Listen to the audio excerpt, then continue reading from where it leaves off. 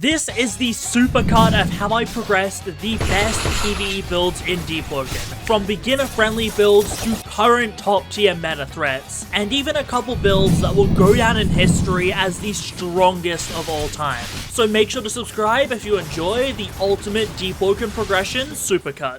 The best PvE build this game has ever seen, getting sub 2-minute Elder Premonons and Wild Serpents, using one mantra to kill Chaser, 5-second Etherons, 5-second Parasols, melting Ferryman, Duke, and Maestro incredibly fast, and if that wasn't enough, this build even cleared Wave 25 Diluvian. Yes, a 0 Fortitude boss killer was still tanky enough to clear Wave 25, which is the most you need to do if you want to farm Diluvian. Although this build does have a lot of element and mantras pre-shrine, I actually started it off by ignoring Trial of One, because despite the fact that I am getting a lot of element pre-shrine, I want to debunk a common myth that I see people believing, and that's the fact that you need a Moon's Eye Tome to prog most modern PvEs, and I really don't think that's true. Also by PvEs, I also meant PvP builds. Okay, let me make myself a little more clear. I don't think a Moon's Eye Tome is required for absolutely every build in the game, but I can see a lot of cases where it basically is. However, this is on the harder end of builds to prog pre-shrine because we get a lot of element and a lot of other important cards pre-shrine. So I want to see if I can prog without a Moon's Eye Tome. Ordinarily, I would end up using one on my builds, but that's more because I play very lazily in order to, actually get the progs out in decent time, when in reality, I don't actually need to be doing stuff like Trial of One, since I can just spam the training item and constantly use Mystic. Mystic is another thing that a lot of people do commonly miss out on as well. But yeah, I'm going to completely do this without any Moon's Eyes this time around to essentially see, am I right in saying that you don't need a Moon's Eye Tome? Because I typically get a lot of, people disagreeing with me when I say that, so I thought it was only right that I actually test my theory. Also, sea events actually give you decent XP if you didn't know, and especially with hive jobs being nerfed, a lot of people are out for new easy ways to prog, and doing a sea event like this Mud Skipper one really early on probably gave me a ton of XP. Also, I should state that this is actually my 4th time progging Shining Maelstrom V2, because I progged one test M1 build, one test Mage Saint Sworn build, and then I started progging the real build, and now I'm progging this one. It's actually nice seeing a lot of these low-level sea events that you don't encounter very often, because I was just sailing to Lower Arisia, and then, well, I'm encountering all of these. Also, I am in Germany 300 ping, so don't expect me to be able to parry these bandits very well. That being said, they're generally weak enough that I can just stat check them. Sadly though, I don't have any ways to mass burn them because my Flame Sentinel is chilling over there. But as you can see, we are... Okay, I didn't want this guy to get up. We have pretty much gained a power already from just doing 2 random sea events, a Mud Skipper and a Bandit one, so neither of these are very hard. Not to mention, this will also give us a ton of notes, which is going to be very nice for leveling up our mantras. Not that that's really a concern pre-shrine anyways. So yeah, honestly, with all of these sea events spawning around me, I can actually say, do sea events at low powers, they're actually pretty good, I can't lie. I didn't even plan to do sea events coming into this. I just saw a bunch of low-level ones spawning around and, thought I might as well do it. Also, I should probably explain what I said before. What do I mean the real build and now this one? Well, it's because the main build that I'm going to be doing the second half of this progression on has the blind floor. And well, the blind floor isn't exactly great for video quality because, well, the screen's dark most of the time. And that's the main build I'm going to be running, so thus I want to run blind floor, since with blind seer it's essentially a flawless build. But I will also be progging on this build pre-shrine because, well, I don't want to cut to the post-shrine. People actually want to see the pre-shrine stuff. So yeah, post-shrine, I will switch back to the mage build, Shrine of Order, and then rush the blind seer X so we can see once again. I'm just progging on 2 different builds, again, for the sake of the video quality, because something tells me you guys wouldn't be watching this video for very long if it was a black screen. I was also tempted to delay recording this prog a little longer, because if you don't know, they're actually removing doing the floor that you gain from Shrine of Order. Now, I have no clue at all if this means that old Shrine builds are retroactively going to lose a floor, and because I'm specifically going all out on Shining Maelstrom V2, I don't want to gain an extra floor when I could wait a few days. But then again, you're also getting a new pendant if you have an old Shrine build, which I mean, I doubt that pendant is gonna have anything like actually useful on it, but it is a cool item that's, well, you're not gonna be able to get anymore, and presumably not be able to transfer. So I basically had to decide, do I want to take the extra floor and pray that it gets removed, or do I just want to start progging? And honestly, I'm already running Manic and Blind Floor on the build, which don't really affect me, so I figured it's not a big deal if I start progging early. Also, I'm doing Chakra Cave just because it gives a target for my Flame Sentinel to hit. These guys aren't particularly good for XP. Actually, you know what? Never mind, I'm in combat. I was gonna place Guild Base. See, how well can I parry on 300 ping? Not very well, apparently. Okay, one more Flame Sentinel. This should easily give me enough Flame Charm points to power up, as we're only going 40 Flame Charm on the build. You know, maybe it would have been a good idea to do this in my own region. I'm just gonna wait until I get out of combat, place Guild Base, and start to spam my training item, because I already... Oh, he got out! He got out! How did he get out? It's okay, we can lure him in. We can lure him in. Okay, we're good. I didn't know those guys could get out of Chakra Cave. That's so weird. Well, I mean, it's not like I needed to kill him for XP anyways. Sea events are actually really cracked for some reason. Now I'm gonna go in here, sell a bunch of the stuff that I got, and oh my god, that's a lot of notes for this early on. Yeah, okay, we're gonna have no issues spam buying training items. So I will just get the... Wait, I already have it, don't I? Okay, I do, the Hearth Gem. Yeah, I'm just gonna spam this in order to trade my Flame Charm. So I also want to explain what I mean when I'm going all out for Shining Maelstrom V2, because I'm obviously talking about the Mage version. I first started by going the Blind and Manic floors. Now, on a Blind Seer, both of these do basically nothing, and Manic might as well be a boon, since it lets you proc lose your mind easier, which is just free damage. Apart from that, I'm also gonna go Squeamish, and if I have to pick up an extra floor, then I can take something like Glutton, since both of those floors are just countered by Carnivore anyways. That effectively makes this build flawless. And then I can also get Pack Mule so I can carry more stuff, and Survivalist so Acid Rain doesn't damage me, and I can survive longer with parasites on me. The second boon doesn't really matter too much. I could go Steadfast, but then again, Iron Sing already regens so much armor that it doesn't matter. So damn, that was like an easy power. Okay, well, I will actually use Mystic this time around because I am trying to, you know, prove the fact that you don't need a Moonzai Tome. So I should have guaranteed Flame Within? Did I not? Okay, wait, I'm going to double check it. Okay, I did, I just didn't roll it for some reason. I mean, that's fine. I might as well burn Lava Serpent and just fold here because I don't need any of these cards right now. Okay, I will freeze Flaming Flourish and grab Agitating Spark. Hopefully my other 2-star is... Oh, okay, Wisp. That is perfect. Now this will lead into us getting Will-O-Wisp, the next power. Because it's an advanced card, it's really easy to roll. We'll start by going Proficiency. Actually, I think I should have went Song Chant instead. That's gonna be fine. Alright, as you can see, we also have enough XP to just reach the next power. However, I do just want to train the Gale item, simply because... well, I don't want to use my autodidact points just yet. In case you don't know, spam training items like this does give you a small amount of XP. I think it's about 300 to 200 uses for a full power, but that's fine because once we get close, I will just autodidact to get there. This is just a very simple method to do. If you don't have a mantra, you can leave an auto-clicker on and train. The only downside is it does cost notes, but doing C events has given me plenty of notes in order to spam by these items. It's small time trade-offs like this that are required if you do want to avoid using things like a Moonzai free shrine.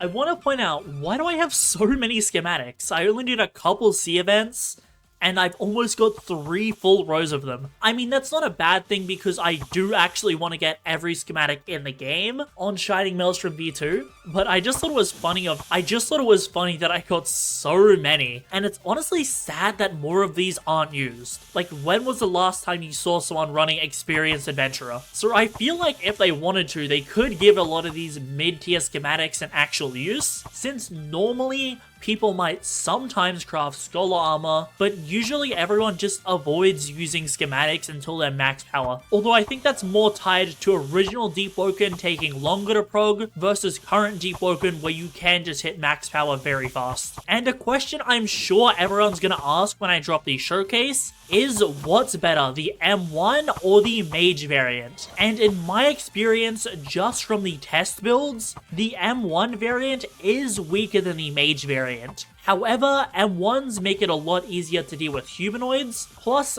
things like Duke and Maestro tend to be a lot easier. Not to mention you can actually do Hell mode, and you'll have a better shot at enmity if you're not relying on turrets. So prog the mage variant as that focuses on mantra pen, but if you like M1s, you can prog the M1 variant and get roughly the same performance. Like most things in PvE, just enjoy what you play at the end of the day, that's all that really matters. I do have to preface this with both variants of Shining Maelstrom will have 0 fortitude. Before you freak out, you would be surprised at just how good 100 Iron Sing is at defense. Because I was running Enmity on my 0 fortitude test variant of Shining Maelstrom. Oh my god, this lag is insane. And I was just fine. I mean sure, Enmity did decent damage to me, but it was only like half a bar per hit, and that's without a sacred field down or just using run it back. So I'm not gonna lie, you'll be fine with 0 defense because 100 Iron Sing is just that good at negating big damage numbers. Obviously the build still has just shy of 500 HP while having over 50 fizz. So defense wise, you really don't need fortitude, it's a common misconception. If you're that concerned, you can always use something like Tidekeeper in order to become unknockable if you ever get low. Actually, I'm curious, I've never tried it out.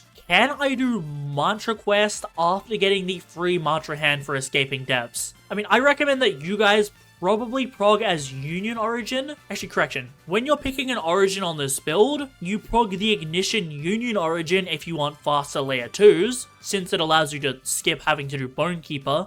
But if you want to do stuff like Enmity or Hell mode, then you prog Deepbound for the Castle of Light TP. Since I already progged the other variant as Ignition Union Origin, I'm progging this one as a Deepbound just to have both aspects covered. Now let's see, can I do this guy's quest? Okay, it appears to let me start it. Actually, I just realized we are within autodidact range of powering up, so I will just quickly Mystic for a 1-star Gale Mantra in guild base, and then do that. We should get Will-O-Wisp this hand, and possibly the Immolation line as well. So talk to Mystic, Wind Mantras. Okay, wait, no, I need to actually hit 20 Gale first. There we go. And 1-star Wind Mantras, and now we can power up. Okay, no mantra this hand, but that's fine, because we might get a mantra from the mantra quest, although I feel like it's gonna not work. There we go, Will-O-Wisp. I should probably chuck Flame Wisp in the Wisp slot. Unequip,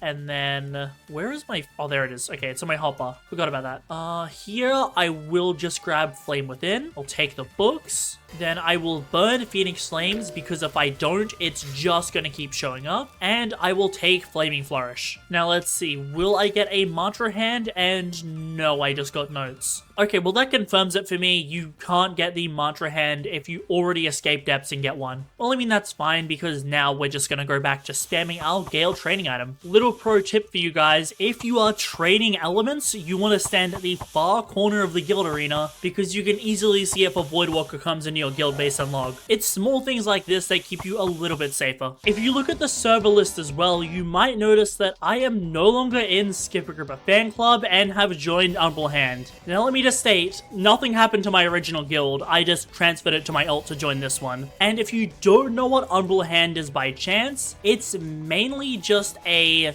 guild full of a lot of very sweaty players, or just players who know a lot about the game. The main reason I joined was partially because of the Umbral Hand PS that you just get a couple hours of the week, and because they had a lot of knowledge that is typically useful in me making PvE builds. So our goals simply aligned and I thought it made sense to join. There is a new lieutenant in my guild because I invited my friend after her guild disbanded. So if you see a Skip a Gripper fan club lieutenant around, it isn't me, but do be nice to her because whatever you tell her normally comes back to me and I usually get called on to meet you guys anyways. Just thought I'd point out that it isn't actually me and I am now an officer in Umbral Hand, at least for the foreseeable future. I was just talking to Kaito on one of his streams one day and I think me joining Umbral Hand came up in conversation and I just decided at that time, sure. Normally it costs it is so hard to get into Umbral Hand normally. Unless you're a content creator, bug reporter, tester, or mod, you have to give a Duke relic to even try out for the guild. Not even 100% chance to get in. So yeah, the guild is definitely not easy to get into, and I am very lucky I am on Crimson Kaito's good side. A lot of you might know Umbral Hand as the guild that gate-kept the Titus Cape recipe. Now let me just say, we didn't get told the recipe. No one at Umbral Hand knew the recipe, and the guy who discovered it didn't, share it with the rest of Umbral Hand. Which, it's fine. If you want to gatekeep. I'm not gonna hate on the method. But when the recipe was actually revealed, it was way cheaper than I thought. For those of you who don't know, the rarest monster currently in Deepwoken is the exotic Sharko, which can very rarely spawn in depths, and has a chance to drop the exotic hide. It's an item that I have only because I fought a corrupt one in depths when Argomatsu was testing it, and I managed to clutch up on 0% on stream, so that was a very epic moment. But apart from that, exotic hide is without a doubt the rarest obtainable item in the game, unless there's something super secret that no one knows about. So I was expecting the Titus Cape to require that. Also, minor mess up, we weren't meant to go this much Gale. It's fine because I can just try to mastery it down. I don't think it'll affect me. I can go check that now. We're literally fine. It will not affect us at all. Yep, we're good. That is nothing to panic about, and it even gives us an extra power, making the build even easier to prog. So now the method is simple. We've just got to start to invest into lightning. So I will go by a self-conducting loop, and now we're just going to spam this in order to get to 30 Thundercall. If you somehow don't know, the recipe for the Champion's Cape is a Titus Cape and Champion's Alloy. And the Champion's Alloy is crafted with an Enmity armor piece, Titus armor piece, and World Serpent scale. Now, the rarest out of all of those is definitely the World Serpent scale. I got extremely lucky to drop this item in only 2 days of grinding, and I am trying to get another one for an Aegis gem. But I can't lie, for an item that was meant to be extremely rare and only for the richest of rich, they really should have used the exotic chakra hide. That would have been way cooler and made the item way rarer. But I am happy the recipe was finally found, because I think extremely rare stuff like that is very cool if there's actually hints on how to craft it. Because if it's just plain guessing, chucking random stuff into the crafting grid, then I don't think it's very good. So I don't know if there was any hints at all to crafting the Champion's Cape, but I hope there was. Okay, this is taking too long. I am just going to level up with autodidact points, and we can instantly get another power anyways because Adret plus autodidact is so good. The first thing I'm going to do is go here and guarantee Wind Step. Wind Step is the entire reason we're going Gale. It is just so nice to be able to double jump and to Gale Leap off stuff. It is almost required levels of mobility if you want a build to feel nice in layer 2. Or grab Condition Swimmer. I've started going that and Triathlete recently just to make grinding World Serpent a lot easier. Because doing World Serpent without Triathlete and a Freestyler's Band is so painful. Now let's keep investing into Lightning. We should get another power. Oh my god, this lag is crazy right now. I mean, I am in a Germany server, so this is pretty normal. Okay, we still need to get Gale Lunge. Don't need any of these. I will just start to stack up folds because there is a fair amount of stuff we need from intelligence and charisma. Okay, there we go. We got Gale Lunge. That is perfect. Now we just need to get Lightning Assault once we get to 30 Thundercall, as well as Lightning Clones in order to be able to build chain off them. So this build is already going very well, and we've only missed one power of not getting a mantra that we need. And there is 30 Thunder. This caps off all of the stuff that we need to do with elements on the build. Now I'm just going to go to Mystic, and guarantee 2-star Thundercall mantras. Because we don't have a mobility, we should have a high chance of getting lightning assaults. For now anyways, we just need to get a how to make friends book and an encyclopedia just to spam both of these in order to start getting our intelligence and charisma up. I think doing charisma first is probably the play, since we need to get 2 charisma talents as well as taunt. Something that was brought up on an Argomatsu podcast was the concept of buffing a lot of races, which definitely makes me a little scared if races get too strong, because there is a lot of people in the Deepwoken community who don't have many slots. Quite a few people probably only have the free ones, so if you make races too powerful to the point that only certain races work on certain builds, or that certain races are just objectively stronger than others, then there is some issues. The counter-argument to this is the concept of Vesperian already existing. That just gives you 3% physical damage reduction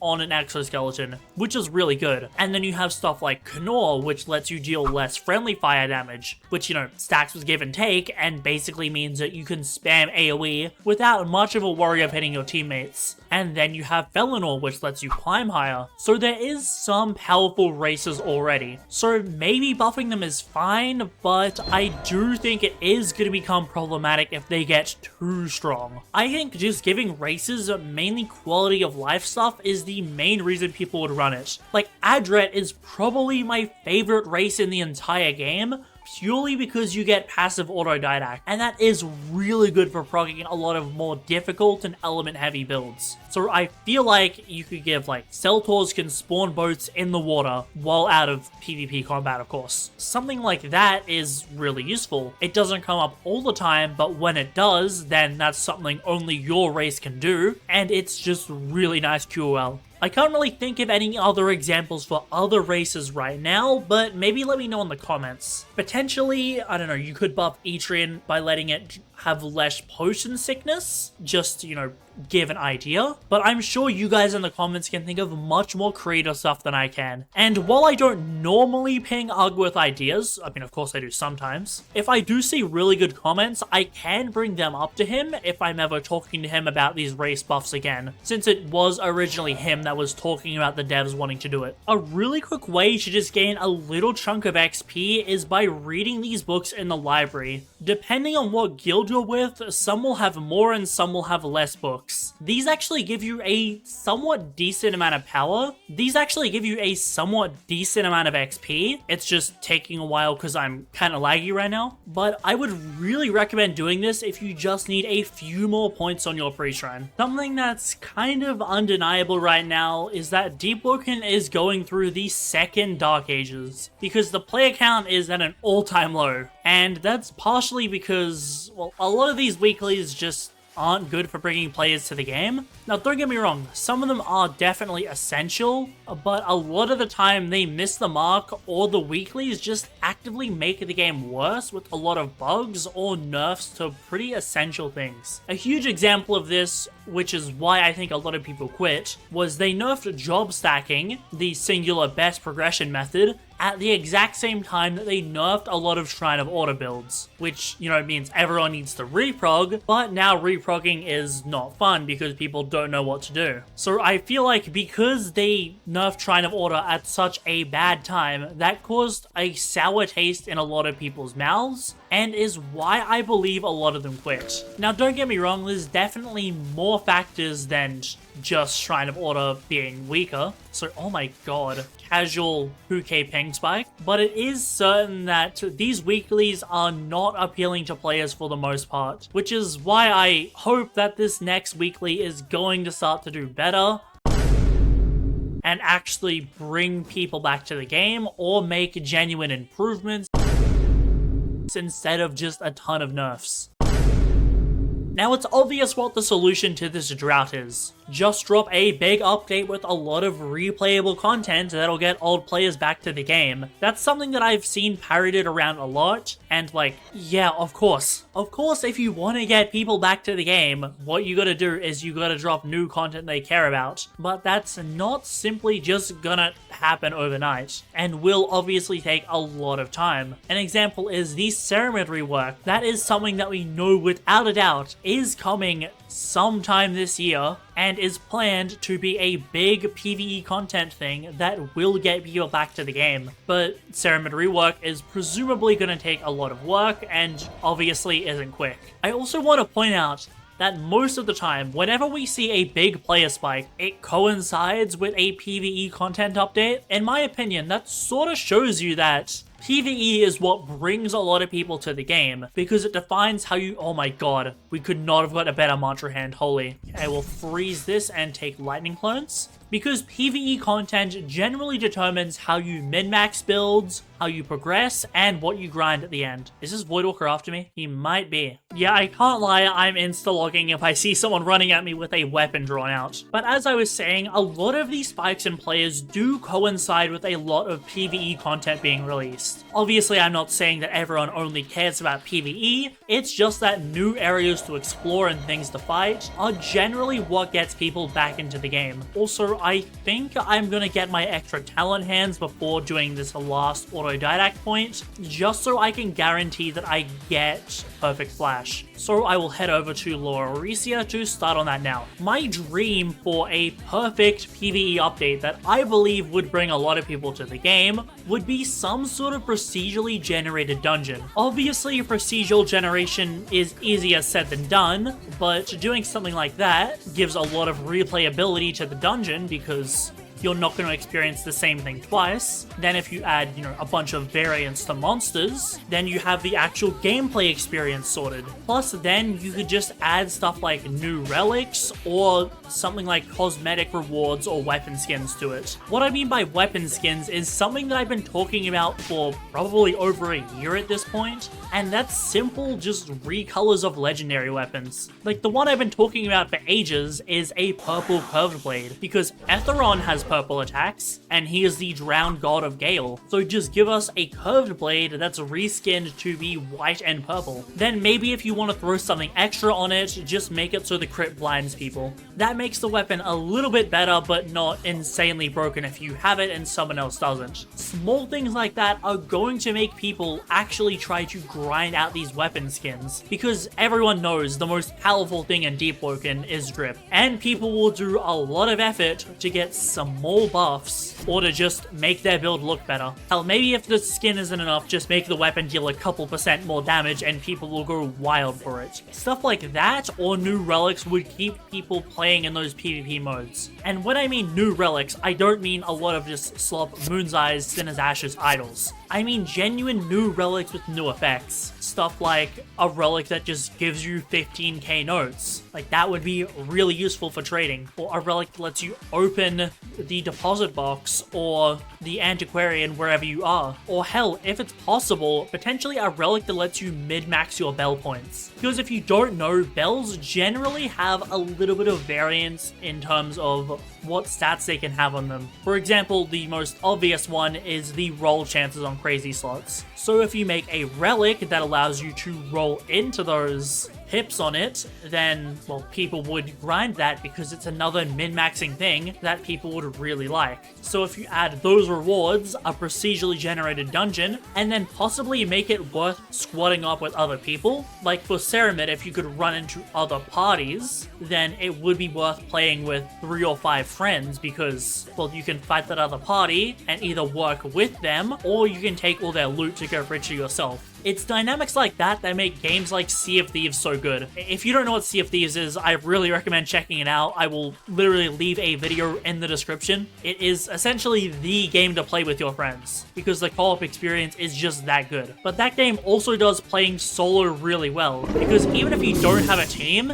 you can still certainly have fun and do well on your own, which is why I don't think they should make game modes that you can only play in a team. Because I remember polling my Discord for this a while ago, and over half of the players in this game will usually play solo. Like, I mean, sure, it's possible to get a team on, but you do need to keep in mind that not everyone is going to have an actually good guild or be the same region as a lot of their friends. Meaning that you do need to accommodate new content as to what you can play solo and what you can play in a team, which is why I think the invasions mechanic of Ceramid could be interesting, meaning that you can only get invaded by parties that are equal in numbers to you, just so you're not getting jumped by way more people. Concepts like that also make running PvE builds a lot more interesting, because you can't focus too hard on PvE, otherwise you're gonna lose in PvP, and you can't focus too much in PvP, otherwise you're gonna end up clearing way slower, which is why M1 builds are actually really good in PvE, because they have that middle ground of being really good for fighting bosses, but also really good for fighting players. Hell, the only time that I will say it's okay to go Silent Heart is if you are trying to make a cross between PvE and PvP. Another concept that the Deepwoken devs have definitely tried to do a lot, but in my opinion failed on, is making a dungeon that scales with how you progress. Where I think it started was in the old days of Deepwoken, you could easily prog through Chime of Conflict, partially because of the luck system, but I do think Chime of Conflict progression was actually pretty healthy for the game, and just better than Voidwalker in my opinion, because you're actually getting people who want to fight and are around your power. And sadly that isn't a thing anymore. So I think seeing Chime of Conflict progression coming back would be really interesting, as it would give people a new avenue of progression. In my opinion, it could justifiably be the fastest way of progressing as well. You just add a new option to Chime of Conflict that gives you a way to progress, then you fight people around your power, and you get XP. Potentially they could chuck knowledge in there for every like certain amount of wins that you get. Oh my god, that guy hurt. Casual 2 bars on my HP, holy. I gotta be careful of these guys hurt too. But yeah, something like that would actually be a really interesting avenue for progression, although you would need to counteract methods of boosting. Also, it goes without saying, but there would be no elo in this theoretical progression method. It would completely ruin it if you have high elo and you're fighting like power 20s or something, or if for some reason this becomes competitive. So yeah, no elo Chime of Conflict for progression. I think that would actually be really interesting and people would appreciate that. But that wasn't the thing that I actually wanted to talk about. I just got off on a tangent. The thing that I wanted to mention was a dungeon that you could progress with. They tried this with the Diluvian and the Ceramid Hollow,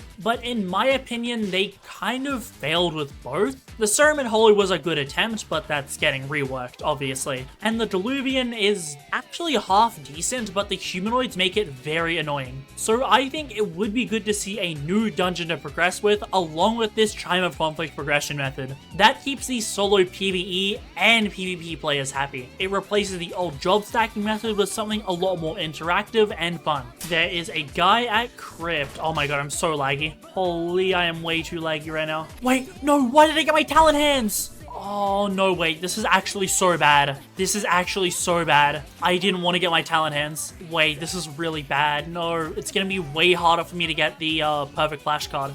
Well, that's horrible. Wait, this might have became impossible because I logged without getting 25 inch. I swear to god if I fail because of that, I'm actually gonna be so annoyed. I can't tell if this guy's clearing Crypt for money. Is there NPCs in here? Okay, there is an Alpha Chakra, which I will try to take down, I guess. Hopefully my ping doesn't spike. Okay, we're good so far.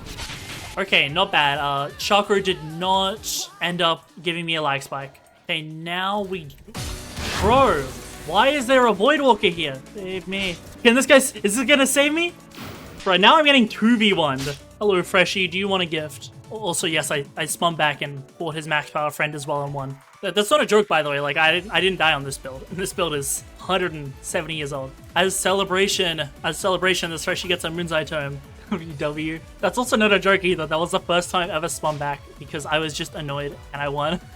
Hold on, my scribber gripper. Yes. Say something to the video watchers. I have to say it really weird because I can't say hi gang, hello Envy Tallow. Okay, no, we'll see what this guy wants to say. Sub to Skipper. True. This man is very much a paid actor.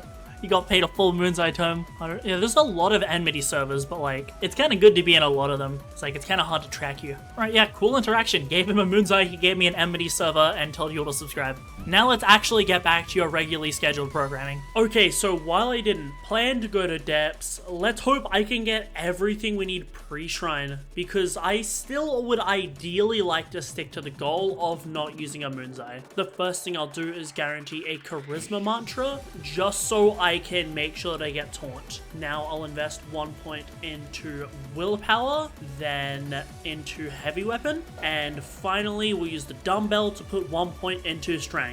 And that's all of the 1 points we need to do. Okay, now we really need to get perfect flash in this. Oh, perfect. Yeah, we got perfect flash.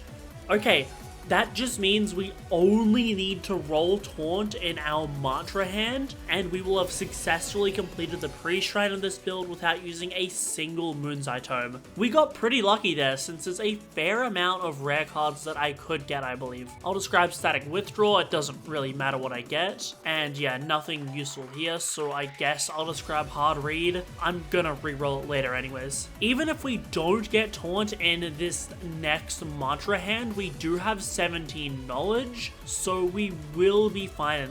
Oh, we need lightning assault. Okay, so I will burn Sing and grab lightning assault, and now if I reroll at Shrine of Temptation, I should get taunt because I have charisma mantras mysticked, and there we go, we got taunt. Okay, that is essential for the build since it provides a major damage buffs. And yeah, we completed the pre-shrine of this build without a single Moonzai tome needing to be used. That was actually easier than I expected. Okay, I am gonna check the pre-shrine talents just to make sure that I don't miss anything. And it appears that 16 and everything is also correct. So yeah, even though we missed a couple talent hands, we still managed to do the pre-shrine of this build pretty easily. And keep in mind, this is honestly harder than a lot of the other pre-shrines that you could be doing, simply because of all the element and mantras that we need. At least that proves that if you take your time progressing a build,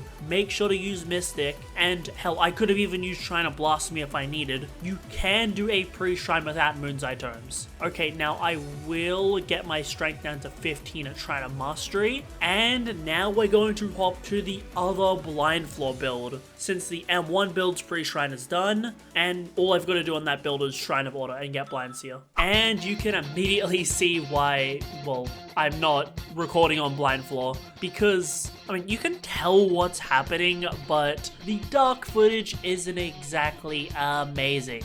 Shrine of Order, 15 and everything. Let me double check that. I checked and everything seems correct. And we got the hemophilia flaw.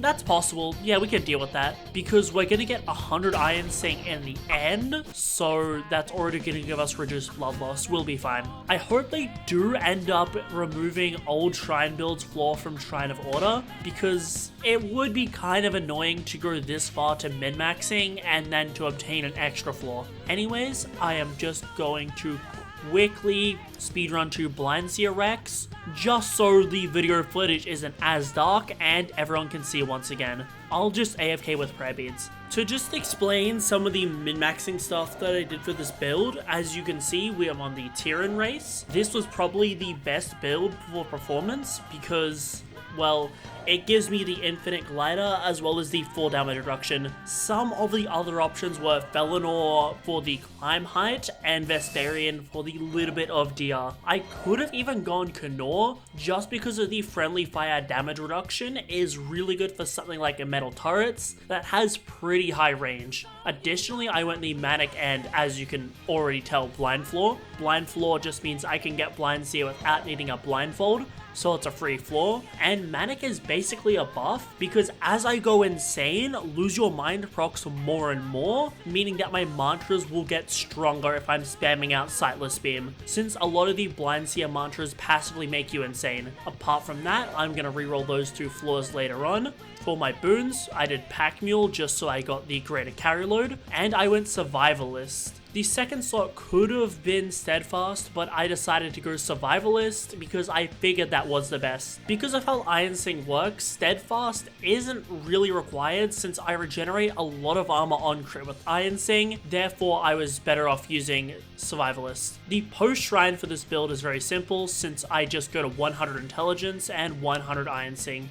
Oh yeah, and I forgot to say, you can tell it's min-max because of just how many mantras I got pre-shrine. You don't need Graceful Flame, I got it just so I could insta-cast it and AoE heal. But if you don't get it because it's too annoying, then it doesn't really matter at all. I could have also adjusted my Flame Charm to get it post-shrine because it would be nice to use in the depths. However, it doesn't really matter that much because I'm not going to be playing in the depths that much on this slot. And for Enmity, I'm running Iron Sing anyways, so I don't really need to regen armor. And there is my 40 willpower. I'm gonna lock this stat, and now I can actually go get Blind Seer. So I believe there's a Blind Seer glyph at Summer Isle. It's been a while since I've been over here, but...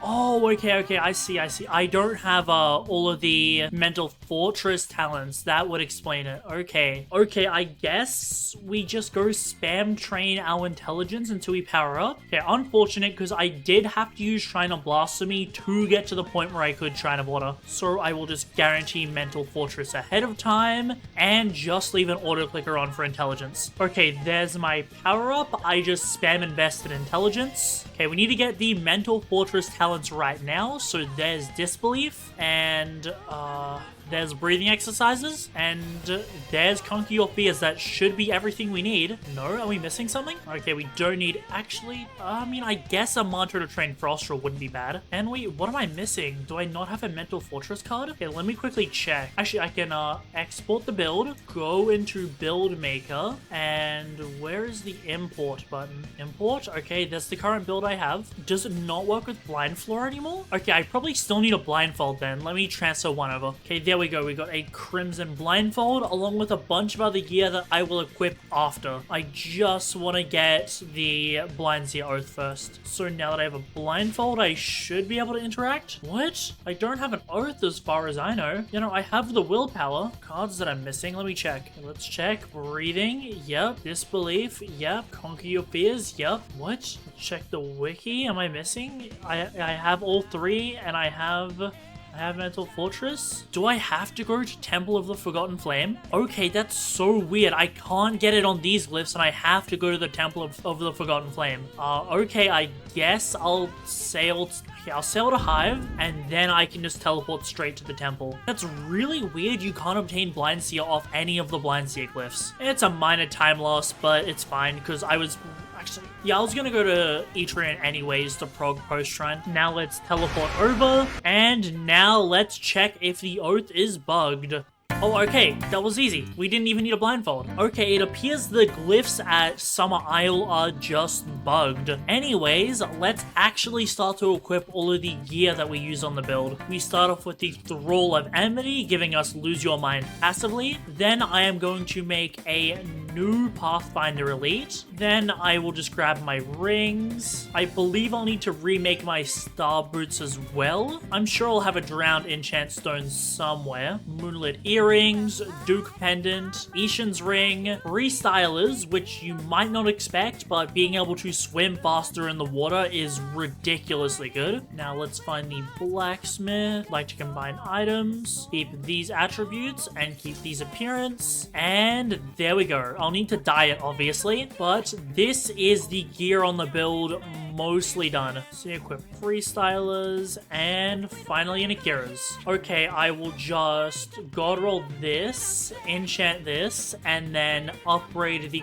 quality on a lot of my gear. Okay, I transferred over the second round of items that I'll need on the build, so I'll grab the Iron Spear enchanted with Spear, as well as a bunch of Forge Needles. I'm using an Iron Spear motif with the Trident Spear crit, just because that's a high multi-hit crit that'll allow me to build seer stacks really fast to get a ton of extra mantra pen. I'm just gonna grab Smith's Alloys out in a second to make it 3-star damage. I'll get the Pathfinder Sorcerer and Prophet's Cloak schematics. I'm going to use the Pathfinder for drip and then the Prophet's Cloak for my actual armor in order to get a lot more pen. I'm pretty sure I have all of the monster mats in my bank that I need to craft both of these. So I'll head over to the blacksmith, buy a bunch of cloth because that's always a resource that you tend to run out of. I am so happy this is in the blacksmith now. Now I will only learn the Prophet's Cloak and Arch Pathfinder. I'll craft the Pathfinder Arch Sorcerer, which I'll have for drip, and then I will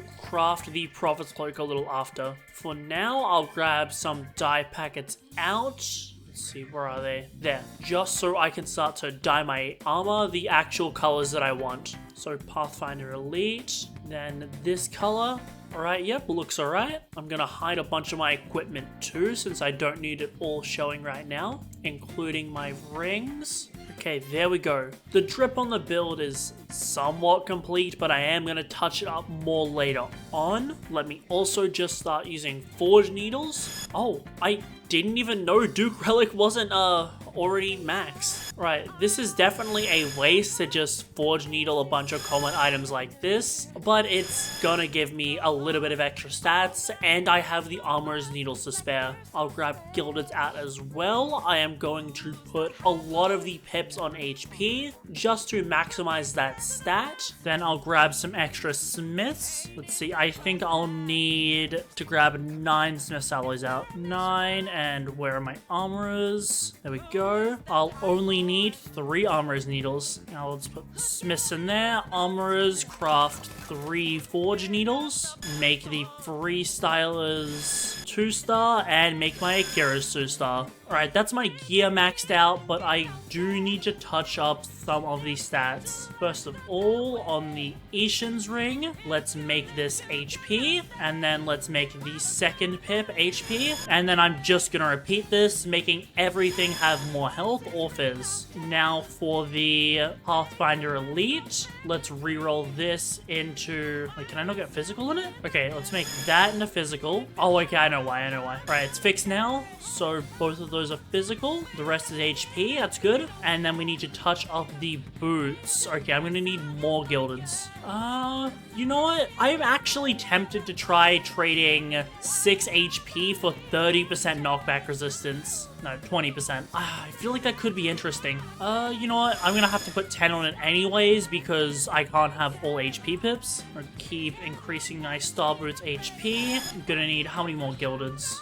I'll grab like 5 more out. Luckily, I have plenty of gildeds from doing Elder Primadons and from one of my friends, Dust, giving me a lot of his spare armors. Although I do tend to god roll a lot of sets of people if I just see some freshie at lower Arisia. Okay, that should be all HP. Yep. Now, I think I need to touch up my Thrall of Enemy. Okay, no, I don't actually. Yeah, no, that's fine. Max HP, max HP. Okay, Moonlit Earrings. Those need to be touched up. I don't need so much sanity. And then, there we go. Those are god roll. Everything on there. Oh, no, this is a god roll physical. Oh, this is probably like a monster armor parasol planter. Okay, that makes sense. All right, now I will put Drowned on my arms. Then I will put Allure on my Star Boots. Then I'll just have to unequip and equip. Okay, it's bugged, but our equipment is completely maxed now. I haven't maxed rings in a while, so I've always been leaving that little bit of performance on the table. Let's have a look, and from our equipment, we are gaining 98 HP, 30 physical, and some DVM. Obviously, this isn't perfect yet because there is a lot of people in the Deepwoken community who don't have many slots, and I can always adjust it later if I need more fizz or HP. Before I forget, let me grab 2 Smith's Alloys out, just so I can make my Iron Spear 3-star damage. Upgrade quality, and there we go. We have almost no M1 damage on the build, but Trident Spear Crit is really good at building Spear stacks, and it has a low cooldown. From here, I think I'll just keep investing into intelligence and wait until... Actually, no, I will spam out my Iron Sing in order to get metal turrets as soon as I can, so I can start training that. If I run out of XP, then I already know what methods I can do to get more. Right, there's the power-up. No mantra hand, sadly, but it's fine because I can just start to train my charisma and continue to train intelligence. We'll grab... You know what, that's good. I do want this talent just because not needing to worry about thirst. That's a decent quality of life. Then I will also grab Perfect Flash. There we go. That's going to give us a lot more mantra damage. Now I'll grab 6 Song Chant, and I guess I'll just start to train my charisma. I only need 10 points of charisma, so I'm going to train it pretty fast. There is my charisma done, so it's just back to spamming the encyclopedia. Where did I put it? There. Actually, I should go to Mystic and guarantee the Tough Love tree as well. So Mystic, Charmcaster, and Metal Mantras, 2-star. We'll either get Metal Rain or Metal Turrets. Either of them will be really good. Should also check. I don't have... Okay, now I don't have a support mantra equipped. So I'm much more likely to end up getting Metal Turrets. Once I do that, I can just put modifiers on my lightning clones and train off them. Another power up. This one was much faster. Grab Charismatic Cast. And I didn't get Tough Love. Well, it's fine. I'll grab Eureka anyways. The extra carry load can't hurt. Plus, sometimes my mantras will get a buff. I guess I can use Metal Ball to train. We do need it anyways. So I can just do this. I mean, if this trains Iron Sing, it trains Iron Sing. And with this... Okay, wait, one more point. Of course, at the final point, it says Iron Sing is improving. Okay, I'll just spawn clones in, and here should be my power-up. Well, okay, makes sense that I finally ran out of XP. It's okay, though, because I can go to the Ancient Rotlands and kill the Threshers there. They actually give you a lot of XP, especially for Power 12. Okay, that took way too long. There's only 2 Australian servers right now, and they are 100% full of players. So this was not easy to get into. We do not have good M1 damage, but Sia definitely put in the work there. I'll go... Oh, wait, I forgot to... Okay, we've got to go back and fully progress Blind Seer because I forgot to pay the 10 knowledge. Alright, well, unfortunate, but I will get the XP that I need first and then go back there. I'll only have to sail to Hive, so it's not that bad. God damn laggy. Okay, there is the other kill, and that should easily give me enough XP to reach Power 13. There we go. I'll freeze this to take a rare out of the pool and grab this to reduce my thirst loss. Then I'll get Tough Love, Thresher Claws for more pen. I probably should have frozen Scrap Singer there. It's fine, I can do that after. Let's spawn my dinghy, and I need to go back to the E-Tree and Luminant because I didn't progress Blind Seer. The main thing that I'm gonna do is simply just Sightless Beam this Thresher over and over again by server hopping, and then when I end up rolling Metal Turrets, I am just gonna go do Ferryman, since that should easily give me enough XP. Actually, I could do Primadon, but the chances of someone being there in Australian servers right now is very high, since it is peak hours right now, and I'd rather not get ganked while I'm doing Primadon. Just gonna wait for Sightless. There we go, Thresher dead. I should really put a Blessed Gem on this because I am not able to get a lot of Sightless Beams off. Okay, there's my Blessed Gem. I'll grab that. Then I will put it on Sightless Beam. There we go. A couple more Thresher kills and I should be able to hit Power 14. I remember these guys giving a lot more XP recently. Maybe they got nerfed. There we go. And now I server hop and repeat. There's another power up. I should probably go Mystic for the Scrap Singer tree, since I can get that now. Mystic, then Scrap Singer, and here it doesn't really matter what I grab, so I guess I'll just grab Overflowing Dam. I got nothing from Scrap Singer? Okay, I guess I'll just grab Metal Thief then. And finally, we got Metal Turrets. Okay, I'm just gonna modify this and we can start through Ferryman. I kind of realized this on the way to Ferryman, but sea events actually aren't half bad for XP. I've just done a couple and I've already got a full power. Now, don't get me wrong, when I get to Ferryman, he's gonna be way quicker, but on the way, these things are not bad to do at all. So yeah, if you're just sailing around,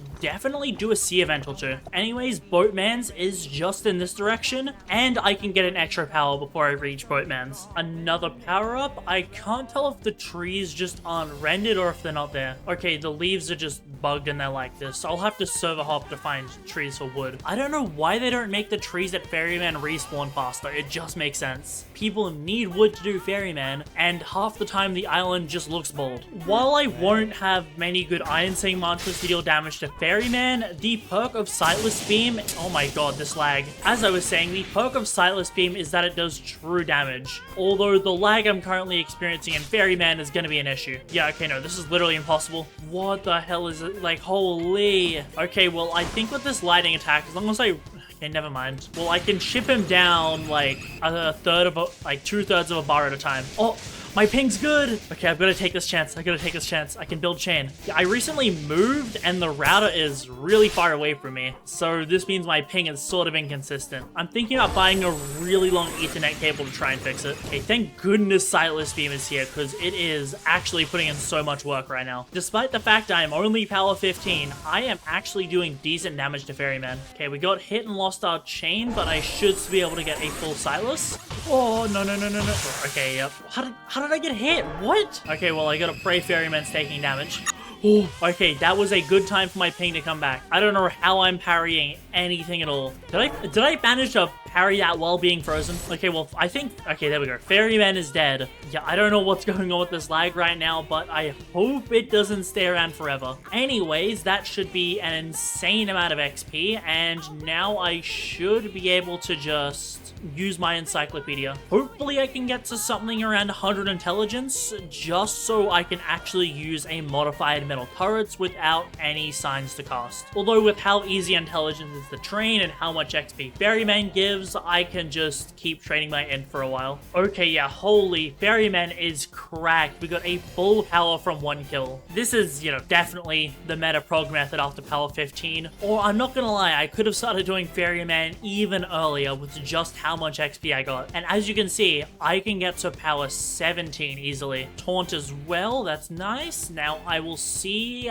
how much intelligence points I have left. And we are still instantly getting points. Okay, there we go. We finally got to the point where we don't have any more trainings. So yeah, I really recommend doing Ferryman now. The better you are at Ferryman, the earlier you can do him, because Ferryman has that double chain feature, and you can get XP like this. So I guess the meta prog method now is to try level 1 if you can. If not, you do sea events, enter Crypt of the Unbroken, and then either into the Nightmare Threshers or just straight into Ferryman. That's honestly what I would recommend if you want to avoid depths. I can't tell you how fast the layer 2 prog method is because it tends to vary a lot, plus the original video that showcased it off did abuse erythene bullets to get way more damage than intended. But I believe the layer 2 method is... I mean, the layer 2 has always been decent for progging. Like, I recommended it in my prog guide because it's instanced and other players can't wipe you. You've just got to be confident at killing Bonekeeper. And we have enough power, we still have enough XP to reach power 18. Jesus. I didn't think Ferryman would give me this much XP, holy. And with this, I am at 100 intelligence. Okay, now I'm just gonna repeat the same thing, but where is it? With my Iron Sink, it's already in my health bar. I mean, I only need to get 1 more Iron Sink point to power up. There we go. And now I should get Absolute Pitch. I'm gonna go modify my turrets because this will allow me to instantly cast the mantra. It's an extremely strong talent, especially with Iron Sink. Get Metal Gatling as well. Place it with Ice Beam for now. And yeah, now we'll just go modify turrets and we can get extremely fast ferryman kills. Now I'm just sitting in guild base, constantly spawning my lightning clones and letting turrets shoot it. This is just giving me a ton of Iron Sing training. I can't do this permanently though because I do need to go back to killing ferrymans, partially to unbound my Iron Sing, plus, you know, I do need Belrex. Let's see, grab that, and Oxidizing Rush, perfect. That's one of the mantras I needed. Instacast turrets, I can instacast Flame Wisp, and I have a max modified Graceful Flames that I can instacast. Absolute Pitch is just such nice quality of life if you're going a high mantra pen build. So I forgot, I need one more strength as well, just so I can get Carnivore Rex. I am giving up a singular point in Iron Sing for Carnivore and Grand Feast, so hopefully it is worth it. Anyways, 2 more Iron Sing points. Of course I run out right at the end. Okay, there we go. Iron Sing is not max, but I do need to unbound it, so I'll just sell my spare equipment and weapons. And this gives me more than enough nodes to go modify my mantras. Make Oxidizing Rush level 4. Obviously, we're gonna get it to level 5 later. Okay, there we go. Now, back to Ferryman. Actually, I forgot I can craft a Prophet's Cloak, and then I'm gonna transmog Arch Sorcerer above it, and now I get even more Mantra Pen. Because I have Prophet's Cloak now, I can make full use of the higher Mantra Pen this build gets. Okay, well, it's gonna be hard if I'm lagging constantly, but now metal turrets can deal its full damage, along with the true damage of Sightless Beam. I am still nowhere near the max damage I could be getting, but as you can see through this lag, Ferryman is literally being melted right now. Yeah, Ferryman literally died while I was frozen. Yeah, that's how strong High Mantra Pen is. Time was stopped and he still died. And, well, yeah, I'm just gonna repeat this constantly because I get crazy fast Ferryman kills. Also, if anyone has good recommendations for an Ethernet cable, very much appreciated in the comments. Okay, let's try this again. No chain stacks, but hopefully my game isn't gonna lag. Oh my god, we missed the turret's placement. I mean, the damage is still nothing to sneeze at all. If only we got the good turrets placement, he'd probably already be dead, I can't lie. And we lost Perfect Flash. Okay, well, Sightless Beam's gonna finish him off anyways. I've honestly got too caught up doing Ferryman that I forgot I'm meant to be getting Iron Sing points from him. So let's hit power 20 to kick my damage up another notch. Polished Armor, that is going to be good defense for the build. I'll grab... well, I don't really need Phantom Edge, but the extra range is nice. And Carnivore, which should lead into Grand Feast when I eventually get that. I'll grab Metal Rain as well and replace Gale Lunge. So now I have even more mantras to use. And there is another point in Vitality. Alright, Ferryman time. Okay, turret's placement is correct. Oh my god, and of course he cancels it. Well, he's just gonna sit there now and take damage. If only Sightless Beam didn't miss. And there's my chain gone anyways. Alright, he's dead. That's just gonna be my loop for the next little while. Okay, it's been a few Ferryman kills, and we probably have Bell by now. I don't know how many exactly I've done, but you can probably just look at my knowledge count to get a rough estimate. Also, yeah, it's definitely my internet causing me to lag because I connected to my hotspot, and my ping, I mean, it's not amazing because it is a hotspot, but it is certainly better than before. So I will have to definitely look into an Ethernet cable very soon, because holy, this lag is insane. Also, this was a very bad Ferryman kill because my Sightless Beam got vented. There we go. I'm gonna go to Depths and Bell check. The bell that I do want right now is Run It Back, just because I am going to be doing enmities tomorrow, and thus Run It Back is gonna allow me to place turrets and not have to worry about getting hit by him. Now that I'm done with all the Ferrymans, I can go modify my mantras and finish leveling them up. This just means that I'll be dealing the maximum possible damage. And now I need to get a talent that I've never gotten before in a build, and I'm not even sure how to 100% get.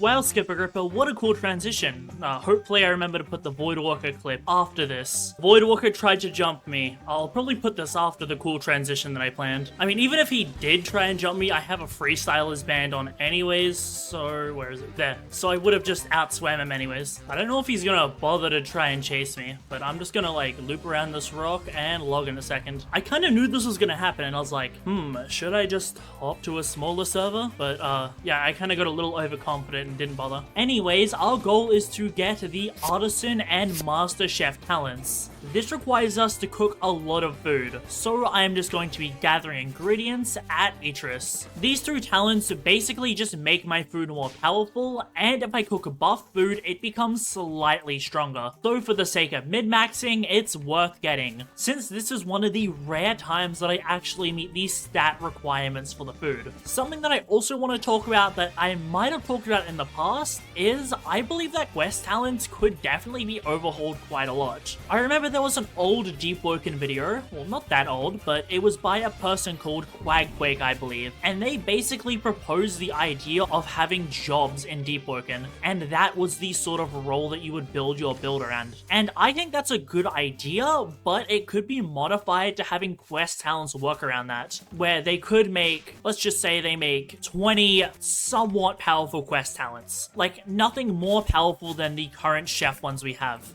But if you can only pick 3 or 5 per build, then you'll need to specialize into a certain role and then coordinate with other people to fill those gaps, just to sort of diversify what sort of build you're playing in the end and how you support people in gank scenarios or just any sort of team content. The main issue with this is obviously coming up with 19 more good ideas, but you've also got to balance it so that one player can't just play all of the strongest ones. Plus, there isn't really enough team content in Deepwoken to justify it at the moment. So just a cool idea for something that they could do in the future. Or just scratch my previous idea of having the quest talents as a whole be super useful. Because one of my friends a while ago called Witherold sent me a list of a bunch of quest talents that he planned to propose. I'm not going to show all of them on video. Editing skipper here. While I was DMing Witherold about this section of the prog, he sent me a bunch of talent cards he made up for these quest talents. And holy, some of these look amazing. Get this man as the lead artist for Deepwoken. But I think a lot of quality of life stuff like this is how quest talents should be managed, because they're definitely not required for a build,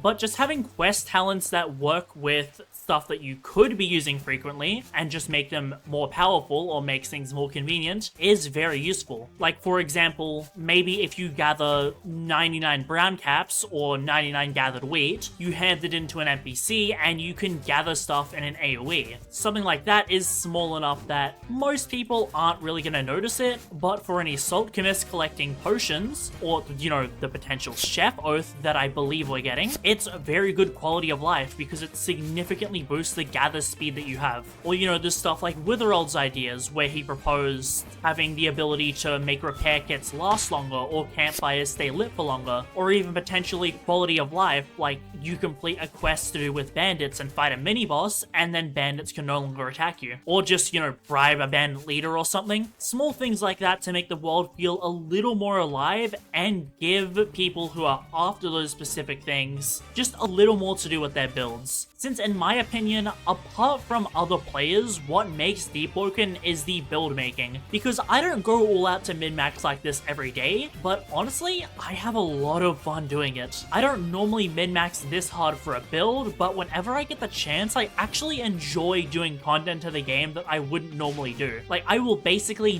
never cook food in Deepwoken, and here I am collecting an insane amount of ingredients to do so. So I think it could be interesting for just general quality of life to see, oh, schematic, interesting, to just see a lot more small quality of life stuff to just spruce up the world. Obviously, don't like make that an entire weekly, it'd have to be sprinkled in with other stuff, but I don't think many people would complain about the existence of a lot more quest talents. I don't know, maybe I just enjoy min-maxing too much. So I am curious, like, let me know if you do actually enjoy min-maxing in Deepwoken, like going specific combinations that you don't normally go in order to get slightly more performance out of a build, or even, you know, going talents like this, doing a bunch of extra quest talents. Like, I don't even know, how many of you even know about the existence of a ship repair talent that you get after repairing a ship enough times? Like, that just passively gives you carry load, and it's free on any build, but pretty much no one goes it because it's just not very well known, and you do need another player or an alt account to get it. Also, if you're wondering, yes, I'll be getting that quest talent talent soon. And I maxed out my carry load anyways, so I've got to start cooking. Let's start cooking in the campfire. We're gonna start by making a ton of bread. There's 12 bread. I can't make any more at the moment, so I guess I'll make mushroom biscuit, or just, never mind, mushroom soup. There we go. Now I've got to eat all of this. I have to cook 50 dishes in total, so this is gonna be my life for a little bit. Oh, never mind, I'm vegetarian. I can't eat this. I guess I'll just have to grab some crustaceous meat off another slot and cook that. There's more bread. Also, this is another NPC that we need to get a quest talent from, but I'll do that after when I get dying embers. 3 more bread, and now I'm gonna see if I have any crustaceous meat to transfer over. Okay, well, I found 99 eggs on my depths bank, so I guess I'm just gonna use that. You're currently carrying too much. Oh, wait, they actually made this work? Damn. That's been bugged for so long. Okay, wait, what's my carry load? Okay, I'm good now. I'm good now. I remember losing so many curves and crypts back in the day. Well, if now I can just go grab the eggs and fish out of my bank and start crafting both of them. I believe I should be at 27 dishes cooked and eaten, so I don't think I'll need many more. Let's see, I'll go in here, then I'll grab equal parts eggs and fish, as well as some dying embers. Where are they? There we go. I chucked some in here before, just because, oh my god, I'm so slow because I'm so far over carry load right now. Holy. Now I will just interact with this guy. What am I reading? Could you teach me? Sure. And there is the Pleatski's Will quest talent. Now let me finish cooking up my fish and eggs. 10 more, and then I'll grab 10 more from the eggs. And then I will make an omelet as well, and this should give me enough, yeah, this should give me enough dishes that I can get the chef talents whenever I start rolling in the depths. Let me also bank these eggs and fish meat because they're somewhat inconvenient to get, and I would rather keep them for future. Okay, I'm gonna sell a bunch of the ground caps, and I'm gonna probably end up selling the mushrooms, I can't lie, because they don't cook into anything that I necessarily need. And you know what? I don't think they'll... No, they are gonna weigh me down. Okay, well, first of all, let me drop all of these. Then I guess I can farm... I already have 99 brown caps in my depths bank anyways, so I can get more if I need. Now, I believe we should see a tavern keep option. Okay, maybe I need to relog. Let me do that. Okay, sort of concerning that I don't see it in Mystic. Maybe you can't Mystic for it. I'm just gonna go cook a bunch more bread just in case. Because I asked my friend who has gotten the talent in the past, and he said he just cooked 50 bread and got it. But like, I can't get it through talent hands, so hopefully I can Mystic it. Otherwise, I'm gonna have a rough time with Shrine of Chance. There is 99 gathered wheat, so I'm just gonna craft bread and continuously eat it all. And hopefully, after enough bread eaten, I'll be able to get the artisan talents. It would suck if I can't Mystic them, since I do not want to have to rely on the RNG of getting 3 cards at a time. You know what they need? They need a shrine where you can pay knowledge to get burns and freezes. Like, just paying 3 knowledge for 1? That sounds expensive, but I can't lie, I would definitely get it, because having extra burns and freezes makes getting those annoying mantras out of your hands really easy. Since I'm pretty sure Deepwoken talent hands are bugged to only give you set mantras sometimes. Or at least that's the way it feels with how often I see these same ones in my hands when rerolling. Okay, at this point, I should be about to make over 50 bread, so if I still can't Mystic it in the same server, then I'm just gonna say that you unfortunately can't Mystic the Tavern Keeper tree, and I'm just gonna have to rely on pure RNG to roll the cards, which I hope I don't have to, because I don't want to start consuming Moon's Eyes now. Not that that's really much of an issue. Okay, that's a bunch of dishes eaten. Now, let's go check Mystic. Hopefully a guild base and there could be enemies nearby. I think it's counting the Neve guys as enemies. Okay, go in here, Mystic, and please give me Tavern Keeper. Yes! Okay, let's go. Tavern Keep, Tavern Keep. Okay, I just needed to make an insane amount of bread for some reason. Okay, now when I go to Depths, I can actually get the Master Chef and Artisan Chef cards. I'm just gonna grab my alt account and I am going to repair a boat. So I guess I should go buy a bunch of wood to prepare for that. Now that I've got the alt account, I am just gonna go give him some notes to buy a decent sized boat. That way I can use the alt to shoot that boat and then repair it on the account that I actually want the repair talents on. Okay, let's see how many notes I can drop my alt. 1,000, and it can't pick up all of them. Okay, that's fine. What can I build?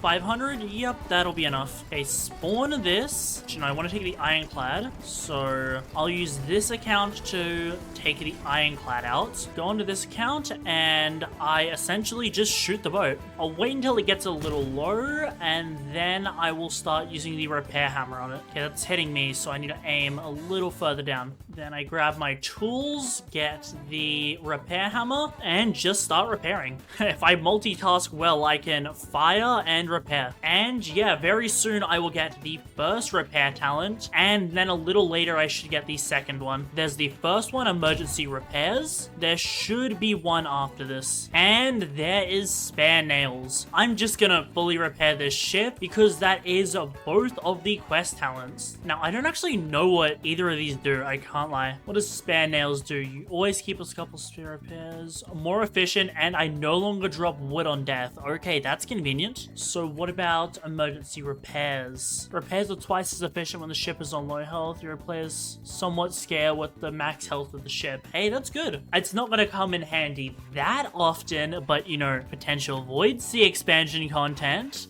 It could be useful in theory. Even so, there is a couple extra carry load that I can get on the build, and is simply just more min-maxing. If you're wondering, I'm not going to do all the min-maxing in this video. I am just doing all of the min-maxing that's actually going to make a difference. I am sort of waiting on somebody to do Elder Primadon with me, since I would like to get a bodyguard if I'm going to do it. Sadly, for this next part, I realized that I could get Tasset at Eatris, so it's going to start with me absolutely massacring guards because I need to get negative rep, and this is the fastest way to do so. Damn, these are tankier than I thought. What the hell? They should be dying. And maybe it would have been a good idea to do this in my own server so I could actually parry. Okay, that is 2 guards burning. Actions. What's my rep with Eatris anyways? Oh my god. Oh, I forgot I got my rep really high not that long ago. Okay, so this is gonna be painful. Okay, let me like vent both of them off. Sightless beam. Oh my god, of course you hit me right before it goes off. And it gets cancelled for some reason.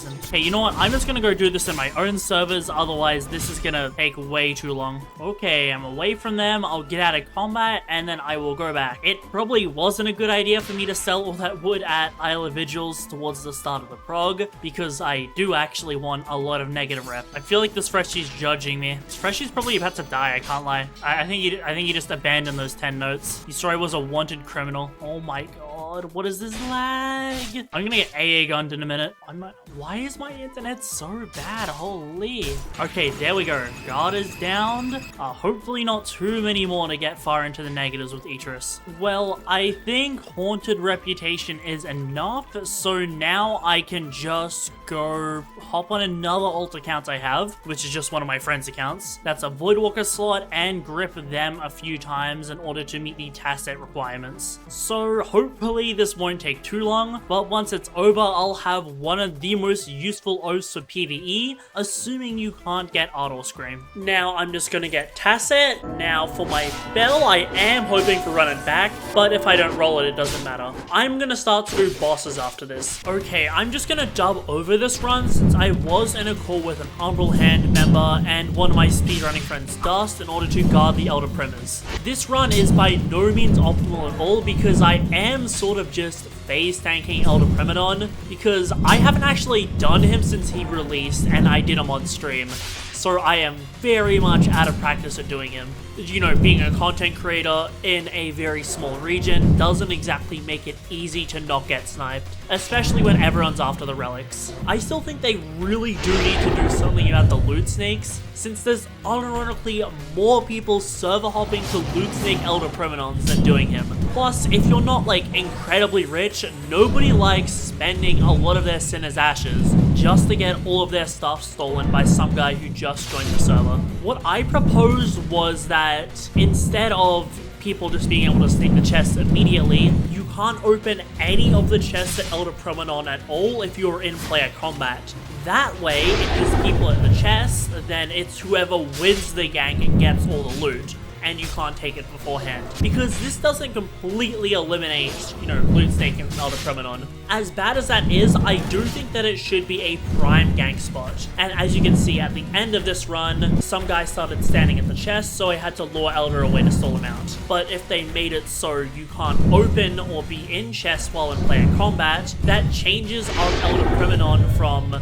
well, something that you can just join into loot snake to something that you actually need to win the gank for. And I think that would make it a lot more fun in my opinion. Anyways, you've seen the times we can get. If I didn't lose chain, this would probably be under 1 minute for Elder. If you're wondering, I did another Elder Promenon but in the cheese spot, and that resulted in about a 2-minute clear, which is decent time considering there's not really much risk. But obviously fighting him up close with turrets is going to net you about a 1 minute 30 to 1 minute clear, just depending on how well you conserve Chain of Perfection stacks. Since the bestiary came out, this will be my first Maestro kill, so I have no clue how good this build's gonna perform. Okay, that's a good attack for him to start off with because he's invincible for a lot of it. Portals just allows me to essentially just sit there while turret attacks him, and oh my god, he's almost at 1 bar already.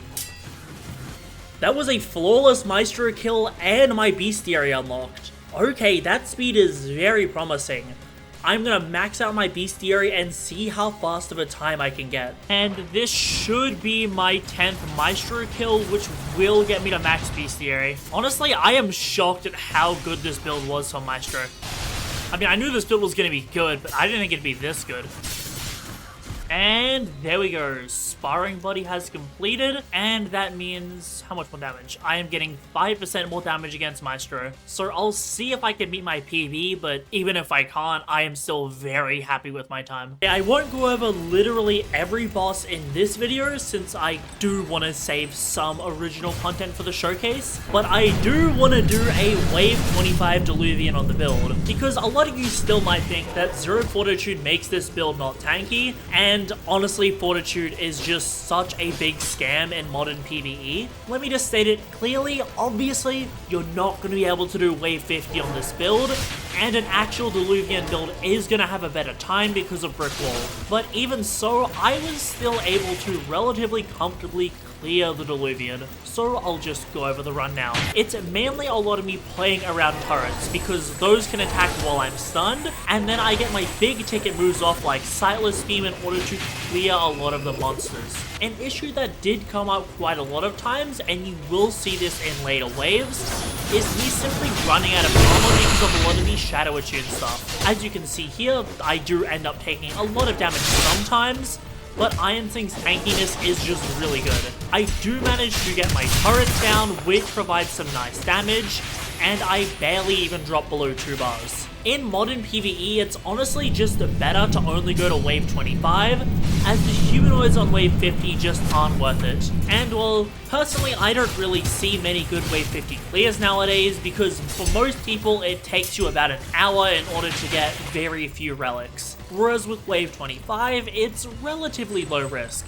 That being said, a couple days ago when my friend asked me to take her through Diluvian so she could get Bestiary, we still managed to get a fair amount of Moon's Eyes and Sinner's Ashes, because Wave 25 Diluvian is actually really good if you're lucky. Although, because you can clear it in about 4 minutes, you'll be fine. A wave like this is a perfect example of the power of turrets and just parrying. Now, 24 was the last big obstacle in this build because it just has a lot of targets. However, as soon as I got my Sightless off, yeah, I absolutely one-shot everything. This just shows the current power of Sightless Beam.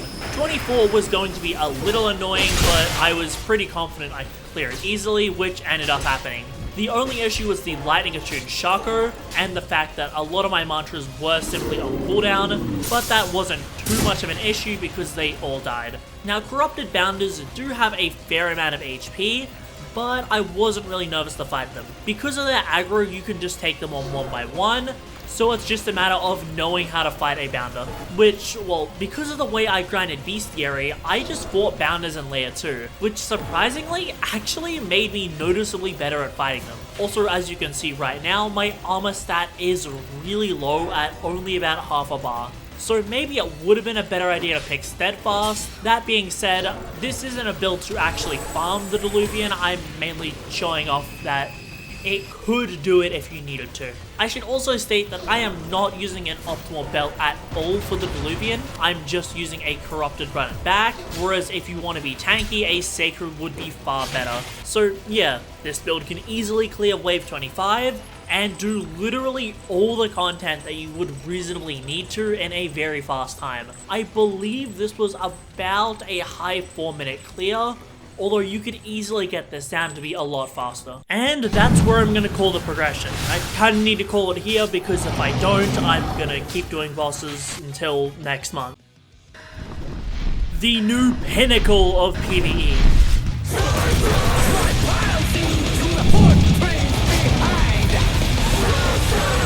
The only build that can truly be stated to be good at everything.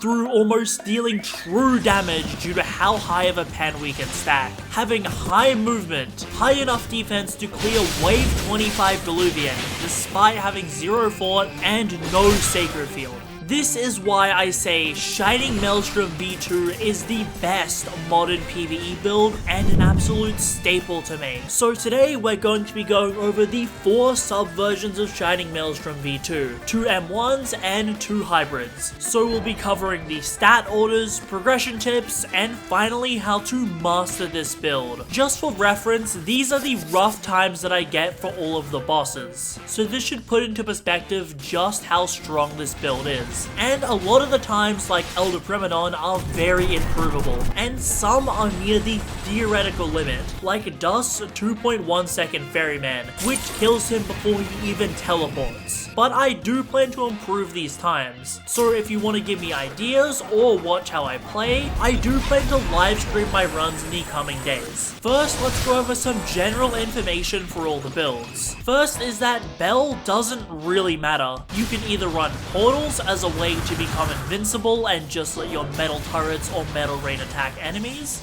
run it back to take no damage and still be able to use your critical, Reaper in order to health pack off your lightning clones, Sacred Field to take less damage as a whole, a good God Roll one can make you take 1/3 physical and mantra damage, or you can just run a legendary bell for quality of life. Fun fact, I had Kamui on this build for a little bit but rolled off it. For your armor, you'll either run a Prophet Cloak for the pen buff that it gives your mantras, or you'll run the Ignition Deep Delver for just the ability to have defense, and because it allows you to parry perilous attacks. Your origin can either be Ignition Union if you want the faster layer 2s via the Deep Drill, or you can use Castle Light if you'd prefer to run layer 2s with a light hook and just want the general quality of life that comes along with this origin. Any murmur can be ran at all, it is completely up to what you prefer. Aldor for posture, Rhythm for the ability to find players or NPCs, and Tasset if you want to go invisible. It's personally the murmur that I chose to run, just because I think it has very nice quality of life.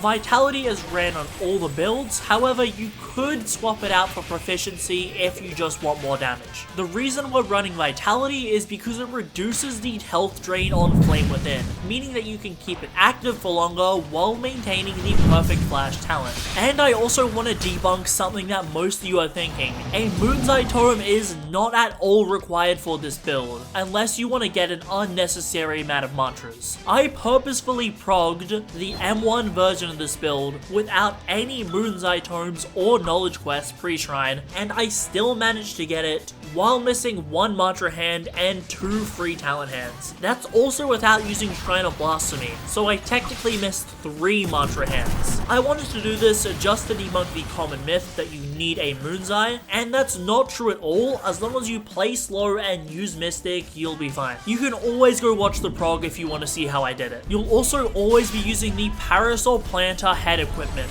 just to reduce Flame Within damage even further. But now for the first 2 subversions, we have the M1 build. This is a lot more of a casual version, because it runs 50 Fortitude pre-shrine. This just makes you a little more tanky via Exoskeleton and to the finish. Plus you're getting some bonus HP from just having the Fortitude. I will say this isn't required at all if you want to be tanky, since again, I cleared wave 25 with 0 fort and no sacred. However, if you are a little less confident in parrying, or you don't quite have a perfected kit, then this can be nice to run. M1s as a whole also allow you to perform well in things like Hell mode, since Squibbos are normally immune to mantras. Plus it also gives you a far better time at fighting back in depths. The post-shrine stats for either of these builds don't matter at all. Just do whatever order and do weapon last, or do Iron Sing last if you're running one of the mages. The Fortitude version trades off some mobility and damage from Gale for just getting more Fortitude. So that means that the Gale version has very similar stats, except it's 60 Gale pre-shrine instead of 50 Fortitude. The Gale will give you Aftercut, allowing you to deal 10% more damage on your M1s. This applies after the M1, so it's not affected by multipliers, as well as Wind Passage, one of the most powerful mobility mantras in the game. For both builds, you'll be using an Astral Pale Briar with the Celestial Boots, a crafting recipe that allows you to buff astral damage by a few percent. Although if you plan to do Hell mode or are clearing the tightest dungeon, you'll have better success with a Wild Enforcer's Axe, just because the crit is really good at guard breaking NPCs. However, the mages forego any M1 damage to purely focus on your mantras, stacking up to 95% mantra pen. Fortitude does technically have a slightly bigger impact on mages due to the importance of Perfect Flash. Obviously on a mage, the sole damage dealer is the mantras. Thus, maintaining a lot of the buffs like Perfect Flash and Flame Within is really important. Thanks to Parasol Planter, along with Flame Lisp and Immolation, we can luckily maintain Flame Within for a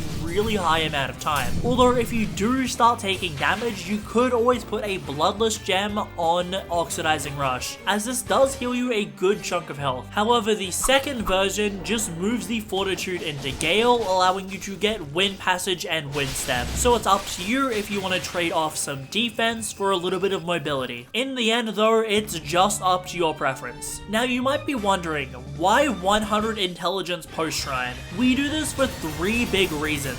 The first is approaching singularity, which gives us 1 point of pen for every 10 points into intelligence. So this means at 100, we're gaining 10% extra pen. Additionally, if we shrine down our intelligence, we wouldn't be getting the 5% from Ether Overdrive. And finally, we have Absolute Pinch. This is an absolutely insane talent for metal turrets, as it allows us to run the max Drift, Rush, Eternal, and Aeon Logstones without increasing the cast time at all. Plus, we can cast Flame and Metal Whiffs completely for free. Ordinarily, you wouldn't run any Logstones on metal turrets just to reduce the cast time, but this completely ignores it. There used to be a glitch with Sparks where you could get metal turrets down to 2 sides, but that's patched. So if you see any builds previously using it, just know you're gonna need to take an extra 5 to 10 seconds to cast metal turrets, meaning that turrets isn't actually as viable for many bosses, although it's still good for Chaser and Etheron, so don't worry if you're using Star Sovereign. Also, if for some reason you don't want to go Blind Seer, then you have Salt Chemist as an option due to your intelligence. You'll be running damage buff,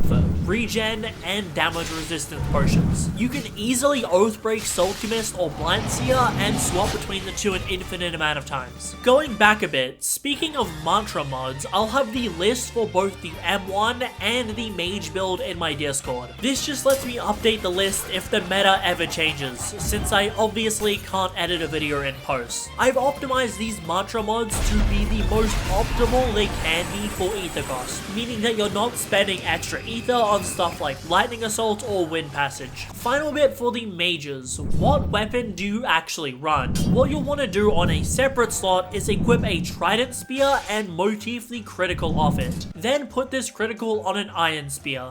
This just gives you a high multi-hit critical on a medium weapon, and medium weapons will often proc Grim or Seer a lot faster. Alternatively, you can use a quick bang. This has a faster crit, but being a light weapon instead of a medium version, Seer is harder to maintain, and Grim will take a little longer to proc. Both are pretty much equal, so it's just up to you. For the enchants, as you might be able to tell, we're either using Seer to gain 40% extra mantra pen, or we're using Grim for the extra 25% damage. Although we usually do hit the damage cap anyways without using Grim. Let's get on to how to master both builds. While M1 and mages do deal damage differently, they play basically the same, so I can usually explain both at the exact same time. What you'll always want to do is pre-fire your metal turrets. While it's not always possible in M1, if you get them up, they're dealing a lot of damage, and you can use other mantras or M1 during them. Critting frequently is also incredibly important.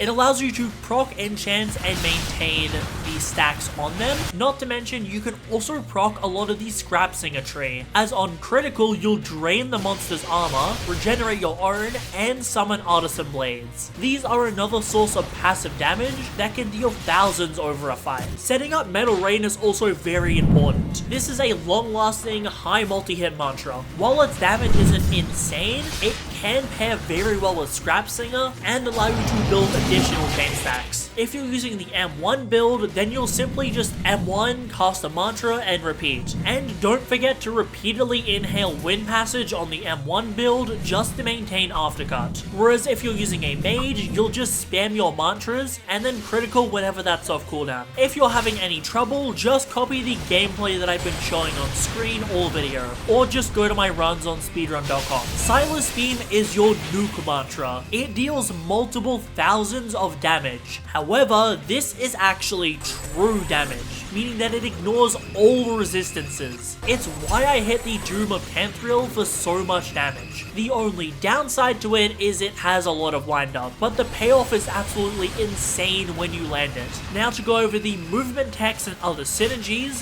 the 30 Thunder gives us two things. Lightning Clones, the ability to build chain wherever you want, and it has the added benefit of allowing Wind Passage to reach full distance as you're hitting the Lightning Clones with it. It's very useful movement tech for moving in water. Additionally, at 30 Thunder, we get Lightning Assault, which allows us to clip through walls. The spacing will take some getting used to, but this is an absolutely invaluable movement tech if you're a speedrunner. Then we have Glacial Arc, which allows you to get vertical mobility wherever you want, as well as get extra mobility if you're up high from sliding down it. Glacial Arc also pairs very well with Flame Leap, allowing you to do the highest speed movement tech in the game, behind instant teleportation, being G-Leap, which is just combining Flame Leap with a ragdoll. The mobility is only barely below Star Sovereign, the best layer 2 build in the game. Obviously, we can't use God Counter though, since that's Oathlock to Vision Shaper. And that's everything you need to know about how to make and use the best PvE build in Deepwoken.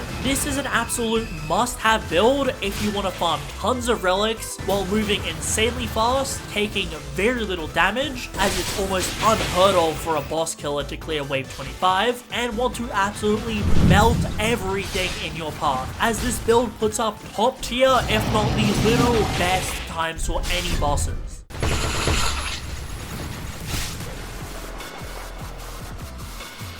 Yes! Yes! Let's go! After years of Layer 2 being out, we started by 2-cycling Chaser, back when that was impressive. Then we figured out we could grip him, and then we got him down to beating Chaser in 1 cycle, which eventually merged to being able to 1-cycle grip him without even building chain stacks. But now we can officially 0-cycle grip Chaser. Yes, by the time his starting dialogue is over, he is already dead and about to burn to death. This is the ultimate Layer 2 build. Both both a zero cycle chaser build and a build that can consistently clear chaser in under a minute, making Star Sovereign V2 the ultimate layer 2 build for both power and speed. Hello everyone, and welcome to the second attempt at the Star Sovereign V3 progression. If you're wondering what happened to the first one, well, I finished the build completely, then I found out that Ignition Union Origin was bugged, and then, well, I'll play the clip of what happened right after I decided to do a layer 2 anyways. Bro, what?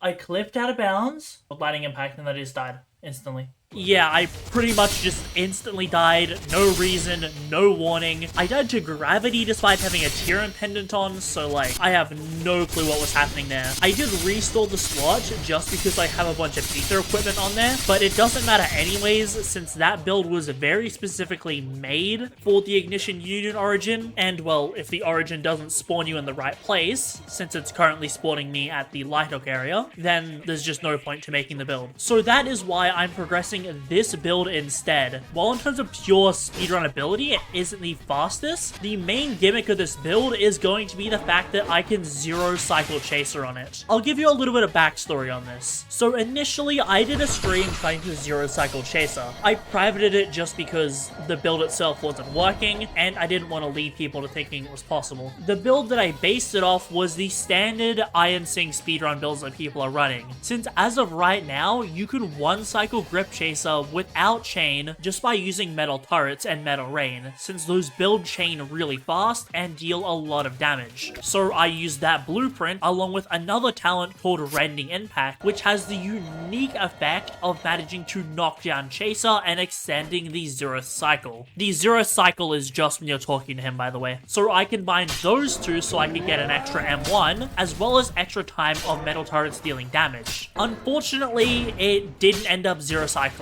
M1s are just not powerful enough, plus I think the fact that I was using Duke Relic caused issues with Chaser becoming invincible way faster. However, one of my friends and one of the best speedrunners in the game, Polar the Frog, whose channel I will leave in the description, ended up progging a similar build, except he modified it to be a pure mage instead of just M1ing, as he just got the minimum heavy requirements for Rending Impact. But when he combined all of these together, that ended up with him being able to zero cycle chaser, and even perfect it to the point that he could zero cycle grip. So I wanted to essentially stack a little more mobility, potentially a little more damage, and see if I can do the same thing quicker. Obviously, Polar wasn't going for the fastest time in the world, but I think with this build, I can probably get a mid to low 2-minute run. It could be quicker, but wave dashing is currently not working. Plus, the Union Origin, which is the usual way that I save time, is also not working. Also, atoms are currently desynced on this thresher. Providence Thorns is very much saving me. So yeah, make sure you go check Polar out, as he originally,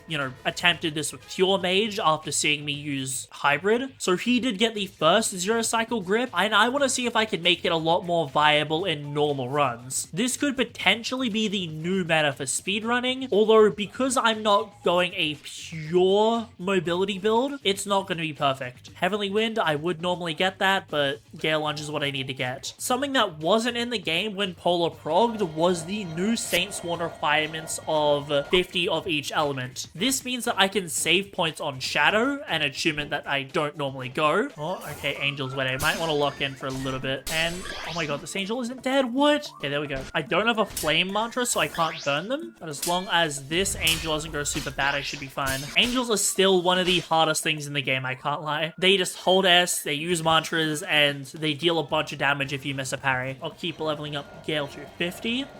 Hey, where was I? Oh yeah, Saints and requirements. It's now 15, which means I need to spend less points on Shadowcast. Shadowcast was a bit of an issue, simply because, well, I don't use anything from Shadowcast, so it's 15 extra points I need to invest for an Oath. However, since it's a lot cheaper now, that's a little bit less of an issue. Plus, Saint Spawn just has really good mantra slots and really good talents in order to just make your stuff a lot stronger. So it's definitely worth doing. Although you can easily substitute in Jet Striker accurate on this build, you will just have to do more mantra swaps. I don't know why I'm going Vitality. I don't need that at all. Anyways, keep investing into Gale. Only 3 more points left. The Enforcer is going to be really easy since I have Providence Thorns. And I think this might be GG for the Enforcer. Providence Thorns will just deal way too much damage to it. I'm surprised Trial of 1 actually let me start this time, since normally you're not allowed to bring enchants in. And I didn't pass this sword down or anything. Now I'll start going into Heavy Weapon, because I need to get Rending Impact as soon as possible. Actually, I'll probably have to equip a Great Axe to get it when the time comes. Well, hopefully I'll remember to do that.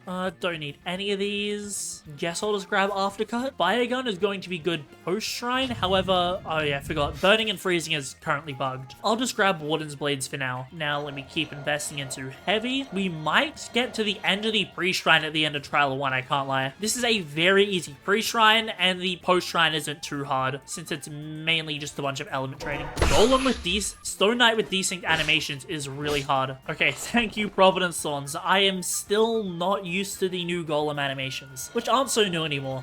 I mean, the fact they're desynced at the start doesn't help either. I'll grab Gormad because you do actually want a lot of carry load on a layer 2 build, just because it means that you're slowed down less from carrying items. Plus, it's just good QOL since you can just take stuff from the chaser chests and sell it. If I did want to min-max even harder, I could have gone the Crestfallen modifier, since that means my armor is always broken. That's a good thing in speedrunning, as you can proc the lightweight talent really easily, which does actually make you move faster. Unfortunately, I didn't get that, and I do actually want to have some mild defense on this build, in case I want to use it for the future. Another power-up. Punishing Blow is not quite what we need. I will burn the excess rare cards, just to guarantee that we actually get what we want. Don't need any of these. I guess I'll just grab Haunted Gale for now. Alright, this could be Lightning Clones. It is nice. Obviously, doing it like this, I don't have access to the Mystic, therefore it's very hard for me to actually get all the stuff I need pre-shrine. Anyways, I think that's actually everything I need to do. Do I not even need to do the rest of the shrine? Okay, wait, no. Okay, I do need to get 35 intelligence. Okay, I get 35 intelligence pre-shrine just for Perfect Flash and Neuroplasticity. So it looks like we won't actually finish the pre-shrine at Trial of 1. However, it will be really close, since we only need a few more intelligence points, which we can easily get just by reading the books at the library. The good thing about starting with the Ignition Union Origin, or just Trial of 1, is the fact that I can just grab the book and start to do the Talonhand quests, since I'm basically just gonna go to Crypt of the Unbroken anyways in order to get a little bit of XP to train. Okay, the unfortunate part is I do this in low player count servers just to reduce the likelihood of getting ganked, but that does mean my ping is really high, so I can't really fight back against anything in PvE unless I'm able to stat check it, which you really can't stat check a lot of humanoids, I can't lie. So it appears that me relogging, because I just went and had dinner, actually gave me the extra talent hand. That is an interesting way they work, and is actually a little bit useful, since it means that you can essentially get the extra talent hands whenever you want. That might be used at some point for a build, although not now, because I can't be bothered. Okay, wait. I forgot I'm going to Crypt of the Unbroken. Okay, because I was gonna start this clip wondering what I was doing last, but I remember now. Now that I'm at Crypt, it's as simple as getting the aggro of one of the guards, and then I basically just stand still parrying and let Providence Thorns do the rest. Okay, but I might as well take this time to talk about the Titus update, since at the time of recording it was still pretty recent, and there is quite a lot of stuff PvE-wise to say about that. The first thing is, well, what do I think about Titus? Is he actually good? And in my opinion, not really. Well, okay, I don't think Titus is bad by any means, and I am purely just looking at the boss fight and the dungeon, not all of the other changes that were added. The issues I have with Titus is simply just the fact that the VFX make him pretty hard to read, and he's a huge change of pace from other bosses, simply because we've pretty much just got to react off what color his moves are making over something like his animations, which is mainly just a new thing that people have to adapt to. No-hit runs won't take very long for people to get, and I'm sure people have already done them. Okay, that was World 7 I was hearing. I was wondering what that was. Okay, let me focus so I don't die. But apart from that, I have a lot of issues with the dungeon itself, mainly in the fact that I personally just don't find humanoids that fun to fight. Like, there's worse things to fight, certainly, but it's just difficult to make a good humanoid in my opinion. I think the only two that really come to example are Duke and Maestro, which are bosses to be fair, but Maestro has his own issues nowadays of basically just move stacking and parrying everything on heavy, unlike the other weapons. And Duke itself, well, the humanoid part of the fight isn't that fun. It's more the shield breaking phase and actually getting to him. But the fact that a lot of these humanoids are dealing over a bar in M1 and just hitting super hard kind of takes away from the fight for me, because like the curved NPC can do like 3 bars if you end up missing a parry on a crit, which, you know, that's a lot of HP to be taking on a pretty tanky PvE build. However, oh well, that's just how things are. I do think they could tone down the damage numbers or do stuff like stopping the NPCs from having multiple enchants. But although I will say there was definitely some mixed reception at the very start of the release of Titus, I think that given time, people will end up, you know, being okay with the update. Because I was one of those people that really didn't like Titus at the start. Like, personally, I just didn't think the fight was fun, and I still really don't, but I can see the appeal it has, and it also plays a lot differently to the rest of the game. If we're ignoring the Titus thing,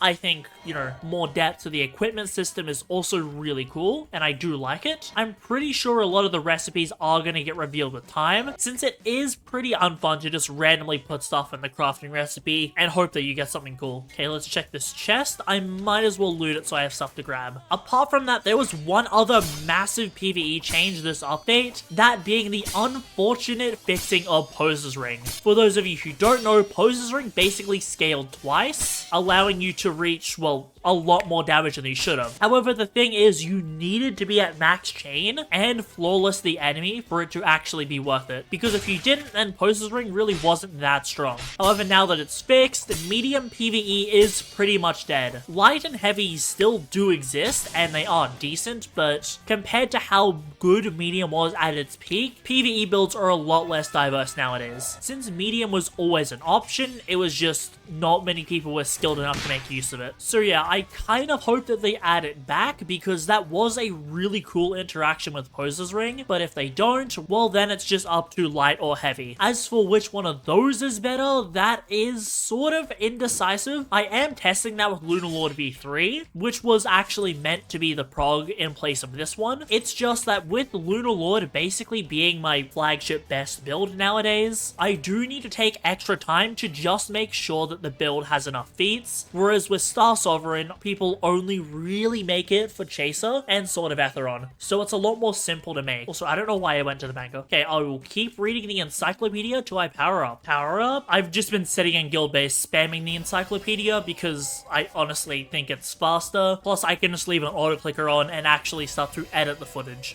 Don't really need any of these. We obviously don't want Return to Dark Ages on a mage because that would just be a hindrance. Guess I'll grab Mantra Permanence. It doesn't really matter what I'm grabbing. And Spark Swap. I think that's all we need pre-shrine. Actually, no, I'm pretty sure it is. Okay, I'll check the build maker link before we go to Shrine of Order, but I think we're fine. I see a Voidwalker. Hello. Is this guy about to jump me? What's the build? I spelt it wrong, but good enough. Yes, say something to YouTube. Say something to YT. Say something to video watchers. There we go. Only took us 3 attempts.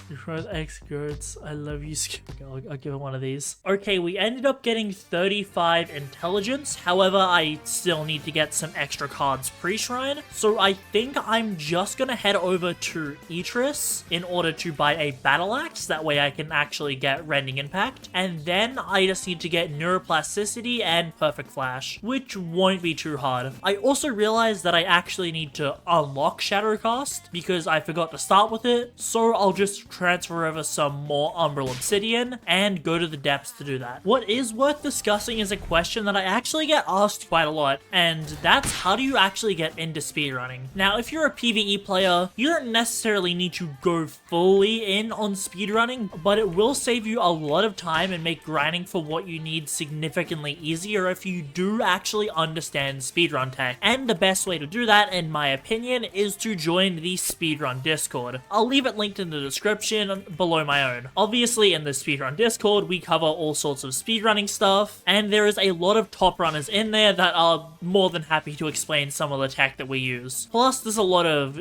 guides in there and ways to practice speedrunning. I believe one of the top runners, Kalamiyahu, made and is still updating his speedrun practice game, which allows you to practice some of the movement we use. He coded all of that from scratch as well, so he can confirm it's pretty accurate since he asked for a lot of input from speedrunners just to make sure everything was perfectly accurate. I mean, that being said, technically the wave dashing in there isn't fully accurate since wave dashing is bugged in Deepwoken, and obviously Kalamiyahu did not bug his wave dashing. So yeah, technically the speedrun practice game is better than the actual game in terms of movement bugs right now. Speaking of, I don't know why they haven't fixed wave dashing. For some reason they made it so that it works in every dungeon except layer 2, which is really weird because if they wanted to make speedrun builds slower, which I mean, I don't know why they would do because there's no real downside to letting people beat layer 2 fast, but like wave dashing isn't even the top dog of movement. That would be G-Leap, which is like double the speed but is more situational. And then of course you've got crazy stuff like God Counter into Backwarp, which lets you move even further. So yeah, it's probably unintentional that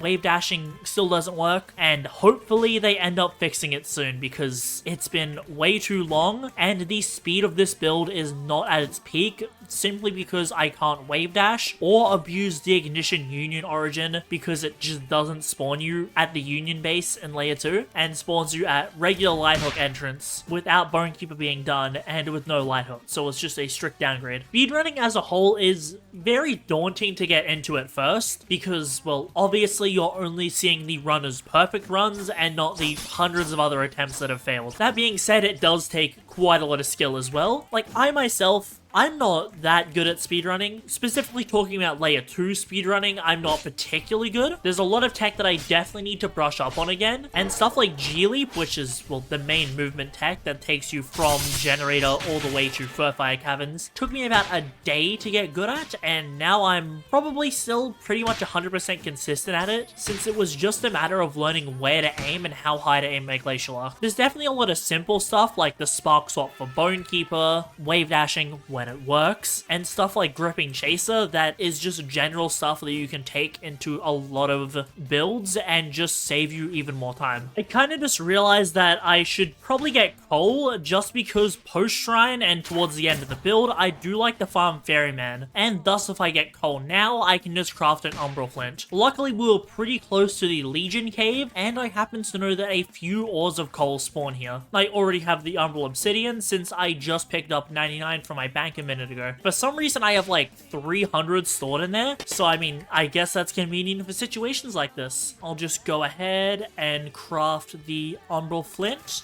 There we go, and now I'll sail over to a Whirlpool. We'll get Shadowcast in depths, and then I think I'm ready to Shrine of Order. Okay, so I just went into a Whirlpool, and it appears that I created a new Australian server. There's not many people online right now, since at the time of recording, it's like 11 AM, so most people are at school. Therefore, I think this might not get many players in. Okay, you know what, just in case, I am going to like hop to a public server, because maybe it's like a bugged server. And I still do like to play on like, you know, even ground with other players, because I feel like it gives the progs a lot more. Oh, never mind, there's actually just 4 people in Australia online. Like, there's literally no other servers. There is actually just 4 people. I was gonna say, I like to play on like public servers because it makes the progs more interesting, because stuff can go wrong when there's other players. Because, you know, I could just go camp in private servers and prog like equally as fast, but it's simply just more fun for people if I play in publics. Plus, I also get to meet you guys, and I actually have a really nice fan base. Like, so many people will come up to me and just take screenshots or even just give me relics from time to time. You know, I am not complaining about. We've made our way to the Shadowcast NPC. Now I should get the Nightblood. There we go. Drink that. And now I actually checked on the build maker and we can safely power up. So I will just invest a couple more points into strength. And there we go. We've got even more talent hands before Shrine of Order.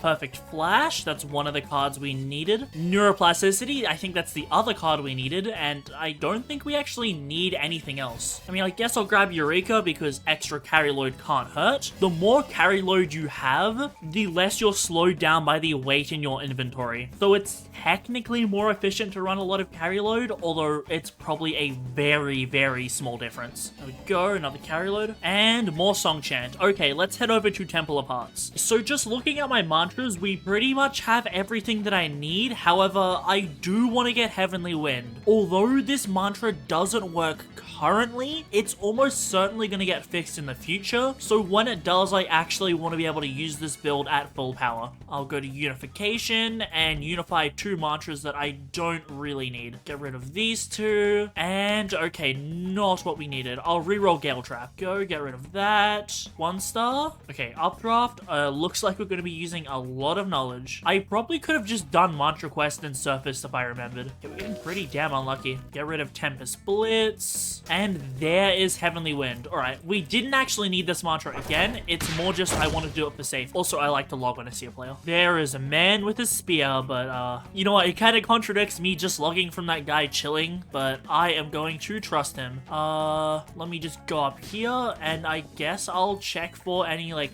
missing pre-shrine talents. Okay, let's see. Pre-shrine. Okay, we actually need, like, no talents pre-shrine, surprisingly. Yeah, we already have everything that I need, I think. I got Wind Step. I think that's it. Alright, let's Shrine of Water. This guy friendly. Yeah, he's chill. 18 and everything. Let me check the build maker. Yep, looks correct. So, Shrine of Order. Alright, now I'm just gonna go do Depths Trial in order to escape Depths, and then we can continue progging. Never mind. Never mind, chat. Don't do what I did. I bricked the build because I forgot to equip a Great Axe to get Rending Impact. So, I'm just gonna wipe and reprog as quick as I can. Yeah, this was totally on me for forgetting to do it. I gotta remember next time to actually equip a Great Axe. This is why you check your talents before you Shrine of Order, even if you think you've got all of them.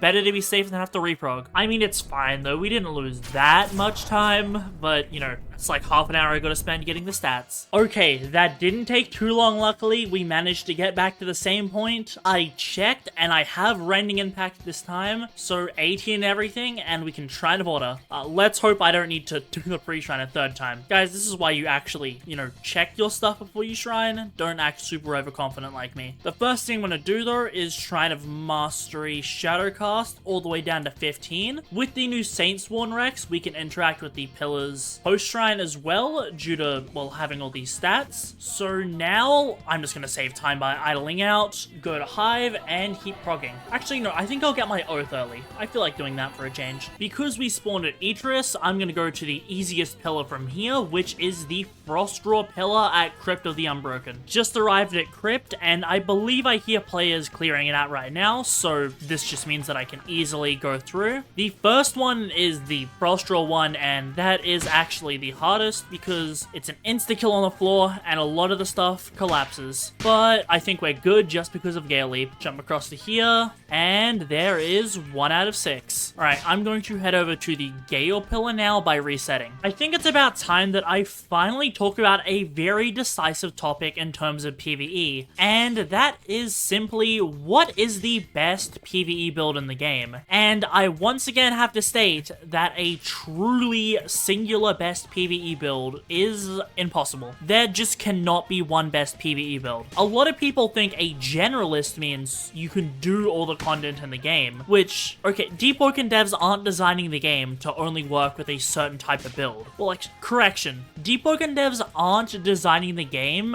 where only one type of build can win. The exception being Diluvian, but you do need to keep in mind that Brick Wall is by no means required for Diluvian, and Diluvian is meant to be played in a team, although there is certainly some issues. I just wanted to bring up the fact that Diluvian technically isn't as bad as people think, especially if you consider that soloing it was never on the dev's mind. But anyways, I don't know why I talked to this guy. It is totally impossible to make a singular best generalist PvE. If the challenge was simply to make a build that can do everything, that's not hard at all. You can beat Layer 2 on a freshie, always AFK did that, Chaser and Atheron. We did it! We did it! No way!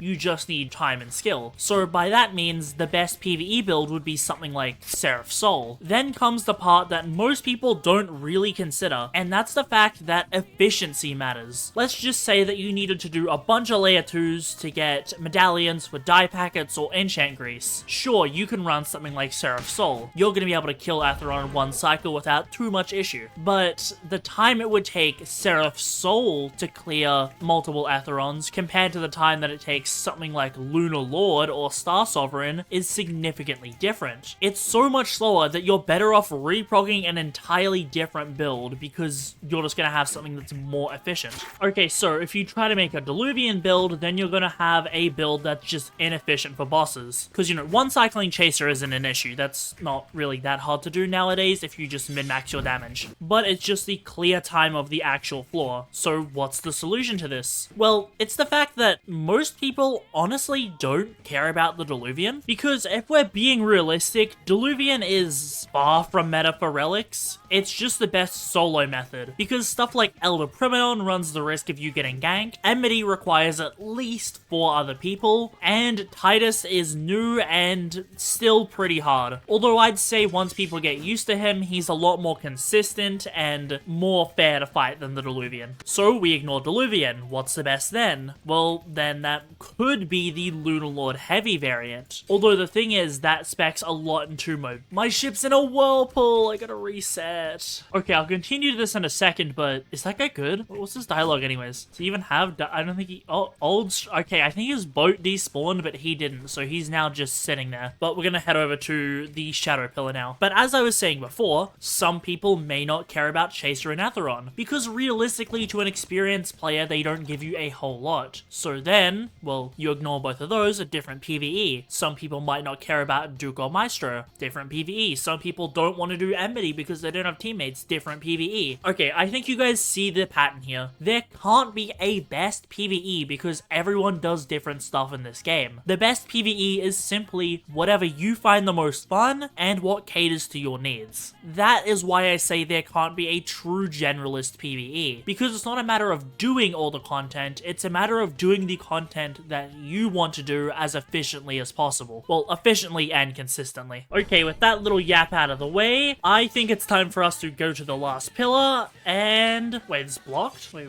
what? Oh no, it's around here. Okay, never mind.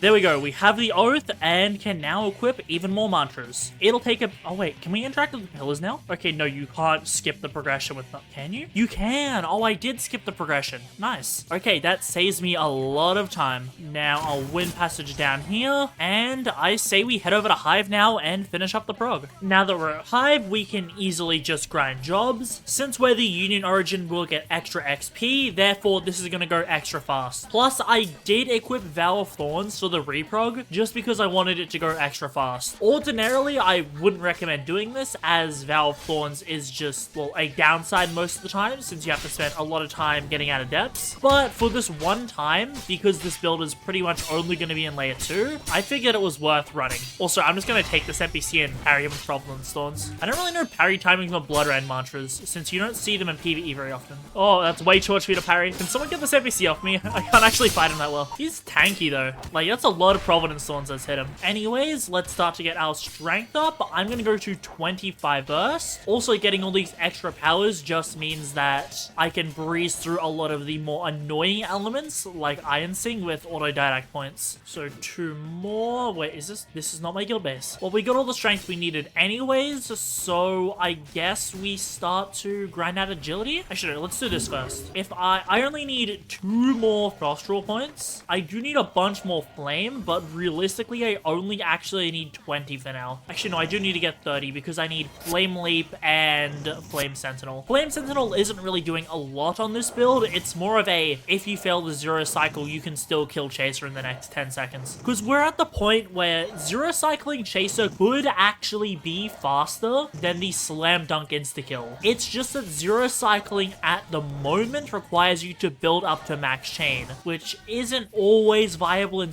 speedruns, considering just how tight some of the times are. Also, damn, we actually got all the flame charm we needed passively. I forgot how fast Vow of Thorns was. Sadly, I'm not going to use it very often because going to depths after one death is pretty annoying, but it's definitely something that I'm going to keep in mind for any like Hell mode or layer 2 builds. Okay, let's see. We do need Iron Sing, but I don't think there's any good 1-stars for us. Therefore, it's probably better if I go for something like Glacial Arc. So what I'll do is I'll unequip my mobility mantra. This way I'm a lot more likely to get a mobility mantra in this talent hand. We don't want Champion's Regalia, but I will take Precise Swing for the carry load and passive agility. Bulldozer, that is exactly what we want. And okay, we didn't get any of the mantras we needed, so I'm just gonna roll 2. Now I think I can just spam my Iron Sing out. I'm gonna get my Iron Sing really high, but I am hoping to get metal turrets, since I can then just train on my lightning clones in order to get an insane amount of XP. I don't even...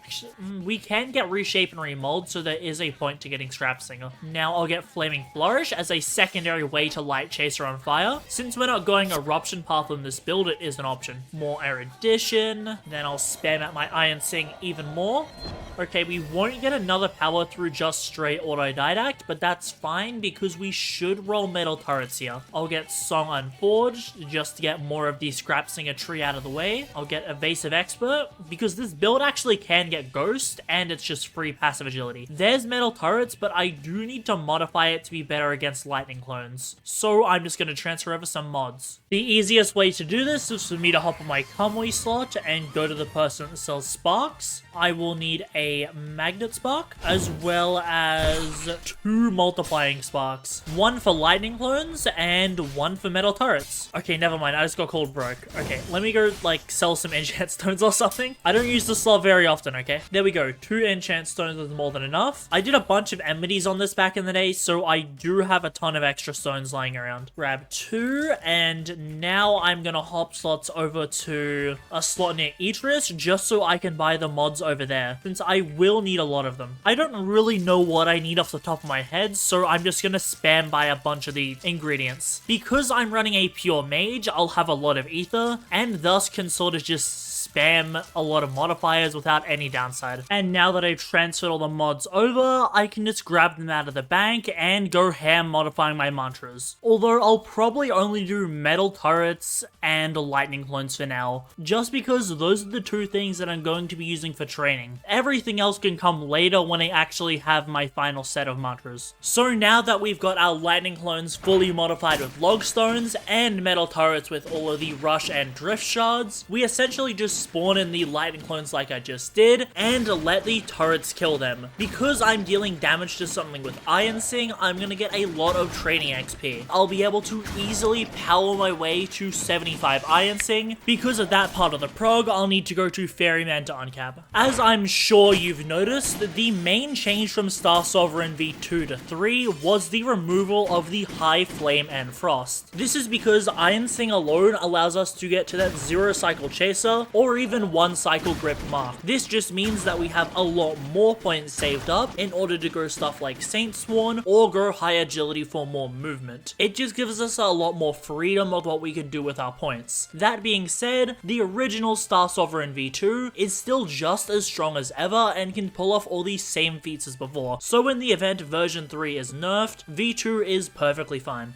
There appears to be people in my guild base. Actually, wait, it's just one guy. I think it was training Charisma? Why did he leave, though? Wait, where's he going? Why is he running away to a different guild base? What? I'm not that scary. At least, I don't think I am. Oh, I've been identified. Hi. Say hi to YouTube. Say hi to YouTube. Hello. Is that who I think it is? Oh, It's my me, God. Algamatsu. Oh my goodness. I hate you. I hate how you're doing to this game. Oh, okay. At this point, I'm nearing the end of the Iron Sing grind. I've just been spawning in my lightning clones and letting turrets kill them, along with doing some thresher jobs for more XP. So this just means that I've been gaining a lot of points. There's another power-up. We're also not getting too many cards that we need now, since Iron Sing has a lot of talents that just don't really affect us in PvE. Another thresher over here, I'll kill it for more XP. And I guess I'll grab Artisan's Blade. I still do want more Scrap Singer cards for Reshape and Remold. Thresher Claws, I mean, Chaser doesn't have any armor to pen, so it's not really doing anything, but it's always good to take a... What did that Thresher die from? I have no clue. But as I was saying, it's always good to take an extra rare card out of the pool. Now that we're basically at the end of the Iron Sing grind, I'm gonna move on to doing all of the agility training this build needs. I wish there was some way for me to actually skip the animations of the longer to train things like Iron Sing and all that, since agility has a really short one. I'd buy it for like 500 echoes, and it would make progging just that little bit more convenient, since I'm not waiting for animations to play out, and I just instantly get my point or training XP. Like, training Charisma is gonna take way longer than training an element, which takes way longer than training something like Fortitude or Agility. It's just small stuff like that that makes progging more bearable. Anyways, now that we have capped out on agility points, I am just gonna wait for more jobs to spawn in order to get our next power up. Okay, I think we have like 2 King Thresher jobs here, because I think 2 people spawned at once, so this means when I kill them, there's gonna be a lot of training XP. I'm surprised no one's done. Oh, okay, wait, we got 1 kill, got the other kill, and yeah, that's like a full power right there. Now we've just got to finish off this Thresher. I'll save my battle. That way they actually get a HP pack. Anyways, we definitely have enough to power up now. Sadly, points just reset between powers, so that means all of the agility points that I just got from killing all those King Threshers won't actually count. But it's okay, because we're power 18 and towards the end of the progression anyways, because we still need to do the bunch of Ferrymans in order to actually get Bell. Ooh, Impaler, that is what we wanted, since it'll mean that we can deal extra damage to Chaser really fast. And Flame Leap as well. This is a really good mobility mantra, and it means once we get Cap Artist, we can actually G-Leap with it. Speaking of Cap Artist, I should probably go get the Charisma training item in order to actually get the requirements for it, since I'd rather get it sooner than later. That way I'm not waiting to Shrine of Chance for it in the future. Another power up, going nowhere is 6 passive agility, which passive agility and speedrunning just allows me to get more climb height and all that, since it can never hurt to climb higher on this build and slide slightly further. It's small time saves like that that make up speedrunning. We'll also grab Fireforge. It's a quick cast mantra, so if I need to squeeze out that little bit more damage, the option is always there. Anyways, I'll grab even more jobs. I've got a lot of people here at Hive progging with me, so I can manage to clear them pretty quick. Another job complete. This should allow us to get to another power, and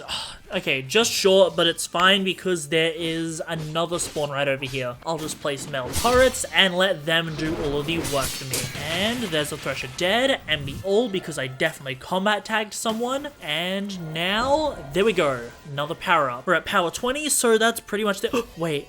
No. Oh, wait. No, I zoned out. I zoned out. I think the build might be ruined. So I don't want to be at 78 agility. I was meant to keep investing into Iron Sing, but like I zoned out and just started investing into agility because it's easy. Oh wait, that could have bricked the build. I might have just bricked the build at the final part. I meant to get more Iron Sing so that way my Iron Sing mantras deal more damage and I can guaranteed 0 cycle grip Chaser. But like, I don't know if it's possible to do anymore because that's a lot of extra Iron Sing points that are taken away. I mean, sure, 78 agility does, like, that does give me level 5 dash, but I don't know if that's worth it. Because if I can't 0 cycle Chaser now, then the build's... Oh, that guy's dead. Okay, well, I'll take out these Threshers just to get even more XP. But yeah, I think I might have gutted the build. Oh, because like, yeah, this is like the worst time to zone out as well, because, well, I'm at the end of the build. I can't, you know, reprog super easily. It's fine to mess up right before pre-shrine, but messing up now could be really bad. I mean, I might as well just go to 80 agility anyways, because like, I mean, I'll get level 5 dash, and I will have to do plenty of testing on Chaser because, well, I don't know if I can still 0 cycle grip. This is like really bad that I messed up the stats. At this point, I've done about 20 Ferrymans, which means that I'll definitely have Bell. The question is, what Bell do I want on this build? And I'm not fully sure myself because there's a lot of options to me. And it doesn't overly matter what Bell that I get in the end. Because, well, I could get something like Run It Back, allowing you to G-Leap, I could get Smite for some extra damage, or I could pray that I get a Legendary Bell. It just doesn't really matter what I get. And I also might use a War Master's Medallion just so I can build chain quicker with the Saint Sworn crits. Due to the fact that Rapier is 4 hits, it means that every 3 seconds I can guaranteed build 4 chain really quick. So it's probably worth me using. Also, whenever I do cycle through all my Saint Blades via critting, it does give my mantras a damage boost. So that's another thing I need to keep in mind. But now that all the Ferrymen are done, I suppose it's time for me to go to depths and actually bell check in layer 2. An issue that I do want to talk about, apart from the state of this strip because of my equipment, is the fact that all of the new recipes are essentially just blind guessing. Now, while I obviously think it's really cool to have, you know, more recipes in the game that we need to find out, there is a lot of merit to saying that needing to blindly guess isn't the best thing. And what I proposed to fix this was that due to the fact the Ignition Dungeon has bookshelves in it, potentially we could find research notes of the authority scientists that give us a little hint towards some of the crafting recipes. Obviously not directly telling us what the recipes are, but if it was something like Storm Enchant Stones to craft a piece of equipment, it could say something like Stored Tempest or something like that. You know, just small riddles that we need to solve in order to craft a piece of armor, and because they're in books, you still need to actually interact with the dungeon in order to, you know, find them. I feel like that would just be better than blindly guessing. Plus, it wouldn't be the hardest thing to add, since you just need to add a new book to the loot pool and give it some writing. I do want to pitch my idea for something else that is likely to come to the game, because Argomatsu's been talking about wanting it, and that is a potential Chef Oath. Because I believe a Chef Oath can fulfill where Soulchemist failed. Now, Soulchemist is pretty problematic in terms of the amount of recipes it can make, but I do think it is a cool oath in concept of being able to make a lot of different potions and change stuff around for effects. However, I believe that if a Chef Oath was made, it should purely be a supporting or quality of life oath. So it could do something like, instead of giving you like direct like damage or defense buffs, it could just make food for your guild, and that food just does simple stuff like you get a little bit more XP, you increase gathering speed, you have a chance for double drops. You know, just small stuff like that, that's just quality of life. Also, we are going to kill Bonekeeper and get Atheron's Gaze just because we will need it for later in the progression when we're actually running chases. So I'll just go up this hook, Lightning Assault over here. Why did that send me over here? What? I'll walk all the way back now. It's okay. I think I remember the route. No, I don't. Wait. Oh, okay, no, we're good. It's over here. Okay, go over here. I should probably clear parasites for safety at this point because I got blown off by the wind. Now I'll just continue to go through. Why did it pause me over there? Of all the places to get paused, it had to be right next to the thing where the wind was. No. Okay, we're good. Just sit still. Oh my god, I hate this wind. It's so annoying sometimes.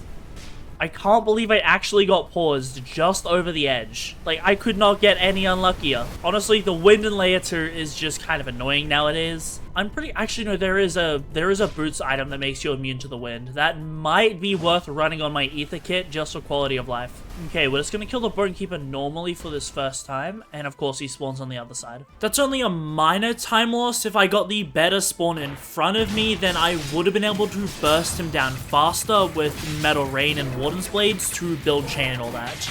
So just unlucky we got the bad spawn. The Frostdraw Saint Stance ends up building me a lot of chain because it's a high multi-hit. Plus with Bonekeeper having a big hitbox, all of the hits will hit, and I'll just get a ton of chain stacks. Now, because I have Tier Pendant, and Wind Passage, I know it's safe to do this. And we should be right in front of the Union base. Here we are, we'll go inside. I will clear my parasites for safety because I have been outside for a while. I already have Union Hook, so I don't need to grab it. And now I can just no-clip out into Maze. So go through here, dash through this little opening. And you know what? I am going to kill the carbuncles. There we go, both dead. Take the spear, nothing in the chest. Fall out of bounds. And now we just go hand in the spear for Atheron's Gaze. And, well, that's how you quickly get both quest talents. I could have probably done this in under 3 minutes. It's just I got Bell and had, you know, issues with the wind blowing me off. There's Etheron's Gaze, so I guess I'll head to Chaser. I'm not going to be seriously trying to do Chaser this time around. I am just going to get through his initial dialogue so we actually have a chance of zero cycling him. I don't expect this Chaser kill to be a one cycle. Also, we don't have Metal Rain, so that's a lot of damage we're missing. Oh, and my internet went out. Oh, wait, that means I have to do the full layer 2 again. Oh, damn it. Okay, we got back to Chaser in a decent time. Now I'm just going to build up my chain stacks. I'm going to go for a full chain Chaser kill to just see how fast we can do it. 3, 1 more crit. Never mind. 1 crit, 2 crit, 3 crit. Where are the lightning clones going? What are you doing? 1 more crit, 4 crit. And then we light them on fire. Okay, then we can... Oh, I don't know if I can... Okay, we don't get the Saint Swarm buff, but that's fine. Okay, break the blood jars. I misplaced them! No! We're not going to get much damage, chat. Yeah, we completely misplaced the turrets and we got like no damage there. I mean, still a 1 cycle, but it wasn't clean at all because we were like at like half our damage. It's fine though, I'll learn the placements, and the placements for the 0 cycle are way easier anyways. The first Chaser kill was just to get the extra dialogue out of the way. Actually, I realized we didn't even have Metal Rain 2. So yeah, we were literally at like a quarter damage there. Okay, nothing we need here. I will take the Ishins just for future sake. I'm carrying too much. Alright, I need to probably sell stuff, get all my mantras, talents, and then we can do Chaser again. Now we can get our free reroll at Young Shoal. I just want to check to see if we actually get a good bell. It doesn't really matter too much what one I get. Although I guess Smite or Run It Back would probably be the 2 best, because Run It Back can let me back warp in layer 2, and Smite is just a little bit more free damage. Anyways, I think it's time to start to get the rest of the mantras we're missing. So let's see. I'll get rid of Firing Line in order to get Metal Rain. So guarantee Metal Mantras, 2-star. Now where's Firing Line? I'll reroll Firing Line. And okay, didn't get anything we need, so I'll have to use my burns. Get rid of Iron Quills. Still nothing that we need. Get rid of this. Yes, I'll grab Graceful because I can reroll that. Reroll Graceful Flames. There we go. We have Metal Rain, which is going to be the secondary mantra along with Metal Turrets for us to deal damage. At this point, I think I just need to get Flame Sentinel, and that might be it. I think with these last few mantra levels, I should have everything that I need leveled up. See, the only things not equipped are Wind Passage, which can stay at level 1, and Heavenly Wind, which is also fine. There is 1 mantra swap in this build, but honestly, that's fine. A single mantra swap isn't really a lot to ask. So what now? Finish all this. I say I just go do a Chaser. Actually, no, I need to get a Grim Battle Axe. Okay, I'll get a Grim Battle Axe, then attempt Chaser. I won't be going for a particularly fast time the first time. I just want to test if it is possible to get that 0 cycle, which it should be. Okay, I'll just chuck this in the bank. I think I have a Grim Enchant Stone on one of my Enmity slots, so I'll go grab it off there, and I'll just grab a Battle Axe from Eatris. While I'm at it, let me also just empty out all the gems I have, reduce my carry load even more. We need that. I'll probably chuck blue gems on everything. Yeah, I'll chuck blue gems on everything, and then I'll chuck a blessed gem on Metal Rain. Don't think there's anything else that's weighing me down right now. What is 21 carry load even from? Oh, schematics. Schematics maybe. Okay, that would explain it. Yeah, there's a bunch of schematics. You know what? I'll also sell all of my training items because I don't need them anymore. And we're down to 8 carry load, which mostly just comes from our gems. Okay, yeah, let's transfer over the Battle Axe and complete the build. So, unfortunately, you can't actually drop a Grand Fisher Helm to other players. This just means that I need to go clear the Ceramid Hollow on my own.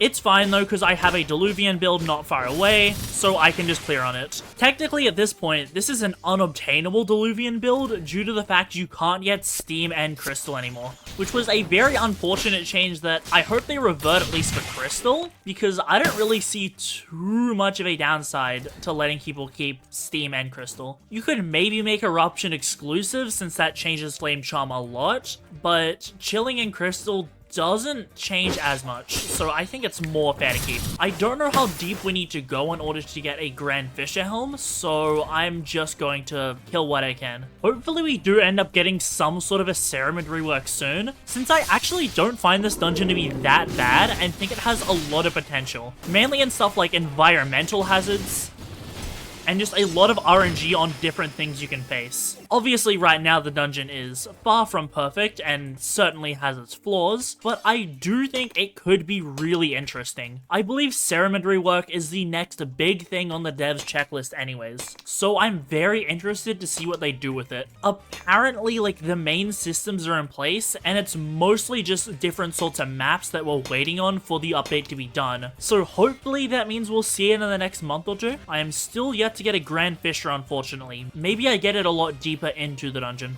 Okay, I think at this point that I am getting Broodlords in the waves. So this is gonna become a little— oh my god, no, my internet! No! My internet went out! Actually, I don't think that's even my internet. No, I'm pretty sure this is Deepwoken servers going out. Cause like, you know, like I'm watching a video, that's fine. I can refresh a page on my second monitor. Let's check. Yeah, that's fine. It literally is just my internet going out. And this means I'm now in depths and I have to redo all of this dungeon. Very high chance we're back in depths, and yep, we are unfortunately in depths. Ugh, why does my internet have to go out at the most inconvenient times? I think that was probably deep enough where I could have actually gotten the Grand Fisher I needed.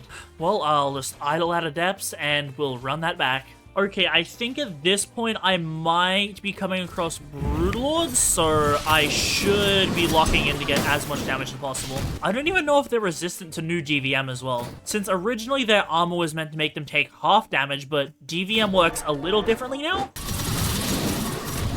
At least the good thing is I can still kind of just obliterate them with the power of steam. I'm not even using my damage buffs either, I'm just going in with my normal mantras. Hopefully this means I'm going to be able to get Grand Fisher in the chest this time. Wait, no, what am I doing? Grand Fisher helmet just drops from the NPC. Why am I doing Ceramid? I'm sure someone's corrected me on this in the comments, but you just kill the NPC in the depths. You don't need to do Ceramid. I mean, I guess I'll get the chest and the dip. My bad, I don't know why I thought it was in this dungeon. I'm thinking of Abyss Wanderer, that's why. Because you get Abyss Wanderer from this dungeon. Okay, well, I'll go check the chest and then head out of here. Okay, never mind. I didn't even kill everything. You know what? I can't even be bothered. Let's go to the depths and take the job. After I went to go kill the fisherman and finally got the Grand Fisher helmet, I started to run layer 2s. It took me a few tries in order to actually get the pattern down, since there was quite a few inputs I'd need to memorize, especially with Saint Sworn. But I'll go over the first run that I actually got a 0 cycle on, which isn't even that efficient considering that I could have got a far better time. The final time that I got was around the 2-minute 40-second mark, but I could easily cut that down to a low 2 minutes. If wave dashing was fixed, I actually G-leaped and I got better RNG on the Bonekeeper, but you'll see. The route that I take in this run is pretty casual, but the first thing I do is spawn in and clip through this wall with Lightning Assault. Not the cleanest clip, but it takes me to a bell door, which I can open. Then I can proceed to dash onto this tree. Ordinarily, I just wave dash here, but because that's patched, I just decide to slide with Glacial Arc. Now I just need to head over to the base of Generator in order to Glacial Arc up. So I Glacial Arc, and Glacial Arcing is a little more wonky nowadays due to the patches, but it's fine. Obviously, we get bad Bonekeeper spawn RNG. Ordinarily, he'd have a chance of just running over to us immediately, but none of his long-range attacks end up being the one that I need. When he does come over, I lose my perfect flash immediately, but I still manage to burst him down in a decent time. I'll put a clip on screen that shows how much quicker I can get it. Then I Lightning Assault through this wall, turn on Generator, and now I need to start heading over to Furfire Caverns in order to spawn Bounders. So I'll once again just slide down this Glacial Arc. I could G-Leap here, but G-Leaping's a lot more sweaty, and especially with Etheron's Gaze not working, I'm not as confident I can aim it after such a long break. So I'll take the Union Hook up here, and then we start, well, the most simple part of the run, which is just running over to this little gap above the void, which normally I'd wave dash, but we're getting to the most useful mantra of the game, which is just Glacial Arc sliding across there. Then I wait here, Wind Passage across the invisible barrier, climb up, get to the spot where I'll spawn in Bounders, and spark Arc, swap this Bonekeeper. Now I just need to place a Glacial Arc here, go up it with Gale Lunge, and just dash and Wind Passage over to Chaser. I'll spawn my Lightning Clones in and use the Rapier crit to build up a lot of chain fast, along with Warden's Blades. I probably build up more chain than I need, but the main thing is I need to critical 4 times. So now I'll swap over to Battle Axe to get 1 hit away from proccing Grim, then I'll just burn it with Flaming Flourish, and now we're at Chaser. I'll start by critting in order to activate the Saint Sworn buff to make my turrets and mantras even stronger. Spawn everything, crit again to get to the Frost Draw stance, and then I pre-fire and, well, Chaser is gripped. Yes! Yes! Let's go! Let's go! Yes! Yeah! Hell yeah! We did it! 0 cycle grip! I figured out the method! I figured it out! Let's go! And we got nothing! Oh my goodness, it's possible! Oh, we did so much damage, holy! At under 3 minutes! Yo! That's what I'm gonna call the Star Sovereign V3 progression.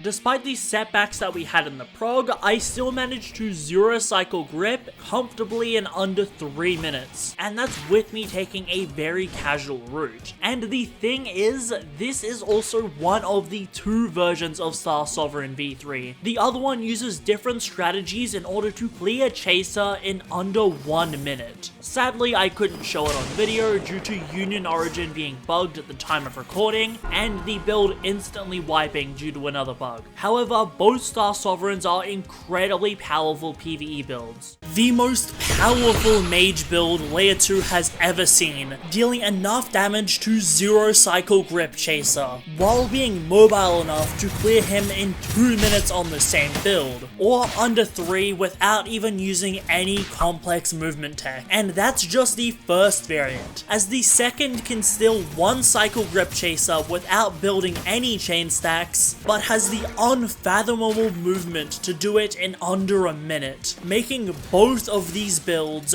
way above anything else currently in the meta, and the most optimal builds for destroying Layer 2. And despite what some people say, the recent update didn't even change anything related to the build, so Star Sovereign is fine, it's just update hysteria. But in today's video, we are going to be going over the stat orders, major talents, and the routes to take in Layer 2, and all the text you need to know to 0 cycle and get the lowest possible times. The first variant is Star Sovereign 3.0. I'll put the stat orders on screen now. The main gimmick of this build is the fact that it runs Saint Sworn. The requirements were recently reduced from 30 of each element to 15. This allows us to save points on Shadowcast, an attunement that we don't really use on the build. However, we're actually taking Saint Sworn for 3 specific reasons. The first is because it has 5 mantra slots. This just means that we need to swap out our mantras less times. The next is the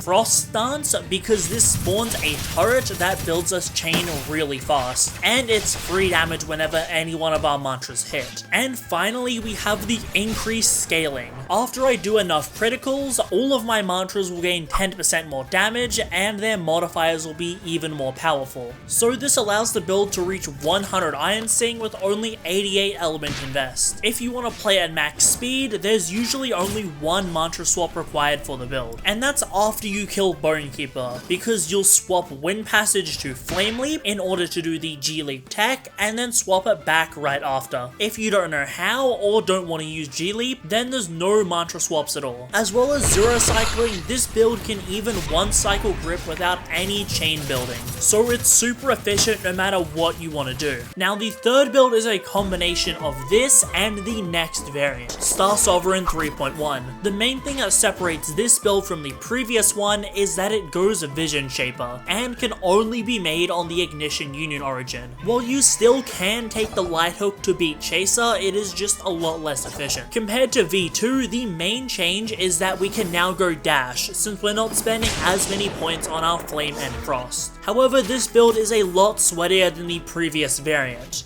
but can result in you getting chaser kills in the 50-second range, if not lower, making it the most optimal build for layer 2 in the game. Once you learn the timings, this build is 100% consistent. The only issue is you don't get light hook. I'll also have a macro in my Discord, or you can just put the code in to auto hotkey yourself, that'll allow you to automatically log by pressing one button. It's just a lot safer to run layer 2s with this on, since there's absolutely no risk of you wiping, as long as you don't somehow get below 60% while in combat. The footage I'm using is from Star Sovereign V2, as V3 ended up wiping to the AA gun, which is an anti-exploiter thing that they have in layer 2. However, this was disabled, so this bug won't happen again. Not to mention, Union Origin at the time of recording the prog was bugged, but it should be fixed now. V2 uses pretty much the same movement as V3, it's just that we get damage a little differently. There is one mantra swap in the run. While you'll normally have Lightning Assault equipped and Glacial Arc unequipped, you'll swap the two after you spark swap the Bonekeeper, and then swap them back after you kill Chaser. Doing this gives you the maximum mobility. For the final variant of this video, it's just the first two combined. You have the sweatiness of the second version with the zero cycling capabilities of the first. It loses 30 agility and thus 1 level of dash, but you gain rending impact, which is necessary for the zero cycle. This build isn't necessarily better for farming, as you do need to build chain stacks, but it is a nice option if you want to have both types of builds. The fourth pseudo build that I need to talk about is Kalamiahu's Iron Maiden. He is the current No Major Glitches world record holder. Iron Maiden and Star Sovereign are built on the same methods of damage, that mainly being metal turrets. However, he goes the light hook and abides by the No Major Glitches rules, whereas I go the Ignition Union Origin and abide by grabless rules. To summarize how categories work in speedrunning quickly, there is two spawns, light hook and union. Light hook allows you to spawn at the start of layer 2, where you'll have to open bell door, kill Bonekeeper and spawn bounders in order for Chaser to spawn in, while in Union Origin you only need to spawn in bounders. Then you have different rule sets that allow different glitches. You have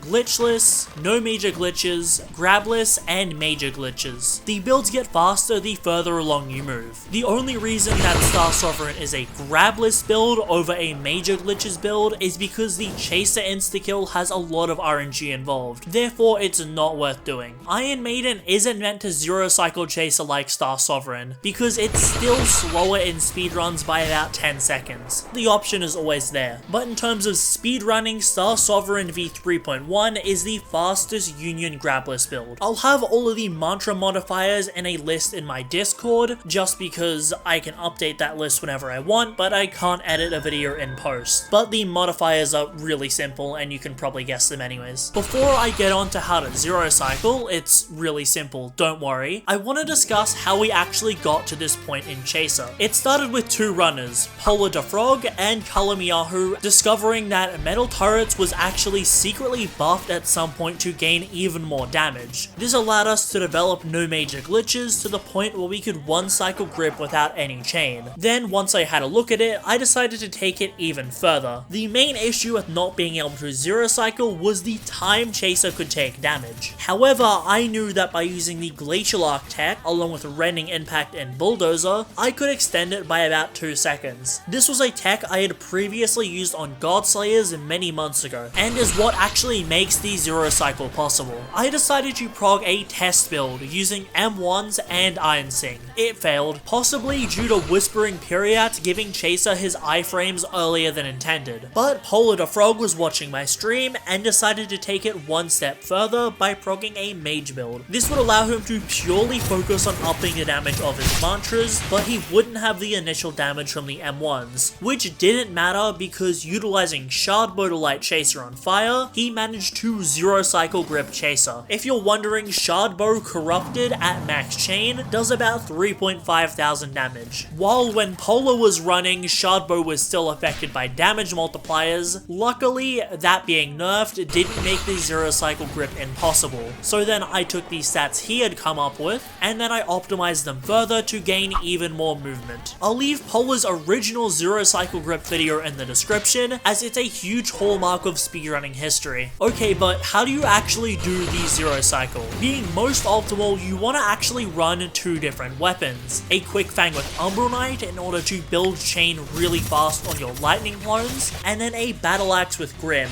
just because any sort of Great Axe is required to proc Rending Impact, and you want Grim in order to actually proc it on Chaser so your mantras deal even more damage. It gives you a 25% buff, which is crazy. So what you want to do is you want to M1 and crit on the lightning clones until you get to 17 chain stacks, or just 4 crits with the rapier. Then you want to swap to Battle Axe and M1 the clone 3 times. This will leave you 1 hit away from proccing Grim. If you're Saint Sworn, then you'll crit again. This will cause these swords on your back to turn white, letting you know that your mantras are currently buffed. Then you want to cast your Flame Sentinel, stand just in front of Chaser and cast metal turrets, walk behind and place a Glacial Arc, then you stand directly in front of Chaser facing Glacial Arc, do 3 M1s, cast Metal Rain, M1, quickly talk to Chaser, and if you get through his dialogue fast enough, you'll have pre-fire the M1 and will flourish Chaser into the Glacial Arc. This will proc Rending Impact, leaving him on the ground for longer, letting you get tons of damage in, but you don't have a moment to rest, as you instantly want to cast Shard Bow and roll right at the apex of the backwards jump. This will prevent you from going on fire and dropping below Perfect Flash. As soon as you can act again, you want to spam your Iron Sync pull button to proc Impaler, giving you even more quick damage against Chaser. And if you do all of this correctly, then it'll result in you 0 cycle gripping. Sometimes you'll get even more damage as well through Flame Sentinel hitting Chaser, but this might not happen in all runs as the timing isn't perfect. And again, even if you fail, he's still pretty much going to be a one-shot when all the jars break. In this clip on screen, I missed the placement of metal turrets, meaning that Chaser was barely getting hit, and without Metal Rain, I still managed to 1 cycle, so there's no worries about clearing Chaser on this build. I've shown both the routes that I take on screen as background footage, and I'll also link them below if you're curious. But for time's sake, there's not really much of a point to going over them. However, I will briefly go over some of the more complicated tech that I use in the runs. The first is the Lightning Assault clip. By standing the right distance away from a wall, Lightning Assault with the max size modifications can clip you through it. And the next 2 techs, which are a lot more complicated, is the Guard Counter. Guard Counter allows you to teleport to the center of the map with Illusionary Counter, and by clipping through this wall, you'll be able to do it on these stalactites in order to get to Furfire Cavern instantly. The timing on it is very tight and may take a few attempts. However, I believe the duration on Counter was actually increased recently. And the final big tech is back warping. Basically, you place a run it back, and right before it teleports you back, we use a macro to cast Wind Passage. And this will cause Wind Passage to move you really far. The total distance is something along the lines of the distance from your original run it back point, but the formula itself is somewhat complicated. All you need to know is that if you're facing a wall when you do Wind Passage, you'll clip through a lot of the map, and pairing it with Guard Counter allows you to get an insane amount of distance really easily. Apart from that, all the other tech is relatively self-explanatory, or you can find guides that have been written in the Speedrun Discord. And that's everything you need to know for the ultimate Layer 2 build, being able to 0 cycle Chaser or clear him in under a minute. Lunarlord V3 is Deepwoken's ultimate M1 PvE build, capable of dealing over 3,000 damage in M1, and thanks to the Berserk talent, all of that damage is true damage, meaning that it bypasses the armor of Deepwoken's bosses, which is what allows this build to be better than any other build. On top of that, it still maintains incredibly good mobility. This is how I progged Deepwoken's ultimate M1 PvE build. In my opinion, the Authority Origin is a little bit overpowered. A lesser example as to why is the fact that I can equip a Providence Thorns Sovereign's Punishment for free. If you don't know, Providence Thorns was changed a couple months ago to scale off your weapons damage,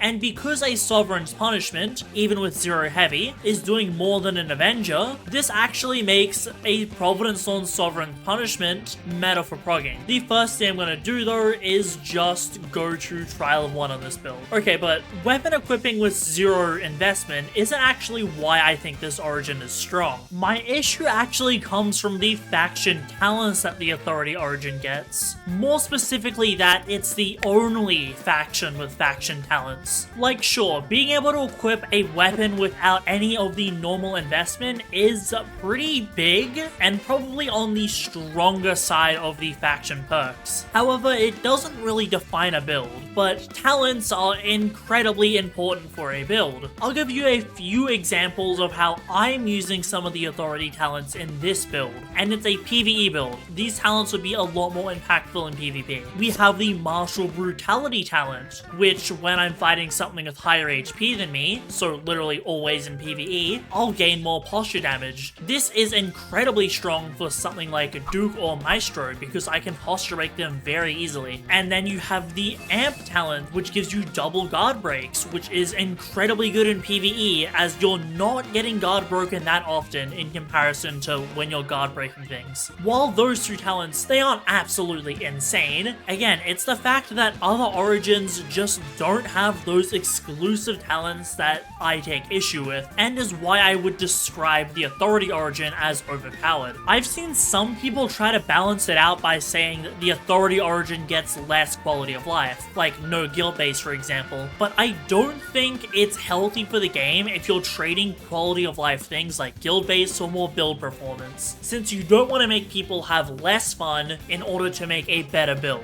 And while most of the time the authority talents aren't gonna make or break who wins in a fight, in the cases that they do, it's gonna feel incredibly bad because it's gonna feel like you're being punished for playing the more convenient origin instead of having to suffer through doing the authority jobs to get a slightly better build. I think that it would have been best to release a variety of different faction talents for a lot of the other factions in the game when the authority origin was released. Okay, I walked the wrong way. I was too busy commentating. I'm not gonna list all of the possible faction talents as I don't think I'd have the best ideas for them, but just to give one off the top of my head, if you aligned with the divers, you could potentially get a lot of faction talents that have to do with being in the depths. For example, they could make Conquer Your Fears a talent that you just get through the divers, instead of one you need willpower for. I believe if they did something like that, it would have made the authority origin a lot less of a must-have, but granted that would have taken a lot more work to design an extra, 20 possible talents? They're definitely gonna do it in the future, and there's no way this is just something limited to the authority. Also, I'm actually kind of surprised that Trial let me start with an enchant equipped. It's gonna make Trial of 1 way too easy. That being said, we're not gonna be in here for very long, since I would like to avoid using a Moonside Tome if possible. Therefore, as soon as I get Lightning Assault, I am gonna dip out. Well, speaking of, I think I can get to the point where we're about to power up next, and then I can go to Crypt of the Unbroken. Unfortunately, I can't use the Deep Shrine right now because I'm not the Lone Warrior origin. I won't get a mantra next hand, so I am safe to probably get up to Angels. I just realized we're doing blunt instead of slashing damage, so that's actually going to make the golems even easier to kill. Okay, we're gonna... Oh no, I messed up the build! No! Okay, we're meant to start with Blood Rand and not Flame Charm.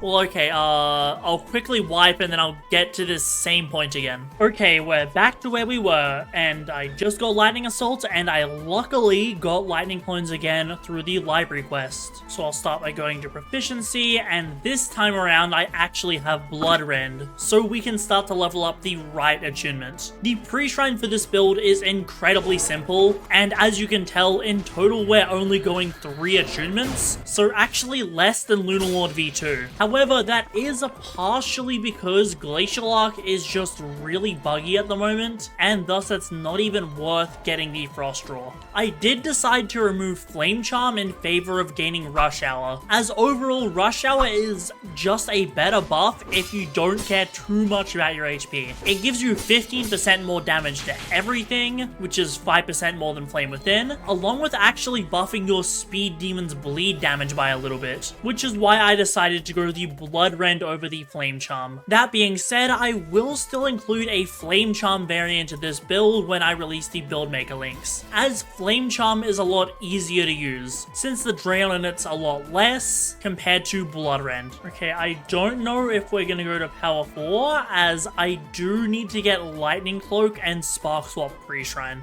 Okay, Okay, Angel's time. They are... Whoa, that was surprisingly easy. What the hell? There was one parry and one critical and all the angels died. Well, we have 10 trainings, but I am going to need to use Mystic somehow. So I think I'll have to go back to Etris. Now, go back to Etris, Mystic for 3 stars, and then I can maybe spam the Thunderclaw training item for a little bit. But back onto what we were talking about before with other factions getting these faction-based talents, I also want to reiterate an idea that I saw Crimson Kaido had, and that's the fact that you should have an NPC guild, so the Central Authority, as well as a player guild. That just allows you to keep the quality of life of other origins while aligning yourself with a lore-based guild, which I believe is ultimately a lot healthier for the game. Obviously, some origins like the Central Authority or Castle Light origin could just lock you to that faction, but if you allow people to change between different factions on different origins, in my opinion, that's going to add a lot to build diversity. Not to mention when stuff like the PvP Luminant or massive team-based game modes come out, it could be interesting to have faction versus faction wars over just guild versus guild wars. Because realistically, if something like the PvP Luminant came out, I think there's a high chance of big guilds just flooding and then winning it repeatedly. Whereas you could create somewhat of a divide if you make it faction versus faction. I decided to go to Vigils instead just because it is closer to the Authority base. We do have to work around this annoying AWOL timer, however you can just relog and then it resets back to 15 minutes. I would be surprised if they don't change that to not just be a viable option, since that does kind of remove any suspense if you can just relog. However, this is a very annoying timer, since if it hits 0, then I lose all of my Authority stuff permanently forever, and that just makes this origin a direct downgrade and waste of time. Kind of one of the unfortunate things about this origin.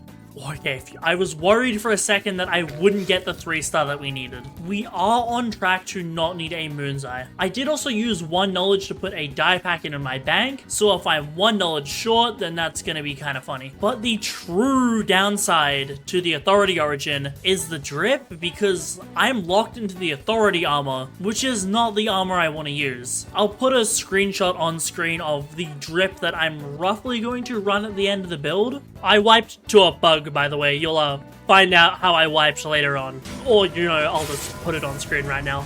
It's going to be a little bit different in-game, but this is what I was going to go for, and I'm sadly locked into the Authority armor that corresponds to the division that I'm going to go to. It's the division with all of those posture talents that I talked about earlier. It's the only one that's really going to be useful for this type of build. The ability to transmog schematics if you don't meet the requirements has been something people have been requesting for a long time, because I remember the Twilight Monarch drip was actually going to be a lot different to how it turned out, because I wanted to use the Sanguine Fury armor set. However, that required Blood Rend and the build never even had it. So it would be incredibly nice to be able to craft any armor set, but you can only actually equip and gain the bonuses if you have the certain stats you need, just so you could have a lot more variety of drip, and you're not locked out of certain drip styles by being a certain origin or having certain stats. And there is Power 5. I don't believe we're gonna get any important cards at this point, so I'm just gonna try and stack folds for the future. That way, when I do get to 25 charisma, there's no way I'm not gonna roll Tough Love. I do want to get some extra rares too, since at some point we are going to need to roll Rush Hour. So hopefully I can remove some of the excess rares from the pool to make it a lot easier to roll. And there is the last of the charisma that we need. Now I just need to start leveling up my Blood Rend, which is going to be incredibly slow, and then I can Blasphemy and Shrine of Order. Okay, wait, I'm actually wrong. We need to get to 35 charisma in order to get Neuroplasticity and Snake Oil. So we do get another power up just from charisma, which I believe should align with our next mantra hand. So hopefully we either roll Spark Swap or Taunt. I'll go for Taunt first, just because there's only support charisma mantras. Thus, it's going to be a lot more likely that we complete the pre-shrine of this build using as little knowledge as possible. Also, before I forget, after this charisma dialogue, let me relog to reset my AWOL timer. Unfortunately, we were 1 point away from being able to get to 35 charisma, but that's probably down to the fact that I leveled up Blood Rend before I even needed to. So kind of my bad for not having a set stat order by now. I'll get Charismatic Cast though, which will lead us into getting Tough Love. It's probably the one talent that I've taken on basically every build I've ever made. Well, besides from the obvious ones like Blood Iron Spirit or Scuba Drowner. Obviously, I'm always taking those because they don't have a stat point requirement. And for the Mantra Hand, okay, we got Spark Swap. That's good, that's good. We got all of the lightning mantras that we need. Now we just need to roll Taunt pre-shrine, which shouldn't be too hard, hopefully. So I'll just go to the Mystic and guarantee charisma mantras. After way too long, there is Power 7. I think this is the... Actually, no, we're gonna get one more power up on the build. Sadly, we're not gonna get a chance to roll for a charisma mantra this time around, but that's fine because it's a 50-50 chance, so there's no way we don't get all the mantras that we need. Sadly, though, it's gonna be a bunch more spamming of the Blood Rend training item for me. And that leaves us with 50 Blood Rend, or essentially the whole pre-shrine done. All I need to do now is buy the ankle weights to get 1 agility, which will power us up. I didn't actually realize it'd do that, but it doesn't matter. There's Rush Hour, the one card we needed from Blood Rend. Now, it doesn't really matter what we get here, so I'll just grab whatever cards and we can reroll them later. We unfortunately didn't get the charisma card that we needed, but that's perfectly fine since we can just Shrine of Blasphemy, which we need to do anyways. What I'm gonna do is I'm going to Shrine of Blasphemy and then I can just Shrine of Order. Yeah, pretty easy. Actually, wait, no, I just noticed I'm already power 8. Okay, if I did take a mantra there, then I could have just... Yeah, I could have just re-rolled it at mini. Okay, yeah. I was used to the version before where I only got to power 7 because I didn't actually think of 35 charisma until later. So yeah, unfortunately, I sort of messed up there, but we can redeem ourselves. I'm thinking, okay, so I can save myself getting an extra floor if I just use a Moon's Eye Tome and then go to the depths to use the Shrine of Unification. Although I am trying to not use Moon's Eye Tomes just to not make people think that I need to. You know what? I'm gonna Shrine of Blasphemy. I think it'll be fine if I do it. It's 1 extra floor, and realistically getting Manic or Squeamish isn't gonna do anything. So I'll just head over to Hidden Village now and do that. Here we are, interact with the shrine, and there we go. Despite being 1 knowledge down, we now have the pre-shrine of the build done without any real issues. So all I've got to do is just wait for the mantra hands and then take taunt. I'm gonna start heading over to Songseeker in order to actually use Shrine of Order. I'm definitely getting way more cards than I need to because I don't even need most of these post-shrine. Yeah, I'll just take whatever. Unfortunately, I'm not getting folds in my hands. Okay, now we're at the mantra hands and taunt. That is the final mantra we need pre-shrine. I'm just gonna double check that just in case. Okay, yep, we have all of the stuff we need pre-shrine, so it's as simple as investing 1 point into strength. Actually, we're getting two traits. Okay, now, okay, we're getting 3 traits. We'll go into Song Chant just to buff up our Gale mantras. 1 point into strength. Really? We don't have any strength points? Okay, well, I can just do this event over here. Never mind, there's no homeless people. Normally, there's guys over here that I can, like, do an event with. Okay, well, I guess I'm using my autodidact points. 1 point into strength and 1 point with the heavy weapon manual. We don't have a heavy weapon point either. Okay, that's just unlucky. Okay, now that should be literally everything we need to do. So let's head over to Songseeker. I just realized I didn't check what floor I got and deficient.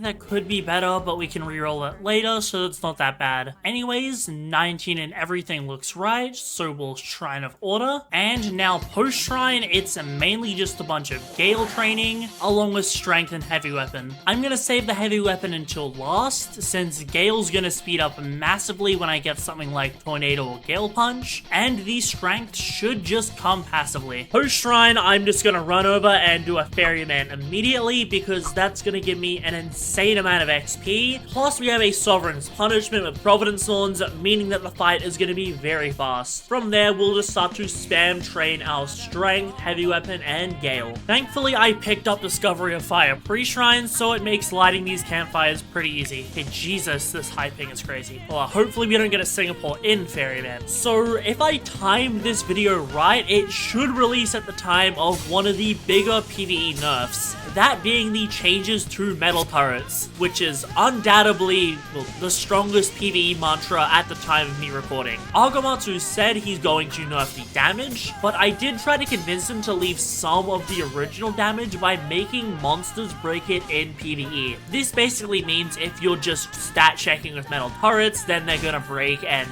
not deal as much damage anymore. So this hopefully means that we're gonna get some sort of middle ground between keeping metal turrets as high damage, but still requiring you to actually know how to fight the boss instead of just popping in portals and cheesing it. Although I will say, given the track record of previous nerfs, it might be a little bit of a gut. Because, for example, Updraft was incredibly strong during Prime Gale, however, Updraft was nerfed to about 1/3 of its original damage in PvE, which basically made it useless, and you never really see anyone running Updraft anymore. Although there has been some nerfs, like, well, the Gale nerf, which still left it decent, so I'm hoping for the best for metal turrets, since you do need 100 intelligence to really make it worth it. Even if metal turrets does become completely gutted though, Iron Sing is still good anyways, giving you a bunch of damage through stuff like Metal Rain, Oxidizing Rush, and Metal Gatling,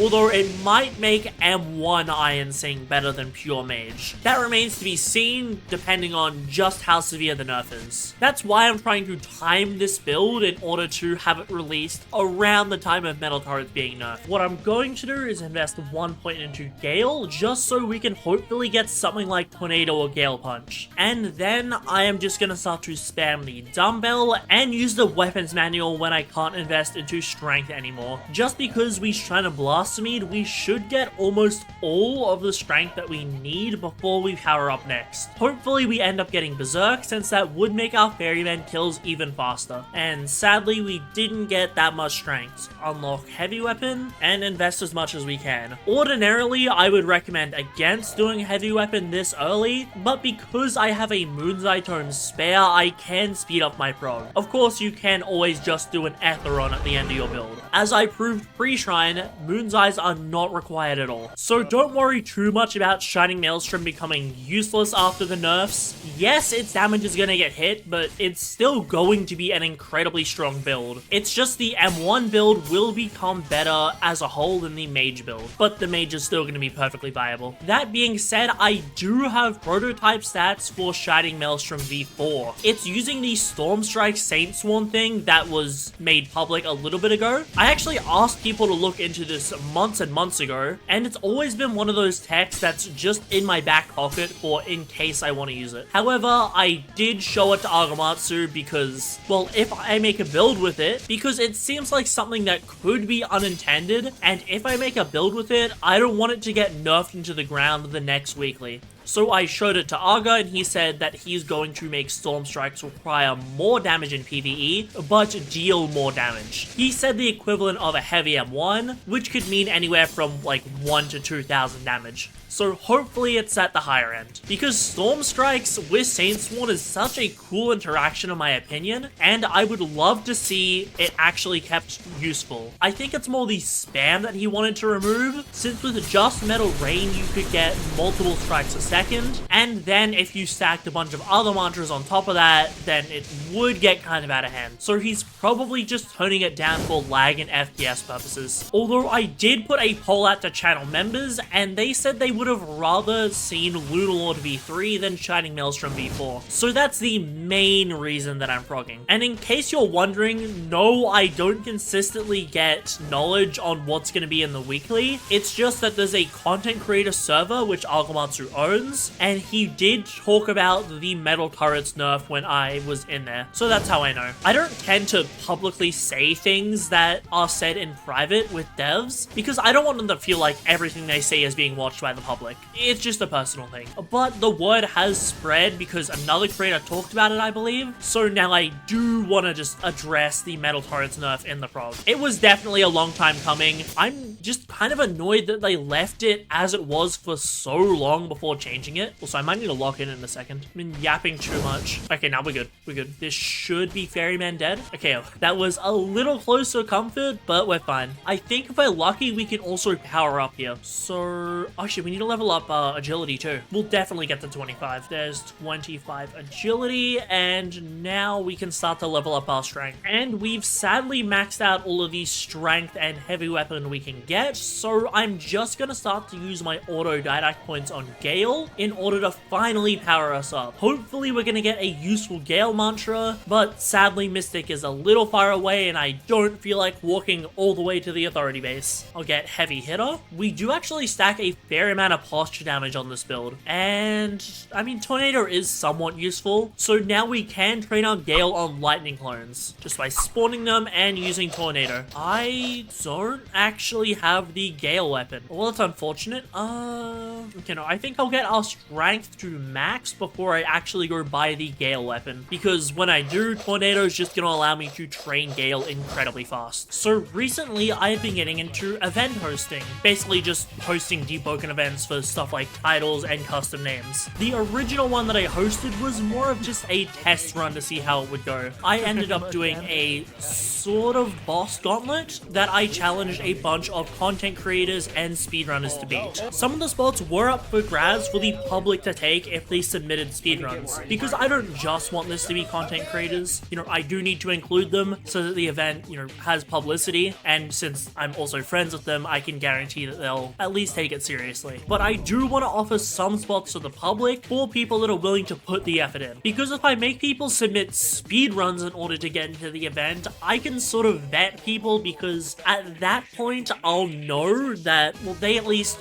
know the fundamentals of how to make a good and use a good PvE build. Whereas if I just made it random, there's a chance I get someone new to the game, which there's nothing wrong with being new to the game, but if I'm trying to make a boss rush event that shows how good PvE can be, then I would preferably like to have more experienced players. So I would definitely consider the first event to be a success. While there was obviously some hiccups along the way, mainly in how some monsters performed when spawned in. For example, Ferryman just voided himself in that event, which, I mean, not the worst thing that could happen. Originally, I was gonna have things like Duke and Maestro spawn in, however, they would just target stuff across the map and it would be a whole big mess. Side note, if you do have any ideas for future events, you know, do leave them in the comments, and I could consider doing an event like that in the future. Since there is definitely a lot of events I want to host, it's more just getting people for those events and then scheduling a time that is the main issues. Because, you know, I've got to juggle doing that event with my actual main content as well. That's why I'm not constantly hosting them. Oh yeah, plus I don't want to give away too many titles or ask for too many, since they are meant to be special. That being said though, the mod that's actually making all these events possible is Postcat, who, I mean, she's amazing. I literally couldn't have asked for a better contact to start hosting events, because for the speedrun server, we ended up doing a bounty where basically you'd gain points for how high your placement on the leaderboards was for a run. And originally, I was just asking for one title, maybe a custom name or two if we got enough players, and Toastcat literally said that she would just give us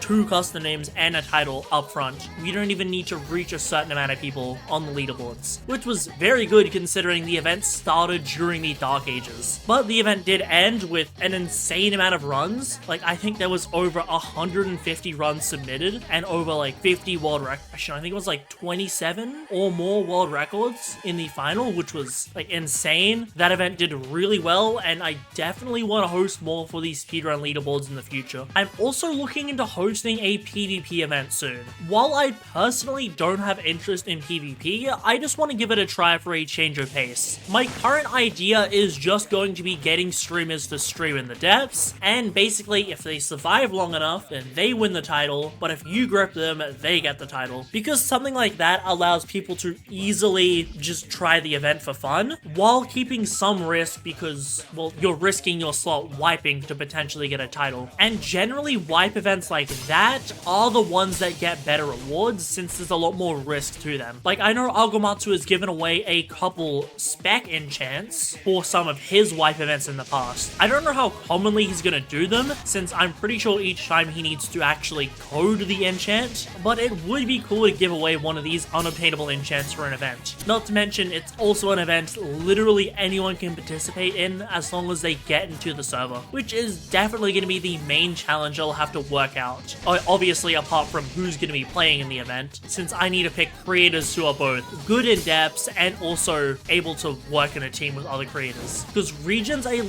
big limiting factor to events, because if I do EU servers, then the NA players are going to be higher ping, but if I do NA servers, then the EU players are going to be higher ping. So I do have to find a middle ground, but I feel like if I do a depths event with, let's just say 6 people versus however many people can join the server, I feel like at that point, even if you are 200 ping, it's still winnable because there's different play styles you can play to survive. But the event is still in its very early stages of planning, so if you have any good ideas for the event, or even some content creators you think would be good at it, definitely let me know in the comments, and I can try to get in touch with them when I flesh out the event a little more and actually talk to Toast about organizing rewards. We're only a couple strength away from hitting 80, so I'm just gonna chop down trees, that way I do get a little bit of strength XP, plus I'm gonna need the wood in order to do more Ferryman later anyways. This is certainly not the fastest way, but I mean, it's at least a little more productive than just spamming the dumbbell. There is 80 strength, which is all we need on the build. Now I'll just lock it, and I think I might as well train Gay.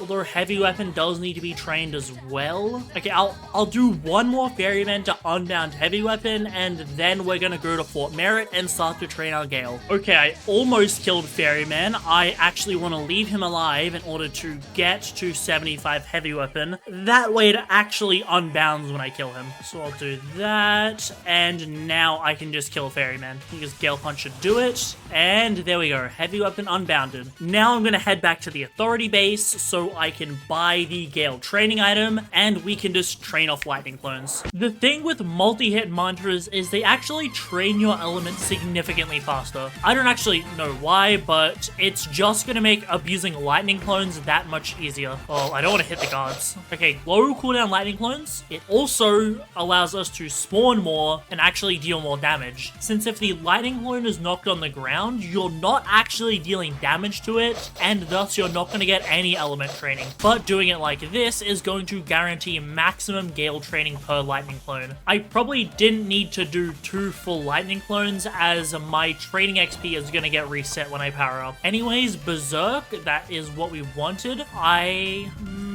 I don't know if I'll get going nowhere. It's good, but I probably don't need it. That being said, there is a lot of extra talent cards that we do get on this build, so maybe I'll have room for it in the future. I'll grab Risky Moves, that's really good for Atheron. Then I'll get Song Chant, and now it's just spamming the Gale and killing my own Lightning Clone. And with this next Gale Breath point, there is Power 18. I am going to Mystic for Wind Passage, as we're still taking it on this build, since it's incredibly good for layer 2. I don't actually... Suffocating Impact is decent for humanoids. I'll get Spine Cutter, that's going to increase our damage nicely. And, okay, I will freeze Twisted Kicks and take Wind Passage here. We only need 10 more Gale points, but at this point of the build, we can just do this to get to 60 Gale, and then let's get to 100 Weapon. Autodidact is such nice quality of life since the build just kind of ends early and you can skip the more annoying stuff to train like heavy weapon. Since if I wasn't training it in tandem with other stats while doing Ferryman, it would have been incredibly aids to train. Anyways, 5 Song Chant, and we'll keep leveling up our... Actually, we need 5 willpower before I forget. There we go. That will give us plus 5 HP, which is nice for the overall tankiness of the build. I'll grab Wind Step for the double jump. Don't need any of these. I guess I'll grab Fast Blade, get Aftercut for the additional damage, and I guess I'll just grab Twister Kicks. We'll get the other mantras that we need later on. 6 Song Chant, and now we can cap this off with 100 Heavy Weapon. There we go. I have 5 points left, so I figured it's probably best for me to get Nullifying Clarity, because sometimes that's going to give us more damage. I probably should have done that before I did the Heavy Weapon, but oh well. Anyways, from here, I'm going to transfer over the equipment we're going to be using, and we can do a couple more Ferryman, and then go bell check. The bell we want is obviously going to be Crazy Slots. I think I might have forgot to be recording, but I am in a VC with people, and I did get somebody to let me grip them, which is required for Star Kindred. So I'm just going to talk to this NPC, and now I'm pretty sure I have to go to that Void Zone Hive in order to grip that NPC. So from memory, the Star Kindred NPC should spawn around here. I haven't got this oath in an incredibly long time, so I'm not actually too sure. Maybe it bugs if I hop servers? I hope it doesn't, because that would be a little inconvenient, but I feel like it should have been around here. Okay, let me just quickly check the wiki just in case. Okay, so after checking the wiki, it appears that I have to go over to Miner's Landing at that Void Zone across the ocean in order to get Star Kindred. I can't remember why I thought there was an NPC here. They must have changed it, or I've simply just forgotten. Okay, here we are. I am just gonna loot the Calabash Bush because I am getting mildly hungry, as you could probably tell by my vision a second ago. Now, where would this NPC be? Let me see if I can get a video. Okay, he should just be around here. According to the guide that I'm watching, he should just spawn in here. Maybe I can't change servers and that's an issue? If so, that would be kind of annoying, but very Deepwoken-like. Okay, I'll go back to the temple, talk to the NPC again, and then try to kill the angel. Okay, attempt 2. Now, I should be able to find that angel unless they've changed the spawn location or it's literally just bugged. Okay, finally it spawned in. The spawn took a while, and this is not the time for my ping to be doing this. Okay, I think we should be good now. Okay, surprisingly, he is not very... Oh, what? What? How did this man get up when I already downed him and attacked me? He's immortal! He's actually immortal! Okay, wait, maybe if I insta-grip him. I think he might have died. I don't know, we get a lag spike and then he just disappeared. What that NPC was actually immortal! He came back in the grip animation to attack me. So we should be able to go back, and once the screen unfades to black, there is Star Kindred. So let's just... Can I not? Wait, what? Huh? Okay, what? I should be able to max the oath out.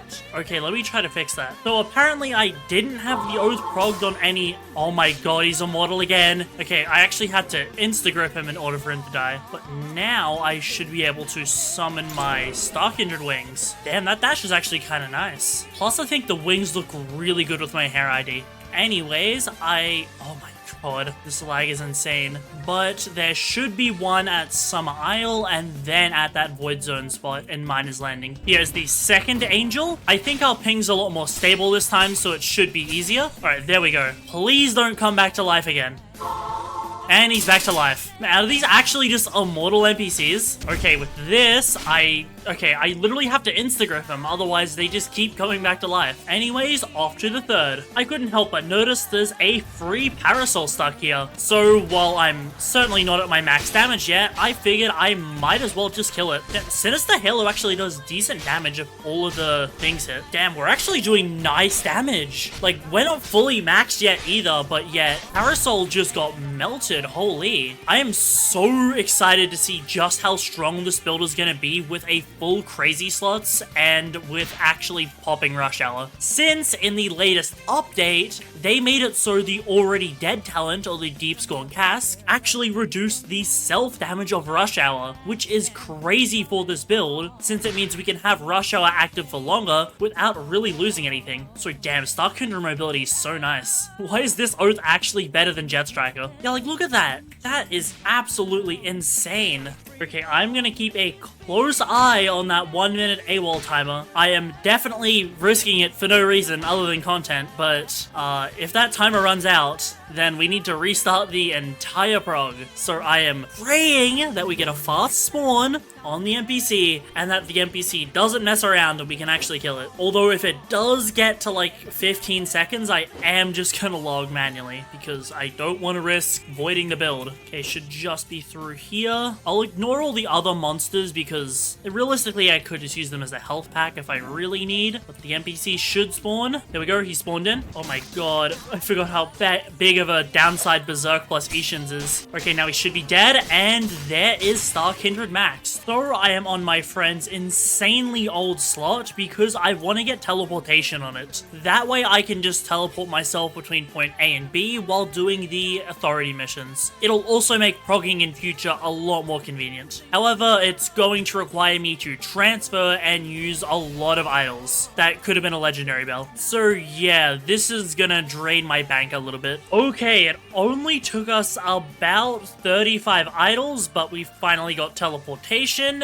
and I can corrupt it. Okay, let's head to the Eastern Luminant. Oh my, okay, why is Shoulder Bash bound to C? Okay, we'll head to the Eastern Luminant and I'm just gonna place down some markers on the major islands. Thanks to my speedrunner friend Dust, who is taxiing me around, we finally got the first promotion. If you're wondering why I haven't bothered to record, it's because, well, I mean, the missions, they aren't like super interesting. It's just me teleporting around, waiting for NPCs to spawn and then one-shotting them. Anyways, I don't think we need either of these. And 2 more opponents using a shield. No, we don't need that. Steel Tread, maybe. I don't want to move slower. Unique 2-hit flourish. That does not knock back. That's actually kind of useful. Right, we're going to grab those, and Dust is going to keep carrying me through missions. It's going to be a lot of grinding. By the way, guys, I forgot to say, go subscribe to Dust. He posts cool speedrunning content, and he's helping bring this video to you like 2 hours faster since I don't have to do all this sailing. How do I beat this mission?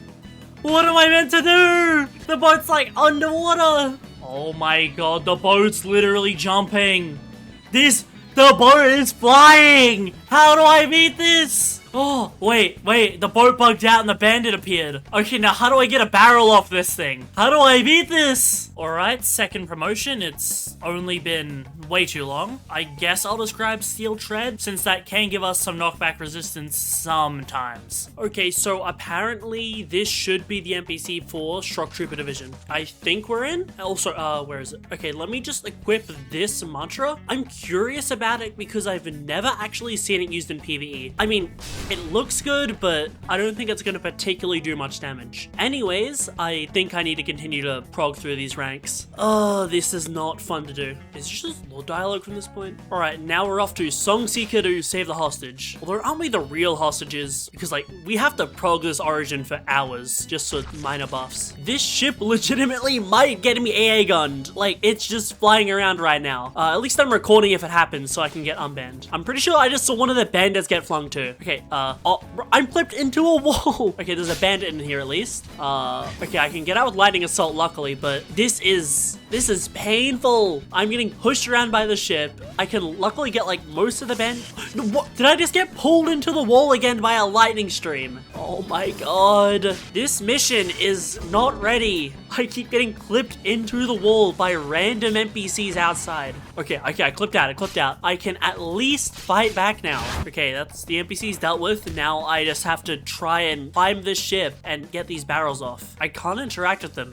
What? The boat's so buggy, I can't even take the barrels off. That's like the whole point of this mission. Okay, I need to try and get out. The boat's becoming more and more unstable. Why does it keep clipping me into this random wall? And the boat is cheating again. Yeah, it's gonna be a little hard to complete this mission. At least there's a barrel here. I don't know if this is gonna give me credit for the mission at all. Crash into it, stop the boat. Oh, wait, why did that actually kind of work? We actually kind of stopped the boat. Okay, it's still really hard to get the barrels. It's like building up speed right now and it's, oh, mission failed? What? What was I meant to do there? The boat just like flew into layer 3. It actually was a building up momentum just to, yeah. Something tells me that this authority mission was not quite ready to ship, but no pun intended. Honestly, me and Dust just decided to give up on the authority origin. Even though we had teleportation, that mission was just so buggy and kept losing us points. So we decided that it just wasn't worth it to do because we kept getting sent back or having to log from missions. The posture break talents won't even be that impactful because realistically, you can't even do Duke on this origin, so I'd need another account just to open the door just to do Duke. Honestly, just because I can't do Duke, that's the main reason that I'm considering just swapping to Deepbound. Could I go AWOL? Wait, no, I don't think you can even go AWOL now that I'm in a division. I'm actually trapped into a division that's actively hurting my build. I think you guys can see why I disagree with the Authority origin, because like, sure, it gives you QOL, but like, I'm permanently stuck with these debuffs. I mean, I did pick it when I chose the origin, sure, that is on me, but yeah, I'm probably gonna reprog this entire origin as Deepbound just because I want actual QOL. I mean, I gave this origin a chance. Like, I took the time to prog with it to see if, you know, it was actually worth it, but this origin is just all style, no substance. It looks really good, but it's not good. Also, we didn't get anything we wanted from the bell. If you're wondering, we're after crazy slots. Out of curiosity, I'm also gonna pop a couple buffs to try and actually kill this bounder. This is gonna be not reflective at all of how fast we're gonna kill it in the end, because, well, that's 4 hits there, but obviously we didn't have all of our buffs active, we had no chain stacks, and obviously we had no crazy slots. That's an alright kill time for how little buffs we had active. After this, I did indeed go reprog the entire build as a Deepbound, but I got to the same point. I'm just gonna reroll my Bell at Young Shoal, where after crazy slots, which unfortunately it doesn't look like we're gonna get, so I'm just gonna keep rolling. I have notoriously bad luck with my bells. So many times I've gotten several corrupt bells for a normal common bell, and I am just after crazy slots. I keep saying this, but no one really uses the NPC that tells you your resonance progression anymore.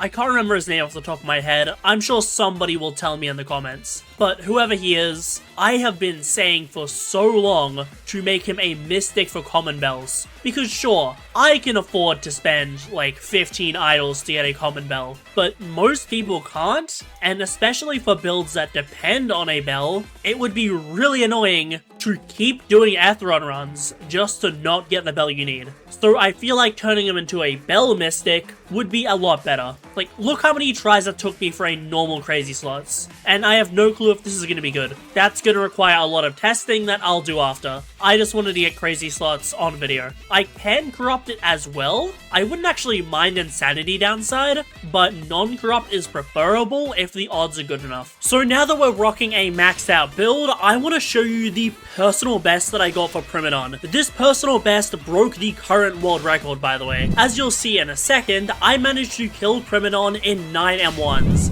but it easily could have been 8 if I popped Aftercut.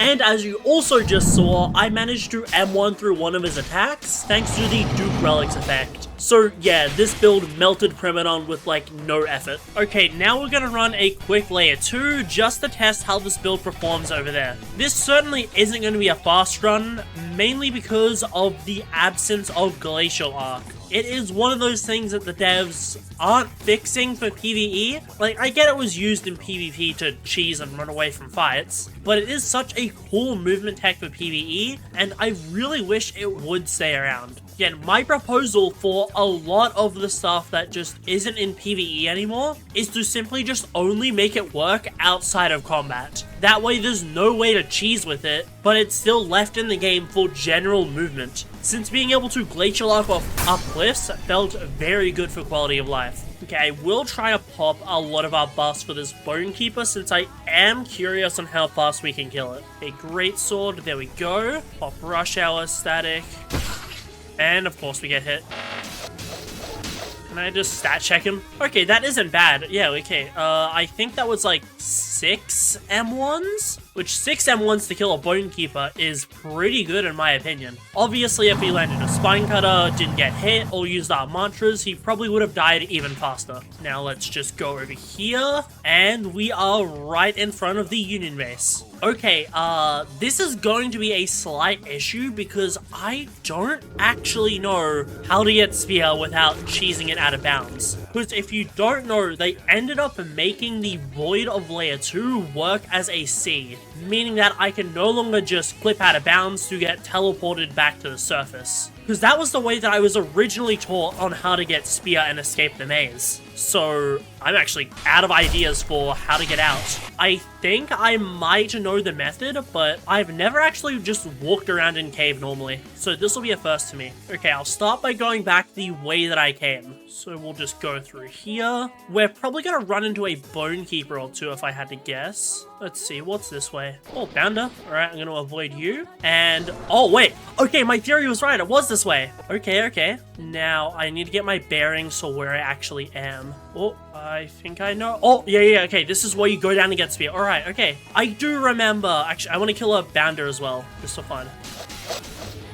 Okay, that wasn't bad. 3 hits to kill a Bounder. Obviously, we weren't popping like all of our buffs, so probably 2 hits with all of our buffs. So it'd probably be 2 hits if I actually popped all my buffs, and 1 hit before I even reach max chain. There's Etheron's Gaze, so let's actually go through Bounder's Nest. Looking back on it, I honestly regret taking the Gale. While Gale is a very strong attunement, it just isn't as strong as completely maxed out M1s, which is why I didn't really use Gale against Primonon. It does give you some really good quality of life mobility, which like the ability to double jump as well as Gale Leap and Wind Passage in Layer 2 are super nice, don't get me wrong, but it probably would have been better if I went something like Blind Seer in order to get the buffs from that, or potentially just went Iron Sing. So that's why the official build that I release may be slightly different. I just want to look into what Aftercut actually does, because if you don't know, enemies that resist Gale will take less damage from Aftercut. Now I'm just going to try to build max chain off this Bonekeeper.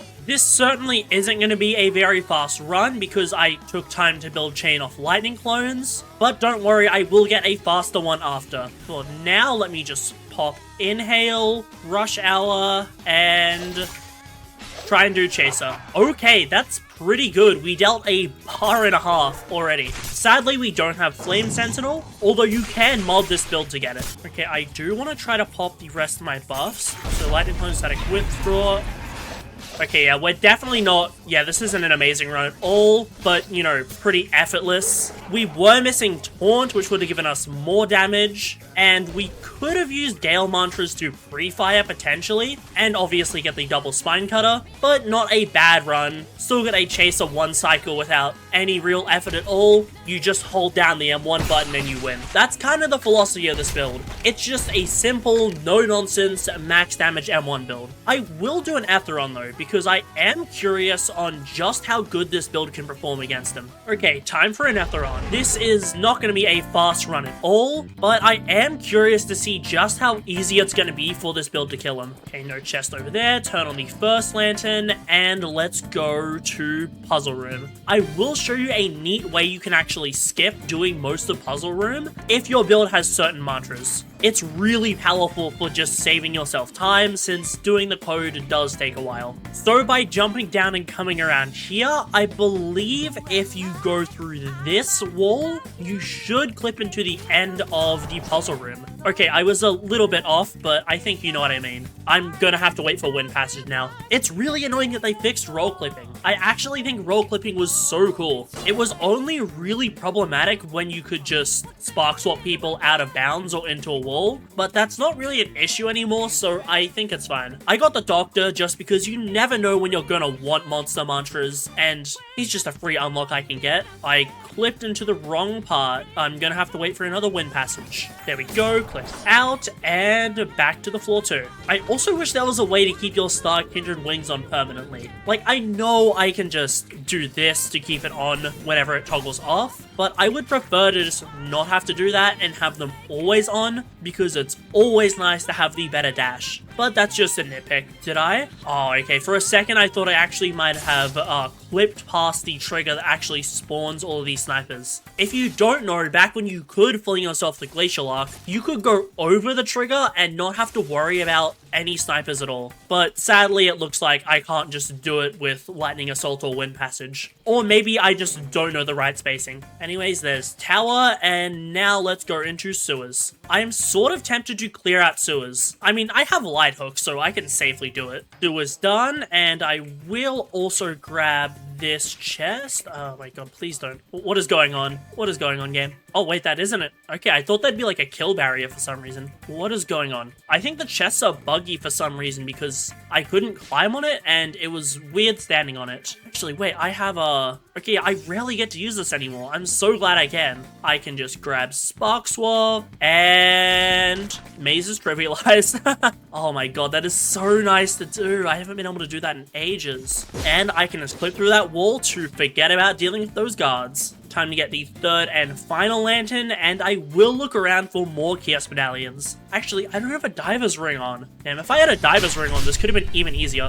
I will try to health back up one of these guys though. I would rather be at higher health and not have to AFK in order to regen with Warrior's Respite. Here we are at Etheron. I'm just gonna recast my Gale Wisp beforehand, and I am going to re-equip Taunt. Just because we don't really need Spark Swap right now, and let's start the fight. This is obviously going to be an easy one cycle. I'm just gonna try to count the M1s when we actually stun him. Keep in mind, we're not gonna have max chain, and I am missing 5% from not having a Diver's Ring equipped. Oh my god, we're laggy. Well, hopefully that lag doesn't come back to bite me.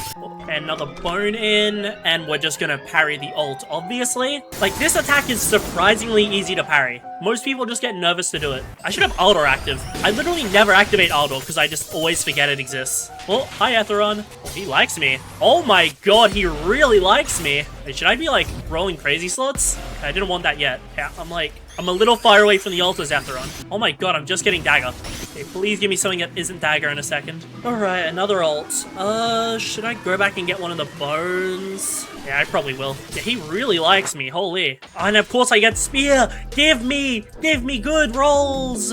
Why is it when I'm in Etheron, I'm getting like the worst crazy slots rolls? But I'm getting, oh my god. Okay, please don't get a lag spike like that during an ult. Stop slamming, I can't attack back. This is the wrong time to be using that bone attack. Oh, I am so nervous with this lag. I have luckily never wiped to Etheron before. Just, actually, I haven't wiped to the escape sequence either. I've just wiped in floor 2 when I first started. Okay, okay, Divine Great Axe, good. Okay, now I need to get down, Rush Hour, that. Berserk? Berserk isn't active. I'm pressing 5. Berserk does not want to activate. Berserk does not want to activate. So since Berserk just decided to not activate for some reason, I'll show on screen what a actual one cycle Etheron would look like if I can activate my buffs. This was done by leaving Etheron at full HP intentionally. I didn't have a Diver's Ring, and I don't even have Etheron's Bestiary Max. So I pretty easily one cycled. Also, I did try using Sightless Beam just out of curiosity, and no, for some reason Sightless Beam is completely horrible against Etheron.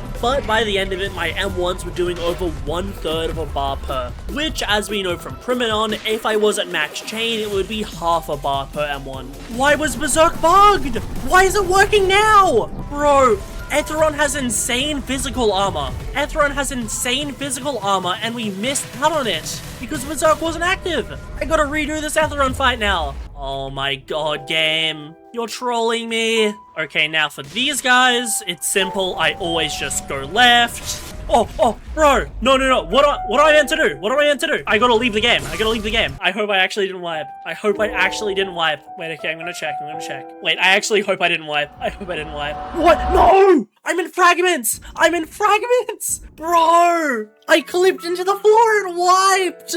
That is BS. I can get a restore at least because I was recording for like a fair bit of that. So I reprogged the entire build, no trial of 1. I'm at the end of it in 33 minutes, which is crazy. I'm just gonna get let down to layer 2 so I can get 2 knowledge, so I don't even need to use a Moon's Eye Tome pre-shrine. So this random Voidwalker freshie jumped in my layer 2. He's gonna get heretics, I've gotta do knowledge quests, so we both benefit. Also, that was 33 minutes while sailing all the way from Vigils to Trial of 1. And you can't do Trial of 1 on a deep bound, I just forgot. Anyways, that should be +2 knowledge. There we go, now I can just go Shrine of Chance, Rush Hour. Also, don't worry, I'm not gonna make you watch the second half of the prog. I just wanted to reiterate how broken Scholar's Brew was and how easy this build is to prog without a Moon's Eye. Honestly, I might be entering the simple skip Agrippa era for a little bit, as my next build is also very simple achievement-wise, and I also plan to do a beginner gonna build very soon. That being said, I do have a 6 attunement mage planned, so like,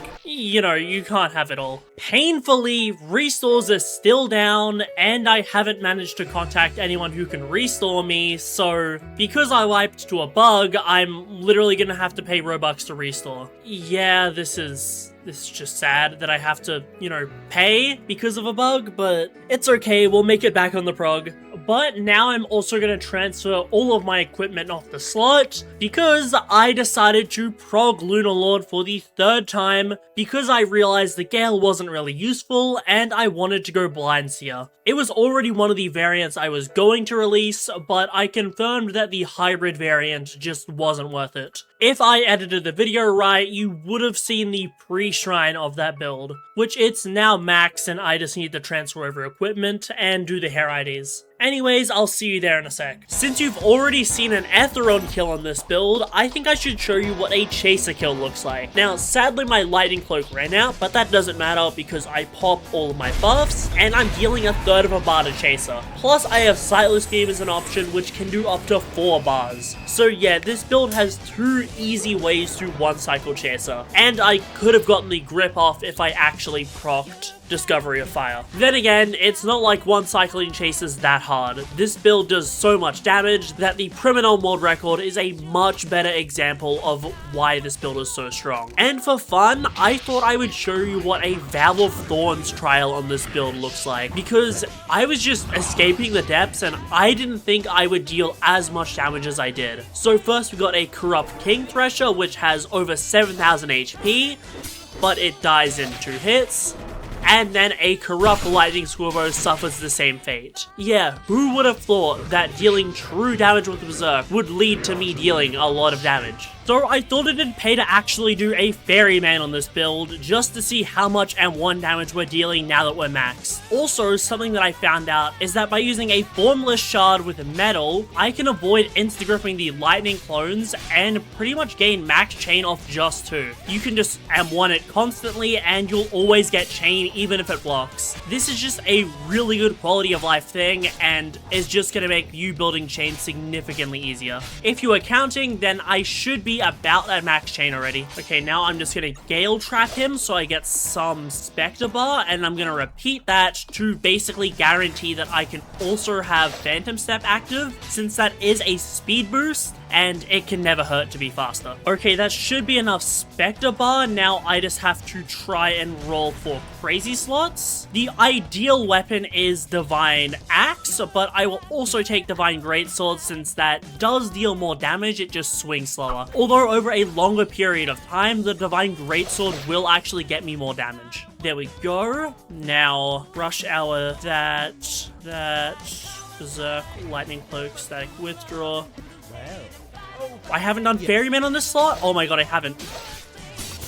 Okay, well this is not going to be fast at all because we haven't done a single Ferryman. Man, that could have been so much fun. You know, I'm redoing this. We could have easily gotten faster. Okay, another attempt. Just gonna roll for crazy slots. Also, I think I can place a Gale Trap underneath the start of... Okay, no, that's too far away. Guess it's like an invisible hitbox random or something. Anyways, toggle...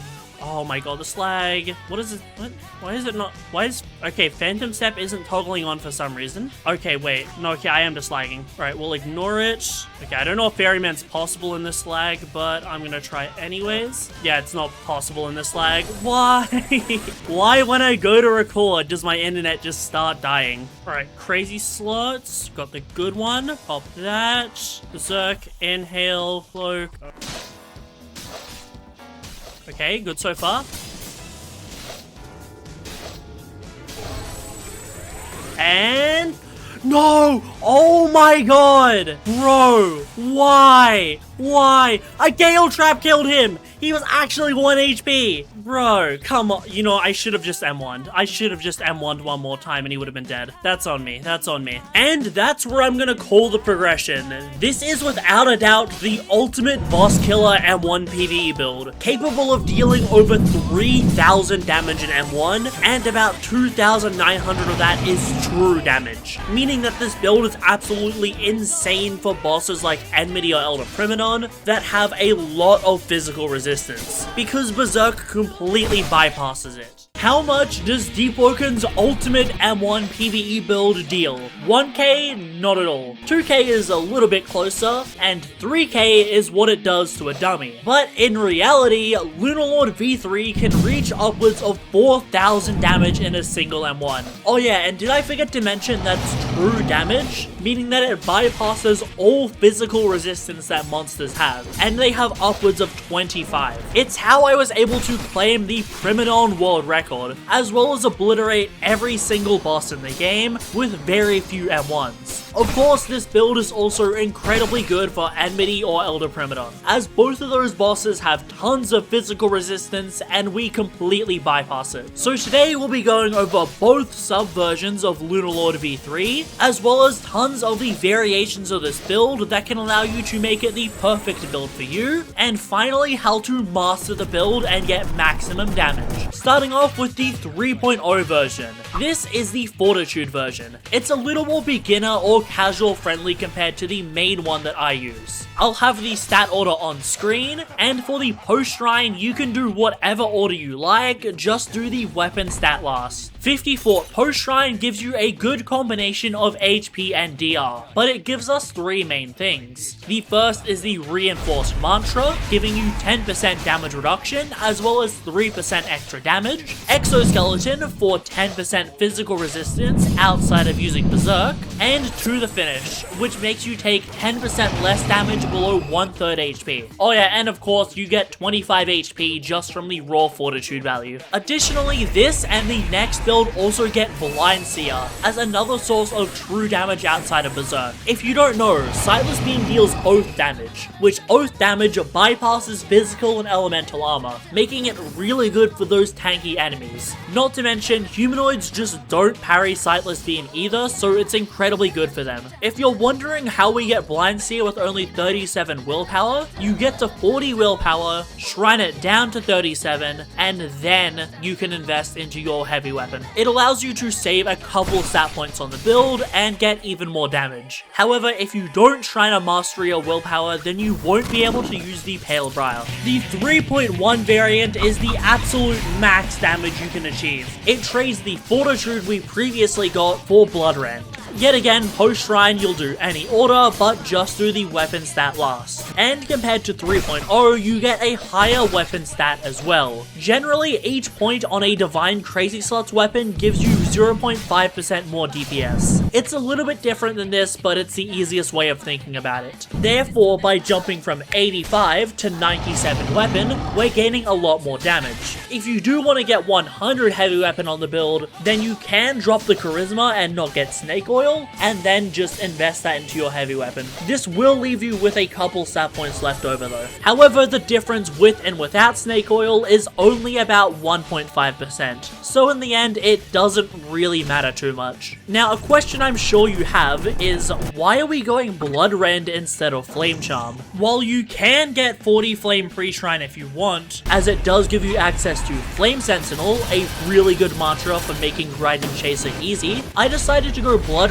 as it's a 15% damage increase to all sources, including Speed Demon. On top of that, it has 100% uptime and works in water. Not to mention the damage that it deals to you can be reduced with a Deep Storm cast. So I consider Bloodrend's Rush Hour to be a little bit better than Flame Within in certain cases. The main thing that separates version 2 from version 3 is the buffs simply being a lot more optimized for uptime and convenience. Another alternative that you might have pointed out is, why are we not going 20 Shadowcast? If you don't know, Shade Devour gives you a 25% damage buff for only investing 20 points. However, there's three big issues with Shade Devour. The first is the uptime, as you need to reapply the buff relatively frequently. The second is that it disables Spine Cutter, meaning that we can't achieve absolute maximum damage. And the third is, there really isn't anything else we can do with our points. You're just just going to be left with getting excess strength, which isn't really going to do anything. So overall, that's why I consider Rush Hour to be one of the best buffs in the game. When you're using all of the damage buffs and have max chain built up, this build can match the power of Sightless Beam, dealing pretty much equal damage to it, which is crazy that M1s are able to match the power of probably the strongest PvE mantra in the game. However, we still go Blind Seer as it has good quality of life, plus Sightless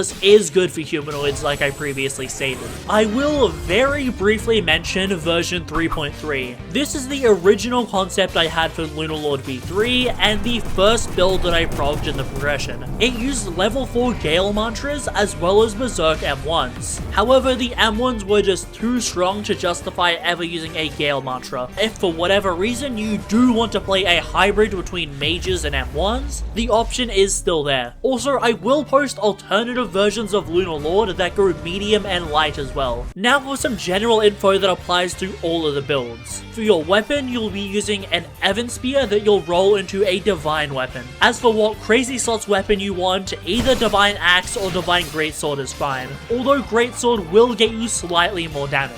Your enchant is going to be Astral, as when paired with the Celestial Boots, you gain 25% extra damage, bypassing the damage cap. However, this will require you to grind 2 Astral Enchant Stones and 2 Star Boots. So if you don't have it, you can use Grim or Providence Stones as a placeholder, but definitely get Astral as soon as you can, as it is a huge buff. Your armor is either going to be Ignition Deep Delver or Tide Knight. Tide Knight is a sort of way of getting around the Berserk downside, as if you take too much damage, you'll get a damage and defense buff, as well as become unknockable. Whereas Tide Knight is just generally good, giving you a lot of resistances and the ability to parry perilous attacks. Fun fact, Tide Knight was the original gimmick of Lunar Lord V1, where the goal was to take as much damage as possible to proc it. I'll have a list of all of the mantra mods in my Discord, just because I can edit a list in post if the meta ever changes, but I can't edit a video in post. Now let's move on to what modifications you can make to the build. Starting with the Oath. The base Oath, as previously discussed, is Blind Seer, Sightless Beam for insane damage, Tranquil Circle as a situational way to gain more monster armor, and Mind Soothe as a support mantra for healing people in a game mode like Hell Mode or Enmity. It's just a really good Oath all around. Alternatively, you have Blade Harper. This Oath is actually half decent for PvP, allowing you to pull off combos and land M1s. Not to mention, you also get a way to insta-grip humanoids in Decimate. Plus, Blade Harper is just a really cool Oath. The next is Star Kindred. Sinister Halo is a decent pre-fire mantra, dealing okay damage, but the main reason that you would pick it is the better Star Kindred dashes. Another mod that I previously said was just swapping the Blood Rend for 40 Flame Charm if you want to be able to insta-break all of Chase's jars with Flame Sentinel. It's okay to take a slight damage reduction since you don't need absolutely maximum damage for Chaser. This build easily one-cycles him. Now finally, how do you master this PvE build to gain 4000 damage in M1? If you haven't, go max your Bestiary. I have a guide on my channel out for that. But something that's easy to forget and can result in a lot of damage loss is inhaling a Gale mantra. Wind Passage is purposely modified to take more ether to make this inhale last longer. As if you don't know, inhale's duration scales with the ether cost of whatever you inhale. Therefore, heavily modifying Wind Passage means that you're going to be proccing Aftercut on your M1s for as long as possible. If for whatever reason Wind Passage is on cooldown, just inhale something like Gale Trap or Gale Lunge.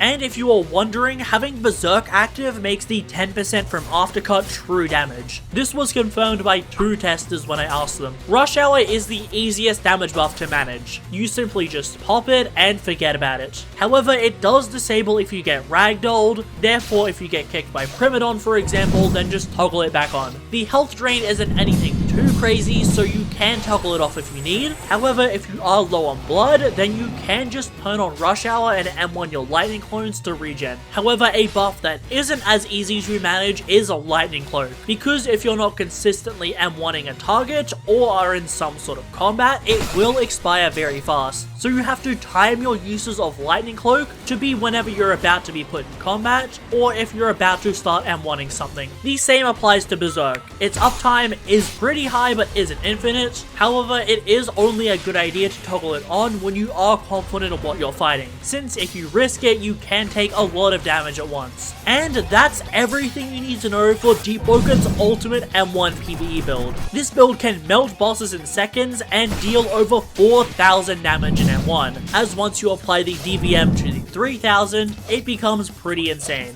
You can easily farm relics with this build, as it can shred through the HP bars of even the strongest bosses in the game. M1s are the strongest damage source in all of Deepwoken, and with the recent buffs, more specifically guns gaining a far quicker swing speed, and daggers having incredible burst damage with Knife's Journey, there is new metas to push the boundaries of M1 damage even further. This build is easily capable of over 4,000 true DPS. With it, I managed to gain the Priminol world record once again, as well as get a 0 cycle on Etheron. And of course, this build obviously works with medium and heavy weapons as well. So I'll be dropping all of the build maker links and variations at 2,000 likes or 500 subscribers gained. Make sure you join the Discord so you don't miss it. And a huge thank you to my channel members, especially those kind souls on the Mega and Super tiers. They get these videos early, along with other channel member perks. As if it couldn't get any worse after the last patches, it's already looking slightly worse. And honestly, this patch feels a little targeted. The first thing that you can tell is weird is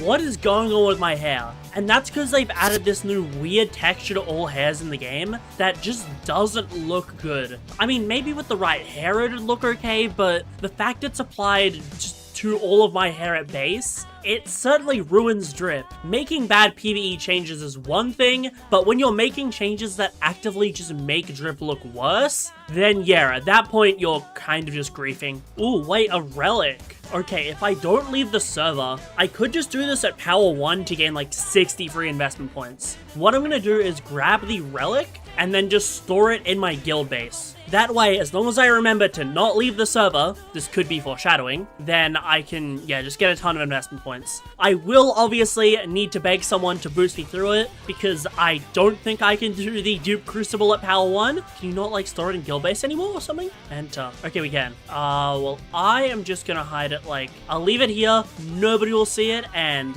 yeah, I just need to remember to ask someone. Fans of the channel will know that one of my most recent builds was a Soul Beam PvE. It's been in the game for months and months and months. I've always known it was like pretty good for PvE, but I decided to finally make a build with it, and the build actually turned out pretty good. In total, I believe it would deal a little over 30k to certain targets I had DVM against, which 30k sounds amazing, but like that's 30k when I had to set up an entire build around it, plus I had to get the space to use it and actually not get interrupted while casting it. So it certainly wasn't meta, but it was definitely really good if used properly. At its peak, with all of my damage buffs and all that, it would get around 3,600 DPS, which I think is pretty good for something that you can only use once per fight. Even so, the devs didn't think so, and they hit it with an insane 45% nerf. And don't get me wrong, I'm actually fine with nerfs to really strong stuff in this game, but after the nerf, they reduced Soul Beam to a mere 2,000 true DPS, because they made it oath damage that was the change. But this really doesn't make up for just how much less damage it does, because 2,000 true DPS, that's achievable by like Lunarlord v1. That is really not that much. And even when I took the Elder Lich PvE into bosses like Ferryman, I just did not notice the oath damage even doing anything. Because before, from my testing against players, I didn't actually notice a change when using Master Armor versus Freshy Rags. Maybe my testing was just somehow wrong, but yeah, according to Argomatsu, he definitely made sure it wasn't dealing oath damage before. So I have no clue what's up with Soul Beam, but yeah, this change, it just ruined the build, and people voted that it wasn't even worth me making a video on it anymore. So it really sucks that this nerf happened, which definitely feels targeted. Oh my, no way. This is crazy. If you remember, at the start of the previous progression, this text box was bugged, and I couldn't exit it. And this text box is now bugged again, and I can't exit it. Incredible work, game. That's almost funny to me that both of these progressions have started the same, with me talking about incredibly bad patch notes and then getting bugged. at least Vigil's guards still don't aggro when I shoot them with fire gun. So that's like free training right there. Okay, but while I am complaining about the patch a lot, and I feel like it's somewhat justified, there was a little bit of good that came out from it. First of all, Decimate wasn't getting its 2x buff from being in the true reveal stage, which is kind of odd. I don't know how they missed that, but okay, that's fixed now, so Blade Hopper is good. They did give Palm Strike a little bit of a nerf, but it is actually still overall very good. I think it's slightly more worth it than a max power M1, which is where it definitely should be. It's strong, but it's not overwhelmingly strong. However, due to the fact that Decimate just wasn't working with Blade Hopper in PvE, we got Palm Strike dealing way too much damage, and apparently Soul Beam was just given a 45% nerf and made useless out of nowhere. Yet again, I don't know if they're letting anyone test like exact numbers in PvE, because the numbers that we're getting in game, they're just either way too overtuned or they're way too undertuned. Well, at least in some of the cases, like Contractor and all that could be very balanced, but I just don't have a Contractor build. That's someone using a Shadow Gun. Oh, they're fighting this max power. Why is he just killing Vigil's guards? Kinda random, but okay. Oh wait, I just realized I left the server. Oh my god, I literally did have to leave the server because the dialogue boxes were bugged. So that means I lost my relic, I'm pretty sure. No way. Oh my god, this foreshadowing, you can't make this up. I literally had to leave the server because of a bug and I lost the relic. I mean, it's fine, it's just 63 points. When this build isn't really that hard to prog anyways, so I'll be fine. I also want to make this very clear for anyone that thinks it's like okay to spread hate after this. Yes, I am complaining about the treatment of PvE. Yes, I think the treatment of PvE and some of the weekly patches are kind of out of touch. But this is not an excuse to actually go spread hate to the devs or the testers. In reality, I have no clue what's going on behind the scenes, so I can't say for sure why things are like what they're like. I'm just doing my best to guess, and I don't want my opinions to actually cause anyone to spread any serious hate. I think it's okay to dislike and to ask questions,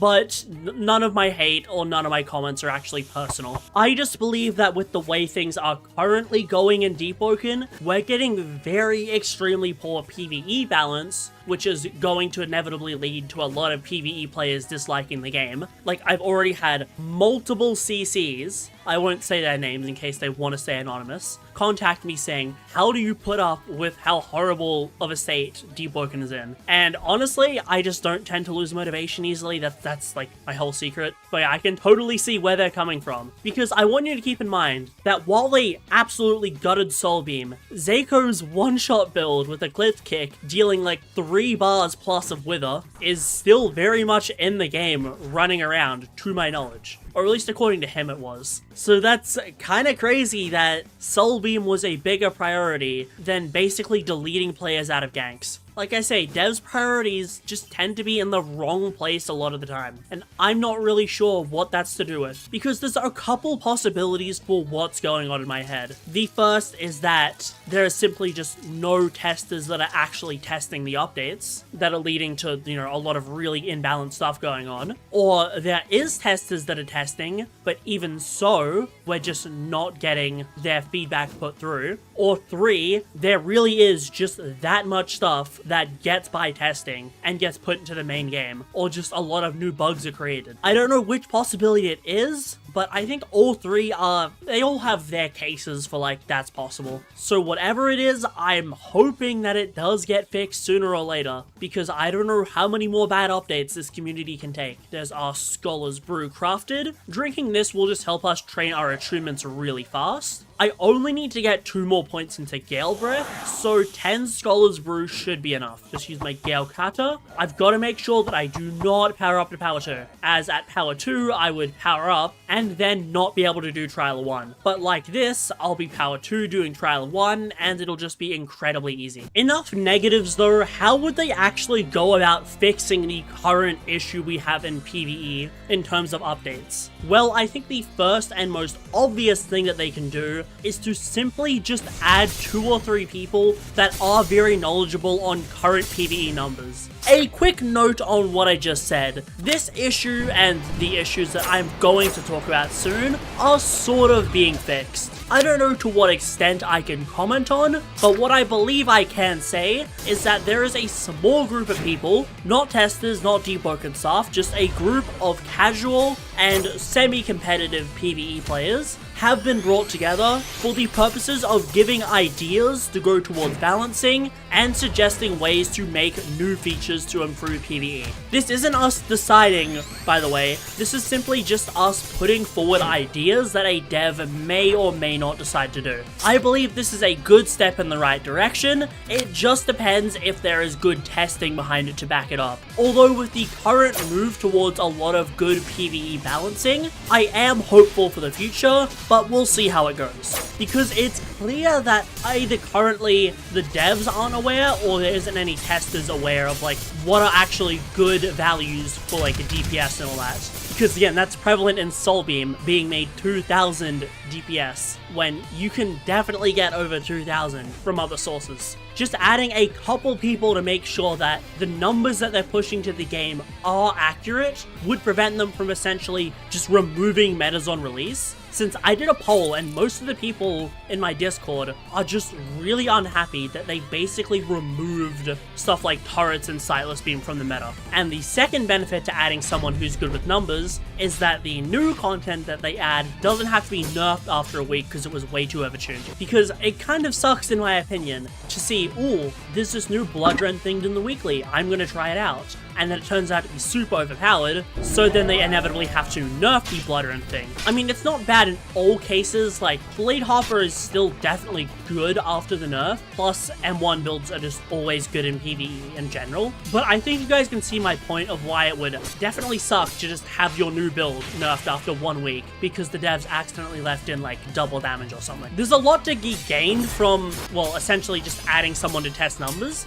and the devs don't really lose anything. Since, in my opinion, the Deepwoken devs have like a huge thing with like not wanting like stuff to get leaked and like a lot of privacy in terms of updates, which don't get me wrong, that's a good thing, but it feels like they have way too much at times, and that just leads to poor quality testing. Because I'm gonna be real, if people want to figure out what like big stuff the Deepwoken devs are working on, data miners could probably figure it out. So it feels like this big secrecy that comes with updates is honestly just hurting the game more than it's helping it, because they shouldn't be afraid to bring on people exclusively to like test numbers in PvE, because it's clear something like that would make a huge difference for very little effort. At least I can say we do have the Shadowcast and Thundercall PvE changes around the corner, so maybe those will be super balanced and will just help the game a ton. I am hoping for the best. Another thing that they need to really fix, in my opinion, is they need to stop region locking their content. Because this might not be noticeable to a lot of you in NA or EU servers, but if you're Australian, Asian, or just any non-primary region for Deepwoken, Parasol and Battle Royale are just completely unplayable to you. Because in those servers, you're going to be at least 300 ping, and you can't really fight Parasol and 300 ping, let alone the 3 guilds that are ganking the entire server. So it kind of becomes unwinnable. And sure, you can say, oh yeah, just like run away, hide and pass at the entire boss fight. That's kind of lame to have to lose out on fighting an entire boss because you weren't born in the right part of the world. I don't think this is necessarily an easy fix too. It was fine before because the boss would just spawn in your server, but it is an issue now because Parasol actually has a lot of useful drops that if you're not in the right region, you kind of just can't get, and it really sucks in my opinion, because I think the new Parasol actually looks pretty cool, and now there's just a bunch of players that are ganking out the boss, and I'm in too high ping to do it. Sure, you could say, oh yeah, there's the thing that selects what regions you want to be in, but I did that on the day 1 of Parasol,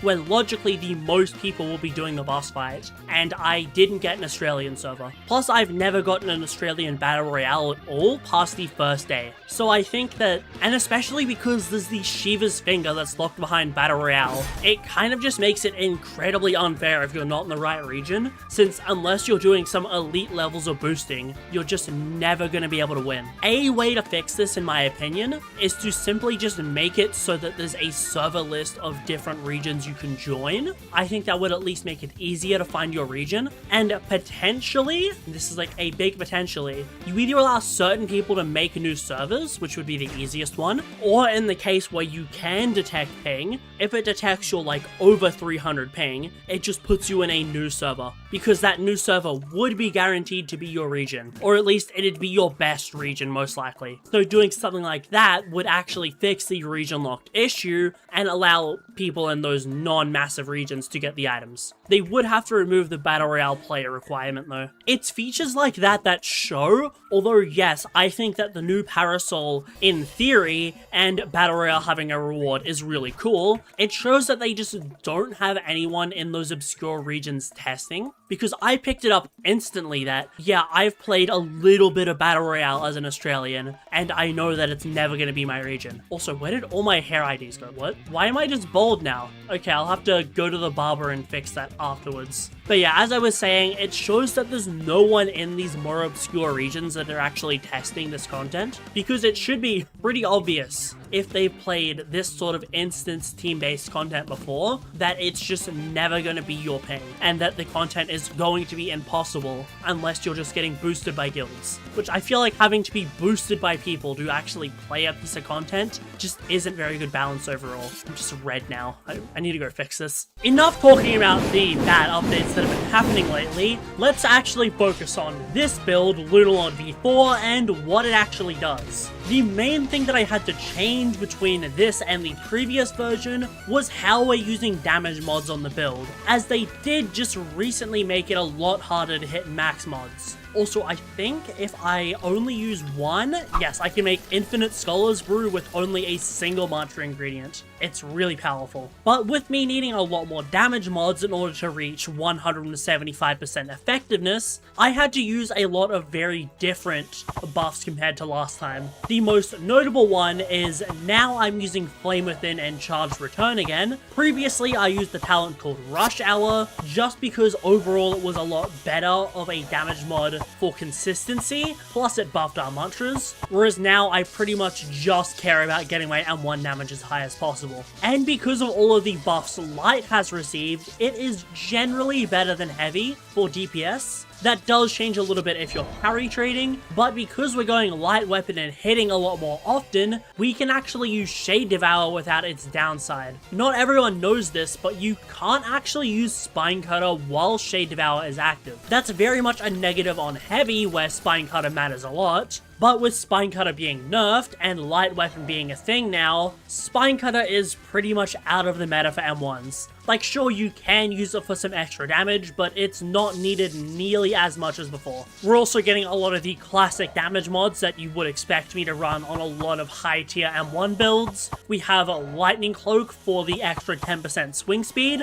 which that 10% swing speed goes a lot further on Light Weapon. Plus, we have Thundercall's Electrify, which this makes my first official build using it, since all of my Thundercall builds retroactively gained this talent. Need to craft a couple more Scholar's Brew. Electrify is just a free, I believe, currently 10% damage, which is just pretty nice to use on all of your builds. Also, I should actually be using my talent and mantra deck, because I am kind of just investing points without thinking. So we only need to favor those two for now. And in terms of mantras, we want to get Flame Sentinel, Flame Leap, Flame Wisp in order to reduce our burn damage from Flame Within by quite a lot, as well as Gale Trap and Gale Lunge. So quite a few things we do need to get pre-Shrine, but that's fine because worst case I can just use Shrine of Blasphemy. I'll use Replenishing Knockout, and for our mantra hand, there is Gale Trap as well as Gale Lunge. I think what I'll do is I'll freeze Gale Trap for now and just take Gale Lunge right here, because this will just make Gale Trap incredibly likely to get after. And now it's raining. I'm going to kill these Song Seekers and go back undercover.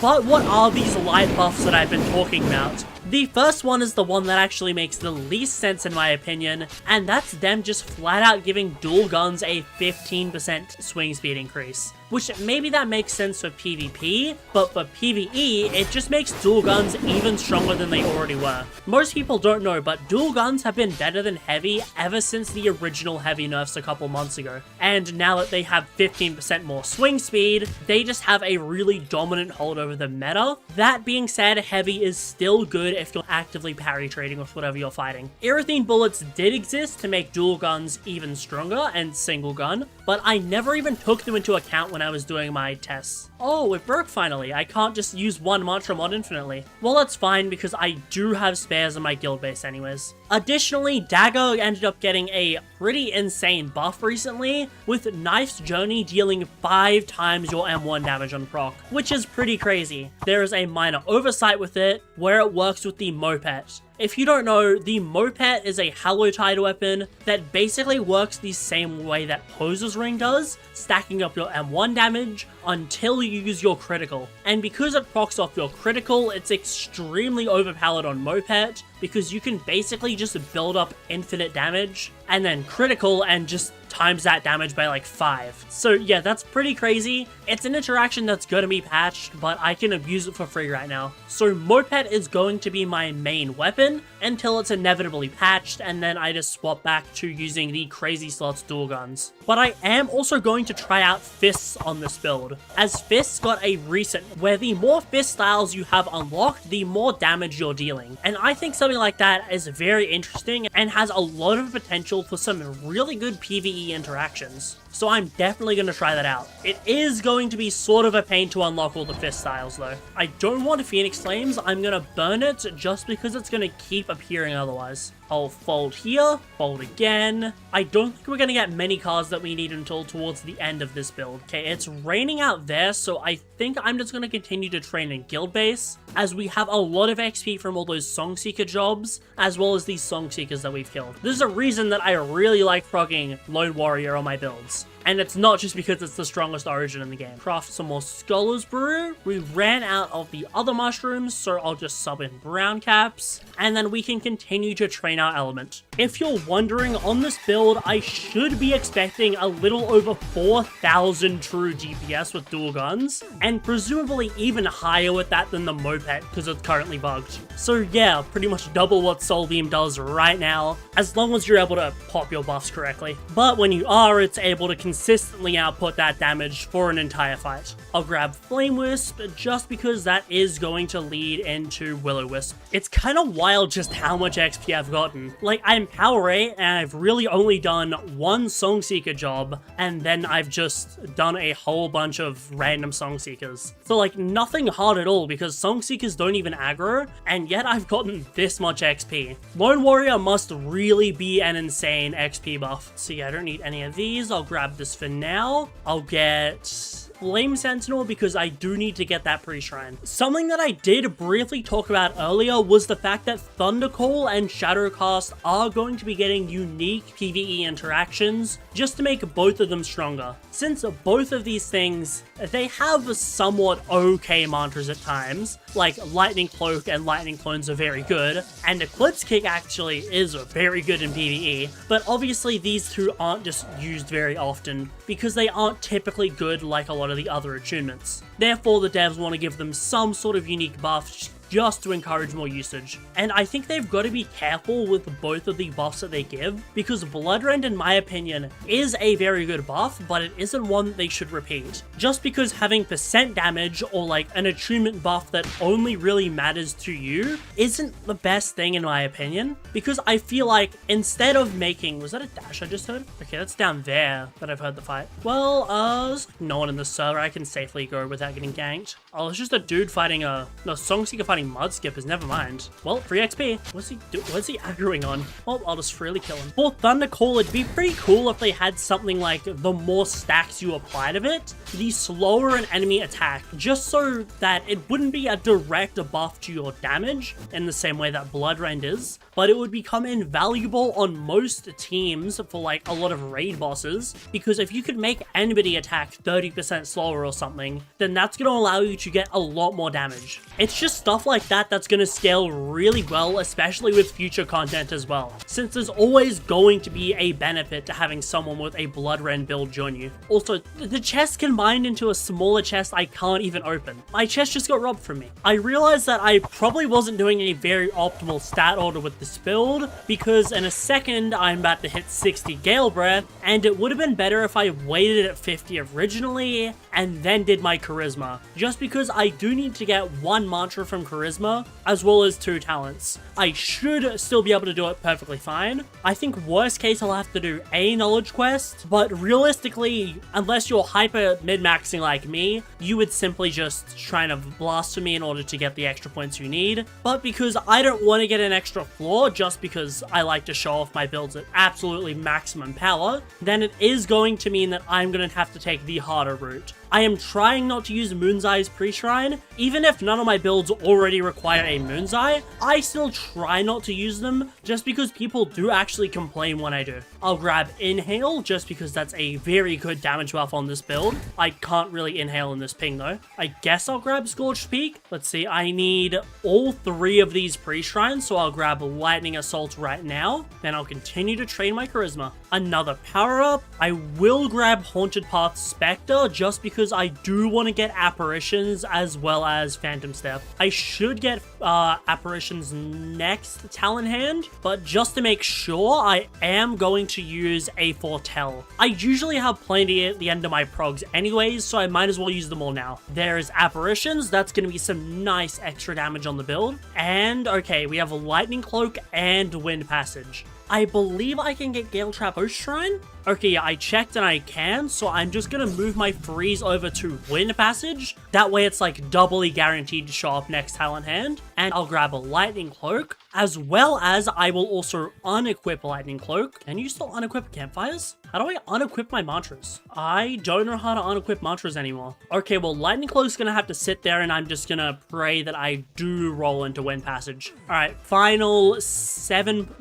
8 points into Charisma. And there is the final Charisma point. Now, I will invest 1 point into Light Weapon. I will see if I can safely somehow squeeze a power-up out of this build, which I actually can safely power up. Okay, that's gonna make this build significantly easier, as we're gonna need less mantras overall. I am still gonna need to do a basic knowledge quest to get Taunt, but that's fine, just an error of me not having a stat order yet. I'll just invest a couple points into our strength. There is power 11. Oh, this is getting kind of bad. We didn't get Tough Love. We need Charismatic Cast to appear in this hand, which should lead into Tough Love. It didn't lead into Tough Love. Okay, that's fine. We're right next to a free talent hand, so I can just run and go do that. Just need to kill a couple Mud Skippers, and then we'll get the talent hand upon relogging. Have they spawned in this server? Or has somebody already killed them all? I think somebody might have killed them, so I'm gonna have to server hop to try to find a different server where I can do this quest. Oh, they just spawned. Never mind. I don't know my Providence Horn's equipped, but that's probably fine. Our Gale Trap talent is just doing so much work killing them slowly. Another group dead. We only need to kill a couple more, I think. And now the quest is done. So I will go interact with this NPC,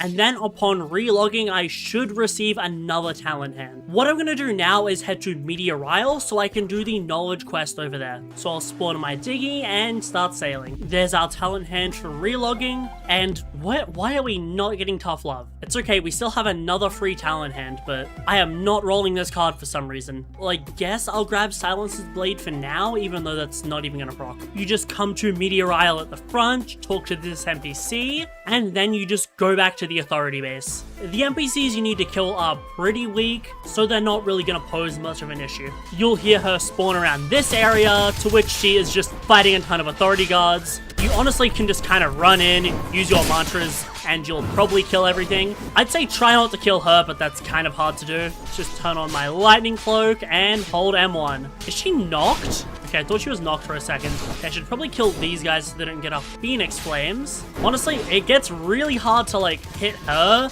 instead of like the random authority NPCs sometimes. But basically just keep running around the authority, killing NPCs, and eventually the mission will be won. I don't know what she's doing though. I gotta like push her to go to where she's trying to get to. Oh, and there was apparently a random NPC down here which she was targeting. So the authority, oh no, my guild trap's on her. Rip, she's just getting in the way.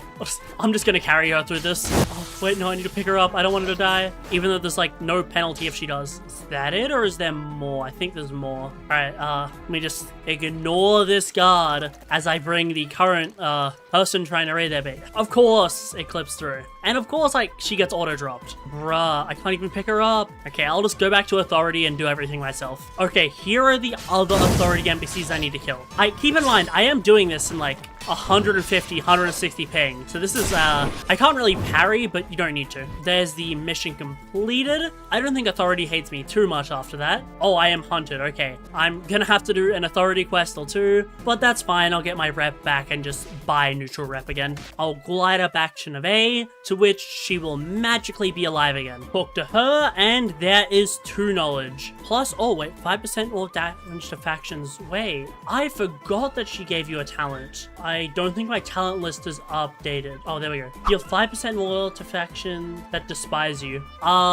Wait, that's actually kind of useful for like clearing out the Titus dungeon. Interesting. I didn't remember this was even a talent. So that's pretty useful. The final extra talent quest we can do is just to find the lost Legion soldier in the cave above and hand it in. We should get tough love this talent hand. And I'll hand in the quest and just relog. Praying that we get tough love. There we go. There isn't any other talents we need pre-shrine, so I'll just head to Shrine of Temptation in order to get Wind Passage, and then we're done the pre-shrine of this build. And this should be Wind Passage. Alright, with that out of the way, we can finally go Shrine of Order. Now I'll interact with Shrine of Order. We want 22 and everything, if that looks right. So I'll agree, and now we're in the post-shrine. Post-shrine, we're simply just gonna start investing into our willpower, strength, and then finally heavy weapon. Just really easy stuff that I can just easily do in bulk. I'll probably start through Ferryman about at the power 15 mark, because I still haven't ran out of XP, and I have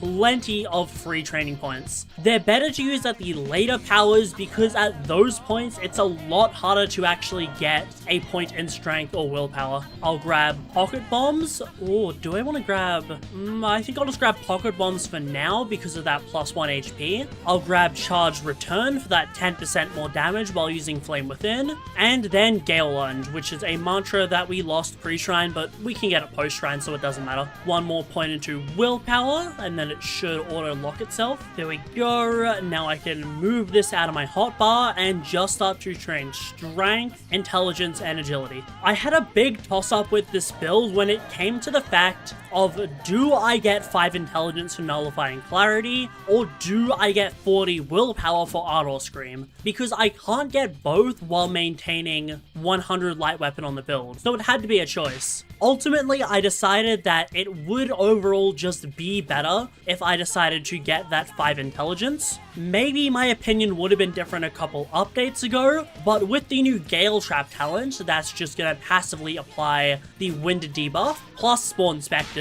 I decided that I'm probably gonna be proccing the 10% from Nullifying Clarity quite a lot. And worst case, I can always get 1 Frost Draw for something like Warden's Blades. On top of that, while Ardor Scream is good at a 12.5% damage buff, it certainly has its issues with uptime, as well as the fact that it drains my ether to 0, which isn't normally a problem on an M1 build, but whenever you need Lightning Cloak active and Lightning Cloak disables at 0 ether, then my Ardor Scream timing is kind of iffy, because if I enable it at the wrong time, then I disable Lightning Cloak and lose 10% swing speed. So I think you can see the issue that I have with Ardor Scream on this build. That being said, it is stupidly easy to mod this build to go Ardor Scream. All you need to do is just not go 5 agility or not go Nullifying Clarity, and then you can easily get it. If you're wondering why I decided to go 5 agility on this build, it's for the new, well, kind of new pickpocket talent. because it was given a PvE buff where the more notes you have, the more damage it'll actually give you for free. And at 15k notes, it'll give you 3 free damage, which doesn't sound that crazy, but it is more effective than just investing into your M1s. Plus, you know, it's passive damage at all times, there's no reason not to take it. I believe as a whole, even despite the soft cap being a lot lower than before, I should still be achieving close to 175% on this build. Now that is a little bit iffy because that is 175% while Taunt is active, and Taunt doesn't have the best uptime, so take that with a slight grain of salt. But when you combine the Lone Warrior buff, food, Underdog, Charge Return, Flame Within, Shade Devour, and all of that, that scared me a little bit. But as I was saying, we just have a very generous amount of damage mods on this build, so even despite us requiring more to reach the max nowadays, I believe we can still get there. Which means this build is going to be dealing absolutely ludicrous amounts of damage. And we're pretty much getting to the point of the build where it's about to be maxed. I just have to kill a couple more Song Seekers, and then I'm just going to spam my autodidact points. I'll just keep leveling up my strength. There we go. I'll grab Underdog, 10% more damage to things larger than us, and 3% more damage to things with higher HP. Pickpocket, this will just make us deal additional damage. I'll probably go get notes out of my bank after this. I don't actually need any of those. I should have probably been using my Mantra deck. Here's a reminder, everyone. Make sure you're using the Mantra and Talent deck. I still don't sometimes because I forget, but especially if you don't have a lot of Moon's Eyes, you should always be making sure that you're looking through this. For example, there is Shade Devour. I will favor that, and hopefully roll at next power. I think I'll do these last 2 jobs if they're close by, just so that I don't have to get any more points towards the end of the build. I am so happy that these Song Seekers just still don't aggro. It's just so free for training. Plus, I can do it in regions which aren't my own, which means even like now when the Roblox server list is broken, I'm still able to train without abusing private server. Which yes, I do have access to it anytime that I want, but I try not to use it at least for progressing, because it just makes the videos more interesting if there's a chance I meet people or something can go wrong. No way I actually powered up my strength from 2 Song Seeker jobs. That's kinda wild. Grab Champion's Regalia because it can never hurt to deal a little more posture damage, and now I think I'm just gonna use my autodidact points to speed through the rest of this progression. I just want to point out, I still haven't ran out of XP. That's just really crazy to me. I'll grab Berserk, that way I'm dealing true damage with my M1s. Chronostasis, so I take less elemental damage from whatever I'm fighting. And then Shade Devour for the 25% damage buff. Now I'll just continue to level up my light weapon. I should probably see, is there a dagger? This is the dagger? Okay, 40 light, we can equip this. I want to equip this as soon as possible just so I can start to get a lot of the dagger talents. Equip my Knorfang. And now let's see, is there any dagger talents which I'm gonna get? Yes, Knife's Journey, that's what we want. I'm gonna foretell this so I get it as fast as possible. I guess I'll get Wyvern's Claw for a little bit more damage. Successive Throw for just that little bit extra on Flourish. And Knife's Journey. I'm gonna go grab a Moped out of the bank in a second, and we're gonna see just how insane that talent is. Oh, and we finally ran out of XP at power 17. That's fine because we can actually just equip whatever we need at this point and just easily go do Ferryman. Let me level up my proficiency and get 4 vitality for now. So I wasn't paying attention to my knowledge, and yeah, I can't withdraw the item that I need on this build, so I'm gonna have to go kill Ferryman, get 1 knowledge, come back, and then actually get my main weapon. It's kind of annoying that you have to pay knowledge when you're withdrawing now, since it actually makes it possible to not be able to withdraw any items, since I can't even take out a Moon's Eye tome to read it for more knowledge. This Ferryman should go by pretty quick. While I'm not using my main weapon on the build, I am still power 17 with a lot of equipment, so my Providence Launch should shred through his HP really fast. Just gotta make sure to time those inhales properly. Already into phase 2, and it seems like I'm gonna do this fight completely hitless because there's Ferryman dead. I'm gonna take all of this loot to sell as well, since remember we do actually gain a little bit of power the more notes that we have, and I don't even need to chop down any trees since I had the foresight to transfer 99 campfires at the start of the prog. Right, with 3 knowledge, let's go get a Moon's Eye and get the rest of our gear. I'll withdraw a Moon's Eye guy as well as our moped, because I want to test to see just how much damage I'm capable of. Alright, let's equip the... Oh, wait, okay, wait. I need to actually invest more into our light weapon. I forgot that we didn't max it out yet. Well, one ferryman kill is probably going to get us a ton of points anyways. I'll grab Discharge for a little bit more damage, and then get Gale Trap for some nice passive damage. Let's keep investing. I'll grab Skatey Cat for now. I'll grab Unwavering Resolve just so we get some extra carry load, and then we don't need any of these, so I'll just roll 2. Alright, we'll equip the moped, and okay, only 200 damage so far. Remember, we are really far away from being maxed. Oh, solid 6k already. 7k. Wait, that was crazy. 7k and a couple M1s. 1, 2, 3. Yes. Oh my god. Knife's Journey procking is insane. Wait, let's see. Let's just keep M1ing till I hear it proc. Alright, wait, it procced. 5k and 3 M1s. Okay. Considering we have nowhere near all of our damage mods, that's just insane. Alright, well, let's go grind some more ferryman. And that's another ferryman dead. I think I've killed about 10 thus far, so this should definitely be enough for Bell at this point. I'm still kind of unsure of what I want my Bell to be since I am using a moped, but I could just go the Lunar Lord V2 route and use Wind Up. And now it's time for us to get Blade Hopper. Okay, there we go. It was just lagging. I totally realized I forgot to record the burst one, but I mean, I beat it. I got Blade Hopper, so we need to go to the other statues now. Here is the second statue. I've learned that as long as I pop a Lightning Cloak before this all starts, the enemy tends to be pretty easy. So, pop Lightning Cloak. Didn't mean to put my weapon away. This guy's just auto-parrying everything. And there is the second Blade Hopper quest done. This is a lot harder than it looks for some reason. And time for the third statue. Okay, that was actually surprisingly easy. Plus, it's also kind of funny that we're proccing Hemorrhage on him. I mean, the Hemorrhage isn't dealing any damage because I don't have any blood rain points, but it's still kind of funny to see. And that is officially Blade Hopper maxed. I want to play around with this oath a little bit before we go into maxing the rest of the build. The main move that we're going to use is Palm Strike, but we're also going to have the Reveal ability. This takes very little with it and actually buffs up our mantras quite a lot. As you can see, it's like less than 1% every couple seconds. This is with no chain or damage mods, but that's still like pretty good damage. You know, excluding the fact that our M1s are currently bugged and dealing way more than intended. Plus, we also do have Decimate, which is like okay, but I'd say it's more suited for Hell mode. We have on Uppercut. That's pretty good damage on Uppercut. Wait, okay, that was 2 M1s, 1 proc Knife's Journey, and we did...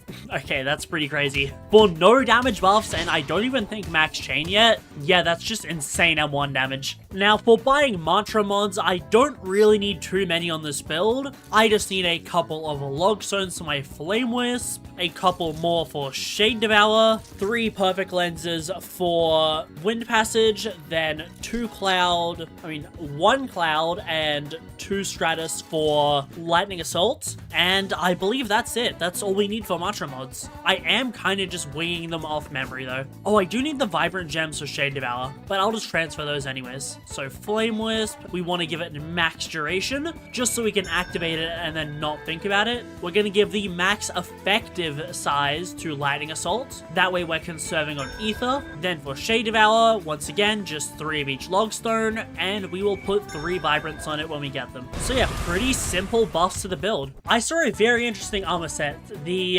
Heretics armor set from the Hallowtide event. I thought it was very interesting because if I can proc, or if I can get runes from the lightning clones, then in theory I can use this armor set's ability whenever I want. I don't think Soul Rip procs in PvE, unfortunately, just because I'm not able to proc it off my lightning clones. Oh, wait, maybe? Oh, I don't think I can use Soul Rip. Unfortunate, but it would have been really funny. Oh my god. Is that how it's meant to look like? Okay, I was wondering if like it was meant to have my hair IDs. But yeah, unfortunate we can't use Soul Rip to gain a bunch of free damage, but that's... Oh wait, I need to modify Shade Devour because I'm going to take this build into some bosses and test just what it can do. Okay, let's do a basic test and just try to pop as many of our buffs as we can. Okay, I need a blue gem on Shade Devour, but it seems that per M1, this is 3 M1s, we're dealing a couple thousand damage, which is very good. And whenever we're proccing Knife's Journey, obviously we're doing a lot more. Okay, wait, that's 2 M1s, 1 with Knife's Journey, and we did 6.5k. Okay, there's some definite potential here. With me doing some test Primidons, it was about time that I actually unlock a bell on this build. While I can get wind up, I think for now I might get something like teleportation, just because it is good quality of life. I can always change it later. All of the light weapons in the game, I am now going to start to grind up my reputation with Neve to get our first fist style. Because as the updates read to me at least, the more fist styles I have, the more damage I am going to deal with them in PvE. Therefore, if I want to actually deal as much damage as possible, I believe I need to max out every single fist style. So the first one, Way of Neve, will require me to get high reputation with the Neve faction. I'm already somewhat in the positives, but I'm gonna try to get towards the middle. That's unfortunately gonna be more annoying than you think, just because doing Thresher jobs isn't really that fun in Hive. Not that long. With this final Thresher kill, I believe I have enough good reputation with the Neve that I should just be able to go get the Way of Neve style. So I'll go run to Etris and check if we do. So I believe this is the chief. Where is the guy that we talked to? I know that you can get this style by rescuing a Neve, but it says you can get it with good reputation, so maybe I'll just go farm more. I do know that we need to get even more reputation with the 100 Legions to get the Legion Fist style as well, so I might as well head back to Hive and do 2 birds with 1 stone. Worst case, if it is bugged, I will just run around Arisia until I find the event that I need. But the last time I did that, it took like half an hour. Whose body bag is this? Just some random dude's bag here. It was probably a Voidwalker. Paying attention farming, but apparently I already met the requirements for the Captain's Wreck. Plus, as you can see, I'm basically maxed out with the Neve rep, so if I can't get it through pure rep, then the wiki's just wrong. Although I can go get the Legion style right now. So I believe it's one of these NPCs that we talked to, and there is Legion Carter, the first of the fist styles that we're gonna learn. I'm gonna save the damage test for when I have all of them, just because at that point the damage should be at its highest. Reputation, and I did actually get Way of Neve. Okay, so it just turns out that I needed really high reputation, and by that I mean literally max. But that is 2 of the 3 fist styles that I can obtain, and I need to go read up on Fang and Coil because I believe it's a lot more annoying. Okay, I completely forgot about Polus's Just Karita thing, so I just need to interact with him, and there is our 3rd fist style. Okay, I forgot there was 4, but that is another one under our belt, and also by far the easiest compared to the rest. To be able to talk to this NPC, and I'm missing a requirement. Well, that's fine because I reread the update logs and it turns out it's talking about fist talents, not fist styles. Even though I think it'd be a lot cooler if you got damage by knowing every single martial arts style. But unfortunately, the Deepwoken devs didn't do that. As has become almost customary for the Lunar Lord builds, I decided to take the Primidon World Record. This category has changed quite a lot with the new map changes, plus, you know, PvE builds just changing in general. But as you'll see in a second, when I pop my buffs, I get hit, losing chain stacks, but my Knife's Journey is still doing like a bar to Primidon on proc, plus my M1s are dealing thousands per. So with 2 lucky Knife's Journey criticals, there's the Primidon World Record. On top of that, I also wanted to show the absolutely ludicrous Ferryman time that I got. Sadly, this run isn't fully optimal, as if I got even more lucky with my Knife's Journey procs, he literally would have been dead already, but he's already 2 bars down by the time I'm parrying him. Another Knife's Journey proc brings his HP to basically 0, and unfortunately we missed Palm Strike, but overall the run is still just crazy fast. Definitely improvable though. And yeah, I think layer 2 might be a bit bugged out. I tried to spawn in and I got reset to the middle of nowhere. Like, that's the layer 2 map I was just looking at.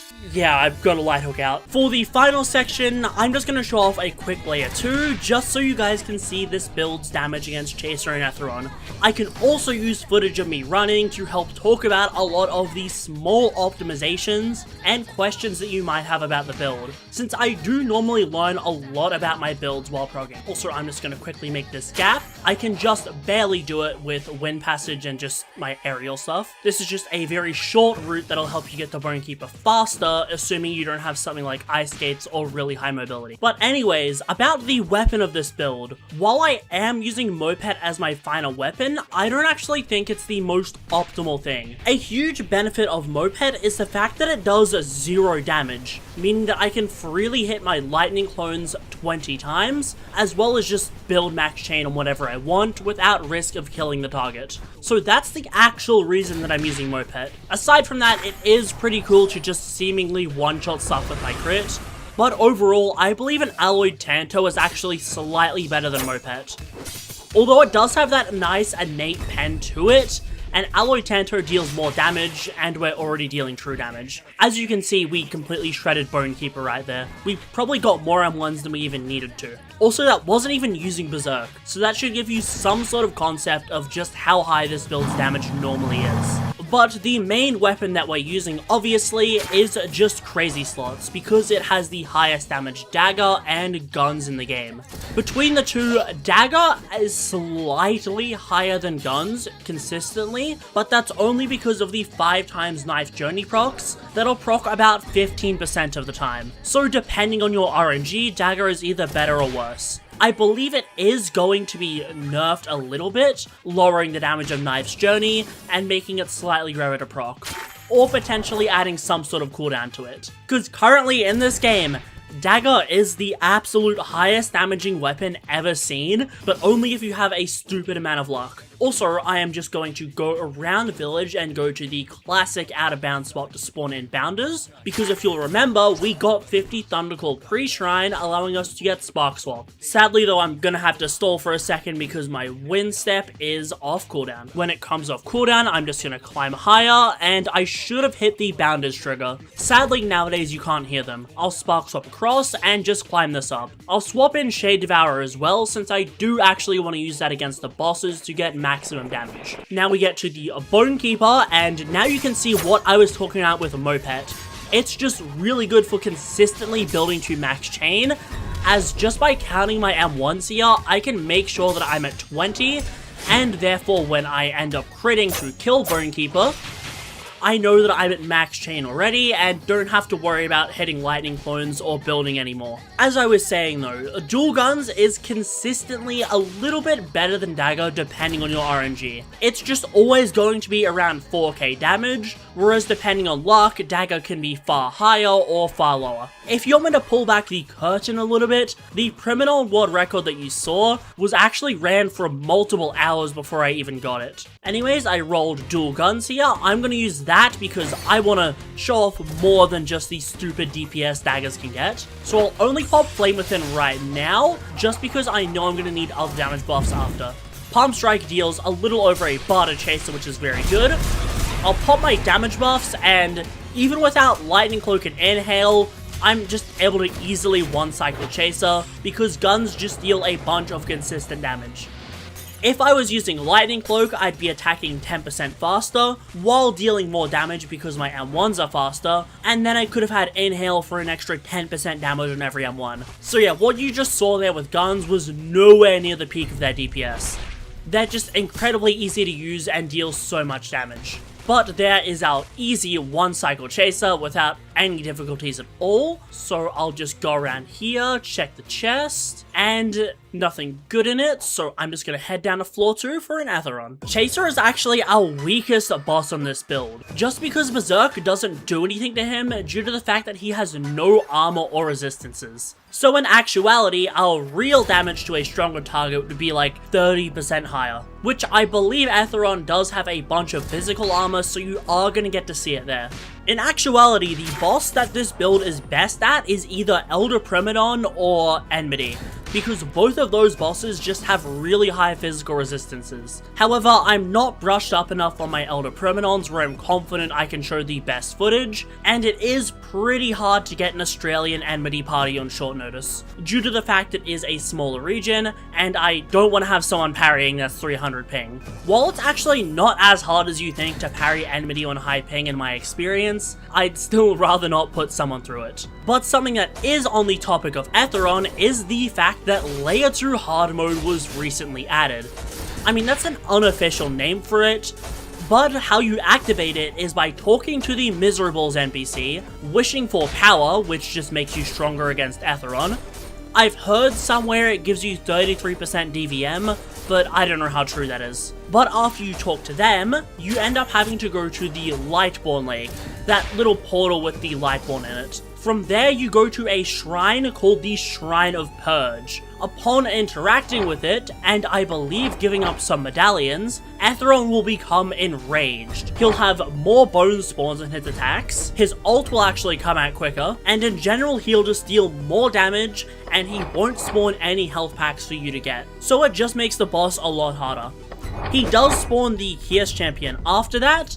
Spoiler alert, I won't be taking this build into it, not because it wouldn't absolutely shred the boss, but again, I'm just not brushed up enough to where I think I can actually display good gameplay against it. But obviously, Lunarlord would be completely amazing against it. And I actually love the change of this Layer 2 hard mode, and I think it's something they should have done way earlier, because in my opinion, it's just really cool to be able to fight a harder version of a boss in exchange for getting greater rewards from it. I mean, they pretty much did that with Elder Premonion already. Me and Crimson Kaido just suggested a harder Premonion that would just drop more rewards, because it would just be really easy to do and give the community some fun. And when it was added, unsurprisingly, people definitely liked the difficulty at first. I mean, I'm not saying it didn't have issues, it definitely did, but a small change like that definitely went a long way. And I think actually making a full-on Layer 2 hard mode would be an awesome world event to do. Now, I think you should have Lighthook until floor 2,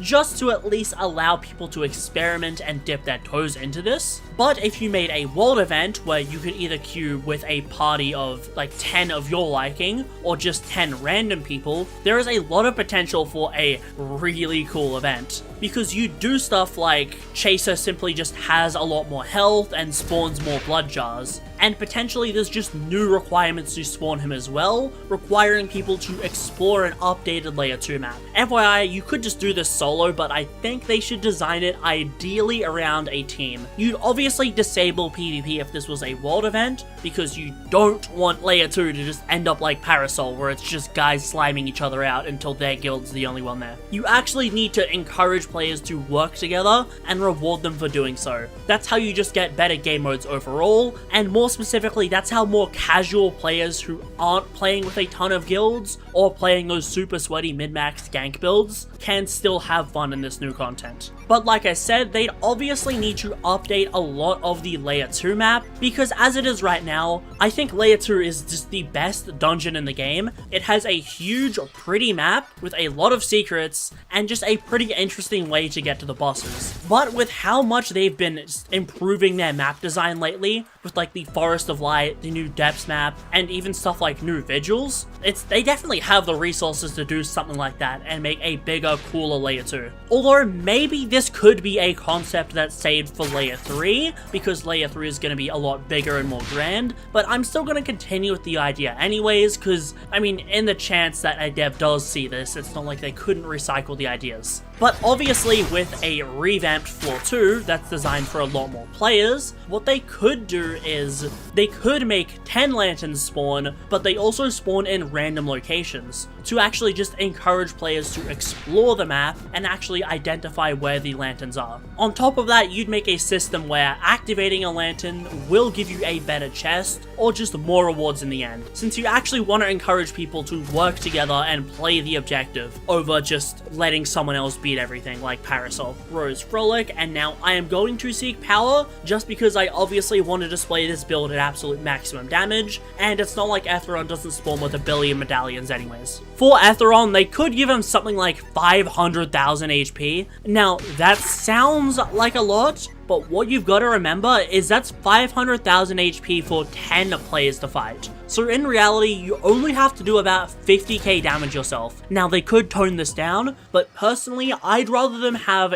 even more HP on a lot of the bosses than have really high resistances. While yes, having high resistances is cool, it just gives talents like Berserk an absolutely insane edge. Which might be a surprise to you, but I do actually believe that build diversity is very important, and that people shouldn't be pushed towards the same couple strategies. That's why I am actually a fan of the Blood Rend nerf once you get past the cheeses, and why I am very much looking forward to the Thundercall and Shadowcast reworks. On top of that, I think they definitely have a lot of room for a really cool Flame Charm rework as well. But we're at Etheron, and I'll talk about that rework while we just fight the boss. So for the Flame Charm rework, as you know, burn ticks deal alright damage in PvE. Like, not an insane amount, but they're there and noticeable.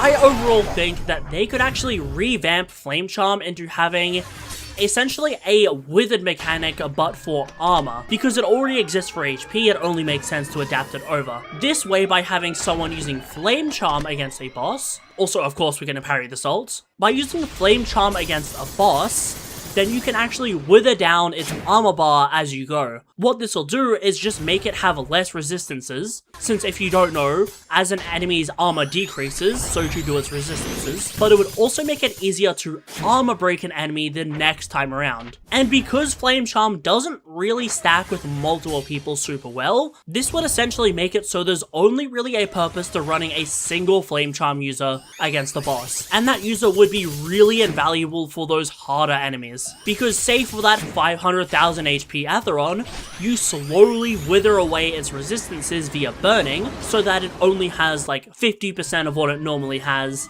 and against a different hypothetical boss, you'd also armor break it a lot faster. Another ult? This is also like a very deceptively easy ult to parry, I'm not gonna lie. A lot of people are super worried about it, but it's actually just really easy to parry. Wait, slam, parry that, hit it. We got a nice journey proc, but I think I procced it on the Kios NPC, but we still dealt like a bar to Atheron. Okay, wait, that's actually pretty crazy because we're not popping our damage buffs. I'm gonna try to inhale and like pop more of them if we get any more slams. But yeah, something like that for Flame Charm and just having a whole armor wither system that could give enchants like blazing and... Oh, wait, another slam? Okay, we didn't inhale, but we should have got decent damage. Oh my god, wait. Holy, that was 2 bars. That was 2 full bars. Okay, you know what? Scratch killing Atheron normally. I say we zero cycle it. Okay, wait, one more slam and we should be able to do it. Okay, this is crazy because we're not using like most of our damage buffs, but we're still getting this much damage off. Okay, wait. No! He's just barely alive! Oh my god. We would have actually been able to kill Atheron in 5 slams without any of our damage buffs. That would have been crazy. Okay, I'm just gonna stall Atheron out. While I wait for the next slam, as I was saying with Burn, like I said, it would give stuff like Blazing or that Life Weave enchant, what's it called? The Ember enchant. You guys know what I'm talking about. The one that drops from Primodon and Elder Primodon. But yeah, it would give both of those enchants like a new use, because those could help apply those burn ticks and wither down that armor. While it wouldn't directly replace Astral because they shouldn't be shooting for higher damage ceilings. Oh wait, he spawned that Bone Floor attack. I didn't even know he could spawn that. Also, he is just not using the slam for some reason. I don't know why. But yeah, stuff like that would just encourage build diversity, because while you're not necessarily getting higher damage from using this new burn system, what it is going to do is just encourage people to run a different variety of builds and make sure that everyone has some sort of gimmick that they can play to. Since especially with really high HP future raid bosses, it could be incredibly interesting to have a really maxed out Flame Charm build that's just designed around melting away the boss's resistances and overall armor, because it'd just make the team's job a lot easier. Also, holy, Atheron is not doing his slam attack. He did the Bone Floor again. Okay, you know what? I think I've actually just got to go up to the higher floors, because if I wait down here for ages, the Bone Floor attack is just going to keep chipping away at my health bar. We've got another ult at least. It'd suck to be this close to zero cycling Atheron, and then he just decides to not use the slam attack again. I'm tempted to redo this, but actually pop all of my damage buffs, because I know for a fact that it should be... Oh wait, slam. We only need like 2 at once. And there is Atheron successfully zero cycled. It would have been better with even better RNG, but I'm just gonna take this as is. I think this is the first time that I've actually zero-cycled Atheron as well. I mean, sure, I was going for it, but like, if I was popping my damage buffs from the start, then I probably could have had Atheron dead by like the 4th slam or something. I mean, even less if I actually built Chain and managed to conserve it. So yeah, I believe something like the Flame Charm mechanic would be really cool if added, and it's stuff like that that I think would make PvE a lot more interesting. But yeah, as you can see, this was an incredibly easy floor 2, and I realized we weren't even using crazy slots as well, so our damage can go even higher. And that's where I'm gonna call the progression. We managed to retake the criminal world record, zero-cycle Atheron, and obliterate every boss in the game by just holding down our M1s. We well surpassed our goal of achieving 4,000 DPS, as this build can deal absolutely insane numbers as long as you play it right. Lunarlord V4 is the strongest modern M1 PvE build, holding the highest DPS at a consistent 4,000 true damage, making it incredibly strong for boss killing or shredding anything in the game. So in this video, I'll be covering all of the versions of Lunarlord, including the light weapon, medium weapon, and heavy weapon versions, along with variants that have maximum damage, as well as fortitude if you want to be a little bit tanky. We'll be covering stat orders, mantra mods, and finally, everything you need to know to master this build and get maximum damage. Starting with the 4.0 version, this is designed for maximum damage, and is the slightly improved version of what I progged in my progression. Its stats combine together to give you the highest base damage as well as multipliers for said damage. I'll have the stat orders on screen like this. The post-shrine stat order doesn't matter on this build. You simply just do your weapon stat last, and remember to use the mantra and talent decks to guarantee everything you need. If you need to reroll more stuff after power 20, you simply have Atheron, Ferryman, or a Moon's Eye to gain knowledge. The main differences between version 3 and version 4 are around adapting to the nerfs that happened a couple weeks ago. The first was moving the soft cap from 150% all the way down to 125%. This just means that we need more damage multipliers in order to hit the same damage as before, changing around how we decide to pick some of the buffs on the build. Blind Seer has also been gutted since, meaning that part of the main gimmick of version 3 isn't usable anymore, but there is a new oath, Blade Harper, that replaces it. Palm Strike can give you thousands of damage, and you have Decimate for taking down crowds of enemies as well. Oathless is another alternative because this does give you innate monster armor while still giving you good mantra slots. Additionally, we also had a Spine Cutter Gut, reducing its damage by 50%. This just means that our burst damage against certain enemies was a lot lower now. To get around all of these nerfs, I decided to go Shade Devour for its 25% damage buff, at the cost of a little bit of self-damage. I previously avoided Shade Devour for two main reasons. The first was the uptime ratio of how long it stayed active versus inactive, which led to me having to recast Shade Devour quite a lot. While yes, it was active for basically 100% of the time, the fact I needed to recast it, and that I didn't need absolutely maximum mods always, and the fact I had a little bit of wiggle room with our damage modifiers, meant that I went Rush Hour instead, as it just had 100% uptime. However, the second downside of Shade Devour that not many people actually take into account is the fact that it disables Spine Cutter, meaning that without Spine Cutter's extra 50% damage to our M1s, we couldn't always achieve the maximum damage. However, with Spine Cutter being nerfed, on top of it already being iffy, only really proccing against certain enemies like Chaser, as well as light weapons having low single hit but high DPS, I decided that Shade Devour didn't really have any downsides anymore, as I'm fine with recasting it, and Spine Cutter's basically gone from the meta. Additionally, I swapped out the Rush Hour talent for Flame Within. Before, I wanted the 5% extra mantra damage that Rush Hour would have given me, as Sightless Beam did insane damage that matched our M1s. However, in exchange for having 5% less damage, Flame Within gives us 5% more M1 damage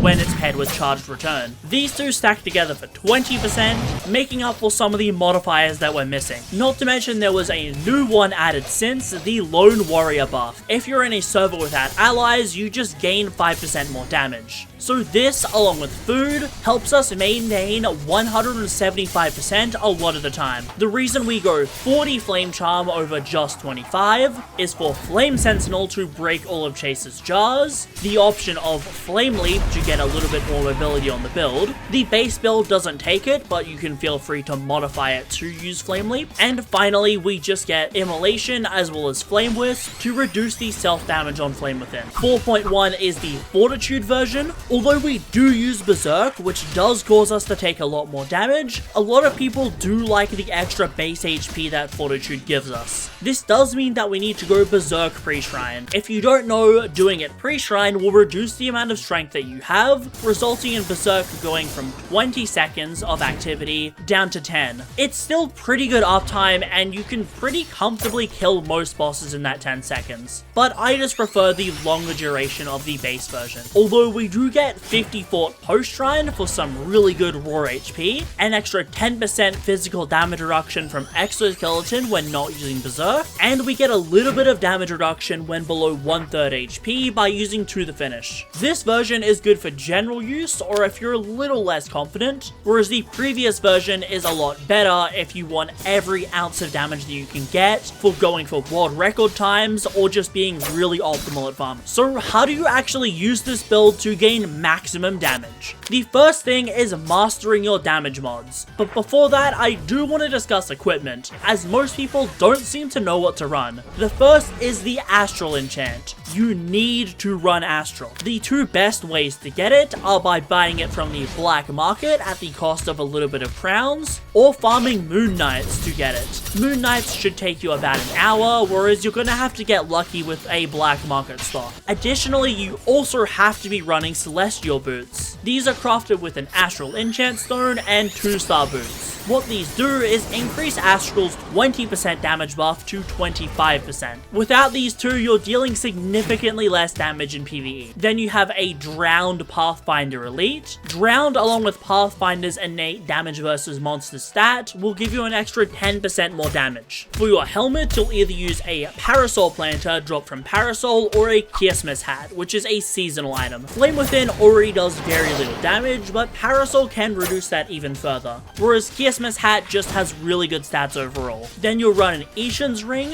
for 15% more damage, a Diver's Ring to gain 5% more damage versus monsters while in the depths, and then just the Scaling Rings dropped from Ferryman. By also having the damage versus monsters Echoes upgrade and using your damage buffs, you should get around my damage. I'll have all of the mantra modifiers needed for this build in my Discord, just because I can update a list there if the meta ever changes, but I can't edit a video and post. Okay, but buff order also matters to get the most effectiveness out of all of them. Flame Wisp is something that you can toggle way before a fight and is always super useful. It just reduces Flame Within's self damage by quite a lot. Additionally, you need to be building chains off lightning clones. I recommend either using a Moped if you're on light weapon, just because this does 0 damage and thus you won't kill the clones, but alternatively you can use a Formless Shard, as this does basically 0 damage. Your main bread and butter is going to be activating Lightning Cloak, then using Flame Within. While having Flame Within active, Lightning Cloak will be active for its max duration of 60 seconds. You want to Shade Devour right before a fight, and Electrify too. Electrify doesn't have the best uptime, but it's more damage. You can pretty comfortably inhale very fast as well. I recommend inhaling either Wind Passage or Gale Lunge. And then Taunt is something that you'll generally pre-fire or use in the fight when you get enough space, as long as you have enough ether to cast. Every other damage mod is passive, but you do need to keep in mind Pickpocket and Food. Pickpocket was given a PvE buff, where when you have 15k notes on your character, you'll gain 3% more damage. And the Food buff is just something like Murgurgers, which you can buy at your guild base to get 5% more M1 damage. Combining all of these, although Crazy Slot's dagger can have higher DPS because of RNG, you can expect a DPS of about 4,000 with Divine Guns. However, if you're using heavy weapons, then you'll use the Divine Greatsword, and if you're playing medium, then you'll use a Shattered Katana or the Divine Longsword. All of these divine weapons can be obtained from Crazy Slots. The final couple notes is to avoid getting hit to conserve chain, and to keep in mind which buffs you need to repop when they disappear. So by mastering this build to its fullest potential, what sort of damage does it lead to? Yet again, we're going to be going off guns, because if we went off daggers peak DPS, you could get well over 10,000 with amazing RNG. So with all of the buffs on a training dummy, I am dealing 1,595 per hit. However, you need to factor in the extra 10% from aftercut, which pushes this damage to 1,754.5. On top of that, in PvE, Giant Slayer will be proccing against bosses for an extra 5% when scaled down damage, increasing it to 1,842.2. With the Divine Guns, you'll get approximately 1.5 hits per second. This isn't even factoring in the recent 15% swing speed buff, so this will lead to 2,763.3 damage. Then once you factor in DVM, the 8% from Echoes, 10% from a Drowned Pathfinder, and 30% from a DVM target in the Bestiary, you can achieve 4,089.7 DPS. You can achieve this pretty easily on something like Elder Primadon. Against Enmity, it does drop a little lower to 3,813.3 DPS, while using a Diver's Ring. Going off this number, you can calculate a 40-second enmity kill, which is what you would get if you could constantly attack the boss while someone else parried. However, this doesn't actually take into account the uptime that Taunt has. So doing a massive lowball to be very conservative here, let's say that your DPS somehow drops to about 3,000 consistently. Even with this, a single person using Lunarlord V4 could kill enmity in 50 seconds, pretty much just by holding down M1 and recasting your buffs occasionally.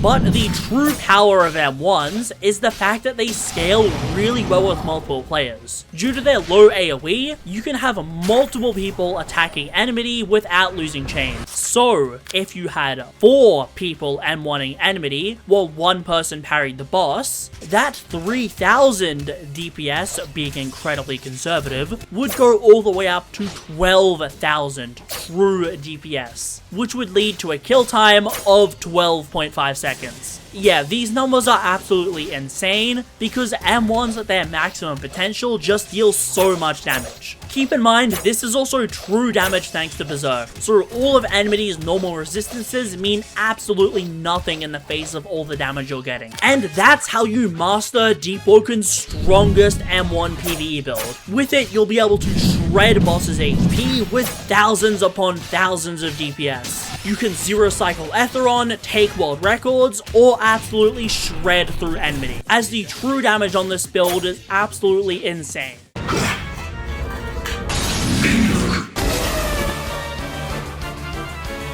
Undying Soul is designed for maximum tankiness and survivability, with the goal of being able to outlast absolutely anything in your path. So with the combination of really consistent damage and insanely simple stats, this build accomplishes that and more, also making this build incredibly good at learning new content. For this video, I'm going to be trying something new. I'm going to be combining both the showcase and progression into one to help answer a lot of the questions about the build while showing off how I'm actually making it. So let's get into how I progressed Deepwoken's Immortal PvE build. This has been a build that's been on the back burner for honestly months, and that's simply because I just had other builds that were overall a lot cooler or just took priority over that. That being said, Undying Soul is an extremely strong build. The goal of it is to just make something that's 1, really tanky, and 2, super simple to use. Because build simplicity matters a lot,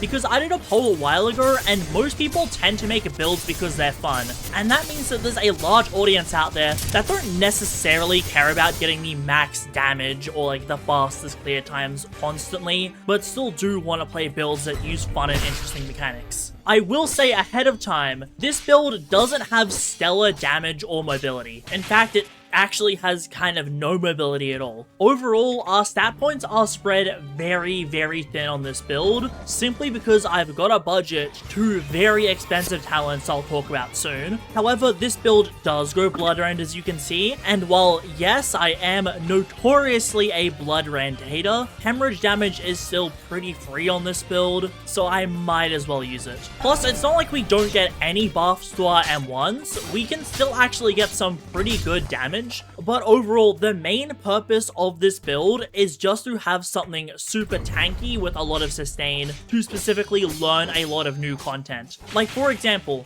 apart from one time with my friends where we got totally steamrolled because it was my first time even seeing the boss, I actually haven't even had a chance to learn Kias Champion. So I'm going to show the process of me learning it and hopefully not getting completely destroyed on this build. That being said, I do kind of have to come clean and say this is actually like my third time progressing Undying Soul. Can I just get him to Deado proc? Oh, what, he's not going to Deado proc the Angel? I thought he was. Oh, unfortunate. But yeah, as I said, I've progressed this build a whole bunch. And mainly because, well, it's just a really consistently, like, easy to play and will pretty much always do well build. Yes, something like Lunar Lord is significantly better in terms of damage, but overall this build is just really simple and fun to use in my opinion, because you can kind of just turn your brain off with this build due to the way a lot of these buffs and talents interact with each other. Literally, all you have to do with this build is like turn on one buff and remember to use your bell, and that's pretty much it. Because the main damage buff that you actually have to activate on this build, Rush Hour,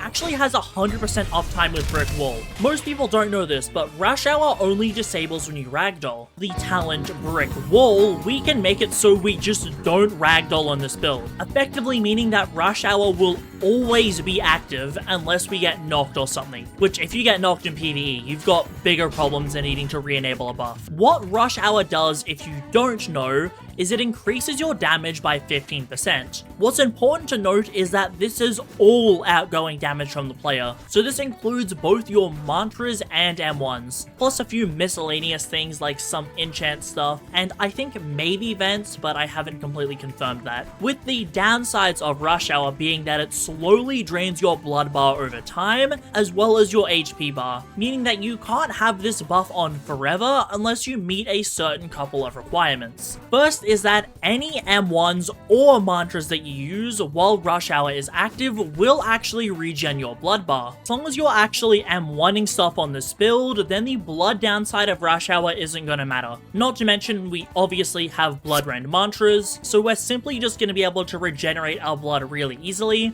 negating the first downside, unless we end up going AFK with Rush Hour on for whatever reason. But the second downside that is a lot more impactful on most builds is the HP drain Rush Hour gives. Fortunately, we can use something like a Deep Scorn Cask, a helmet drop from the Deep Spindle event, to reduce the self-damage of Rush Hour to about 3 HP per second, I believe, which on a lower HP build like base Lunar Lord would be a little bit of an issue because obviously that build doesn't have the most HP. Fortunately, on this build, we get an insane 156 bonus HP, which is pretty insane and just makes this build stupidly tanky. So yeah, Rush Hour is essentially a free damage buff. We toggle it on and we just do not need to think about it. I think you see what I mean when I say this build is simple. We toggle on one buff and that buff is effectively negated because of the build we're playing. Now, what do I mean when I say this build is the tankiest build in Deepwoken? Well, it accomplishes that through a couple. Oh, you know what? I don't want to fight this anymore. I was gonna kill that Chakra, but like at power 2 with 2 things fighting it, I think it's better if I just go do the other progression method I was gonna do. That method is simply going to Deep Thresher Nest to kill all of the Threshers that spawn there. Simply because it's in a void zone and they're guaranteed spawns, it's an easy way where you can just server hop and gain a bunch of XP at a low level. And seeing as, well, I've pretty much done Song Seeker for like the last 5 progressions at this point, I thought it was about time that I mix it up a little bit. Although speaking of Song Seeker, they did, oh wait, there's 2 at once. I don't know if I can handle this at power 2. Yeah, okay, that might be a little too much for like a power 2 freshie, but it's fine because I don't think they can chase me, and I can just Warriors Respite up here because we probably still have... Oh, I need to pick my talent card first. Okay, I'll grab Ready or Not just for the damage reduction, stop there in terms of Fortitude, and keep investing. But as I was saying before I got rudely interrupted by getting 2v1'd by Threshers, the reason that I say this is the tankiest build is because we get one of the most powerful but yet expensive talents in the game, Enhanced Flow. If you don't know what this talent does, it basically gives you 30% of your scaled M1 damage as temp HP. What temp HP is just an overheal, so essentially a shield for my base health bar that's just gonna make me crazy amounts of tanky. So combine that with just having really high HP and really high resistances in general, and this build can basically never die under the right circumstances. There's 3 now? Why are they multiplying? Okay, I need to like de-aggro them in a way that there's only 1 on me. I mean, I'm like power 3, but even so, fighting multiple Threshers at a low power is a little risky, and I don't want to have to walk all the way back here. I wasn't recording when it jumped up here, but we managed to only get a singular Thresher on us, which is just going to make this really easy. I just want to make sure that I kill him in a void zone though, because that's just going to give me the increased XP gain. But in order to maximize the temp HP gain from Enhanced Flow, I need to actually maximize my M1 damage, which is a bigger issue than you'd think, because as I said before, this build is also going Brick Wall, which if you don't know, Brick Wall is also an insanely high requirements talent, requiring me to have 100 willpower and 100 fortitude. I don't know how I'm gonna somehow de-aggro one of these. Do I have the obvious flaw? Okay, I don't. So my stealth should be a little... Oh, wait, did I do it? Wait, maybe? Nope, that other one was just standing in a wall. Can I just get one to come up here on his own? Okay, maybe if I get a Thresher on this ledge and then I like... we got one, okay. Okay, we can actually... Oh, wait, no, the second one was really low. Actually, we might have been able to just 3v1 it, power 3. Okay, I think I'm in the void. I'm not. Alright, well, it's fine. We still got a lot of XP anyways. Oh my god, we're getting no training from this. What the hell? We're getting a lot of raw XP, but we're not actually getting any training points. Well, as long as I can avoid having to fight multiple Threshers at once, I'll see if killing the King Thresher deeper in ends up giving us actual XP. Oh my god, no, this is not the time for lag. Oh, we're good. We health packed. I was gonna say lag spiking while fighting multiple Threshers at a low power is not exactly the best way to live, but luckily Providence Thorns dealt enough damage. Anyways, there should be a King Thresher somewhere in here. Did it aggro onto us through the wall? What? I swear... Okay, no, it's over here. Yeah, I swear Thresher Nest was like bigger than this, but I'm just not used to Thresher Nest post Val of Iron update. So yeah, with a Brick Wall and Enhanced Flow on a build, both of those talents are low. How many? That's 2. Okay, I'm fighting is still death. Wait, okay, we're good. I was a little worried for a second, but they managed to like give me a little bit of space, so I'm good. I can actually fight you guys without dying. That means that we either need to go Enhanced Flow pre-shrine. Okay, only a single King Thresher. I can fight this. Or we need to go Brick Wall pre-shrine. Obviously, because I want the extra hemorrhage damage, I am going to try to go Brick Wall pre-shrine. Since we only lose like 12 HP, which we get more than that from going the Blood Rend anyways. Okay, wait, this King Thresher should be like almost dead. There we go.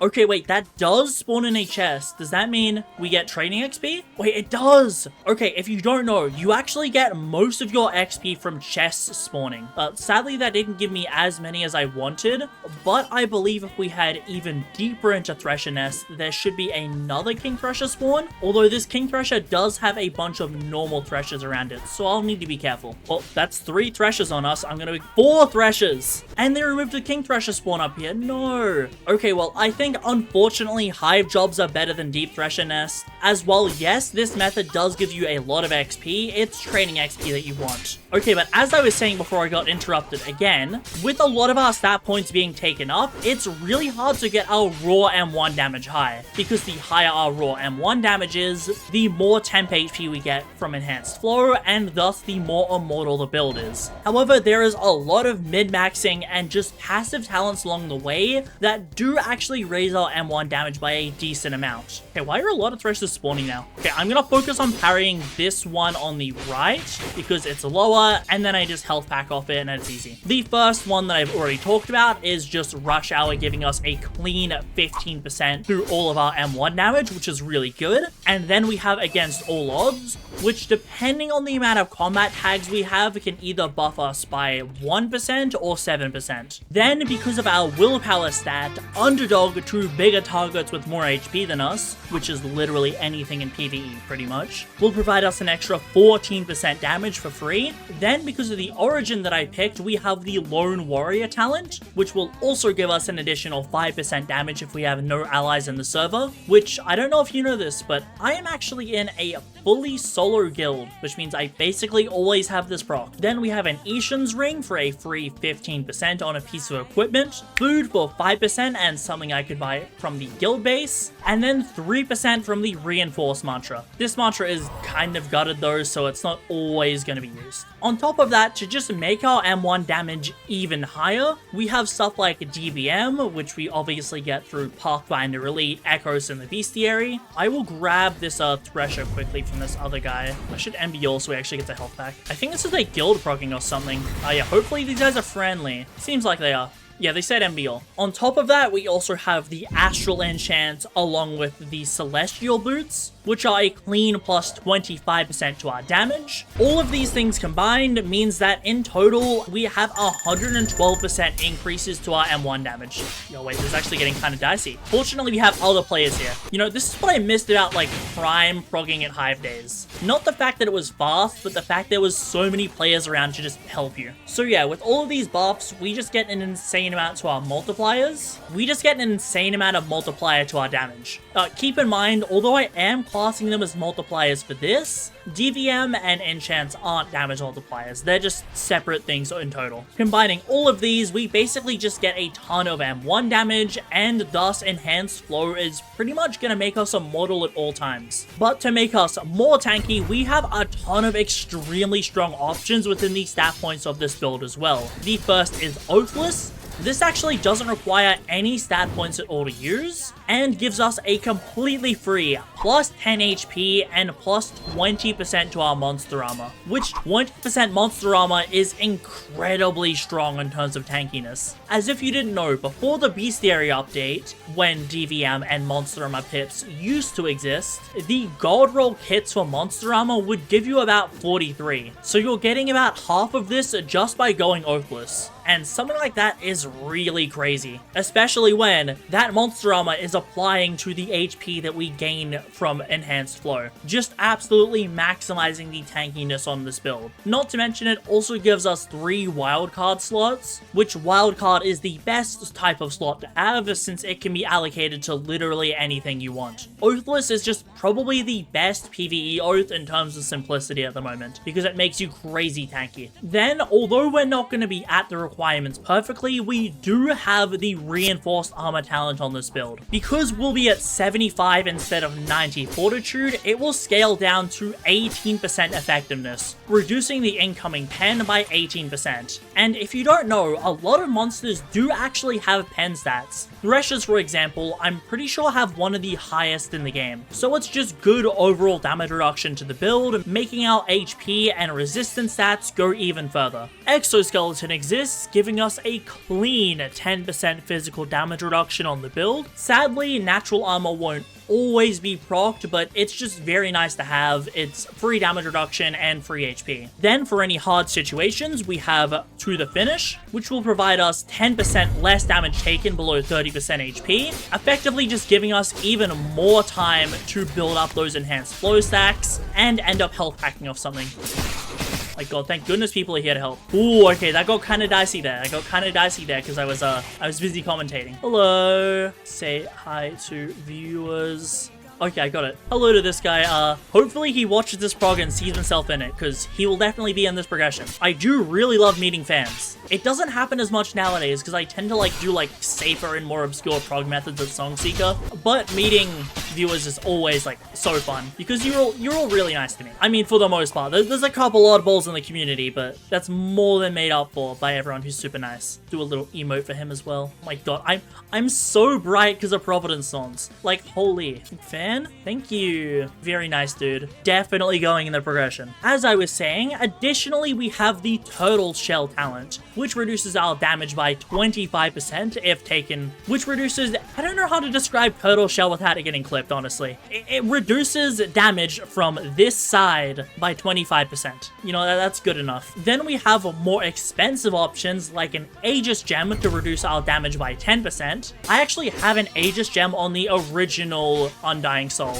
That one actually had Animal King as well. It was literally my first Animal King in like 6 months. And it turned out to be a build that I end up using a lot. Oh, where's like a... Okay, I think I'm just gonna server hop to refresh all these quests. Because sadly with Hive, a lot of them can spawn really far away and they're just not worth walking to. Also, I'm not really locked in on investing points either. I'm too busy yapping, which I think Fortitude's like way faster. Yes, it is. I would pay so many echoes to get a Echoes upgrade that just removes the animation of training gears and makes them instant. It's something small like that that would make progging a lot more convenient for me. But because we're using Aegis Gem on this build, I actually want to use the Warden's Blade mantra at 1 Frost. I'll have to unlock it manually post-shrine, but with Warden Blades and Aegis Gem, I just get 100% uptime on the damage reduction buff, and it's just really, really good overall. It is sort of annoying to have to manually unlock Frost post-shrine, but oh well, it's not really that big of a deal, since you can just go kill the guys at Etris. What is restricted technology? I don't think I've seen this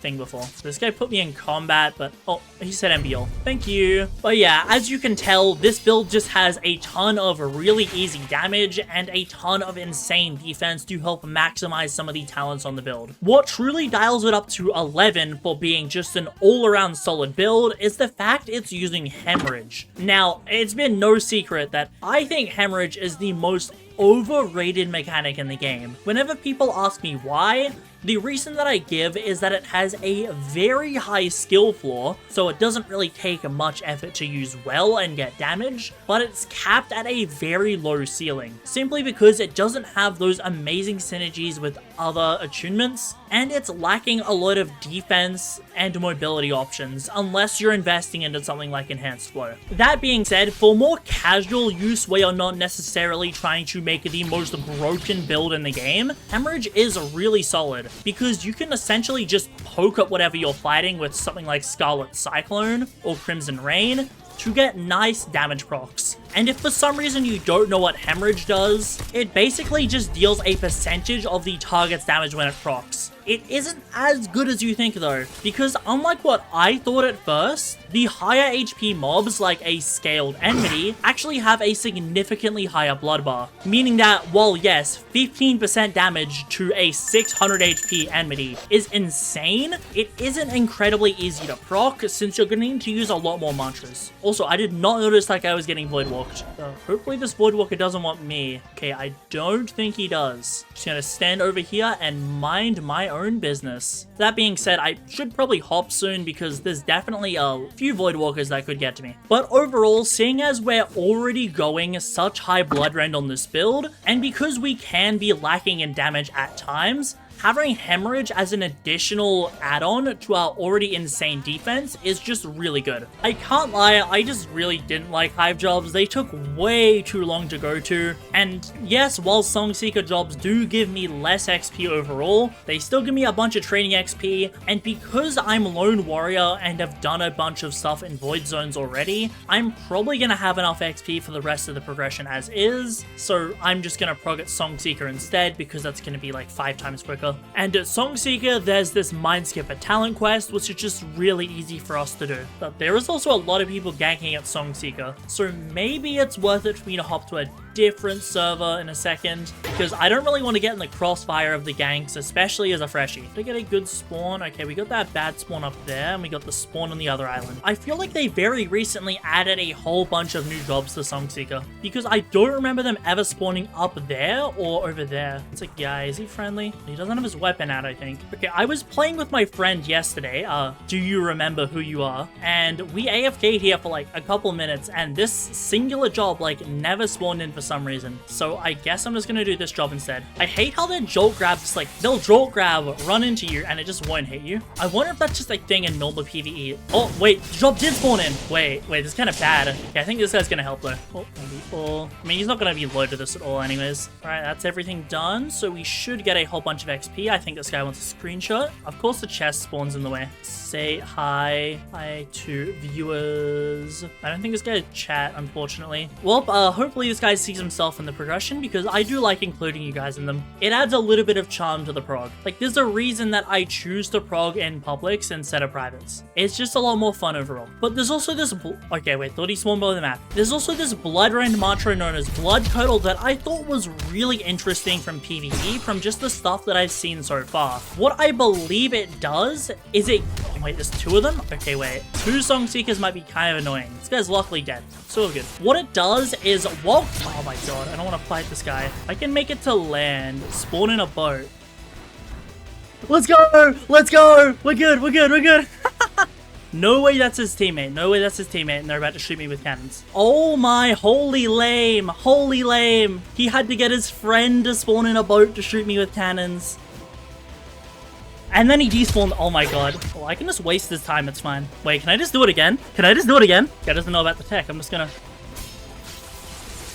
Oh my god, no way. No way. And now this guy's spawning in a boat. Oh my god. This man got juked out twice. Wait, I wonder if this guy's not in combat and he tries to go through here, is it just gonna teleport him? I think it might. Or could I have just done this all along? Oh, okay, I literally could have just ran that way all along. We'll just loop back around to Song Seeker, and although I've got a talent hand up, I can actually just invest my way to 90 Fortitude, which will unlock the Reinforced Armor talent. So then whenever I do open this talent hand, there was a pretty high chance that I would have got it, but unfortunately we didn't. It's fine, I'm sure I'll just get it next time. Also, let me actually invest into traits. This build is just really simple, going 6 vitality and then 6 proficiency. Can't really remember if I finished my sentence when that Voidwalker jumped me. If I did, I'll just cut this part out. But yeah, Blood Curdle is another blood rain mantra. When using it, it seems to just stun the enemy in place, as well as give you a whole bunch of iframes. So I feel like it could be really good to use against those more difficult bosses you're less confident in fighting. Just because you can just use Blood Curdle, get a bunch of progression on your hemorrhage, and then just keep them in place for a little while, effectively giving you some breathing room. If the mantra works like I think it does, then it's going to be extremely useful on this build as an option for something like TS Champion or Titus. Also, we're a little bit into the video. I probably should have said this sooner, but I might have just said this in the intro anyways. But do let me know what you think about this sort of like style of like progression slash showcase videos, because I'm trying to go into a, oh my god, the lag. I swear I'm not exploiting, because yeah, I want to try and go into a lot more detail for this build, partially because I've already progged it a whole bunch, to see if I can just fully explain literally every aspect of the build right now, and then not need to make a showcase later. I mean, of course, if people are still somehow really confused on using this build, I can make one, but I feel like because of the simplistic nature of this build, plus the fact I've progressed it a whole bunch of times, a progression style showcase like this would be good. Plus, I know quite a few of you guys enjoy the longer style videos of progressions, where you can just kind of put it on and forget about it. Oh, is that a Song Seeker? Whereabouts is that? Oh my god, he's in the floor. Okay, well, we've got to forget about that Song Seeker, and I'll just move away from this location,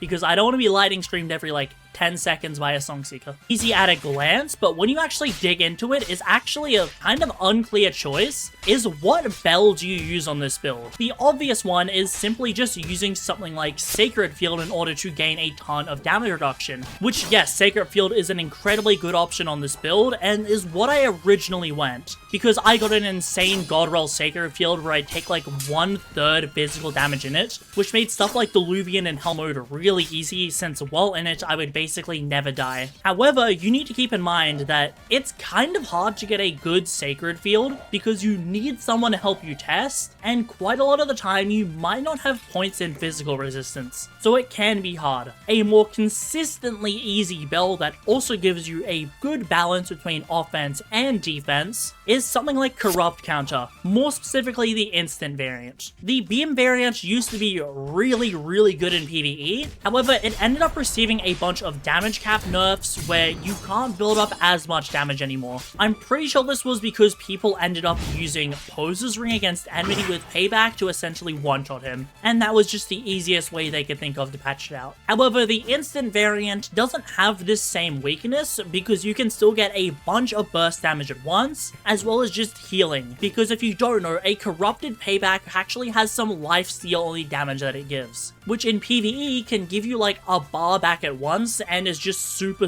useful. Okay, we've got another job across the water. We've got quite a few in that location today. While in counter as well, you have an insane, I think like 80% damage resistance, which basically makes you unkillable to most sources. I've seen it used on Elder Primidon's big stomp move. Oh, that's a Voidwalker. I'm gonna laugh that I don't know he's there, and then I'm just gonna like log whenever he gets close. Let's see. Sorry, Voidwalker. And the final bell is the most obvious one because the weapons that it gives provides the highest damage in the game. That being crazy slots. You roll it, you get something like Divine Axe or Divine Greatsword, and you have the highest damaging weapons in Deepwoken, which obviously more damage on your weapons means that you regenerate more temp HP. Plus, just having more damage also means that you kill faster, obviously. The reason that I probably won't go crazy slots on this build is simply because, well, this build isn't about just having the highest damage in the game. It's about having absolutely insane sustain to be able to do everything. So yes, if you want to start with something like Sacred Field, you can move your way to like Payback when you get slightly more confident, and then go to crazy slots whenever you want the highest damage on this build. Any of the three bells works. Like I say with most of my builds, make my builds to preference, not exactly how they're made. Because the thing that matters most with a build isn't the performance that it gives you, but it's just whether or not you have fun playing it. Well, that's kind of why things like the Elder Lich build actually existed before it got gutted beyond belief. Because playing the most meta build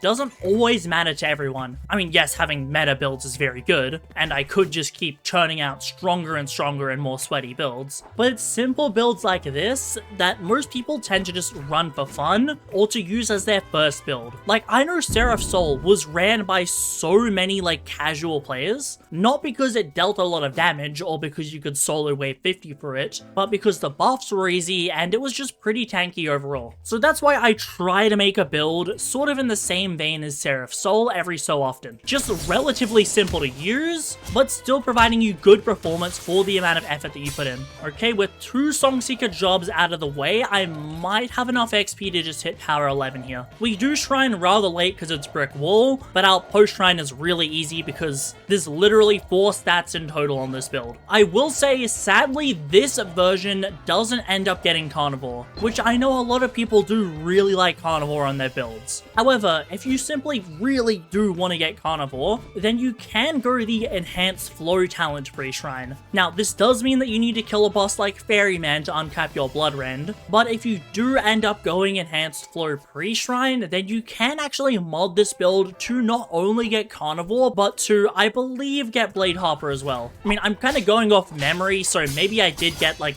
the Blade Hopper stats wrong like a month ago whenever I like roughly designed the other variants of this build. But regardless, you can freely mod this build because it is just that simple. This is probably the only build of mine that I would honestly say is perfect because there really just isn't any other stat points to play around with. I mean, maybe there's a couple talents you could change as well. I wouldn't be surprised if some of the stuff I use on this build is secretly bugged. But some of you may have pointed out that although yes, this build is using Brick Wall, you don't necessarily need to actually run Brick Wall for most of the content in the game. Yes, for Diluvian it is almost essential, and for something like Hell Mode it's just very useful overall. But for like Layer 2 or just like Primidon, Elder Primidon, you don't really need to actually have Brick Wall. So that's why I will be including, and I may prog on stream, a non-Brick Wall version of this build. Just because without Brick Wall, you can get a lot more mobility on this build to actually clear dungeons faster, as well as just getting more damage overall. As without having to go all of this extra willpower and fortitude, you can budget for other attunements, agility, strength, intelligence, and just stuff like that. But I am still going to keep the hemorrhage mechanic of this build, because although, again, I dislike hemorrhage, a lot of people still asked for a Blood End PvE, and if I can keep this build relatively tanky as well, then I guess I can make both of those people and myself happy. If I do make other variants of this build, I will probably just show the stat orders on screen, or like just timestamp where in this progression I decide to show them, because again, I probably won't make a showcase for this build as it's just way too simple to justify that. Okay, that is the last full power up I will get on this build. I've literally got to invest 1 point into heavy weapon, and then I think just Shrine of Chance once to get brick wall. I don't really need not a scratch. I'll grab it for now just to get an advanced card out of the way. Sadly, because of how this build is structured, you either need to use an extra talent hand quest pre-shrine, or you need to go use Shrine of Chance in order to get brick wall. Not really a big deal since brick wall is really easy to roll, plus you have the talent deck to just favor the card if you really need. I swear I keep hearing M1s from somewhere. Maybe it's me and I'm just being schizophrenic. Anyways, with this out of the way, that is all of the pre-shrine stats for this build done, so I'm just gonna go sail my way over to... That guy kind of scared me. Best people always forget they can do at Meteorile is this authority quest right here. Talk to her, go to the authority base, and you kill like 10 guards, and then you get a bunch of knowledge, plus a quest talent. But what we're actually here for is Shrine of Chance. Ordinarily, I would have 2 rolls, but because I took die packets out of my bank so much, and a Providence Thorn Sword, I only have enough for 1, but I should be able to get what we need. Let's see, I won't need Dancing Guard. There is Brick Wall. I believe that is all of the pre-shrine talents we need, although I am going to go do this authority quest real quick, and then hopefully just reset to Shrine of Water. I'll also kill this lionfish along the way, because it's just gonna ram my boat if I don't. I am in Virginia, so I'm not gonna be able to parry too well, but thankfully the NPC is fairly tanky, and she can just take the aggro for me, so I'm just gonna try to poke at the authority guys and not take too much damage, as parrying and this ping is easier said than done. It's kind of hard to not hit her a lot of the time, since normally she gets really close to NPCs. Oh wait, that's the quest done already? Okay, that's way shorter than I remember. Oh wait, she's still here? Okay, I think the quest just bugged. It has the little marker at her original location, so as soon as I get out of combat in the next 5 seconds, I'm just gonna head over and we can complete the quest. Luckily, with the height that Fort Merit is at nowadays, it's really easy to just glide over here. And there is the quest completed. As you can see, we gained a little bit of knowledge. Now I'm just gonna put 1 point into heavy weapon, that way the points are distributed there. Now, post shrine, 26 in both, reduces to 75, that looks good. Take that, and I am immediately going to use all of my didac points to try to jump up to 70 heavy weapon, because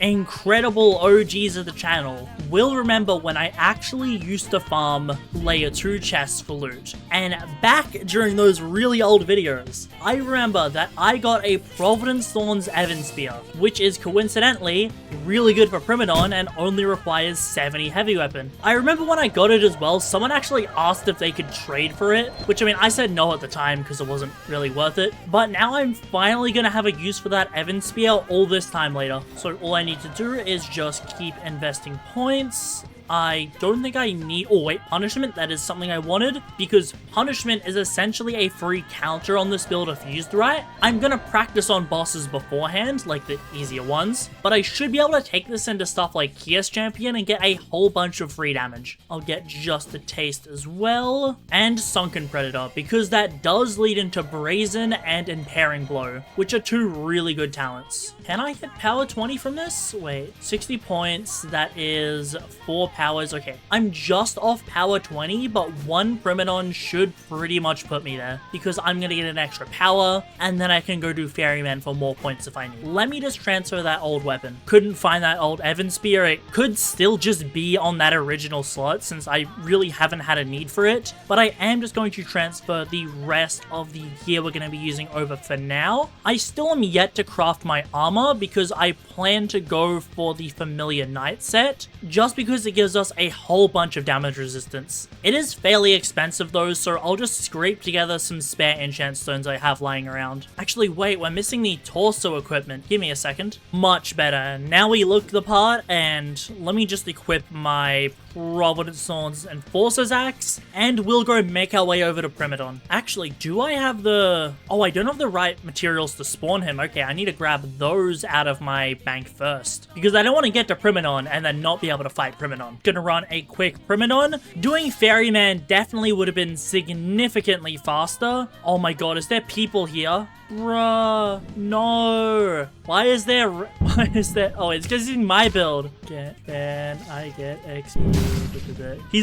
Wait. Let's go. I'm teaming up with some guy. He's using my build. Thank you, Brick Wall. I can play like an idiot. Primadon's taking like no damage. I mean, this guy didn't exactly have time to set up anything. I couldn't tell that was a multi-hit because it's turned around. Oh yeah, Primadon's getting ganked. Bro, who? I think it's Dust that doesn't have ether. I can't tell that he's triple stomping. Okay, let me lock in a little bit. Easy Primadon. That was actually really fun. Doing Primadon with a bunch of people and just ganking the hell out of him. Oh wait, I don't know my Blood Rain training item. Well, I'm only gonna get like Umbral anyways. I wouldn't mind a Tyrant Pendant actually. Okay, that should cover like my next whole bunch of Primadons. I'm pretty sure everyone here is chill, so I'm just gonna keep running Primas in this server because it's actually kind of fun to do Primadon with multiple people, even if I can't read Primadon half the time. Hello.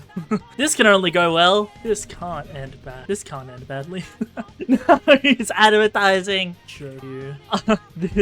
I can edit this. Nah, I'm not gonna edit it. Dude, go subscribe to Dust. I'm not gonna edit it actually. Go subscribe to Dust. He's pretty cool. He's one of the only Australian CCs. There is Dust. He offered to just hop on a TP slot and just quickly take me to Ferryman, because it's gonna save me like 5 minutes of sailing. So a huge thank you to him. I've seen people saying Ferryman needs a rework, and I honestly sort of disagree. I don't think Ferryman needs a rework as much as I would appreciate an expansion of Ferryman, because unless you don't read the dialogue, what Ferryman is doing is basically just challenging you to like beat his dance essentially, and then if you beat him, he gives you, well, his knife and then a bunch of chests. And honestly, I think that after you obtain a resonance, you should unlock another dialogue option with Ferryman that allows you to fight a harder version of the fight in exchange for more rewards. Because at the moment, Ferryman sort of sits in the game as like the progression or like the bridge to mid-game. Because once you become able to consistently beat Ferryman, you unlock the best progression method. You can basically guarantee Bell on every build, and he just gives you pretty good notes per hour without being too hard. Primadon and Duke sort of sit in the same vein as well. Although I'd honestly say Duke is the hardest out of all of them just because of how humanoids work. So yeah, I think if they made an expansion of Ferryman, you know, Elder Primadon, but Elder Ferryman, that could be a very interesting way to breathe life into old content without suddenly making it way too hard for new players. Since if Ferryman was given like Maestro level difficulty at base, then a lot of people are not going to be able to prog, and it's just going to make people unhappy. You do need to find a balance between making new players happy and making challenging content for the older ones. But there is our Ferryman dead, nothing in the chest, but Bloodrand will unlock as soon as we hop lobbies. Then we can finally max out this build. Instead of maxing out the stat points of the build immediately, what I do need to do before I max out my points is just go unlock Frostrow at Etris. Just because whenever I get to 9090, the build is fully maxed, and at that point I won't be able to unlock any attunements. And because I need Warden's Blades on this build, it's better if I unlock it before I max out my points. I'm just not going to be able to have as much uptime on my Aegis gem. Sadly, after all this time, the fastest way to get Frigid Prisms is just to murk the Neve at Etris. It's unfortunate because they're actually really chill NPCs in lore, but unfortunately they're the only way for me to unlock Frostrow outside of the starting screen. So I'm sorry NPCs, but your sacrifices will not be in vain. I'll just walk into here, talk to this NPC, talk to her again, and then there is my glass blood. I'll drink that, get Frostrow. It doesn't take any points past the first attunement to unlock one. So then I will go into my mantra deck, and I think I'll have to relog to see Warden's Blades. That's fine. While I'm at it, I'll also just sell all of the loot that I got from Prima to the NPC, which will give me pretty much all of the notes that I need to level up my mantras. I will still need to buy mantra mods, but I'm at Etris already, so that'll be easy. Here, I'll just go into the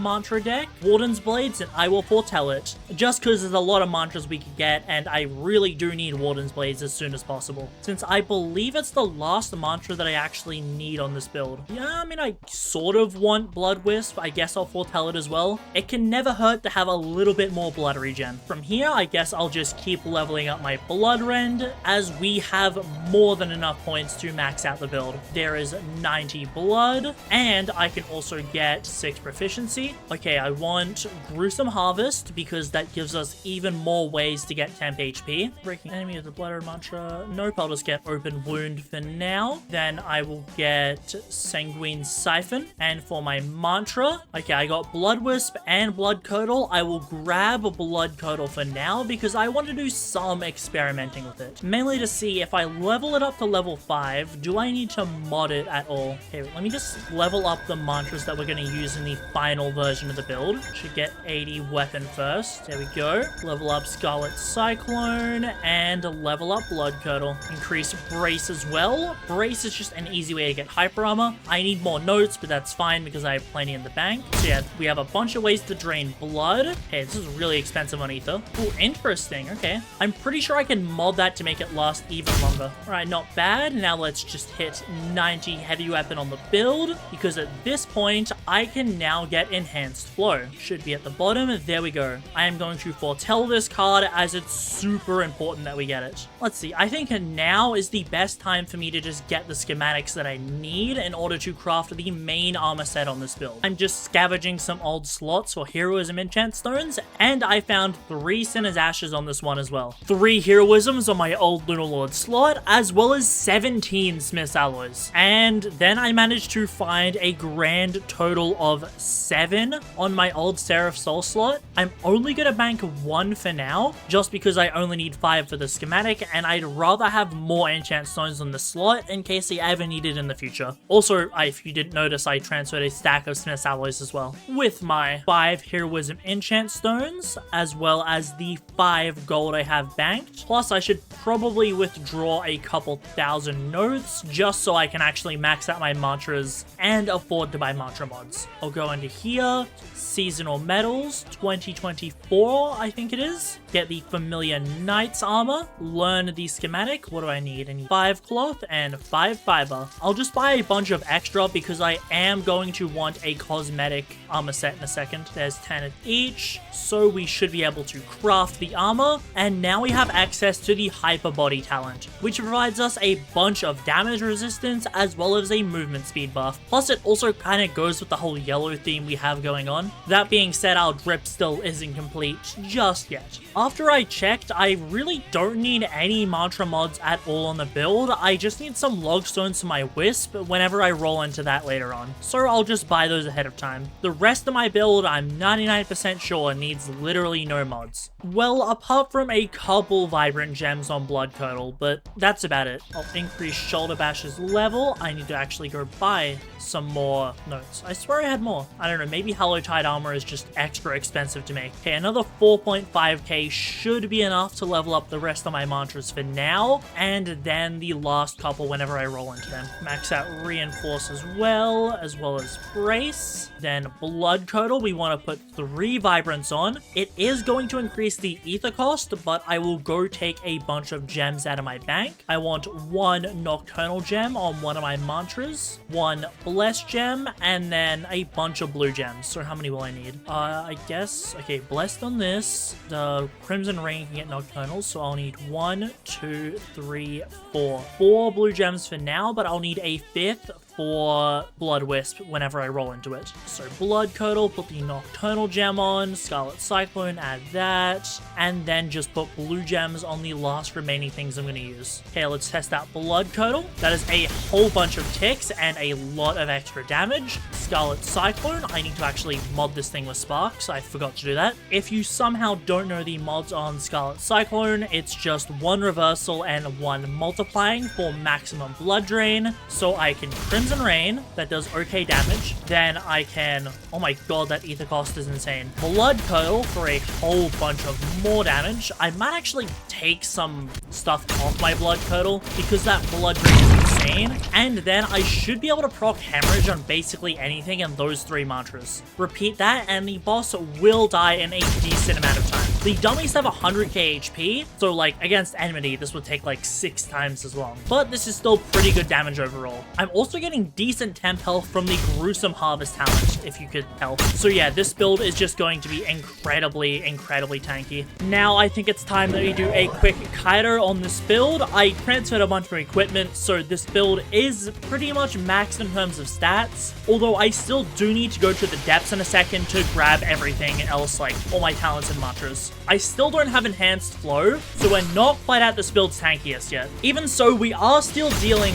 okay damage, and yeah, Hemorrhage is also responsible for about half of our active DPS. Hemorrhage is a little better than I gave it credit for after like actually using it on a good build now. Well, not a good build, but just a high damage one. We should get another Hemorrhage proc in a second. I am kind of just stat checking Kaido at the moment, but because Hemorrhage doesn't scale off anything, it's okay for me to get hit since chain just doesn't matter in the context of Hemorrhage. Okay, we got a Lionfish in the way. Well, now we're at full health again, so yeah, there's no way Kaido can kill me. Can I punishment him?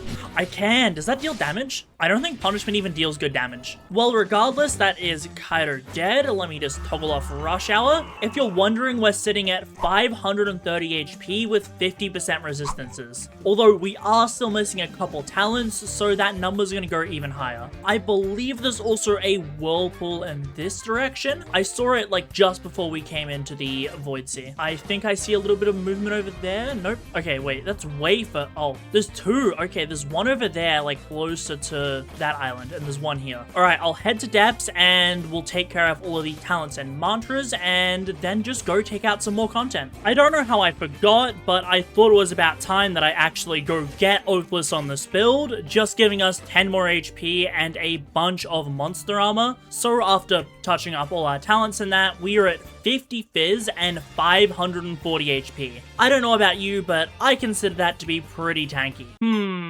This doesn't look like the dungeon I quite remember. Okay, but like, assuming nothing's bugged, that should just be water down there. So does that mean I can like swim? Let me see, can I drop an item in it? That seems to be the King Thresher spine, so... Oh my god, I thought I was gonna wipe. I was so scared. Maybe this is how you get Erebus. You gotta like find an item. You gotta find Erebus Island out here. Who knows? Okay, let's see. Can I actually play in the vat? Oh, I didn't get teleported up. Okay, I guess you guys can see like a more completed run. A Thunder Attuned Squibbo is the first monster in the Godmans. It's really easy. I can just take it down with a crit in an M1. However, the Prime Shocker is a bit... Ooh. Okay, minor lag spike there. My internet is dying at the moment, so... don't be surprised if I'm not perfectly fighting everything. However, this isn't meant to be like some perfect speedrun. I'm merely demonstrating just how easy content can be on this build, as it's just designed to be really tanky and help you learn things. Obviously, you do need to actually be able to parry some of the stuff, otherwise you're just gonna get completely destroyed. But as you can see, I kind of just tanked both of those beams, which I probably shouldn't have done. The main important thing was that I actually used the Sacred Field before Parliament spawned, so I could essentially get 2 Sacred Fields and be in it the entire fight. This just makes me take basically no damage in the cases where I actually do get hit. Obviously, I'm also using Providence Stones for some nice bonus damage, but you'll see that my health bar is actually draining, and that is just from Rush Hour and my bell. Most of my damage on this run, unless I really mess up, is just going to be from that health drain. Because, as you've probably been able to tell, the Parliament hasn't actually broken my temp health once. Although I'm not getting hit that much, I'm parrying like 80 to 90% of his attacks. Pretty soon here, we should also get a pop of Hemorrhage, which will deal a nice extra bar. There we go. Parliament is getting kind of low. Most of our damage was from our M1s, which is kind of just a thing with Bloodwind. It's an extra bonus damage, not the main thing you could focus on. But yeah, Parliament's basically dead now. It hasn't broken our temp health. And although I'm still certainly not amazing at Godmans, that was an easy clear. Yeah, Enhanced Flow is ridiculously strong. Parliament just couldn't do anything despite my ping issues. Now that I've actually completed the Godman's trial, I will take an Aegis gem out of my bank and a couple of idols. Because the first bell that I'm going to get is going to be... Oh, I don't have any knowledge. Well, that's kind of bad. Because if I don't have any knowledge, then I can't withdraw idols and actually get a bell that isn't just run it back. Okay, I think I'm gonna need to go find something to do with knowledge then. Actually, wait, never mind. I can just pop and drop a Moon's Eye. I just decided to cut all the way to Chaser for the sake of saving time, just because I didn't think you guys were really that interested in seeing me getting all the layer 2 talents again. Now, I don't have any chain stacks going into the Chaser fight.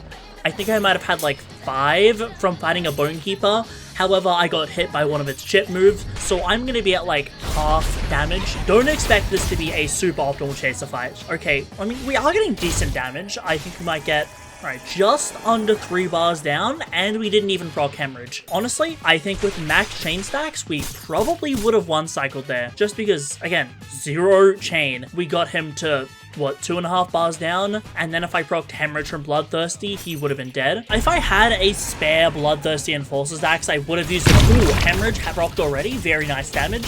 And Chase is dead. If I did actually grab a Bloodthirsty Enforcer's Axe, then Chaser would have been dead quicker because I would have procced Hemorrhage. But yeah, easy Chaser 2 cycle. Remember, damage isn't the point of this build, but it does actually do decent damage. If I built Max Chain and actually had Bloodthirsty, then he probably would have been dead. I am going to be attempting Enraged Atheron as well as Kios Champion, but I won't be going for an actual kill on Kios Champion this time because I want to get actual practice before I commit to a final attempt on the boss. Alright, don't think there's anything in here. I will grab the blue gems though because I always run out, and we'll head into floor 2. So if you don't know how to get to Enraged Atheron and actually start the Kios Champion, you just climb this cliff up here. Originally, when the update first dropped, I tried to climb that massive cliff over there, which there's nothing on the top of that, so I spent ages doing that for no reason. But it's as simple as climbing these trees. It's still a little annoying to climb because of the slope update, but the trees end up getting me just high enough. Here we go, the Shrine of Purge. Okay, the hitbox is just really weird for some reason, but there is the Shrine of Purge activated, so we should get Enraged Atheron spawning. And then after we kill him, Kios Champion will spawn. If you're wondering, I'm using Grim over Astral just because if I did try to parry Kios Champion with Astral, then the little star would deal damage to him, causing me to be trapped in and forced to fight him for the death. I'm simply just not confident that I can first try Kios Champion on this build, as yes, while this build is stupidly tanky and has lots of sustain, I don't want to take my chances with a boss I haven't fought. I also want to kill these two so they aren't there in the end. They're surprisingly easy for us to kill.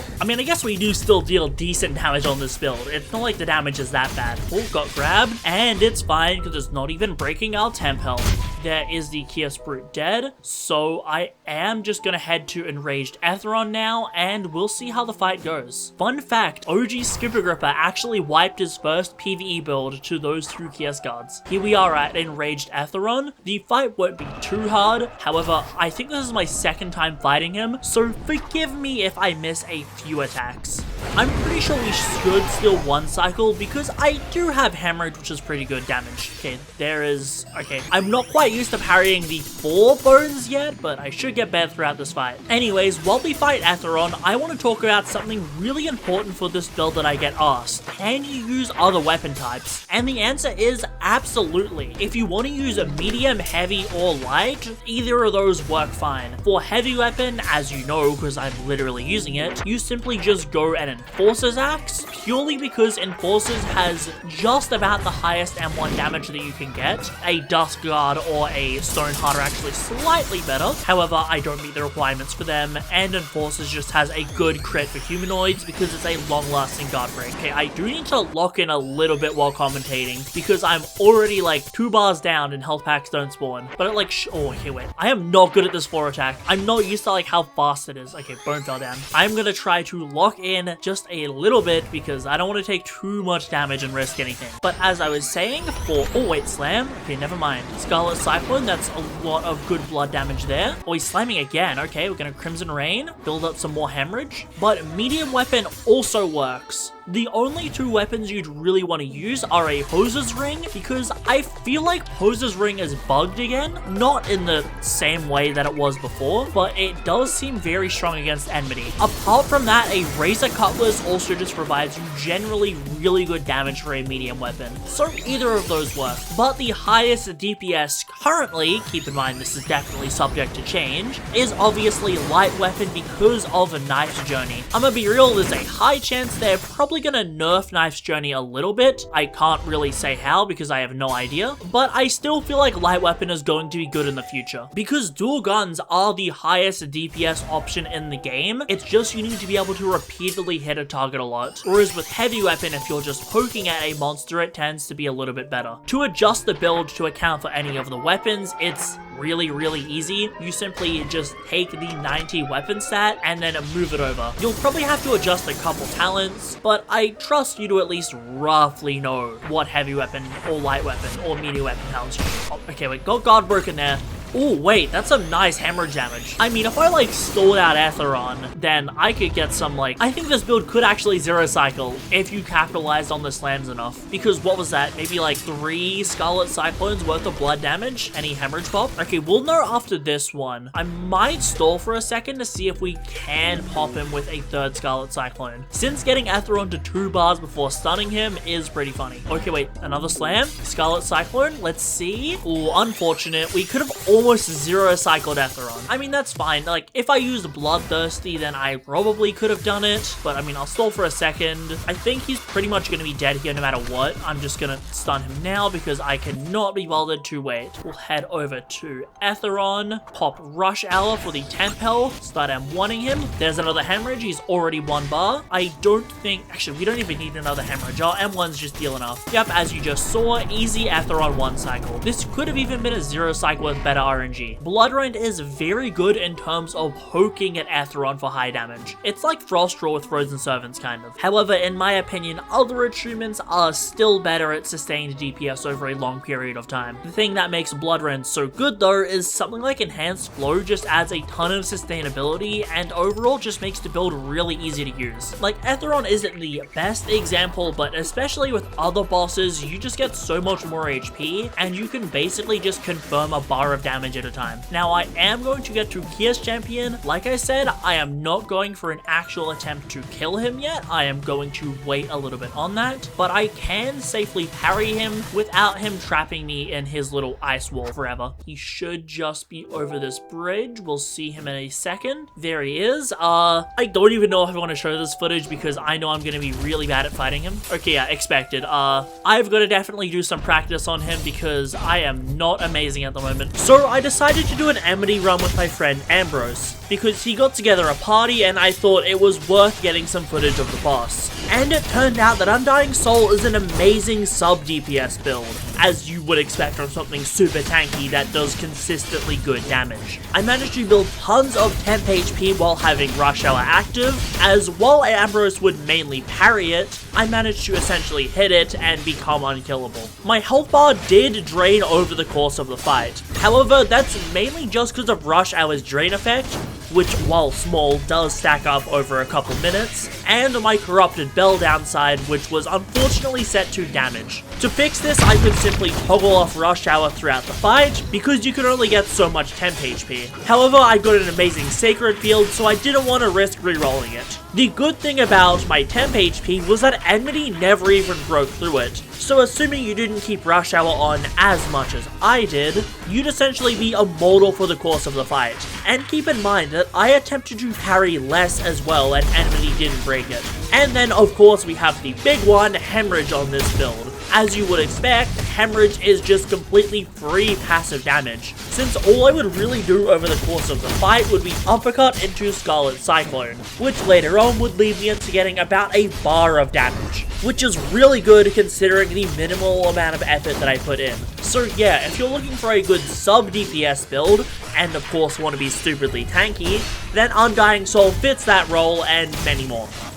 And that's where I'm going to be calling the progression. I think it's safe to say that I definitely succeeded in making an immortal PvE build, as I was able to pretty much just tank bosses like Enmity without any real issue. On top of all of that defense, I still output really good damage, which actually surprised me, as I'm still comfortably able to one-cycle Chaser and Atheron. Overall, this is a really simple build with simple stats and simple buffs to use, so it's incredibly good for casual players or just learning new content. Soul Beam is the strongest PvE mantra in the game, effectively one-shotting any lesser boss and massively chunking the HP of greater ones. On top of that, Chorus of Souls gives you insane passive healing, the ability to proc all elemental effects on M1s, and we even spec into additional health regen from Enhanced Flow. The Elder Lich PvE build has all of this, on top of having really good M1 damage. We have just been hit with possibly some of the biggest nerfs in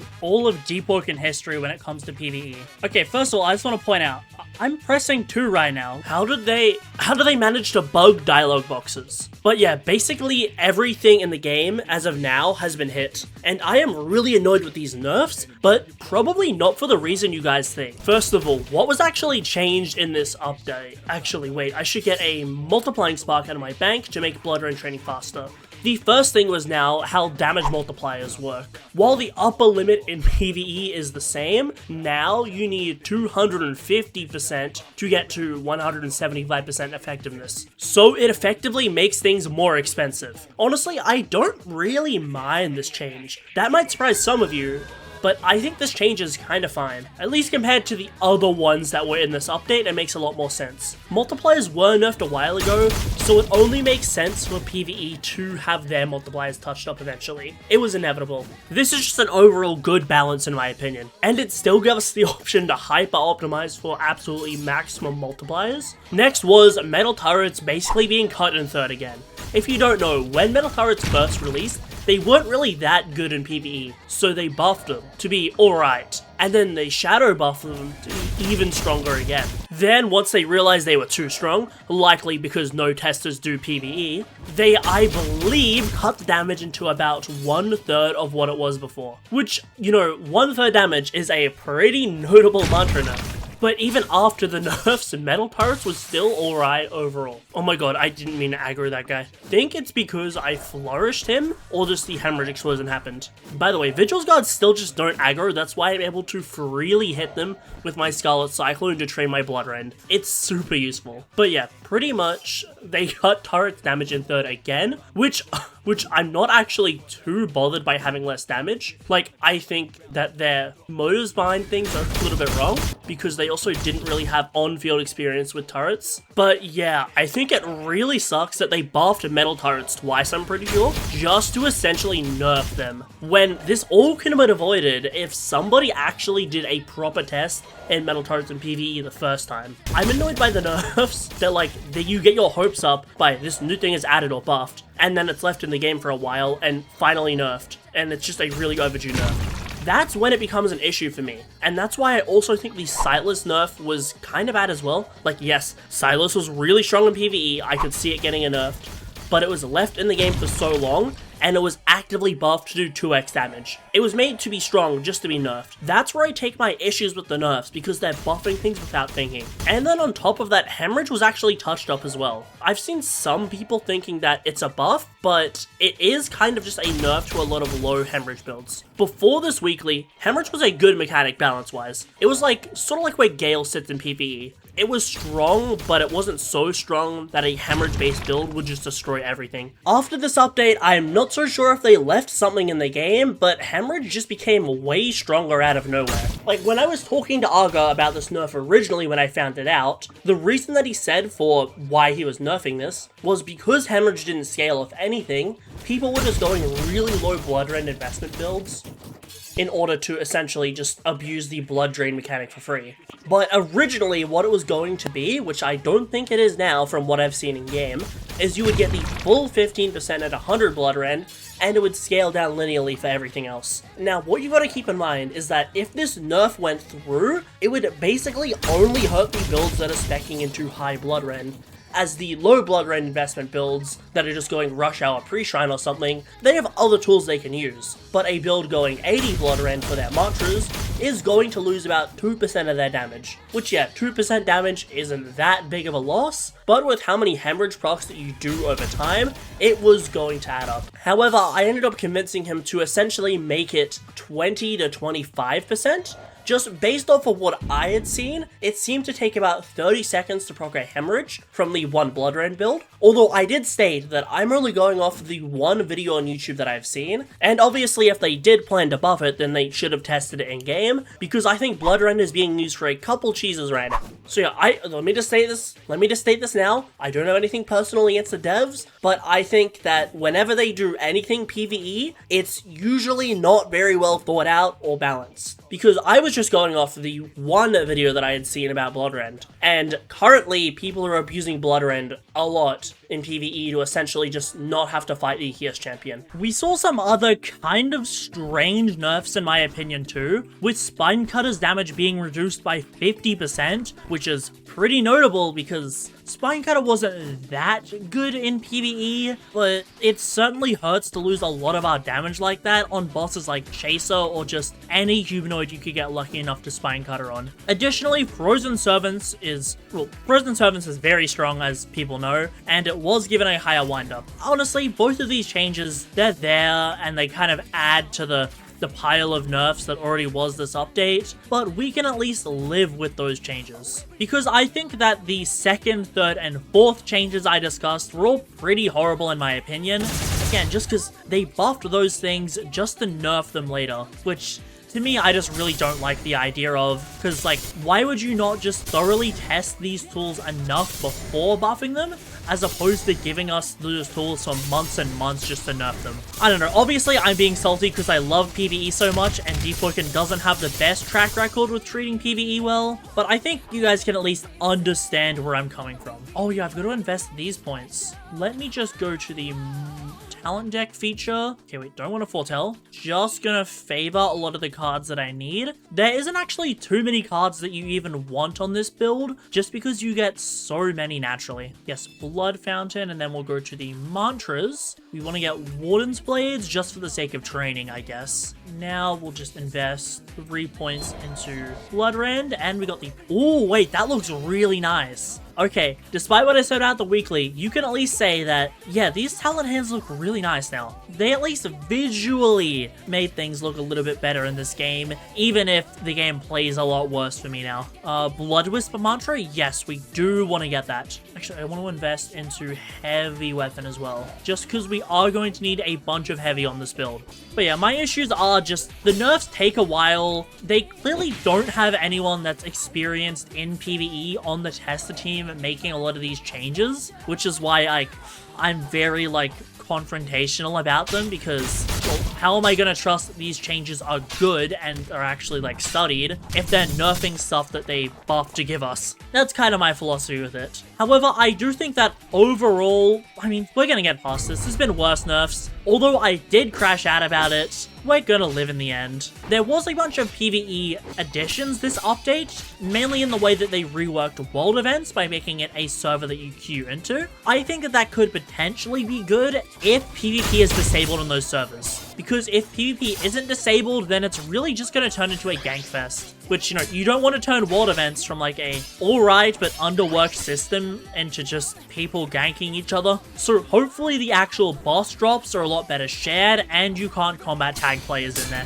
I'm pretty sure Parasol also got a little bit of an update as well, which I think is really cool. So hopefully Parasol has some new moves in that, because most people don't know this, but for some reason World Serpent is actually my favorite boss. I couldn't really tell you why I like World Serpent so much. I just think it's a very enjoyable and cool looking fight. Also, the Perilous sound has been updated as well. It sounds really nice. Contractor and Chain Warden also got a bunch of new PvE things. I believe a lot of Chain Wardens revolve around it increasing your posture damage in PvE, which is pretty cool. While I don't actually remember what Contractors do, I'd have to go reread. Overall, while I think these things definitely do not offset how devastating these PvE nerfs are, I think that it is just a good thing overall that we are getting at least somewhat more diversity. I hope these things are actually like properly tested and that Chained Warden isn't going to be super broken and you can just one-shot all humanoids. The devs don't have a great track record with PvE balance, let's be honest. So I am at least praying that this time around they actually did do some testing and maybe there is somebody on the tester team who knows enough about PvE that we're not going to get something that's super unbalanced. In my opinion, they really should have kept a lot of these PvE nerfs until we got a new piece of content for us to enjoy, because at least if builds got nerfed and then a new bit of content dropped, people would still be annoyed at the nerfs, but there'd at least be something new to do. Because now, with everything nerfed, people are just going to be reprogging builds that just seem weaker than they were. I believe this PvE should be like very top tier, because it does do some like really cool stuff. I can't say for sure if it's the best in the game, but it's at least something very like, we haven't ran this before. Oh my god, I forgot about a leader. Oh, I've got to do this now. Wait. What? Why did my willpower increase? I don't grow willpower on this build. What? No. Why? My willpower is increasing for no reason. Wait, that's horrible. That's horrible. My willpower is increasing for no reason. Wait, did the game just break itself? I'm checking bug reports. Okay, here, let's check bug reports. Willpower is giving you, being in void zones just trains willpower. This is horrible. Okay, I need to stay out of void zones. I can't do ferryman. Oh my god, that's awful. How did they even do that? How do you even accidentally make it so willpower is trained in void zones? That doesn't even make sense. And they like literally shut the game down for like, I want to say an hour to test things. Immediately when I join, I run into dialogue boxes not working and willpower getting auto-trained. Like, the dialogue boxes is one thing, okay, I'll just relog. But if I got 4 willpower, this build would be dead. Luckily, I can Shrine of Mastery my willpower down by 2 points, which I'm gonna have to remember to do, but that is horrible. That is like so bad.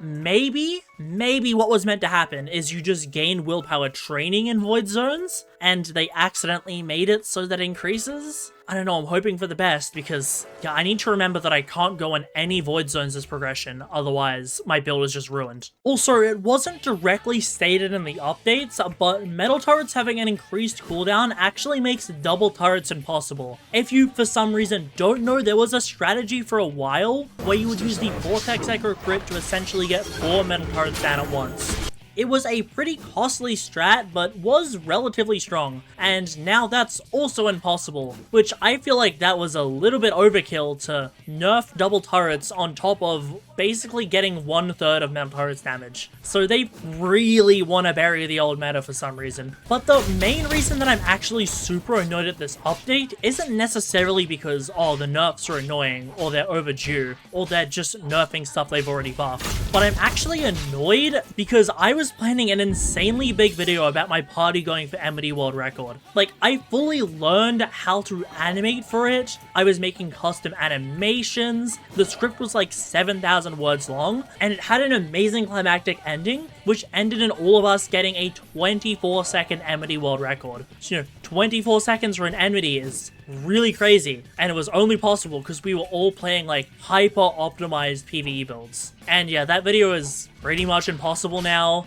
Although, like, yes, I can still tell the story of what happened. What the video represented of, this is the peak of Deepwoken PvE, or this is how good the PvE can be, that message just doesn't stand for me anymore because, I mean, realistically, we just had the biggest PvE update. They don't seem to really care about PvE, in my opinion, or at least PvE balance. So it's like, there's no real reason for me to make the update. Also, did this Voidwalker just die? Did this Voidwalker just die to a Songseeker? I think he did. Like, that's so funny. I mean, he couldn't have been here for me. I'm too low power, but it's really funny that a Voidwalker died to a Songseeker.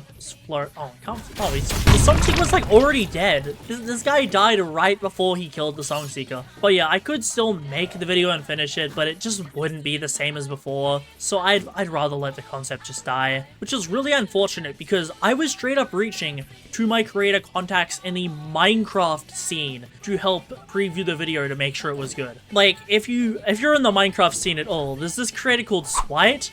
He is an absolutely demon Minecraft PvPer. He's literally ranked 3rd in the world. And yeah, apparently he watched my Godslayer videos, and we have like a bunch of similar interests. So I ended up talking to him recently, and he's like really cool. And he was gonna be the test audience, and I was like hyping up this video, and it kind of sucks that I can't make the video anymore.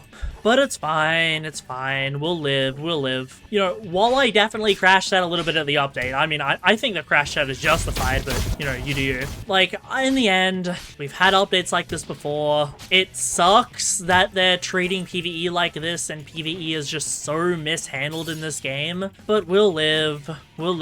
For better or worse, we'll eventually find a new meta, and then we'll continue to develop PvE. Because, I mean, they didn't fully kill PvE, they just made it significantly worse than it was before. Or not significantly worse, but they basically just killed every meta overnight, which is metas that we thought they wanted because they left it in for so long. I think... Okay, Authority Patrol up there and Songseeker over there. I've got to be very careful not to enter the Void Zone next to Songseeker, because I do not want my willpower increasing any further. I can only afford one more messed up point on this build before it's just gutted and I have to restart. Because this build's stat points are very tight. Like, the gimmick I'm going, which you might already be able to tell, is very, very expensive. So I would rather not mess up if I can help it. At least the good thing about the video being scrapped is I can reuse some of the stuff that I made for the drip. The build was originally going to be Shining Maelstrom V4, by the way. So yeah, I'm reusing Shining Maelstrom's drip. I already had parts of the thumbnail made, so I can just reuse that. And it can at least help me get this video out faster, because I'm going to try to really rush this video to see if I can ideally get it out in like a day or two, since after the nerfs, people are going to be looking for a build that is unnerfed and still usable, and I believe this build will be like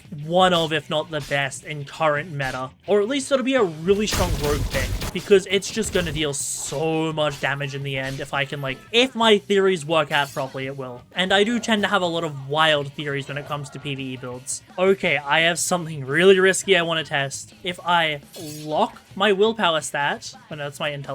If I lock my willpower stat, am I not going to be able to level it up by standing in a void zone? Okay, I'm just going to stay in here for a minute because the ferryman fight is relatively long on a low power and I'm going to need to do that. And it appears that if I lock my stats, then I won't end up increasing them. Because we've been in here for, what, like 15, 20 seconds and it hasn't increased? Okay, good. We can still do Ferryman on this build. This prog isn't going to have to slow down to a crawl because of that. And with this, we are at power 4. We get another Mantra Hand. I'm going to go for Warden's Blades just because it's good passive damage. We do actually want Sow and Mend on this build because it does lead into a bunch of other pretty strong stuff. Now, while you have temporary health, your opponents gain far less posture. That is going to be extremely powerful, because if you couldn't tell, we're going to end up going Enhanced Flow on this build just because it gives us some nice temporary health and makes us extra tanky. There wasn't really too many things I could have gone, and I figured that Enhanced Flow is the most interesting thing of them all, so I just wanted to try it out. This build probably would have been objectively better if I decided to go High Gale pre-shrine instead, but hey, that's less fun. That's less fun than going Enhanced Flow, which is a talent that I actually haven't officially used on video. Anyways, we're at max blood rend, so now I am just gonna start to level up my heavy weapon. We're Adret with Autodidact, so we have a ton of free points, plus we have all of the points from the starter screen and Trialer 1. This is honestly what modern progging looks like. You just do the early powers as easy as possible, and then you can just reinvestment point your way through a lot of the higher ones. We're not really getting many cards that we actually need, but that's to be expected because most of the cards are post-shrine, and most of our investment tends to come from elemental stuff. Emerge, oh wait, oh okay, I want that. But yeah, most of our stuff tends to come in the form of mantras or just very high investment talents that we're getting. Okay, yeah, there really like isn't anything. I guess replenishing knockout is nice to have, and we'll just keep investing into our heavy weapon. Power 6. There is replenishing knockout and Smeller's Blood. I'm just going to take the rare card because they're generally better to get out of the pool as early as possible. I don't want blood transfusion because It transfers negative status. I'm pretty sure that can transfer stuff like Rush Hour and Flame Within. I'll take it for now, but if I notice it griefing my damage, I can always swap it out later. I guess I'll just grab a random mantra to train with Post Shrine, and now we'll keep leveling up heavy. I also think I should probably mention the gimmick of the build. I tried to hide it for like some dramatic effect, but yeah, you can tell where I'm going. I've always known that Chorus of Souls and Soul Beam was going to be really good in PvE. I just haven't bothered to go it yet because there was generally just more confirmed or like more interesting stuff I could have gone. But seeing as the PvE meta has changed so much in these past few days, I figured that it's time for me to finally pull one of my gimmicks out of the bag and see if now it can actually be used to a really high degree. I think I've had this build for a couple months. I couldn't really say how long exactly, but I've known about Soul Beam for a while and I figured it's finally time to use it. Because it is the highest damaging singular mantra in the game. Like, while Sightless Beam generally out DPS'd it, it was because you could cast multiple. Whereas with Soul Beam, you can only cast it once. So for those lower HP bosses, or just if you want to confirm into it at the end of a fight, it is going to be extremely good. I was somewhat tempted to go medium so I could use, what's that crit? The Mesa ability again, where it consumes chain stacks to deal a lot of damage. It can deal about 4,000 with max chain stacks, which is alright, but I think overall heavy weapon is going to reward me a lot more, because typically what I'm going to be doing at the end of fights is just confirming into Soul Beam, which I have a pretty interesting method to do, and then just using my M1s and all that beforehand. One of the other things that Chorus of Souls does is it gives you a little bit of passive healing, and when I say a little bit, it's actually quite noticeable from what I've seen. So I decided that that would actually pair exceptionally well with Rush Hour and Flame Within, because Perfect Flash is one of the highest damage buffs in the game, but it does come with the prerequisite of requiring you to have over 95% health, which isn't always easy to keep, especially if you're draining health constantly. However, by using Enhanced Flow, I can't— oh my god, that was good. Oh wait, yeah, we can do Ferryman really easily right now, because we actually have high Blood Rend. Damn, wait, Ferryman might be the method like pre-shrine, because I can just deal percentage damage. I get hit. See, can I hit him? Oh yeah, that's really nice. But yeah, as I was saying, we will constantly be getting temp health thanks to Enhanced Flow, giving us temp health on M1, and we will constantly be healing from the Rush Hour DPS. Because most people don't know, but Flame Within actually takes away from temp health, not the normal health bar like what Rush Hour does. So the two are very similar in the fact that they take self-damage, but they operate extremely differently, which means that they actually pair exceptionally well in this build,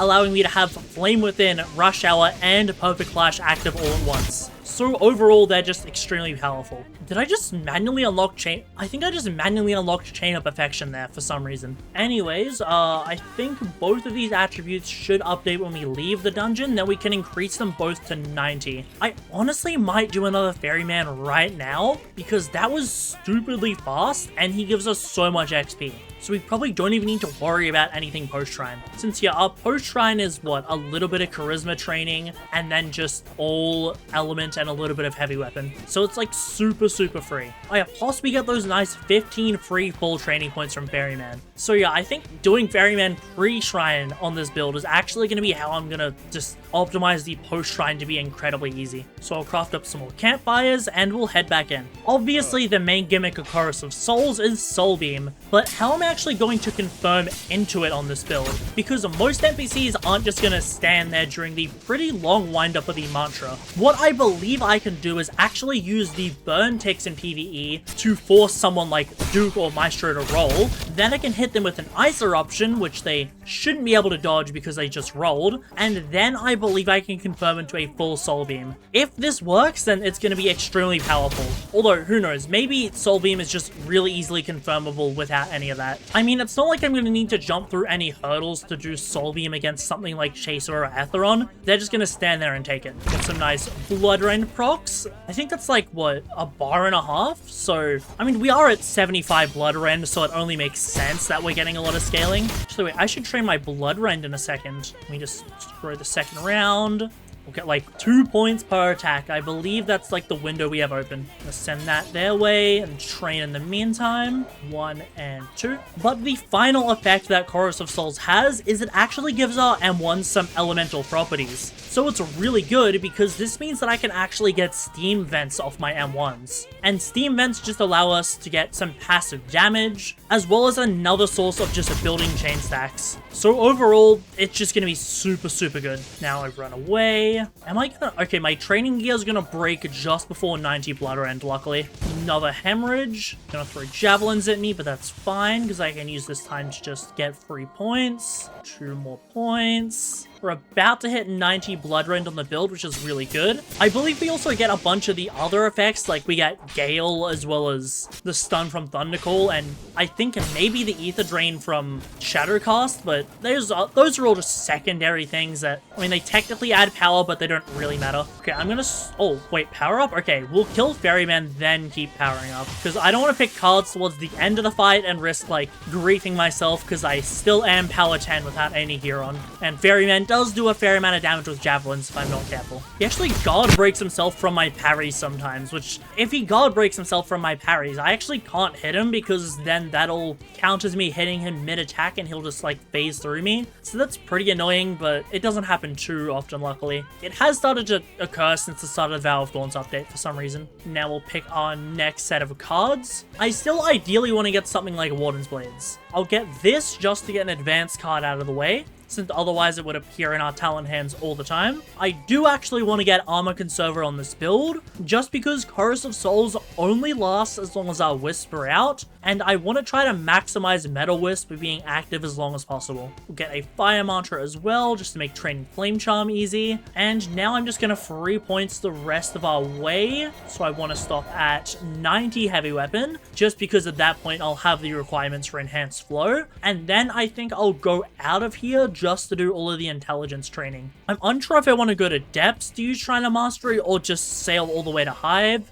I mean, I think I'll just go to Hive because I actually do enjoy traversing in this game. It is surprisingly fun for me, but I know I'm pretty much alone in that. So yeah, let's head out. Here we are at Shrine of Mastery. It's so annoying that my willpower points just increased because for some reason willpower training just increases naturally in void zones, but now it's fixed so I can reset to Songseeker where Shrine of Order is, and actually no, I'll stay here and just start to train my intelligence because there's a chance that I might need to use Shrine of Chance, so this way if I stay here, then Shrine of Chance is relatively close. Then I can just reset to Songseeker later. I already have an encyclopedia, so I'll just start to read that. Oh wait, you can set a limit now, that's very nice. Well, I only want 35 in the attribute at most, so I'll start to automatically train it. You might be wondering, why am I not using the math textbook, as that is faster than the encyclopedia to train, and that's because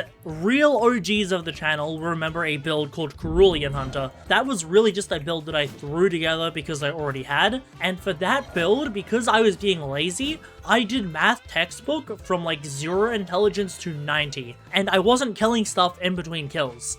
So I had to do like 200 math textbook questions in the span of like half an hour, and oh my god, it was so boring. So that's why I always use Encyclopedia now, because even if it is a little bit slower, I can just leave an auto-clicker on. Although actually, we are going to use Scholar's Brew post-shrine in order to train all our attributes, so I think it actually might be better for us to just manually jump up to the intelligence that we need with our free investment points. Enhanced Flow, I'm going to show you what this does now. It's going to be even stronger when we actually get our main weapon, but even right now, it's just going to be crazy. Don't need any of those. So I'll pop Rush Hour, and then just by M1ing, I'm gaining a little bit of temp health, and this works on lightning clones as well. So it's just really powerful for making me extra tanky, and Enhanced Flow is just an amazing talent. I love it, but it's so far out of the way from most normal builds that I can't go it. It's just in this specific instance, I can go a really high attribute pre-shrine. Oh wait, do we need Flame Charm? Oh, we need Flame Charm pre-shrine. Okay, I will just start to invest in our Flame Charm. I almost forgot about that. Yeah, we go 40 Flame Charm pre-shrine. Don't need any of these. I should probably go onto our talent deck and actually guarantee a lot of the stuff. And ever-changing ages, sure, I'll take that just because it does give us additional carry load. Favor Thresher Claws, Favor Perfect Flash. I just got ever-changing ages, and I kind of want Sunken Predator. I mean, it's gonna proc in the depths and allow me to gain some free hyper armor, so I might as well take it. What I'm gonna do now is take the Blessed Gem, where is it? Blessed off my Scarlet Cyclone, and then I am going to equip and put it on Fireblade, just so I can train my Flame Charm as fast as possible. Blessed Gem, Fireblade, there we go. So Gale Attuned Widow, kind of annoying, but if I just aggro the boss right, I can essentially just get free Flame Charm training. It is gonna hurt, and I am in a really high ping, so I can't exactly fight it, but it can't get to me and I can just freely hit it with my mantras. I will place guild base as soon as I'm outside of combat because I do actually need to get a Hearth Gem. There we go, place down guild base. Not gonna lie, I probably should have just bought all the attunement training gear at the very start of the progression, but oh well, I can just do it now. Hemofrost, Self-Conducting Loop, Gale Cutter, and that is everything that I need. I'll only use the Hearth Gem for now because I don't want to accidentally invest any more points. I already ruined the build once, well, almost, and I don't want to do it again. The Widow is de-aggroed, so I'll hit it again. We won't get too much training. It would have been even better if I got something like Fire Gun. Oh, wait, okay, wait. Thresher and high ping, this is gonna be kind of hard. I don't have ping compensation on either, so this is like, oh, we got that triple parry, and Thresher dead, okay. That was less tanky than I thought, but I was only a little bit worried because I didn't want to risk having to fight a Thresher in high ping and losing. But because Flame Charm actually does give us training from the burn ticks, we should be able to train this attribute exceptionally fast. Honestly, training off Widow is just really slow because it doesn't stay on fire for long, so I think I am actually just gonna reset back to Songseeker, because at least with Songseeker jobs I can get like the Authority one, which has a ton of targets, or just abuse the fact that Songseekers don't aggro. Oh, that's a Thresher. I don't want to fight that thing. And as expected, compared to before with the Widow, this has just been drastically quicker in terms of training. We're only 8 points away. But I do have bad news. I figured out 2 variants of this build that are just objectively better. Like, I say like, we're talking like a 5 to 10% difference in our M1s, which I discovered, like, sadly just after, you know, getting past the point where I can't really improve the build, which is unfortunate, but it means when the showcase drops, you guys are gonna have better builds to make. But that's part of the reason that I do these progressions anyways, because I might not have the most optimal methods for the build immediately, but once I actually prog it and see for myself, I'm always gonna discover something new that could make the build just that little bit better. So yeah, when the showcase drops, I'll be dropping both of those variants as well as this base variant if you want it. Since it's not like there's no reason to go this version of the build, it's just that compared to the other ones, this build gets significantly more damage. I just have to kill these Authority guys, and then we're literally done with the pre-shrine of the build, because I should have the final 2 Flame Charm points, which I do. I'm gonna lock this stat now. I'm just gonna get up to 35 intelligence, which will give me access to neuroplasticity, and then I'll just invest 1 point into charisma. Okay, there's a lot that I need to get this power, I can't lie. So I am going to actually foretell some stuff. The first is I have to get neuroplasticity this power, I have to get agitating spark this power, and then I'll also have to get immolation, which branches off of it. However, I'm already very likely to just roll it because you have a higher chance of rolling cards if they come from a talent tree. Okay, I do sort of want Eureka as well, that's an issue. Okay, I'll freeze Eureka, and hopefully I'll end up getting it from the extra talent hand quest from the Mind Skippers. There's immolation, and now I'll just do the Mind Skipper quest, which ideally should lead into me getting the last card that I need. I'll just grab Fireforge for now, talk to this guy, and let's kill the Mind Skippers. This quest is, as always, pretty easy. You just run around kind of M1ing, and it counts as a bravery quest, so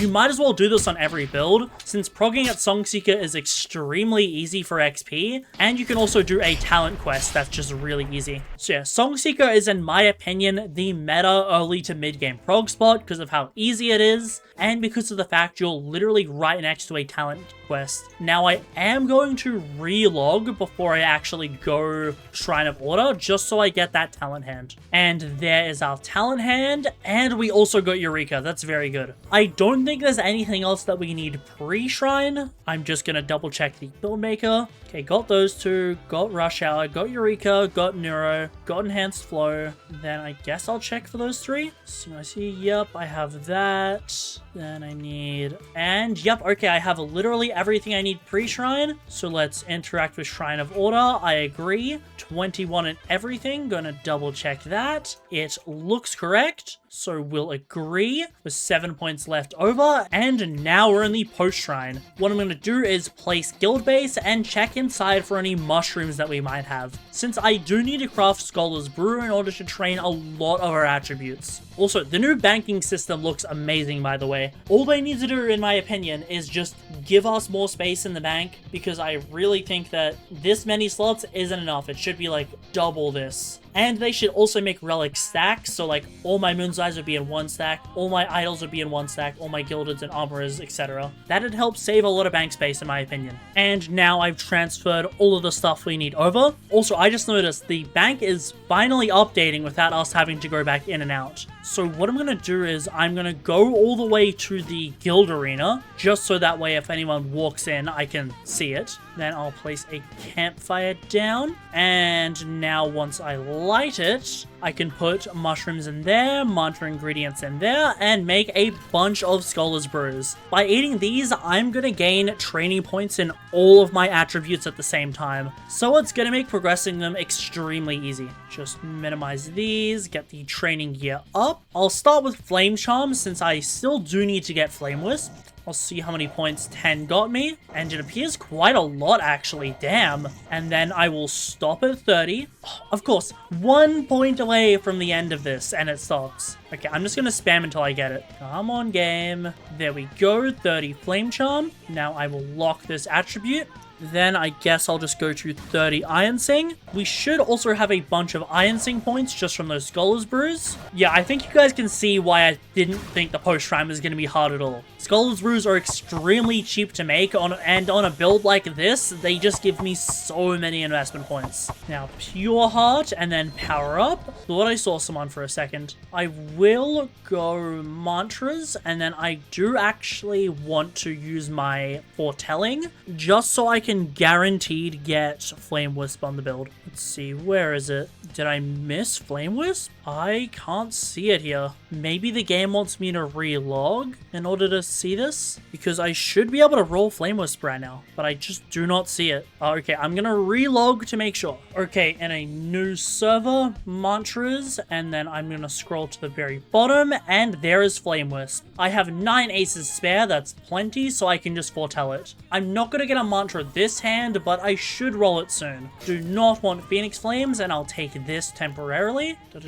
Don't want Dark God, don't need any of these, so I'll just fold here, fold again. I don't think we're really gonna get anything that we need. And now I actually just realized that my campfire was, yeah, because I logged from that server, my campfire is just gone, so I need to go out and actually chop some wood to make a new one. There's 30 Iron Sing, 30 Gale Breath, 30 Frost Draw, and Power 18. I'll grab Flash Boil just because having Steam is just a little bit more passive DPS and gives us another way to build up Chain. Chilling Flourish so we can have more elemental effects. I'll get Frostbite. This will lead into St. J, which will give us some more healing on the build.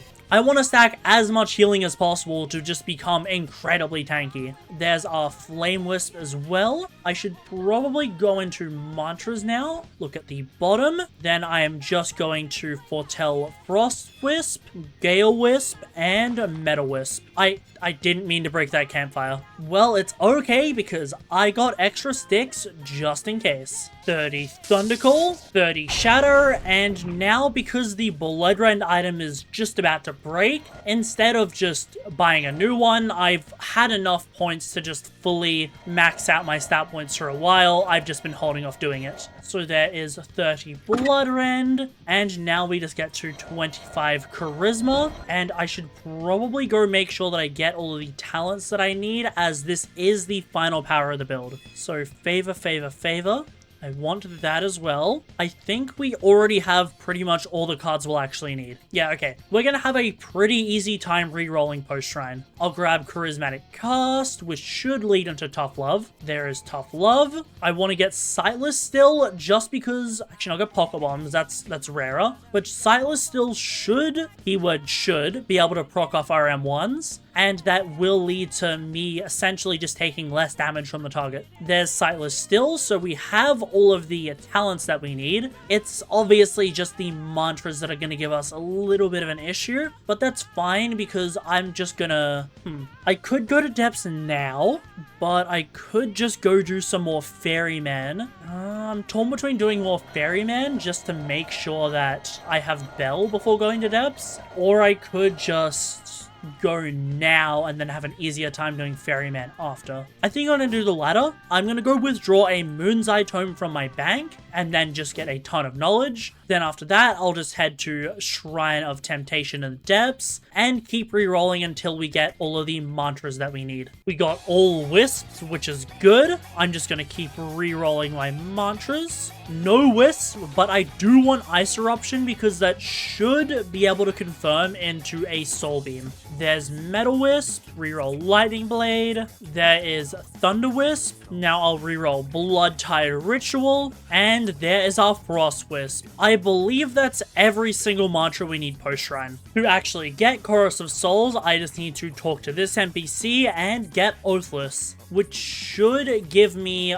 both of the talent cards that I need. There's Chorus of Souls, so I think I'll just go complete another talent hand quest, and then I should be able to roll it. The last one that I'm missing, I believe, is Compassion, which I can get from the Legion camp at Etris. Also, I should fix up my equipment. I can't do it on a boat. There we go. Now, I mean, I still need to, like, dye a couple of things, but now my drip looks good again. And now with the Legion quest done, hopefully I managed to roll. There we go, Chorus of Souls. So that means that my mantra deck should have... Okay, I need a relog probably. I just looked it up and it turns out that you already need to have a bell and then talk to Civics to get the Soul Beam mantra. That kind of explains why it wasn't appearing in the mantra deck. But it's fine because I needed to get bell anyways, so I might as well just do some more Ferrymen now. Luckily, although the build is still far away from being maxed, we still deal decent damage. The mantra modifiers on this build are really simple. I'm just gonna buy a ton of log stones and apply them to all of my wisps, since I just want them to last as long as possible. I think that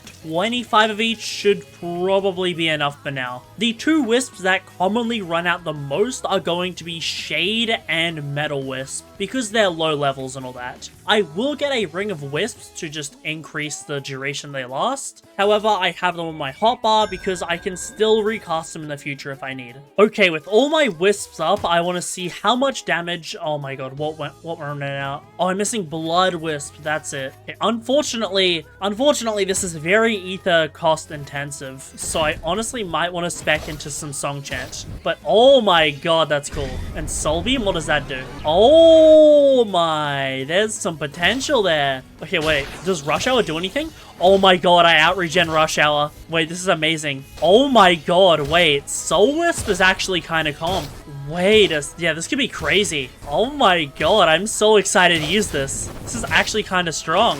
Okay, yeah, there's some serious potential here. And then it ran out. I'm assuming because of Shade Wisp? Yes. Yes. And then I just toggle back on Shade Wisp, and I get everything once again. Yeah, this is so powerful. Oh my god. I cannot wait to take this PvE build into some stuff. Okay, wait. I managed to get into a Parasol lobby, but, like, it is not my ping. That's the issue. So I've got to reconfig the macro to be, like, 160 ping. So, okay, maybe it's working now. It works, like, worse and worse the higher the ping gets, and this is, like, extremely high ping. So I've just got to try and cast all my wisps and pray I don't run out of ether like what's happening right now. That's honestly going to be the biggest bottleneck. We don't have the ether regen because I'm not currently wearing a master armor set. And okay, I've got 2 more wisps to go. I don't think do I have blues? Okay, I have blues on them. I have blues on them. That's 54% of my ether. Okay, we can cast this. I have no clue what this Parasol's health is, by the way. I have no clue if I can even hit it with Soul Beam. You know, Parasol's probably one of the only things in the game that doesn't stand still long enough for that. Okay, wait, this is every single wisp out. So I currently have Chorus active. I just need to get rid of this crazy Slits roll. Okay, I need to like... Oh my god, what wisp am I missing? Shade Wisp probably. Shade Wisp. No, it's not Shade. What is it? What am I missing? Oh, Blood Wisp. Okay, wait, Blood Wisp requires 70% of my ether. That's crazy. I don't know if I have enough. I don't know if I can cast it. I can cast it. Okay, this is good. This is good. I need ether though. I don't have the ether for this. Oh, come on, quick. Please, please, please. Attack, attack, attack. It's not attacking. Oh my god. You know, this is the worst enemy to fight with this because I'm just not going to be able to get anything off. And I'm getting horrible crazy slots rolls as well. Okay, at least I can presumably proc steam on it so I can get some passive damage, even if it's not a lot. Oh my god, it sucks that my Soul Beam missed because that actually could have like shredded his HP. And you can't attack the tentacles. You need to attack the head of the tentacles. Okay, but I'm getting like... Okay, I'm getting some at-ones off. That's good. This is a very messy fight that I hope to get better at. What the... Is that an Arc Water NPC? That's just a player. That's just a player. Okay. I don't know if PvP is enabled. I can't tell. I can't Wait, am I damaging it? Okay, I am. Oh my god, I'm taking so much damage. Other players can damage you after all. And yeah, I don't know my master armor on, so I'm taking like a lot more damage than normal. Okay, wait, if I actually had Soul Beam now, I really could have like shredded him. Oh, he's dead. That was it? Or is he like too far? No, everyone's here, so like, bruh, it's okay. There's a mod here apparently. I mean, I'll take it. Is that it? Okay, I see people going up here. Maybe there's a phase 2 to this fight. I haven't like seen the new Parasol rework. I am going to use Soul Beam on it later. Oh my god, no way. No way. That's the Bro, who thought this was a good idea? Why on earth would they leave it so there's just chests here that anyone can loot? Wait, no, this is such a horrible idea. Did people not realize this is gonna turn into run to the chests? Wait, that's horrible. Now that I've done tons of testing with Soul Beam, just testing how much damage it does, how many ticks and all that, I think it's finally time to take this build into Ferryman and see just how much that we can decimate his health bar with the power of the strongest mantra in the game. So I'm just gonna start by casting all of my wisps. If you're wondering, I am using the ritual cast macro made by Worm Cave. Yes, to my knowledge, it is completely allowed, and it just helped me save so many points on this build. The only issue is you do need to configure it to your ping, so if you're hyping, it can be a little more annoying to cast. Alright, we got a great roll on crazy slots. We're just gonna M1, proc Grim, parry 3 times, then taunt, and wind up Soul Beam. Oh, okay, wait, that's doing really good damage. We basically just one-shot Ferryman there. A singular mantra pretty much just killed Ferryman. That was crazy. Like, holy, one mantra did that much damage. I mean, it is a once per fight thing, so that's okay. I also just realized we didn't have Rush Hour or Flame Within on. You know, 2 mantras that can buff us by 25%, or scaled down to 12.5. So we could have actually gotten even more damage than what we just did. Okay, now we're gonna run a quick layer 2. This build isn't exactly optimized for a lot of mobility, but we're still decently fast with lightning assaults. Obviously, you saw the damage against Ferryman, so there's a high chance that Chaser also just gets completely obliterated by this build, so I'm just curious to see.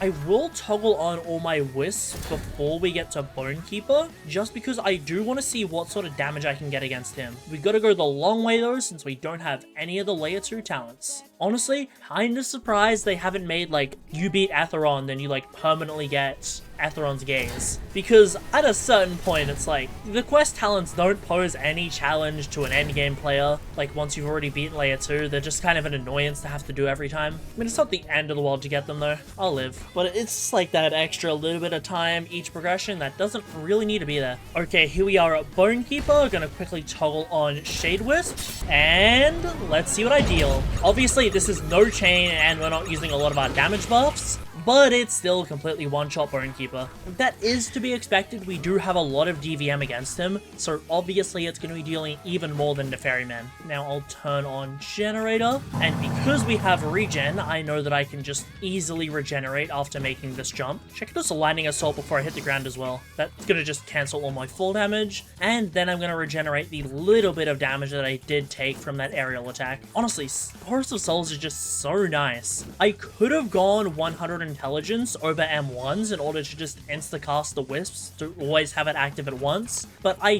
did want something outside of Soul Beam that would be getting me good damage. And because I know I can easily proc all my elemental effects, I figured that M1s are a pretty safe bet. This isn't necessarily meant to be the best build in the game, but I mean, it does insane damage really easily, so this build just turned out really well for a nice, like, fun gimmick build that I've just had in my back pocket for a while. I'm just gonna spawn my lightning clones in and get one hit away from proccing Grim. I'll re-summon my Shade Wisps since that's gonna run out, and now it's just a matter of popping our buffs fast enough. So I'm just gonna start with Rush Hour since I out-heal it. Now, and I think because, oh wait, no, it's gonna last long enough. Okay, yeah, easy one cycle chaser. It's like funny just how much it does. Soul Beam is probably at its weakest at Chaser just because he only lasts so long on the ground. It doesn't deal like the highest DPS in the game, but the point is it deals extremely good DPS for just a really long period of time. That's why it's just dealing so much damage. So yeah, turns out that if you don't mind casting Wisps and want something really fun to play, then Soul Beam is going to work for you exceptionally well. And we didn't even get any blue gems. That's like why I came down here. Well, it's fine. Like, I don't think anything we actually need to use is missing a gem, so that's fine. Okay, Parasol is like right about to do his Lumen Beam attack, so I've got to build this chain really, really fast. I think I should be at 20, but I'm going to hit him in the water a couple times anyways, just to make sure. Crazy Slots, okay, we got a good roll. Now, hopefully he does the attack straight away. Okay, he is. Okay, that's good. We got to get over there fast, though. Like, really, really fast. I'm going to cast Shade Wisp as well. Okay, we got to listen for Grim to proc. Now, let's see. What am I doing with, well, essentially my absolute maximum damage? Obviously, I could get a little more with, like, Flame Within, but that can't really proc at the moment. I mean, he, like, should be pretty much dead. Also, I don't have a boat, so if he does his little whirlpool attack, I'm kind of dead. Yeah, like, I hate this attack so much because it's like so like anti-fight the World Serpent. I'm pretty sure his hitbox is like gonna be like really far away as well. But like find an angle where I can hit him. Okay, wait, I can just Burning Servants. I still have max chain, so like I'm dealing good damage. I just have no clue how much my Soul Beam did to him. No way he's doing it again already. I think it didn't hit me. Okay, wait, you actually can outrange this now for some reason. In the past you couldn't. Okay, why can't you just do his like little barrel roll attack? I want to know what I did to him. Because my M1s aren't dealing much, by the way. He has like a lot of M1 resistance, so I'm not going to be dealing much through that. So I'm not like healing much from... Oh, it's because normally like I get the Flame Wisp healing from like my temp health as well. So that's why I'm not healing as much as I should be. Oh wait, I think... Oh, it's because my food's low actually. Is it? Yeah, it's because my food was low. That's why I dropped low Perfect Flash. So, oh my god, we are lagging. This isn't meta for killing World Serpent, probably because Soul Beam does have a casual 2.5 minute cooldown even with a Blessed Gem. Okay, wait, he's rolling, but this is kind of bad because I think my Whistle Guard is about to run out. Oh, okay, wait, we would have done like 3 bars to him probably. That's really good. Okay, we're just gonna Wayward Gem to him, and then we're gonna hit him with another point blank Soul Beam. I don't think Whistle Guard's gonna activate, but we almost killed him with it. That's crazy. Okay. Damn, even a World Serpent took like 3 bars to my Soul Beam. That's kind of insane. Just gonna kill that. And that's also how we got Ardor on this build. Kind of funny that we got our Murmur from a World Serpent instead of Kaido. Oh wait, gems. I needed a lot of these. I was actually running really, really low on stuff like blue gems. So I am very much thankful that I can get a couple new blue gems to replenish the stock and actually put blue gems on a couple of mantras that were missing them. So pretty much just Taunt and Lightning Assault. We don't care about Lightning Clones, it's used out of combat anyways. And that's where I'm gonna call this progression. The Elderlich PvE build turned out to be insanely broken, with Soul Beam dealing tens of thousands of damage in a single shot, while being stupidly tanky with tons of regen and having good M1 damage. Despite the many updates that have occurred, the Diluvian has remained a consistent low barrier of entry method for solo players to farm relics. So once again,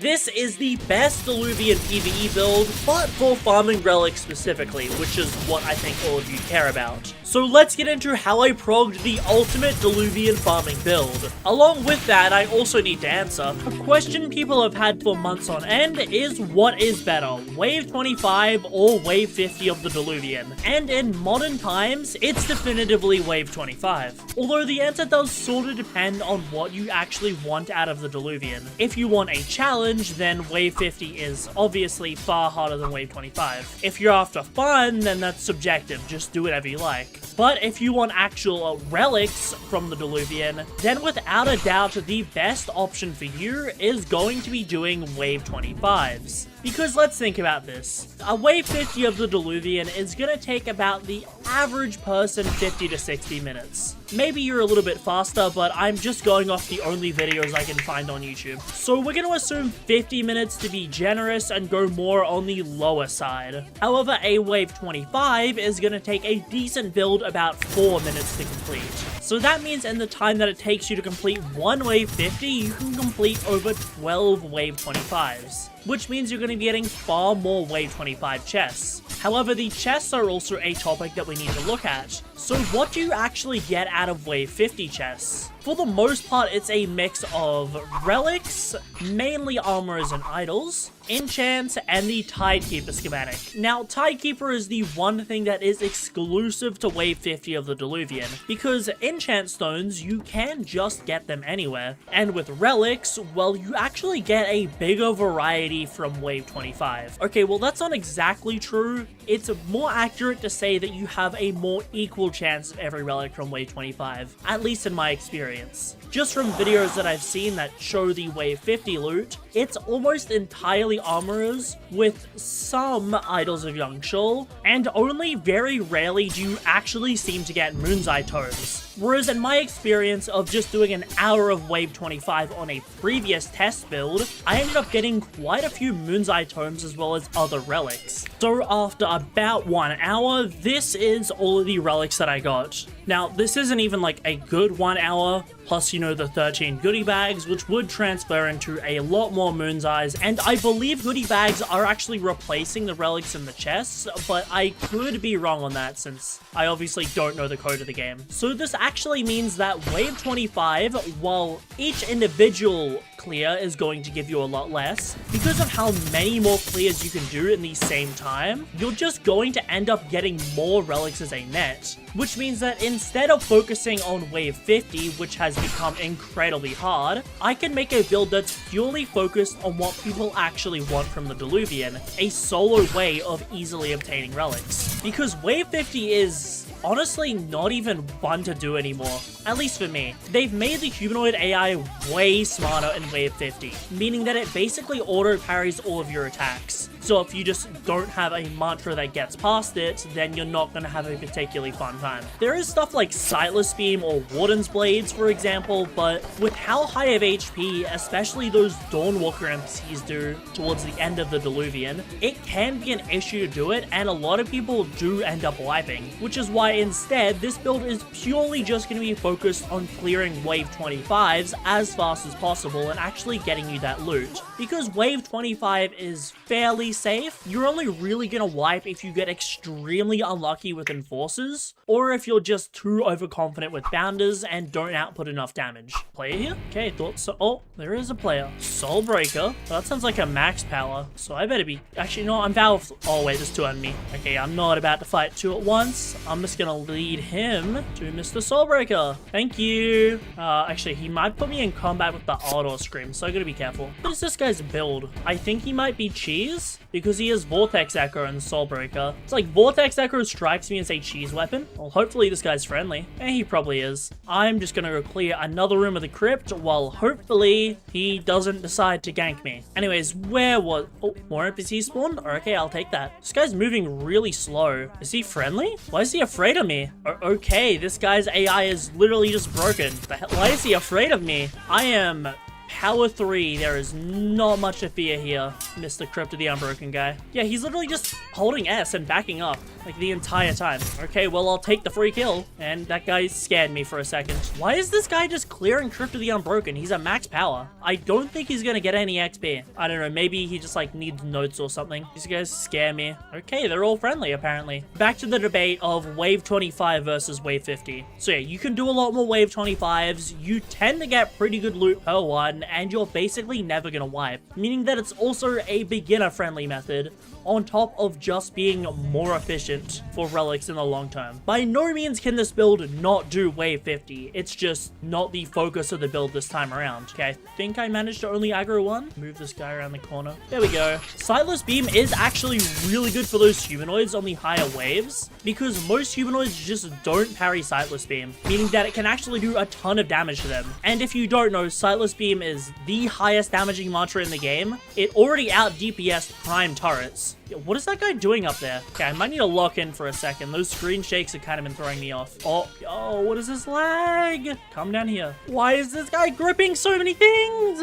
Dude, does this guy know he can auto grip? It's okay, we'll clutch up, Oh, okay, I was worried for a second. Okay, we're good. Okay, hopefully I can power up. I do have Vow of Thorns enabled, because this is actually the third time I'm doing this progression. The first time the build turned out alright. It was originally going to be Seraph Soul v3. However, I wasn't happy enough with the performance that it demonstrated. The second time the build was good, but I wasn't happy with my mic quality. So I believe the third time around, which is, can this guy stop? Bro, does this guy know he can auto grip?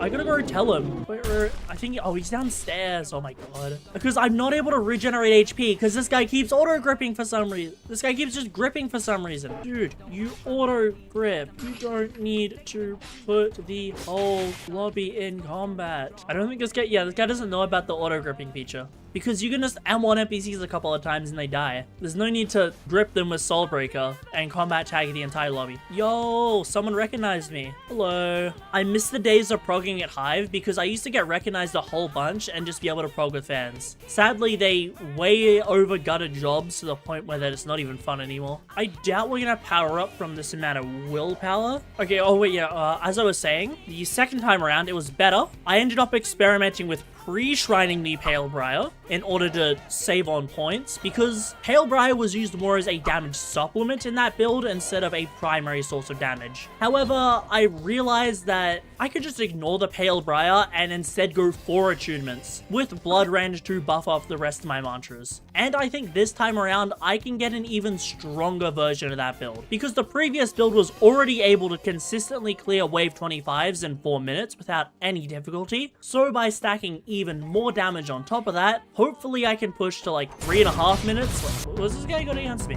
Okay, well, I'm not able to win against him. Did this man do it? What an idiot! Wait, I might be able to live. Nah, there's no way I'm living. Please be on my side, Freshie. Yeah, that guy does not seem he's running at me with his weapon out. I don't like that. How did this max power fail to gank me? Freshie, go away from me. Bro, really? Why are they calling 2 dudes? I am 1 deep bound Freshie. Oh my god, the max power's back. Man, if I was a little more cautious and trusted my gut, I would have been good. Oh, what an idiot. He got clipped out of bounds. How did my man get clipped out of bounds? Okay, well, I mean, I'm Vow of Thorns, so I'm just gonna go to depths. Oh, unfortunate. What losers? Well, that's honestly fine. It doesn't really matter because depths prog is still fast anyways. It was surprising that was a high diff move to gank a power, well, 5 at the time, Freshie, because those guys were like flipping outside a guild base. They were struggling to get to me and the whole 9 yards. Oh my, watchers are kind of annoying. It's fine though, because we'll just do the old method of... Actually, no, they changed jobs. I forgot. I am also kind of stuck in depths now because, you know, Vow of Thorns. But it's fine. It makes the prog more interesting to work around it. Instead, I am just going to try to get a job. And we're just going to deep down prog for once. I mean, that's faster anyways because I am a deep bound. Here we are. Job board. Ideally, I'd like Okay, they don't have any at waste, so I'll have to go to the flat gate in order to get a job there. I am Illinois, by the way, so I'm not going to be fighting anything on the way. I do try to transport myself in low player count servers just to minimize the risk. So now I'm just going to take a couple easy missions that I can do in Saltor Waste. One kill should honestly be a power since we're stacking Valor Thorns with the Deep Bound buff. Although I could go simple as my floors, I personally choose not to most of the... Oh, I am not going over there. Okay, where else can I go? Okay, we'll go over here. Yeah, I don't quite want to fight a Deep Owl that's corrupt and a Pteropod plus a Lionfish at the same time. You know, I'm like okay at PvE, but that's a little much for me. Okay, there's just a Shaco over here, so this guy would be a lot easier to handle. Hopefully those Gigameds don't keep following me, since half the time when you wipe as a Deep Bound, it's because you've got multiple mobs aggroed on you at once, which is honestly just RNG to do with the spawns. I kind of wish they made the jobs spawn faster as well, because it's kind of unfun to just wait around to see whenever the Shaco is going to spawn. Alright, while we wait for the Shaco... Oh, come on. You didn't even let me do my thing. I wanted to, like, give a thank you. Well, okay, it's more interesting to do it while I'm fighting anyways. I wanted to give a huge thank you to Zero, who is one of the people that has helped me optimize my gameplay and builds for the Diluvian. When I say optimize my builds, it's more like optimizing the mantras that I use. Because while I make the, you know, base build itself, he normally just gives me his actual experience with the Diluvian, since he has grinded the Diluvian far more than me. Plus, he's actually told me some tips to clear some of the waves faster, which has definitely been a big help. Thanks to him, that was the original reason that I actually attempted the pre-shrine Pale Briar, and it definitely worked out in my favor, because sadly, pure M1s just aren't the most optimal in the world for Diluvian. My god, my parry game is not on point today. Another Thresher. I could have powered up after that Shaco if I was paying better attention. Let's just do this. Easy power up, grab Magical Resolve, just so we can regenerate even more ether in the Diluvian. We're modifying our mantras pretty heavily, and because we're not primarily just going something like Iron Sing or Flame, we can't always cast them for free. Then I'll also grab Reinforce, as this is just a free defense and damage buff. Additionally, I think it's time that we discussed a repeat topic, but one that is important for players to know. And that's the answer to the question that I get asked by far the most in all of my videos. What is the best PvE build? And the answer to that has never changed. There cannot and will not be a singular best PvE build, because simply put it, the criterias of what players are actually going to do vary quite a lot.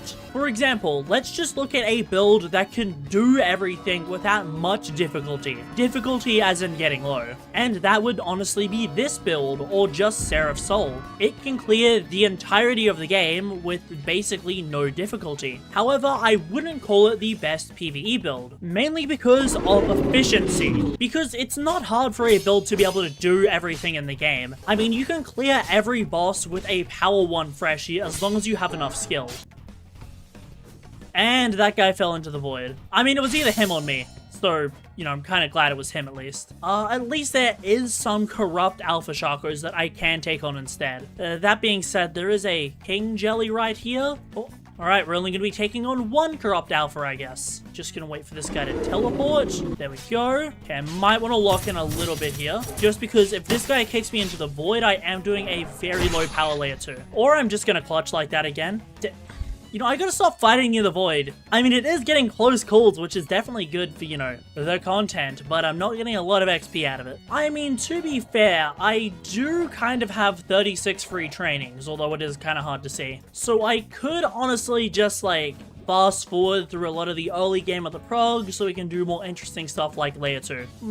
Well, I'm only really gonna get like 3 powers out of it, which isn't really gonna be enough, so I think I'm just gonna go back and take more jobs. But as I was saying, with efficiency, a build can easily do everything in the game. A power 1 freshie can manage to kill every single boss without too much difficulty as long as you have the skill. Like Chaser and Etheron have been done on freshies before. Titus is in theory possible on a freshie. but it's just the clear that I'd say would be the hardest part. The only sort of difficult things are Hell Mode, and, well, the impossible one is Diluvian, which you can't realistically do on a freshie without absolutely ungodly levels of luck or inhuman skill. But the thing is, not everyone is going to care that much about a Diluvian, because realistically, the Diluvian is kind of just the solo relic farming method, and there are certainly faster ways of farming relics if you're already an established player, or if you just have teammates, in which case you just do enmity. Man, a bar per hit, not bad.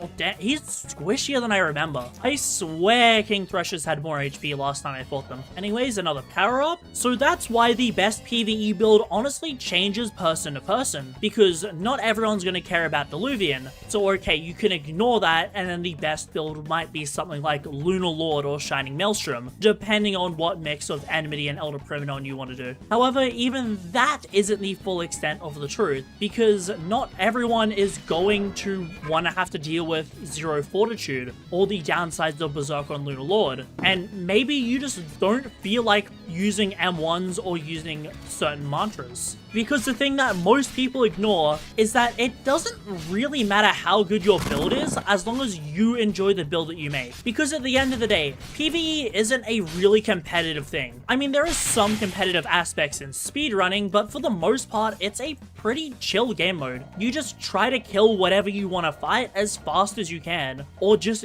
get whatever loot you want. So all that really matters in the end with your build choice is that you enjoy the build that you make. And that's why I truly say there is no such thing as a best PvE build, because there is only a best build you can make and a build that you enjoy playing. I don't think I've actually fought a Broodlord before. Well, actually properly fought or progging and not just stat checking. Damn, they're squishier than I thought. That was like 2 parries and he was already dead. Oh, okay, might want to lock in for this one. I don't know how much commentating I'm gonna do.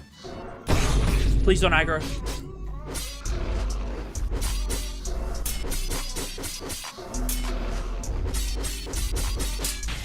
Ooh, okay, I went quiet there. I had to lock in because I got to 2 bars because I was yapping too much and I did not want to risk it. But it's fine because I'm actually surprisingly good at King Threshers. Well, I surprised myself with how good I am. You know, they're not that hard to master, but that breath attack, I suddenly got really good at dodging it out of nowhere one day. But that same philosophy that I applied to PvE builds can also be applied to PvP in a much more extreme sense. Because PvE metas, they don't really change that often, they more just improve. Obviously, nerfs do come around every so often, like the recent Temp Shock and Metal Turrets nerfs, that did change things quite a bit, but for the most part the meta stays the same. However, in PvP, because the meta is always shifting so much, there isn't really one build that's super dominant for very long, unless it's like a Cheese Soulchemist build, or even Silent Hearts, which I'm surprised Silent Heart hasn't been hit yet. Because in PvP, your own individual skill with the game's mechanics is more important than the build itself. Obviously not saying that build isn't important, because it very much is.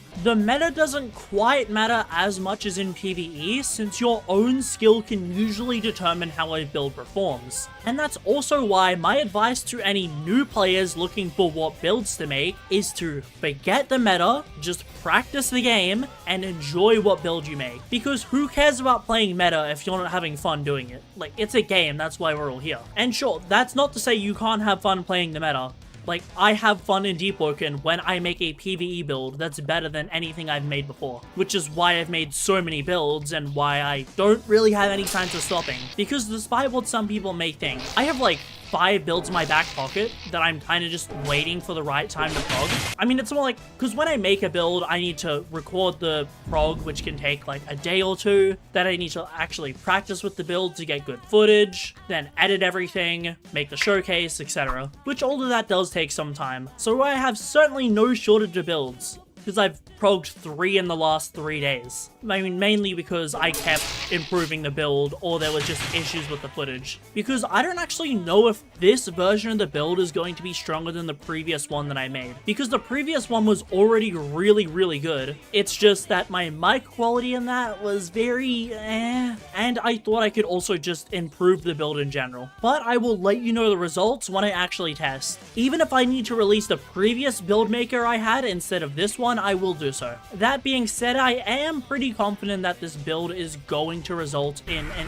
even bigger performance increase for Wave 25. This guy wants to prog with me. I mean, sure. He's not gonna get me wiped, right? And that'd be the plot twist of a century. This guy's actually some depths ganker lackey who was sent to wait for me to get put in combat and then gank me. Although he is probably just a newer player that wants to prog with someone, and I don't mind having help, since the faster I kill the enemies, the quicker I power up. Keep investing into willpower. That is a Voidwalker. I'm gonna watch him. He is going a different direction. We're good. Whoop, lionfish spawned. I don't know where that guy from before went. And I'm sure he's fine. Or he'll just hear me fighting a lionfish and come to help. That being said, I am starting to get to a high power, so yeah, maybe he's not gonna be here in time. Oh, actually, I finally hit the right point of the build. Now, I'm just gonna head back, and we are going to make Scholar's Brews, because we need to level up Bloodrend. And although I could just auto-didact that, because I am at a low element, it is actually incredibly fast to use Scholar's Brews. If you don't know, just drinking one gives you a lot of element training if you're below 50 in that element. So we'll grab these, and I will go to the Deep-bound Campfire. You craft them just by using mushrooms and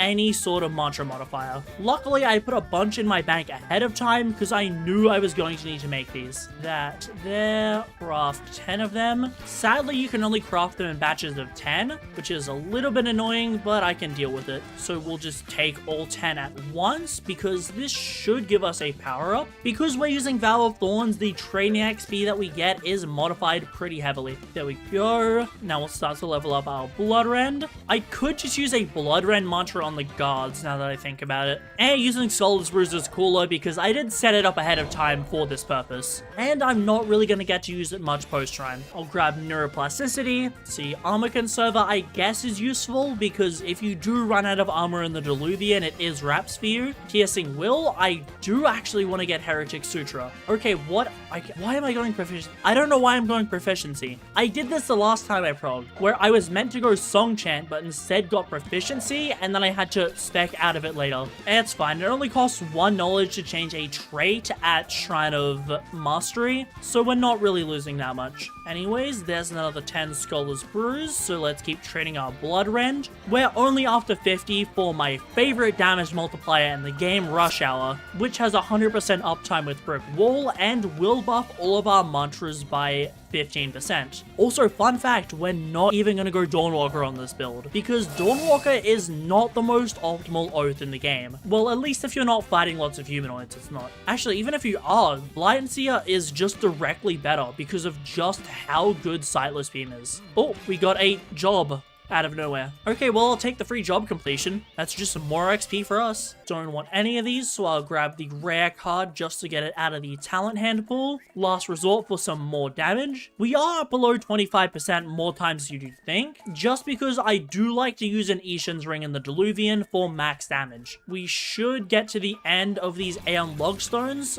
by the time we hit 50 Bloodrend. Scholar's Brew is a very good item. I am super glad they added that because training attunement was really slow if you didn't have a mantra. And even though it's not hard to just set up an auto clicker and just use your Bloodrend training item all day, I definitely appreciate any speed upgrades that we can get it. Also, did I get a shield? No, I unfortunately didn't. Well, it's okay because we can get Turtle Shell post-shrine anyways. I'll craft 9 more Scholar's Brews just for now. See how close we get. Damn, Scholar's Brew is more powerful than I thought. Alright, not bad. We got most of the way, just 2 points off, but eating this last Scholar's Brew should get us there. 1, and there we go. Power 13. I am probably going to need to hit the guards a little bit with my Bloodrend mantra just so I can hit the 50 Bloodrend mark. Then I think I'll just go get Heretic Sutra, and we can cap off by getting the Brick Wall requirements. Grab Thresher Claws, a little bit more pen couldn't hurt, and let's just continue to grow Vitality. I'll try to stop clicking Proficiency, although that technically does make progging slightly faster because our Providence Sword's weapon is dealing more damage. Let's see what remaining Bloodrend points we have. Damn, we have like nothing. Okay, well, we'll just hit this guy with Crucifixion. This mantra's hitbox is really weird, by the way. Half the time when I use it, it just misses, so I guess it's just not meant to be used close up. Yeah, look at that. It just clipped right through him. Its hitbox is super weird. Luckily, I only need to deal with it for 8 more blood rend points. And this should be the final crucifixion. There we go. 50 blood rend. Now let's head over to Deep Widow in order to get insane enough for Heretic Suture requirements. I do need to wait until power 15 to actually go down into layer 2, but I should easily just be able to level up my fortitude and willpower. Honestly, before starting these 3 progs, it had been months and months since I had previously gotten Heretic Sutra, because it's really just not a good talent with PvE anymore. Like, there's a lot easier ways to go insane, and I rarely go 80 willpower. I remember back in the earlier days in PvE when a lot of people would still go 80 willpower. Oh, goodie bag. What's in this goodie bag? Armorer's Needle. I mean, I'll take that. Can never hurt to have more armors. But Heretic Sutra used to be an extremely common damage multiplier on builds. Mostly because we didn't fully understand how Lose Your Mind and Piercing Will work. If you don't know, Piercing Will only activates when you're actively losing sanity, so only for a couple seconds during Heretic Sutra, and Lose Your Mind scales with the sanity you've already lost. And, well, you don't really want to be at max sanity for very long, so Lose Your Mind isn't very good. The only reason it's usually used is because it's a free talent that comes along with the Thrall of Enmity. Honestly, I sometimes imagine going back to like verse 1 with the knowledge that I currently have now, and just wondering how strong of a PvE I could make. Like, imagine a pre-nerf shrine build, like nowadays. It would actually be insanely strong.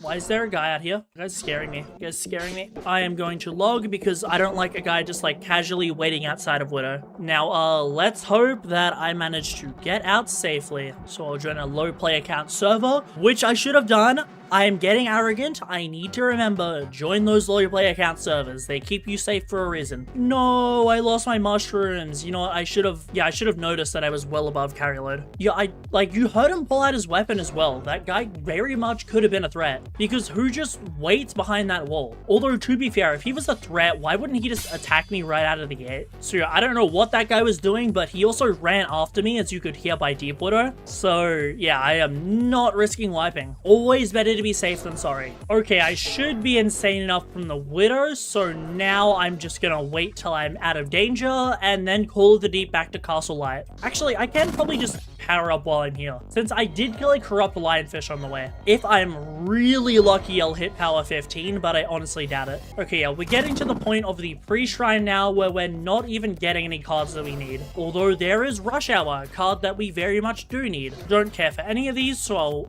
roll 2, and I'll see what more points I can get while I'm here. I think you actually do get passive willpower XP while being insane in the depths, so that probably did contribute right there. Oh, okay, just a couple fortitude points. Well, it's fine. I think I can just use those willpower points right here and actually, no, I have autodidact. And let me just abuse autodidact to get to power 15. And I'll also call it the Deep back. I can't call it the Deep. Well, I don't really feel like walking back, so I guess I'll just edit up what I have of the prog already while I wait for my Call of the Deep to refresh. It should still be like 10 to 15 more minutes, sadly. It's been long enough now, so we can just call the Deep back and actually let ourselves down into layer 2. I almost forgot how late brick wall builds tend to shrine, because we're almost gonna be power 16 by the time we Shrine of Order, which if you look at our knowledge means that we're gonna have over 20 by the time we shrine. So yeah, you can't really mess up this build, because the only really difficult part is I need to Shrine of Chance to a brick wall and not a scratch.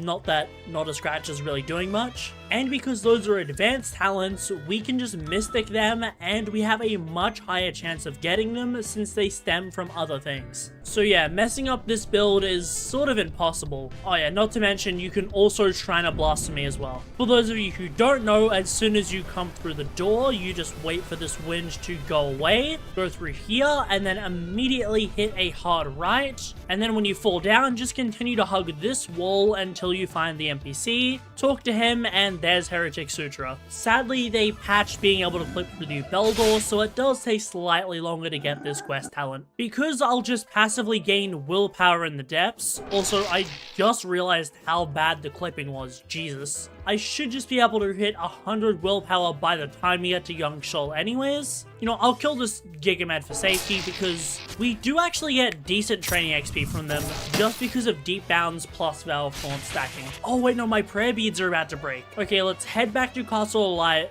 buy more prayer beads, and then go to Young Shoal. There we go. Now let's see how many willpower points we have. We only need 7 more, and it looks like I'm using my autodidact points. I mean, that's fine. We have so many that it doesn't really matter. Okay, now we meet the requirements for Brick Wall, and all we've got to do is Shrine of Chance for it. I don't think I need to invest into anything else pre-Shrine, because I'm only getting 5 strength post-Shrine just so I can get Carnivore. So let's just glider over the void. We just want a Mystic for the Human Architecture tree. There's 2 cards in it, those being Brick Wall and Not a Scratch. Shrine of Chance, let's just re-roll a random card we don't need. There's Brick Wall, the main card that we actually want. Also, if you don't know how Mystic works, only the first card in your talent hand is actually affected by the Mystic. And there is Not a Scratch, the other card that we needed. So now we should just be able to Shrine of Order. That all looks good, so there we go.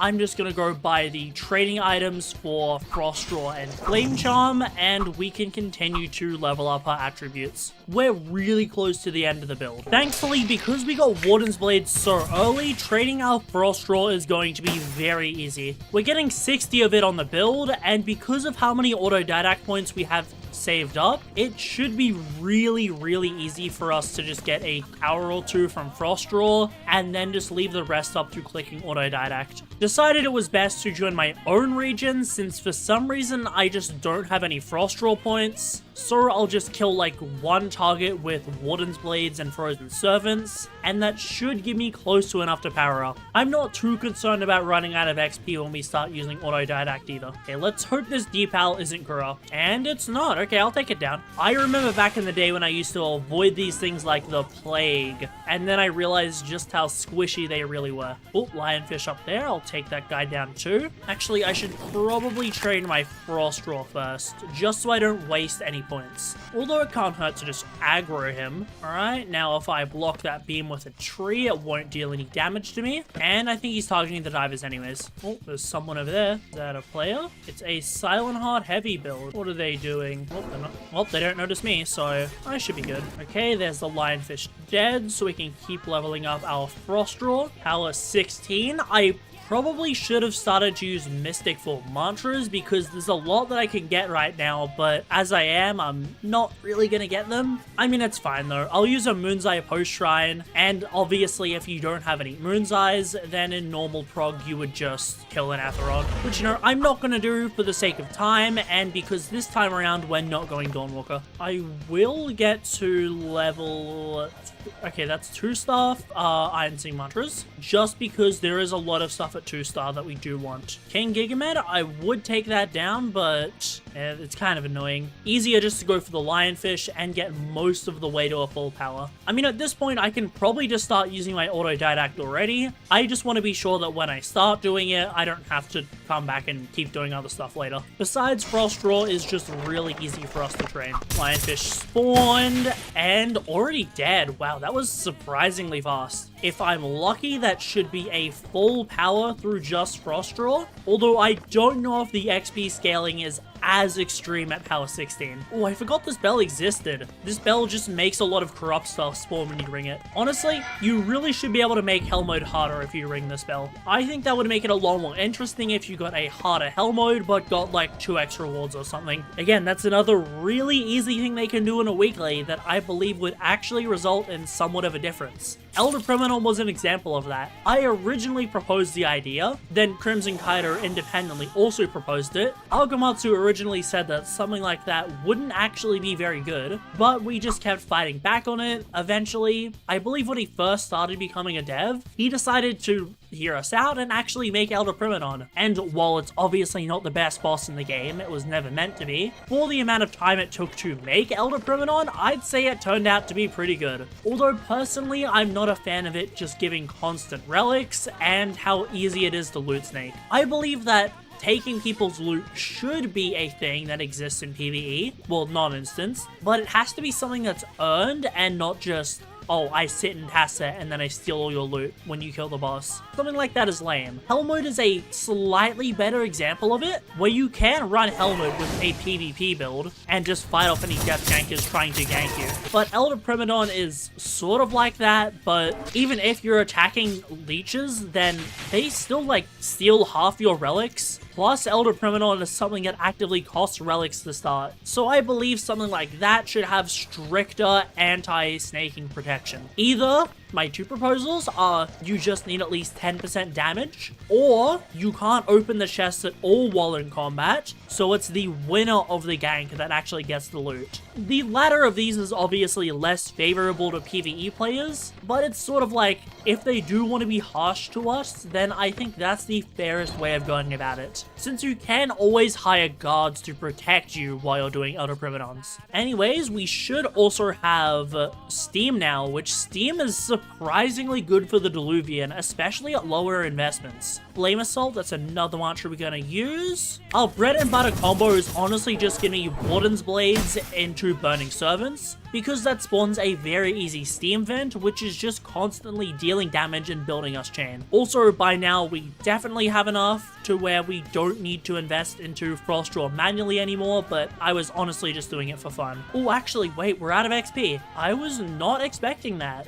But it's fine because we can just go to a Chaser and he'll give us all the XP we need. Keep investing into Frost Draw. I'll just see what remaining points that we have. We only want to get to 60 Frost Draw on the build just so we can get level 4 Frost Mantras. The difference between level 4 and level 5 isn't too much, so it doesn't really matter. Besides, sacrificing lower level Frost Mantras just gives us access to Steam, which is a really strong Diluvian talent. And we powered up somehow. Interesting. I hope it lets us get to power 20. I don't think Flash Boil is worth it, sadly. I will do some testing later on, but I don't think it's going to provide us with enough damage. I'll get Grand Feast, stacks on top of Carnivore. We'll never have to worry about Hunger, Blood, or Armor Durability. 2-star Ice Mantra, this could be Ice Flock, which it is not, sadly. It's fine because we can just go reroll it later. I'll see if we're lucky enough to get a power 20 power up, but I really doubt it. Yep, we're gonna have to go do a Chaser. And that's fine. Chase is pretty fun. I'm gonna be power 19 without equipment or without,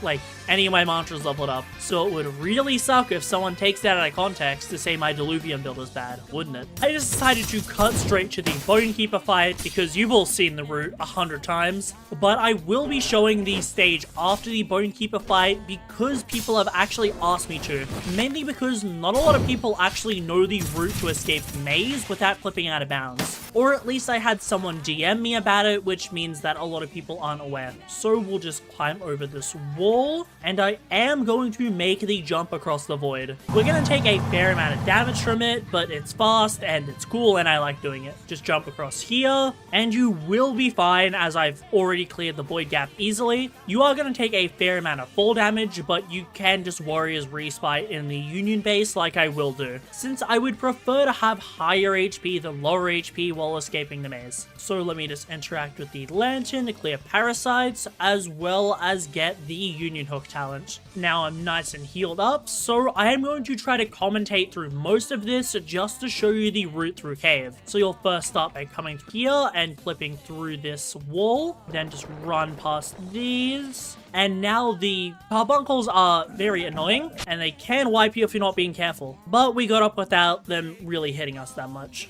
So to get out of cave, once you grab the spear, you come over here, go across this parasite pit. Try not to stand in it. It's not the end of the world if you do, but it's better if you don't. Then you'll run over here. There will be a Bonekeeper, I believe. Or, okay, no, it can be a Bounder. Climb up here, jump to the fence, and then by going over here, you'll just climb up this wall and turn around, and now you're out of the bottom layer of cave. Hug this wall going around, go forwards, and once you just keep hugging this wall, you just, well, this is where you originally go down to get spear. So just by following my pathing, you run past this Bonekeeper, don't get hit by this attack, climb up here, turn around, and then just keep hugging this wall, go forward, and then you're going to be at the exit of cave. And that is how you get spear and get out. A lot of people don't actually know it, which I honestly can't blame them for, since cave navigation can be very annoying. Like, if I had to get to puzzle route in cave, I wouldn't really know how to, since I've never really needed to learn it. But to continue to touch on a topic that I briefly talked about earlier, and that's what I wouldn't give to go back and make a build with pre-nerf shrine. A bug I wish I actually abused and had the skill to was the old power 30 bug, where essentially you'd open the Shrine of Order menu, invest a bunch of points with Adred and Autodidact in order to reach like whatever cards you needed, then you'd interact with Shrine of Order and it would revert your stats to far earlier and still divert your points with Shrine of Order. But by doing this, you could essentially abuse Shrine of Order to be like super omega pre-nerf shrine, or effectively power 30. That's a bug that I really wish I abused, since holy, if that was in the game nowadays, I could make some demonic PvE builds with it. I mean, that being said, I never really try to make my builds that utilize bugs that I think could get patched soon, since, you know, it'd suck to make a build and then it gets patched in like 1 week. And I do generally try to keep my builds, like, you could make them a couple months from now and they would still be useful. Okay, this Burnkeeper is really annoying. Okay, we're good. Like, even Lunar Lord, although Poser's Ring got patched, I purposely released heavy and light versions, although they were worse than Medium's Peak at the time, just because I knew they would eventually get patched. I still wanted to, you know, have the builds be usable. And Lunar Lord V2 was very strong for a very long period of time. I think I did that as well with Seraph Soul, where you could equip Warlock's Mantle, which we actually thought was good for some reason, like myself included, for a while, and I didn't abuse the tech where you could equip it with 0 intelligence, because I knew eventually that was going to get patched, and I didn't want my build to be unusable. Anyways, now let's start the Chaser fight. This is going to be a very quick fight, because our build is going to do so much damage with my Power 19 Providence Lance weapon. Break the jaws. Okay, 1 up high. I honestly could have done this a light hook list, but I just rather be safe. It's like, I don't care if my progs take a little bit longer. I don't want to take as many risks with them if I can avoid it. Oh yeah, guys, that's some massive damage. We did 1 whole bar. Okay, I'm just being satire at this point, but if you guys know, you know. That being said, info is probably the most valuable thing to me in this game, because you guys wouldn't know because I don't really talk about it, but I ended up dropping my 2nd World Serpent scale recently, and immediately one of my friends, Dust, ended up trying to trade for it. He offered me 250 Moon's Eyes, which I know as a fact is an incredibly generous pay for it. However, I'm at a stage of the game where I can basically do whatever I want, and I've got fans that are amazing enough that I don't really need to worry about getting a lot of repetitive items. Like, recently I asked for a Silver Knight's Helm, which was provided for me for a set that I was making, although I sadly won't be using it this time around, just because I do want to use the Deep Stone Cast because of Rush Hour. But I'll put his name on screen since he just gave me that Silver Knight's Helm with nothing in return, and was just super nice to me. Okay, a little off topic, I just like talking about how amazing you guys are sometimes. But yeah, there's not a lot in this game that's actually really that valuable to me. I honestly just wanted to keep World Serpent scale for the flex, even though 250 Moon's Eyes was more than worth it for me, and would have given me a lot more value in the future. It's just that the flex of having the scale is honestly more valuable to me than its trading potential. However, what I would trade it for is any sort of bug that would be extremely strong in build making specifically. So just bugs that pertain to stat points. That's the thing that I value most, because more than anything, what I want to do in this game is just make the strongest builds I can, and just push the limits of what's already been made. Like, that's what makes Deepwoken interesting to me. So I might put up a bounty, or if you're watching this video and know some sort of stat point bug,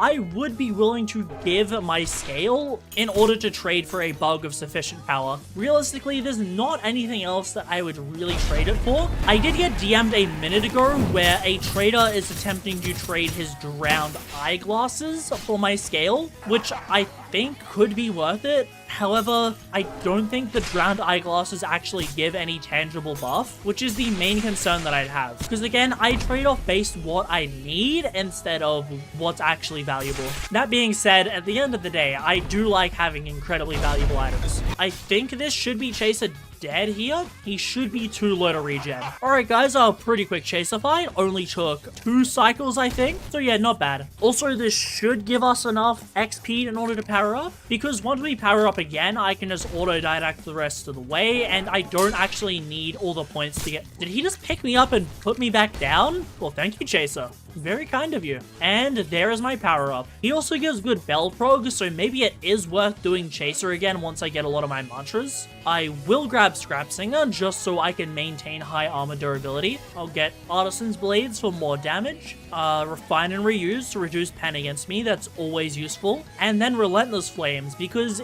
even though it's going to be at level 2, it still does quite a lot of damage and is just really strong. Plus, most of my other mantras are generally long-lasting or attack independently of me, so having something like Relentless Flames is always pretty good. So a quick intermission between Chaser kills, I am going to be trading my Champion's Cape and my second Doom or Caranthril scale in order to get unobtainable drowned eyeglasses. This is kind of ironic because I was just yapping about only trading for power, and this is one of the few things that can make me slightly stronger. Alright, let's pick up the eyeglasses. Let's see, they are drowned, 5% DVM, 5% monster armor. So here is my second scale and my Champion's Cape. That is most players' net worths right there for me to get a slight buff only when I'm using Celestial Boots. Please vouch? Yes, I will very much be vouching. Especially because you did drop me an unobtainable first. Can't really ask for much more. You know, if you need more, I don't have that many scales.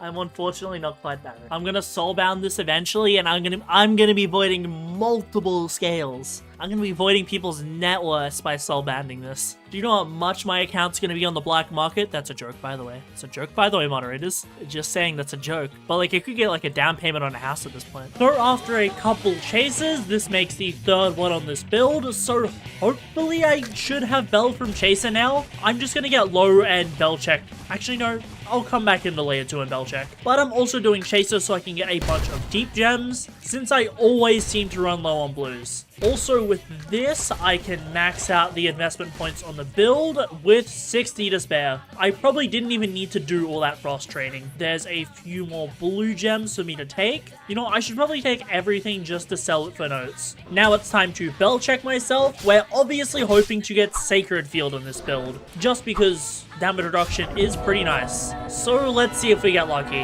And nothing we need. That's a pretty bad sign going off how things usually go. I'll just withdraw a few idols and hopefully I get lucky with my Bell this time around. So many times during the progression, I'll get like a legendary Bell before actually getting what I want.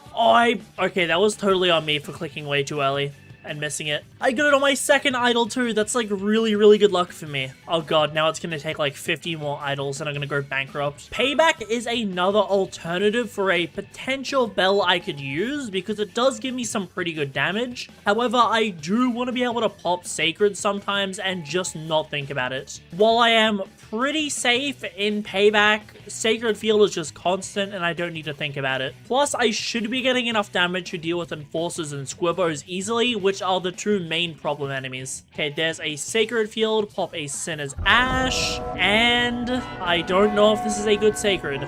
I think this Sacred might be a bit too big in order to actually be good, so I'll probably need to just go test in the Diluvian. I'll also transfer over the actual equipment and craft my Master Armor. Thankfully, because I've been doing a lot of Diluvians lately, that means that I have plenty of mantra modifiers stored in my bank, because we are going to be pretty heavily modifying a lot of the mantras on this build just to get maximum AoE. Although I will be modifying some of them to be a little bit cautious of the ether cost. since although I can cast Flame and Iron Sing mantras for free, the same can't be said about Frost Draw.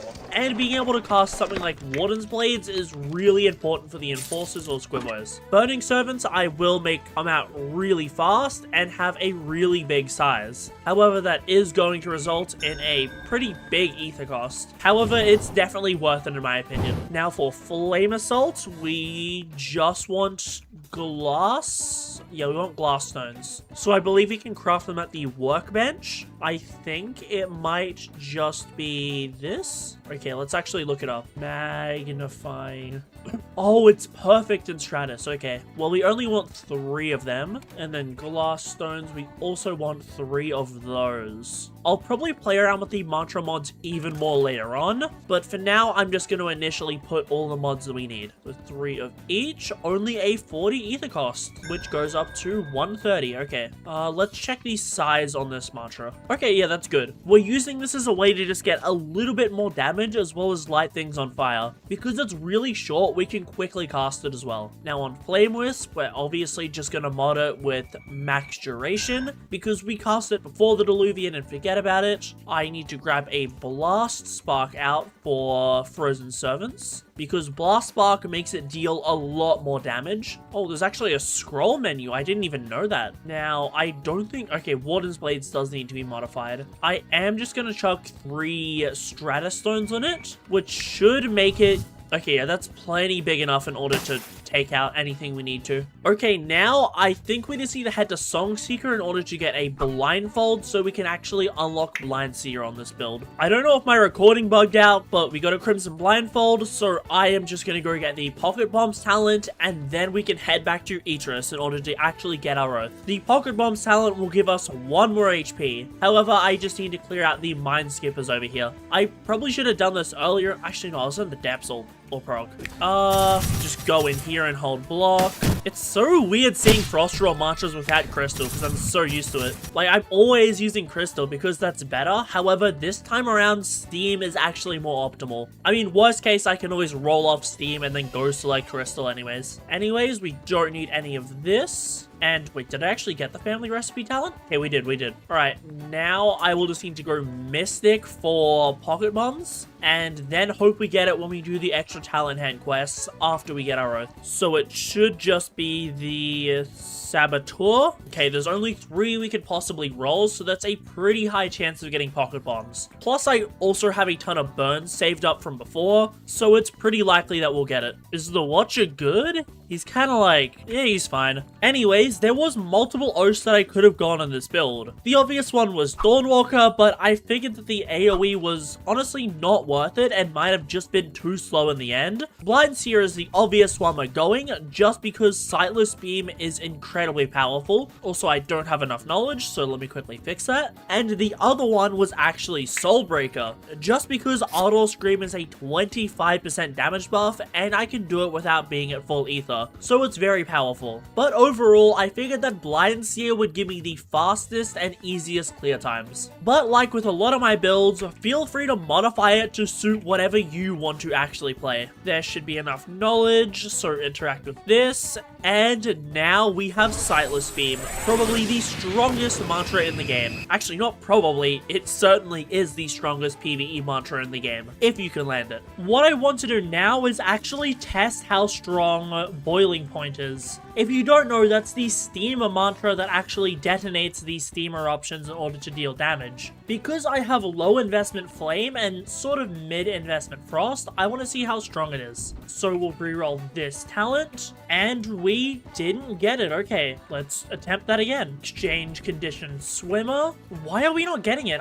I did just Mystic for it, right? Yeah, I'll start to use my burns anyways. Did I not Mystic for Vaporborn? I didn't. I don't know what I clicked on, but it wasn't Steam Path apparently. Okay, we should actually get it this time because there's only 1 card in the tree. There is... Oh, we need full reset. Okay, never mind. Take full reset, and Well, we don't need ready or not on a Diluvian build since we get hit so many times and we're already in danger. So I won't pick the card right now just to demonstrate to you guys what I'm dealing with Steam. And there's no dummies. Let me change servers. There we go. We actually have dummies. So what I'm going to do is I'm just going to Warden's Blades and then I'm going to Uppercut. And as you can see, we're getting around 14 damage per Steam proc. Obviously, it's increasing as we get more chain stacks. So now if I actually get Boiling Point, then hopefully that damage increases. So I should have, I don't know what would have been the eruption in that, so I'm just going to do it again. This is a Steam cooldown? Okay, let's do this. Actually, no, we can't test on that. Okay, proc Steam.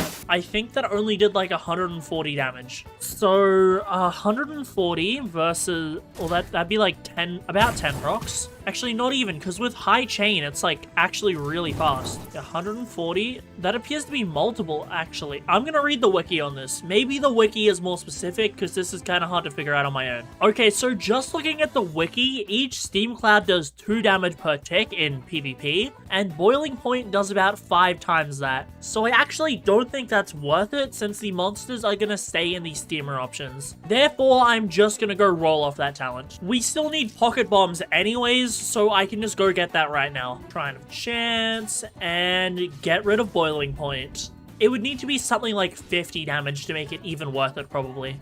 There was the wrong bombs talent, because we needed Pocket Bombs. There we go. And that also pushes our HP to being exactly 540, with just under 50 physical resistance. So that's pretty good. I'm gonna go touch up my hair combos, transfer the right weapon over, and we can finally start to practice the Diluvian. We want to get an Iron Spear with the Trident Spear critical, just because it's a high multi-hit, and if I put Seer on it, then I can reach max Seer stacks instantly. So that's why I just bought a Battle Axe, so I can transfer it off Shining Maelstrom V2. I'll also need to go dig around my slots for a Seer Enchant Stone, but I believe I have a bunch on my weapons bank. I'll check my bank real quick, and yeah, I don't have any of them. I'm in private server for a second just because it's the most updated servers, and I want to show you a bug that's unfortunately back. So if I try to dye one of my hair IDs, then it doesn't die, and despite the fact that I'm clicking, yeah, dye packets are currently bugged, so I can't dye my hair. You're just gonna have to put up with the blue hair. Let's go to the Diluvian though. For the final part in the prog, I'm just gonna voice over what ended up being my personal best Diluvian run on this build.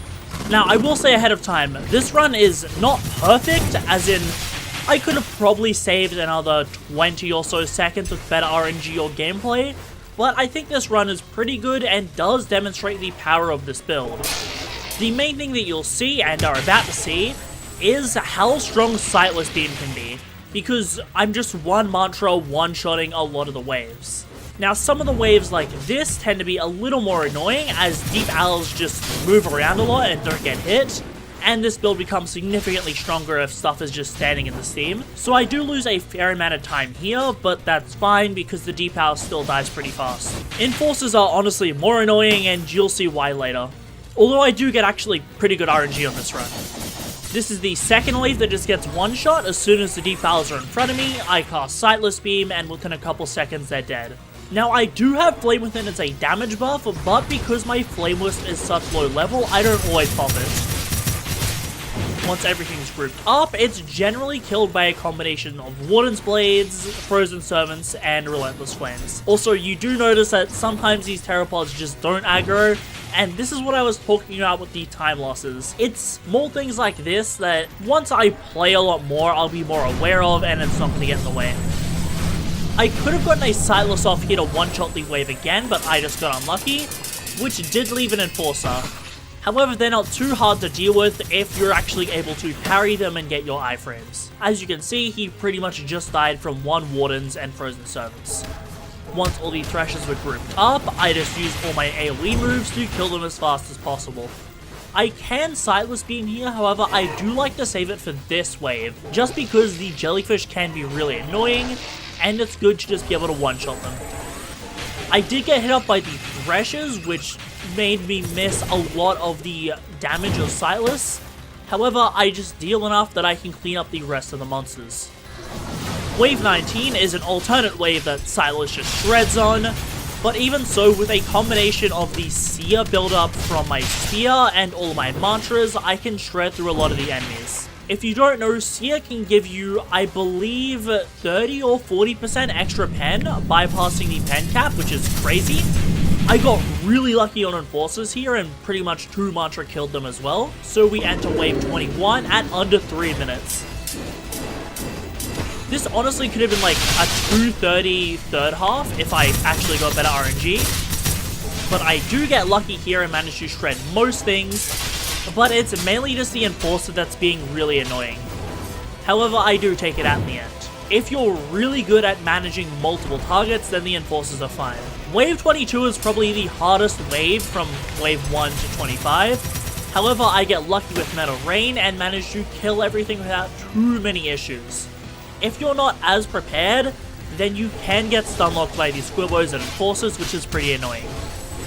Now I've once again just used Sightless, and it cleans up about 80% of the wave, only leaving a single Thresher and a Deep Widow, which get killed by Burning Serpents.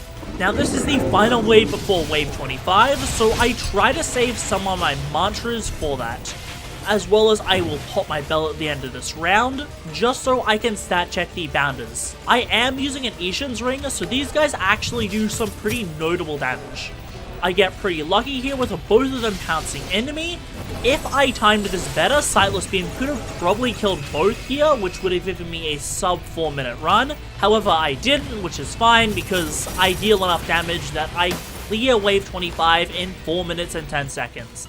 Very improvable. And this is where I'm going to call the Abyss Delver PvE build progression. This is the most profitable build to make in the game, as it can get you insane amounts of relics, because it's optimized to farm the Diluvian the most efficient way to actually gain you relics. The Diluvian is the ultimate relic solo farming method. It's a dungeon where you take on predetermined hordes of monsters, getting more rewards the further you get. Additionally, it also gives you really fast bestiary, just because of the sheer volume of stuff you're killing. And this video will show you everything you need to know to conquer the Diluvian, whether you're looking for relics or just to complete your first wave 50. In order to do that, I'll be showing you every single meta build in the game, yes, every last one, as well as information you'll need to know for all of the attunements and oaths, that way you can pick the most optimal build for you. Then I'll be going over the optimal relic farming method, as well as strategies or even cheeses to clear some of the waves. Starting off with the big question,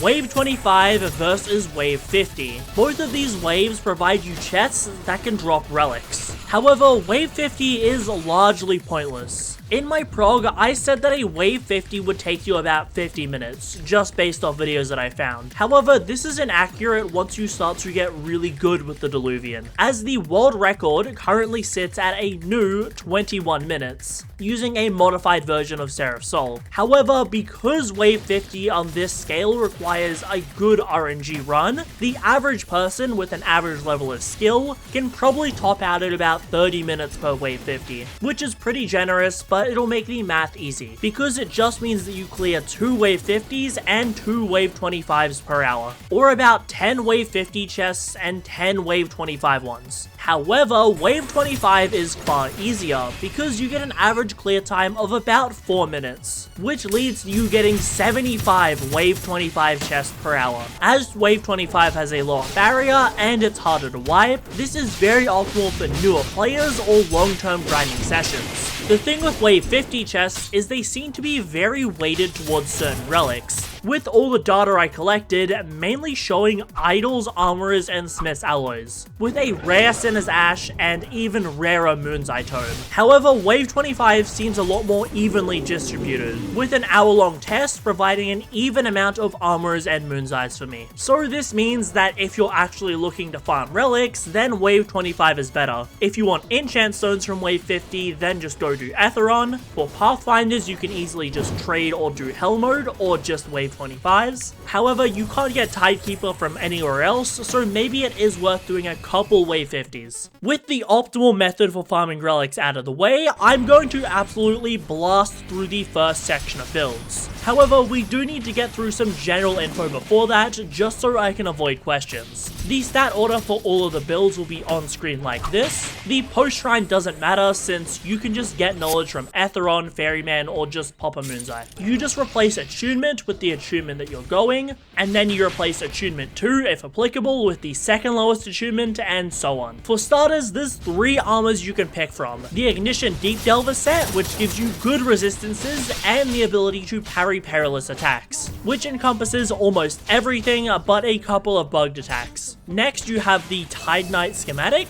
which allows you to become unknockable if you take a certain amount of damage, also providing you a general damage and defense buff. However, I wouldn't rely on Tide Knight since you don't want to start trying to take too much damage. And finally, we have Prophet's Cloak. This allows you to gain a lot more Mantra Pen and is the offensive option. It's personally what I chose to run when farming wave 25s to get the most time, as every monster in the game has some form of armor. For your enchants, you'll be using Seer for Mantra Pen, as on something like an Iron Spear with a Trident Spear critical, you can get a ton of extra damage after you cast all your mantras. Alternatively, you can use Providence Thorns, just to deal damage to golems or owls, since they have high multi-hit attacks. As Providence Thorns is a passive effect, while Seer is an active effect, Providence Thorns is a little easier and more beginner friendly to use in my opinion, but either of these work. However, if you do have any sort of weapon investment, then using Wild on a Pale Briar or an Enforcer's Axe will net you the most damage, as Wild will deal an extra 85% damage if you're attacking multiple targets, meaning that it's very strong. For your weapons, you'll either be using a Battle Axe with the Providence Thorns, an Iron Spear with the Trident Spear crit for Seer, or use this if you're running Iron Sing since criticals are very important for that attunement, and you'll be using a Pale Briar or an Enforcer's Axe for M1 builds. However, if you're just planning to do wave 25, then you can just use a Divine Weapon, as these give you the most damage in the game. Pale Briar passively attacks even if you're being damaged and has good AoE, and Enforcer's Axe is great for guard breaking humanoids. I'll have all of the mantra mods on screen, just pause. And for your bell, you'll be running a Sacred Field if you're a mage, or Payback for damage. However, if you're an M1 build, you can run crazy slots for a lot of extra damage, but I think most people will find Sacred or Payback to be a lot more defensive. Your equipment is pretty simple. You use a Ring of Casters on a mage, a Diver's Ring for 5% DVM, an Ishan's Ring for 10% more damage, and then either a Pathfinder Elite for the 5% innate DVM, or an Enforcer's Blade. This gives you the Berserker talent, which allows us to save a lot of points on some builds, and still keeps them very defensive. Then for your helmet, you'll be using a Deep Scorn Casque if you're using Rush Hour, a Parasol Planter if you're using Flame Within, or a Silver Knight's Helm if you have neither. Alright, finally time for the builds. I'll talk about all the attunements and mantras after. To blast through the repeat ones, we have the basic Mage with 80 attunement. You'll either run 60 Intelligence or Perfect Flash, and Successor Prediction. However, Perfect Flash has uptime issues, but Successor Prediction is very good for golems and owls, or you'll be running 60 Blood Rend for Rush Hour and Blood Transfusion. Rush Hour buffs your mantras by 15%, and Blood Transfusion allows you to get rid of the no mantra status, which Intelligence gets through Water Off a Duck's Back. Then you have the Hybrid Mages with Pale Briar and 80 of the attunement. This gets you the best of M1s and mantras, and the build gets slightly better with Khan. However, with the bug being back in the game, you can actually pre-shrine your Pale Briar. This is the first of the new builds, by the way. Pre-shrining your Pale Briar allows you to get a very good M1 option. What you'll do when you equip it is you'll try to mastery the weapon equip down from 85 to 82, and then if you have Khan, you can equip it with as low as 79 at the end. Then you'll Shrine of Order. The main line of thinking that you'll need to adopt with a pre-shrine Pale Briar is that it's a damage supplement and add-on and not a main source of damage. So cast your mantras and then Pale Briar crit. This build pairs especially well with Iron Sing. Then we've got the dual attunement mages. I covered these last time, they just have a bigger mantra pool. I didn't include every possible combination, just the combinations that actually have unique interactions. Then we have the dual attunement mage with the pre-shrine Pale Briar. This was actually the build that I progged before I decided on Abyss Dweller. It was a very strong build, I just wanted to try something else out. Having Khan on this build does allow you to get Carnivore, but even if you don't, you can still get a very good build. You get a big mantra pool and an option of M1s. Then we have the Tri-Attunement Mages. As people get better and better with the Diluvian, we'll optimize for trading as much defense as possible for damage. And Tri-Attunement just gives you the biggest mantra pool before you're kinda just wasting your time, and is what Abyss Dweller does. It takes 50 Blood Rend just to buff up all of our mantras, and then a bunch of good supporting attunements. The Abyss Dweller primarily went Frost Draw and Iron Sing, however it went Steam as well, just to get a little bit more of a buff. And then we have the final three. We have a Saint Sworn Diluvian, because why not, it's every attunement. I wouldn't overly recommend this, but for just wave 25 it does have some potential, mainly in the fact that it can proc armor sets like the Shock Trooper and talents like Dark Hours, since it converts your mantra type damage into a certain element. Then we have the pure M1 build, most notably Seraph Soul V3. Yes, Seraph Soul can be slightly improved by abusing Enforcer's Plate. You easily get to max damage mods with this, as well as getting some good quality of life from Charisma. However, Seraph Soul V2 is still strong, don't get me wrong. And then, just because, here is a Silent Heart Diluvian. I wouldn't overly recommend Silent Heart,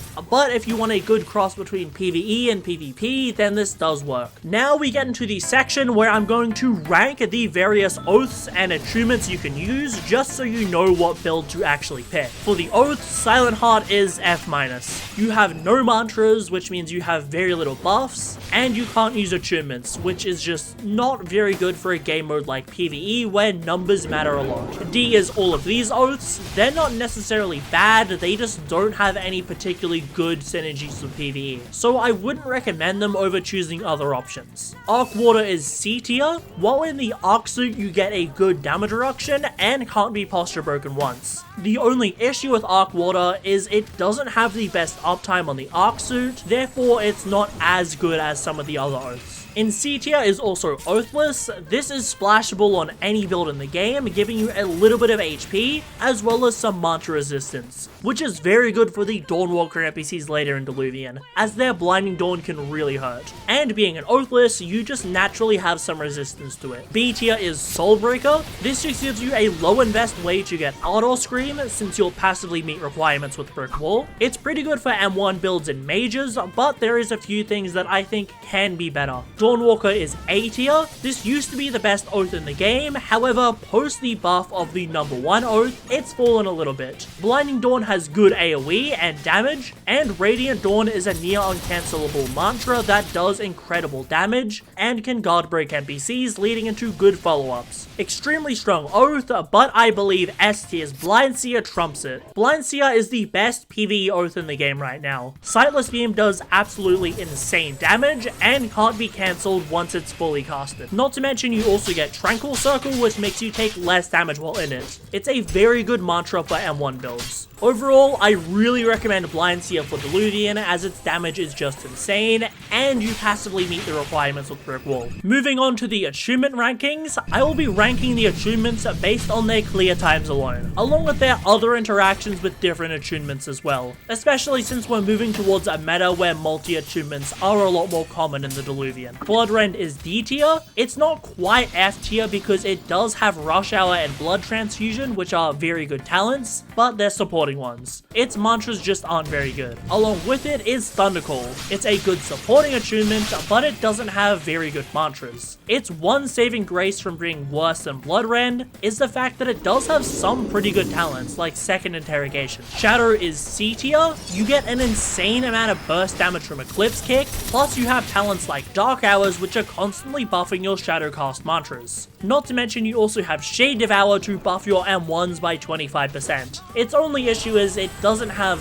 many good talents, and it only really has 2 strong mantras. B tier is Gale Breath. It has probably the best mantra pool in the game, having a lot of really strong options. Good talents like Aftercut and Inhale, which can provide 5 or even 10% extra damage, and it has really nice mobility through Wind Passage. The main downside is this attunement doesn't have defense, unlike some of the higher entries. A tier is Flame Charm. It has really strong mantras like Flame Sentinel and Relentless Flames, as well as quick casts like Burning Servants. Not to mention, it does have a lot of healing from Flame Wisp. which healing actually isn't something often covered by attunements. It even has some mobility in Flame Assault. However, I don't think Flame Charm quite matches the damage or versatility of the next two. Speaking of, in low S tier we have Iron Sing. This is the singular best attunement in the game. It has really high damage, great defense, and the only thing it's really lacking is mobility, but you don't need that for Diluvian. I will warn you, Iron Sing is currently bugged.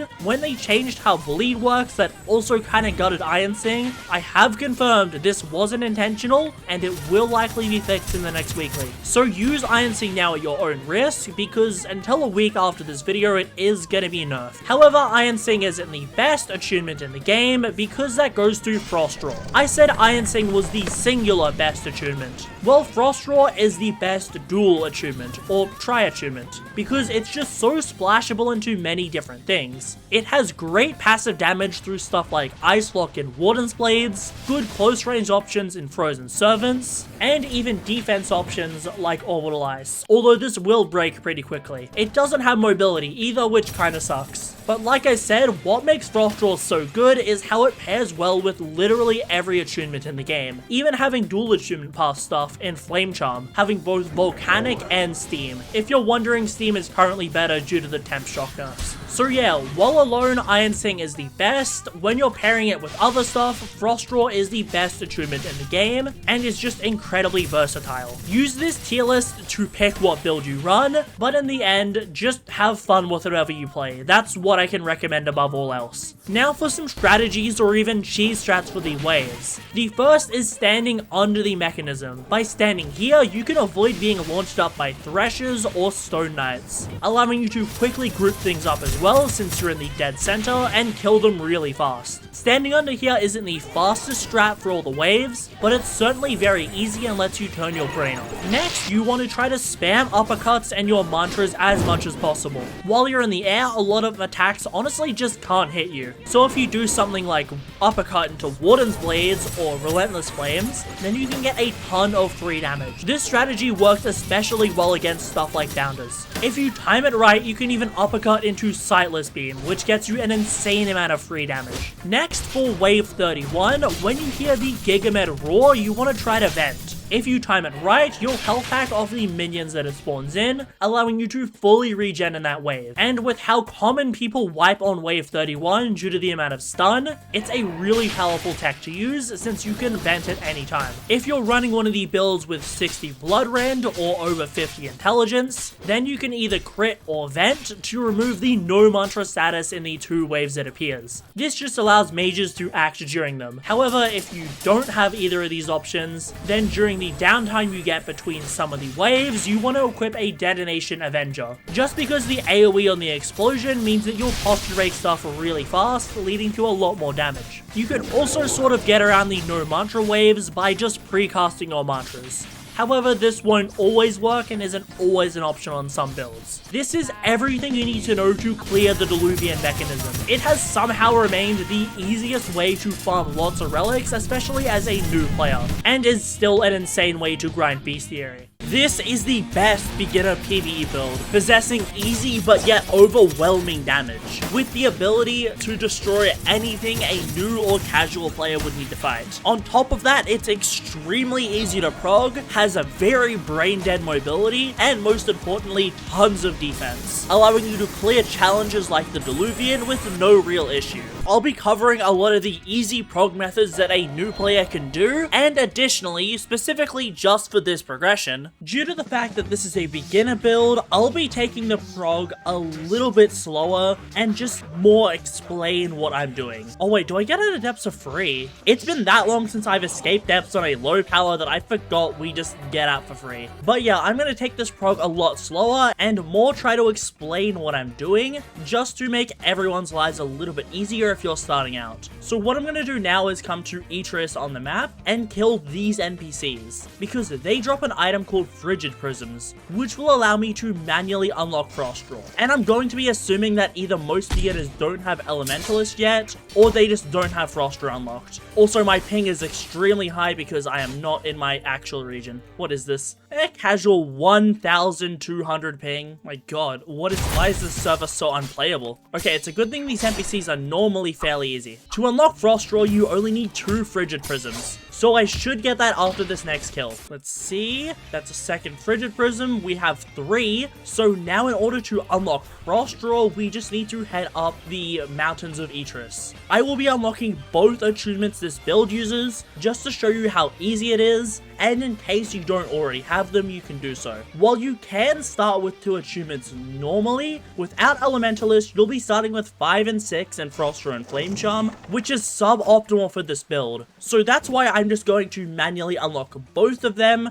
So we start with 1 point in each, and overall the build is just better. Now the Frost Draw NPC is just up here on the map. Here is the map view if you still don't know. Talk to her, she'll give you the quest, talk to her again, and then you will receive the Glass Blood item. Drink that, and now we have Frost Draw. You can do this at any point during the pre-shrine. I just decided to do it immediately, just because we managed to spawn at Etris. I'm also going to get Flame Charm immediately, but for new players it is a little harder, since the method I'm going to be doing is killing the stone golems at Upper Arisia. It's also important to note that this isn't necessarily a beginner's guide to Deepwoken. I'd still recommend you watch a couple of those. This is a beginner's build. I would really recommend that you only start this build at the point where you can comfortably clear Trial of 1. I mean, you can do it earlier, but I would just not recommend it as strongly, because a build is only going to be useful to you when you know the base mechanics of the game well. So in order to unlock Flame Charm, I am going to go from Back Beach here all the way to the Burning Stone Gardens, just because that's where you can easily find a bunch of golems, and they commonly drop Dying Embers, which is the elemental item that the quest NPC needs to unlock Flame Charm. Now it is important to note that you can just hop on another slot,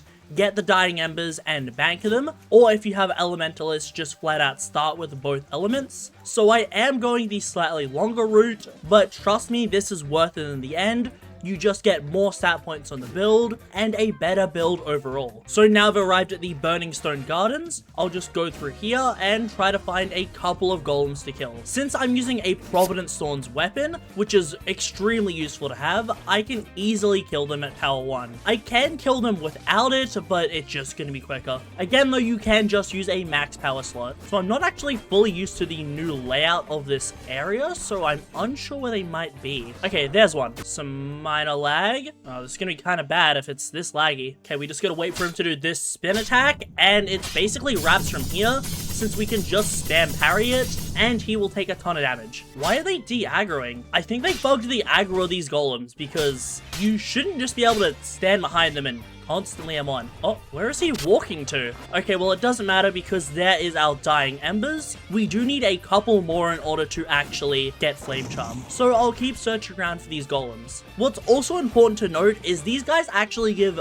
pretty good XP for how easy they are to kill. So if you're really new to the game, golems aren't that hard to fight, and they give you a pretty decent chunk of XP. It's just kind of annoying that there isn't many of them anymore. Okay, well, I found a golem event where it's being attacked by Mudskipper Knights, so I'll just third-party this event. And I hear another golem up there. Okay, assuming we get Dying Embers from both, this should be the end of our little quest. This is honestly why I really recommend that new players just grind out the echoes for multifaceted and elementalists, because it's going to save you so much time in the long run. I mean, not that this is really that hard to do anyways. Okay, Chakra dead. Golem should be dead in a sec as well. And we didn't get a Dying Ember. I don't actually remember if I need 3 in order to complete the Flame Charm quest. I'll put it on screen now how many you actually need. And there's our 3rd Dying Ember. Okay, the final thing we need to do is sail to Song Seeker in order to unlock Flame Charm. I think you can see why I recommend you do Echoes runs. I'll put a decent guide on screen and in the description if I remember that shows you how to grind Echoes fast. The Flame Charm NPC is just inside here. Let's talk to him. He only wants 2 Dying Embers. Okay, I was wrong and spent more time than I needed. But it's fine because now I have the Hearth Blood. I drink that. And the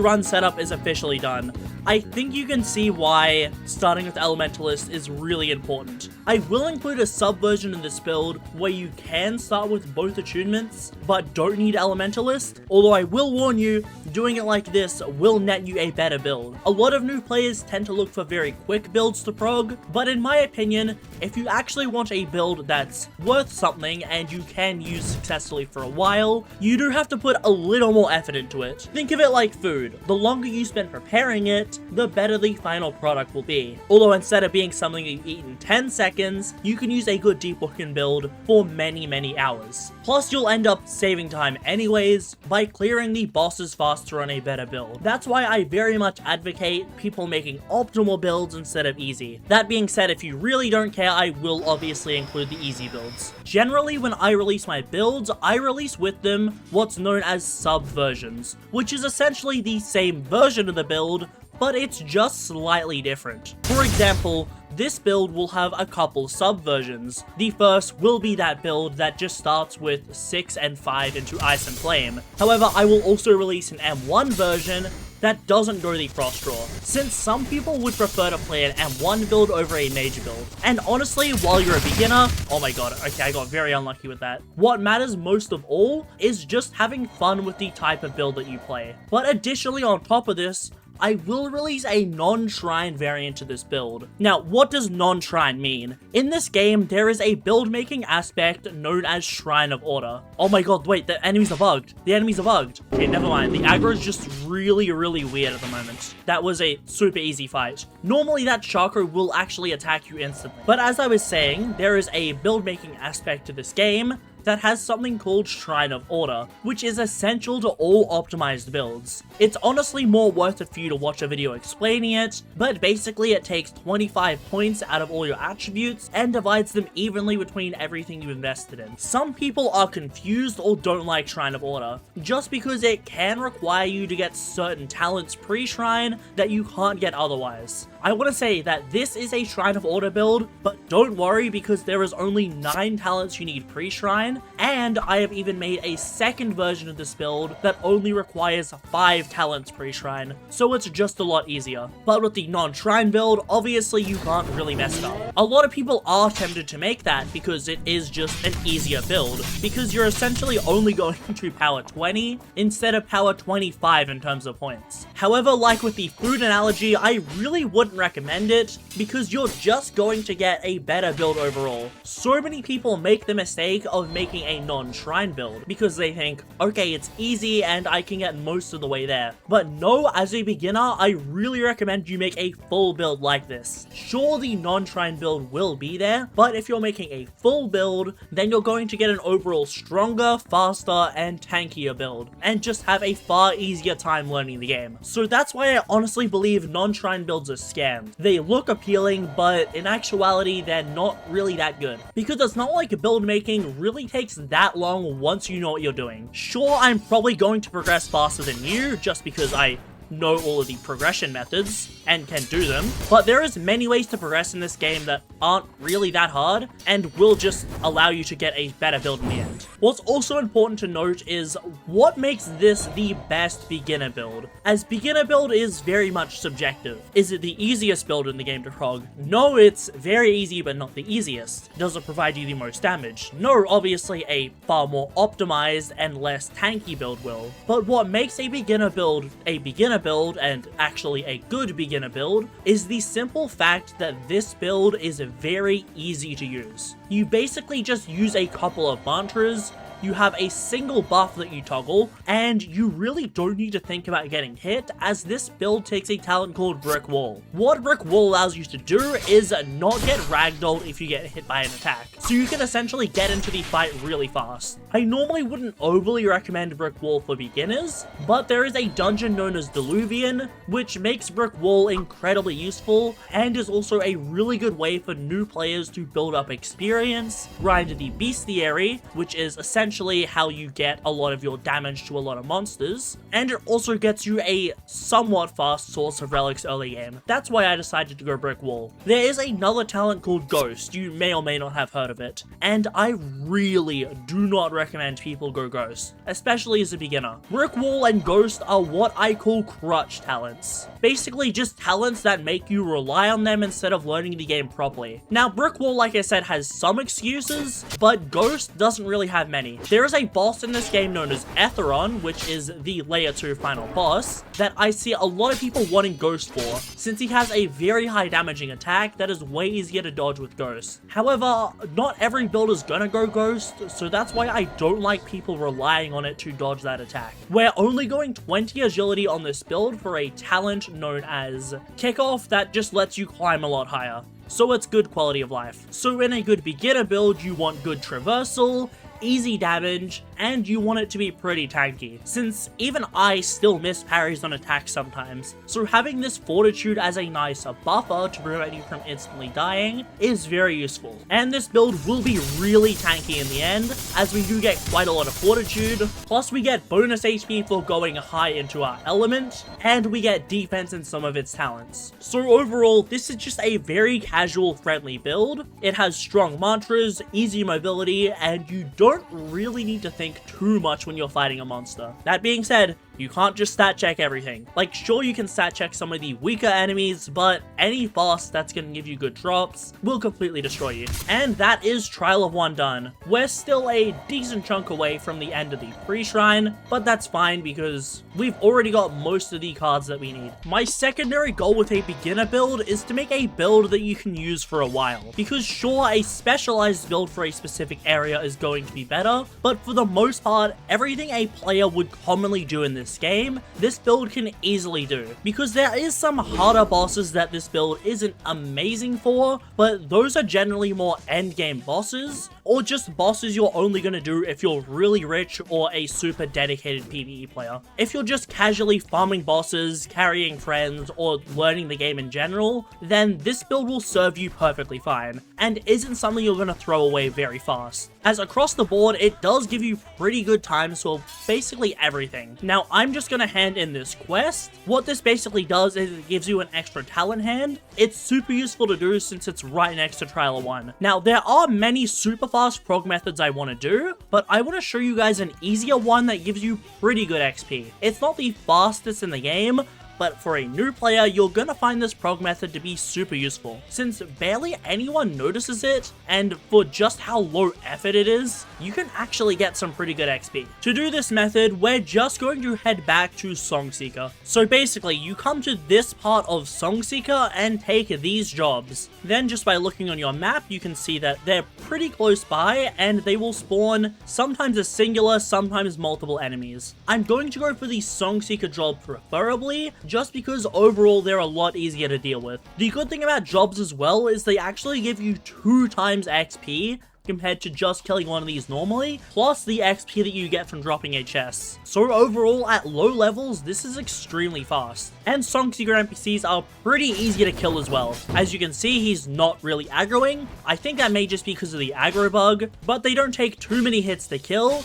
and once you kill them, you get a good chunk of XP as well as notes. Not to mention, we also get a Crimson Blindfold. This will be really important for our Oath later. Because I am the Ignition Union origin, I actually get bonus XP from doing these missions. You can unlock the Ignition Union origin pretty easily, and I would highly recommend it for this build, as you can get faster layer 2 clears. Obviously, there are faster methods, but fresh out of Trial of 1 for a new player, that's going to be a really easy way to just get a good chunk of XP. What's also really important to note about this build, especially if you're a beginner, is use the Mystic every single talent hand. I'm not, because I'm reckless, and because I kind of already know what to get, but I really recommend you use Mystic if you're a new player, since it basically lets you guarantee a talent tree that will appear in your talent hand. This bug of Songseekers just not aggroing is very convenient, and it's also giving me a lot of loot that I can sell later in order to level up my mantras. Oh yeah, I should also say, I have a maxed out guild base, That means that I can buy food, buy training items, and just have a ton of NPCs. You probably won't. I may look into making a guild specifically for beginners that allows anyone and only exists to give people a maxed out guild base, as it's just insanely good quality of life that I know all beginners would want. Now let's just keep leveling up. We're actually getting surprisingly good points. I did not expect the Songseeker method to actually be this decent. I mean, it is boosted by Ignition Union, remember. Oh yeah, I should mystic for the correct mantras, because even though I'm at 1 in both of my attunements, there is still a couple of mantras that I can get. Mantras, Ice, and then Initiate. We're looking for the Warden Blades mantra right now. Also, I'm going to grab the Mental Fortress cards, because those are essential to our Oath later. I will get Reinforce, I know we need that. Also, I am still kind of sick, so if you can hear coughing on occasion, because I forget to cut it out, apologies. But I am like doing double or triple takes of what I'm saying just to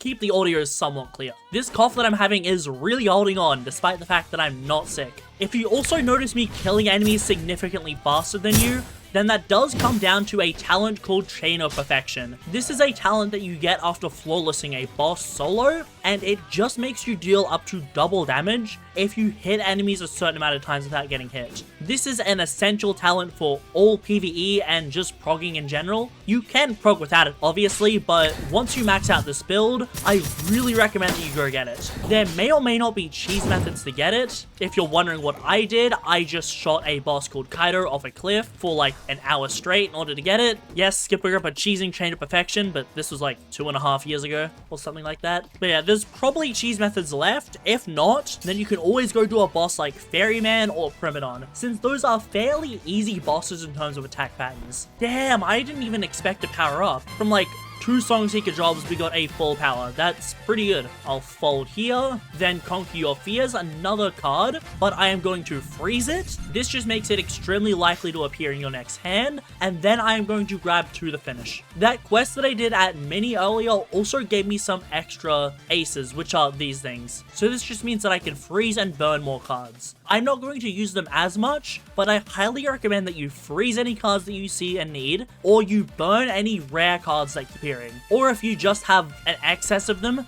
say you have over 5 extra burns and freezes, then you can do something like just burn the common cards that you don't need, since it just makes it a lot easier for you to get all of the talents that you need pre-shrine. Not that there's even that many, as again, the basic version of this build literally only needs 5, and you can mystic for almost all of them. Another power-up, we're honestly flying past these because we're just gaining so much XP. I think I'm gonna go Reinforced Armor here, just because we can get Neuroplasticity post-shrine, and Reinforced Armor is one of the cards that we do actually need to get pre-shrine. I'll get Evasive Expert, just because this does lead into risky. Can we? Oh, we can't get risky moves. And it doesn't matter, we don't need it anyways. Scuba Drowner is plus 5 HP. You always take that talent on literally any build, and now there isn't anything else we need, so I will actually get Conquer Your Fears. Then we can grab Magical Resolve, just because that'll also give us some additional ether when we get hit, which isn't too uncommon in PvE. And now as you can see, we're getting to the point of the build where our XP is starting to slow down a little bit. So this is sort of the limit of this build. We're probably only going to get 1, maybe 2 more powers out of this method. Even so, you've seen how easy this method is. I'm basically just running around and clicking buttons and getting lots of XP. I also do have the Autodidact boon, which gives me 3 attributes to freely invest every power.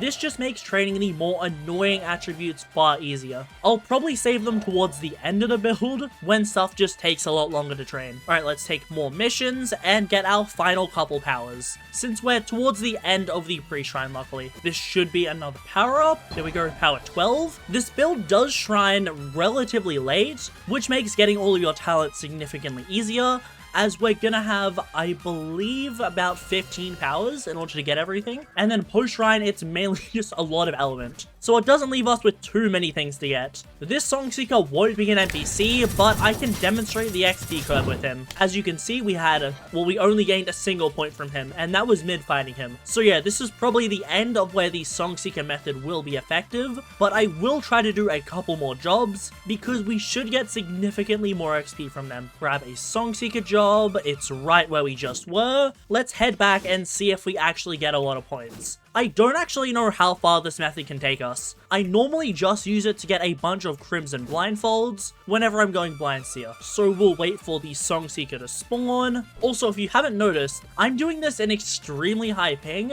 just because these smaller player count servers tend to be a lot safer. I really recommend people do this method in those low player count servers, since you don't really need ping, and overall you're just going to have a far easier time, since there's less gankers and voidwalkers. Okay, we actually did gain like 3 points from that method, so like this method is very much still doable until you're like power 14 or 15, but I am going to move to something faster and just speed up the flow of the video a little bit. I see some random freshie getting completely destroyed by like, oh, I think he's got it. No, he's got it. Damn, I was kind of hoping I'd come in and save him. I would have made a good clip. But yes, if you couldn't tell, the next method we're going to be doing, or more accurately, I'm going to be showcasing as an easy method for beginners, is just doing all of the Thresher jobs at Hive, because this isn't the fastest. However, it does provide another very easy way for you to just prog. This actually used to be the best progression method in the game before they reworked jobs. Now it's still pretty fast, it's what my girlfriend uses, but it does become a lot of walking. So it's not for everyone, but especially for new players, progging at Hive for the mid to late powers is a viable method that doesn't take much skill, since as long as you can manage monster aggro,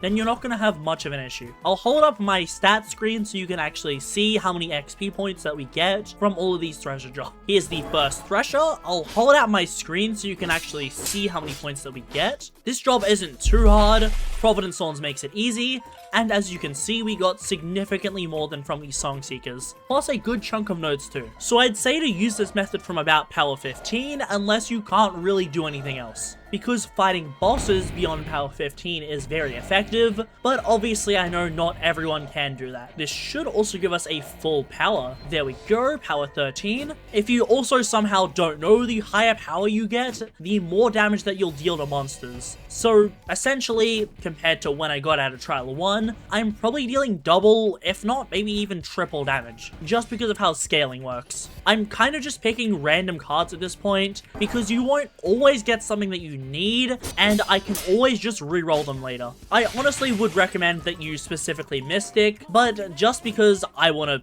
speed this video up and give you more practical advice, do as I say, not as I do sometimes. I am lucky enough to have a relic called a Moon's Eye Tome, which will allow me to reroll up to 20 talents per use, so I can play more risky than you guys just for the sake of the video. Although I am going to somewhat try to follow my stat order now, as I do want to ideally get all the cards that I need to pre-shrine. Some of the Thresher jobs are going to be in really inconvenient places, FYI. So if they're really annoying and you just don't feel like doing them, you can always just server hop. And this guy doesn't want to aggro. There's a Voidwalker. No thank you. Now let me explain a common mistake that even a lot of seasoned Deepwoken players make. And that's the fact that there is, and I will emphasize this, there is no build in the game that is actually good at everything. Now, what I mean by this is that there are builds in the game that can do everything. Like, a power 1 freshie can kill every boss in the game, but there is a difference between being good at something and you should actually do something on that build. For example,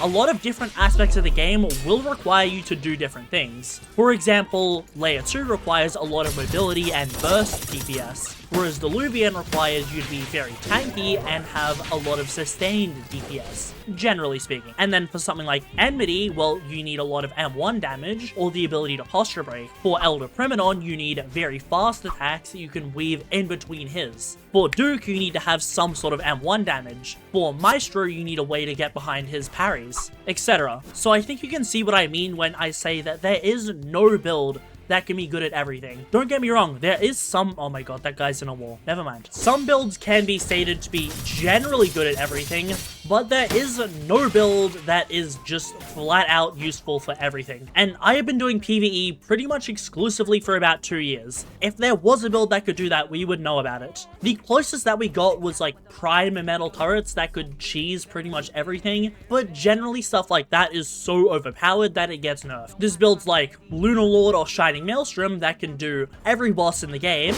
relatively easily with high damage, decent defense, etc. But they would fall short in stuff like the Diluvian that requires you to be a different level of tanky and have a different sort of damage. So then you look at a Diluvian build, okay, something like Tidekeeper or any of the every Diluvian builds can clear the Diluvian super easily. However, they don't have the sort of mobility that you need for really fast layer 2 runs, or the sort of damage that you need for good Enmity or Elder Primadons. So I think you kind of see what I mean by now. There is no best build in the game, there is only a best build for you. That's what I like to state. So for you, you would make this build if you're new, want something easy, and are a relatively casual player. Whereas a more seasoned veteran may find a different build more useful. It's all up to whatever sort of taste you have in builds, and just what you find fun at the end of the day. Since PvE isn't necessarily competitive, you're doing it because you like to fight the monsters, so you don't have to play a certain way. Anyways, I'm carrying too much and yapping too much. Let's go sell this, and I should actually focus on powering up, since I've just been killing Threshers without even thinking about that. Luckily, we're really close to the end of the build now, or at least the end of the pre-shrine. So I'll go talk to my NPC, and then I'm going to sell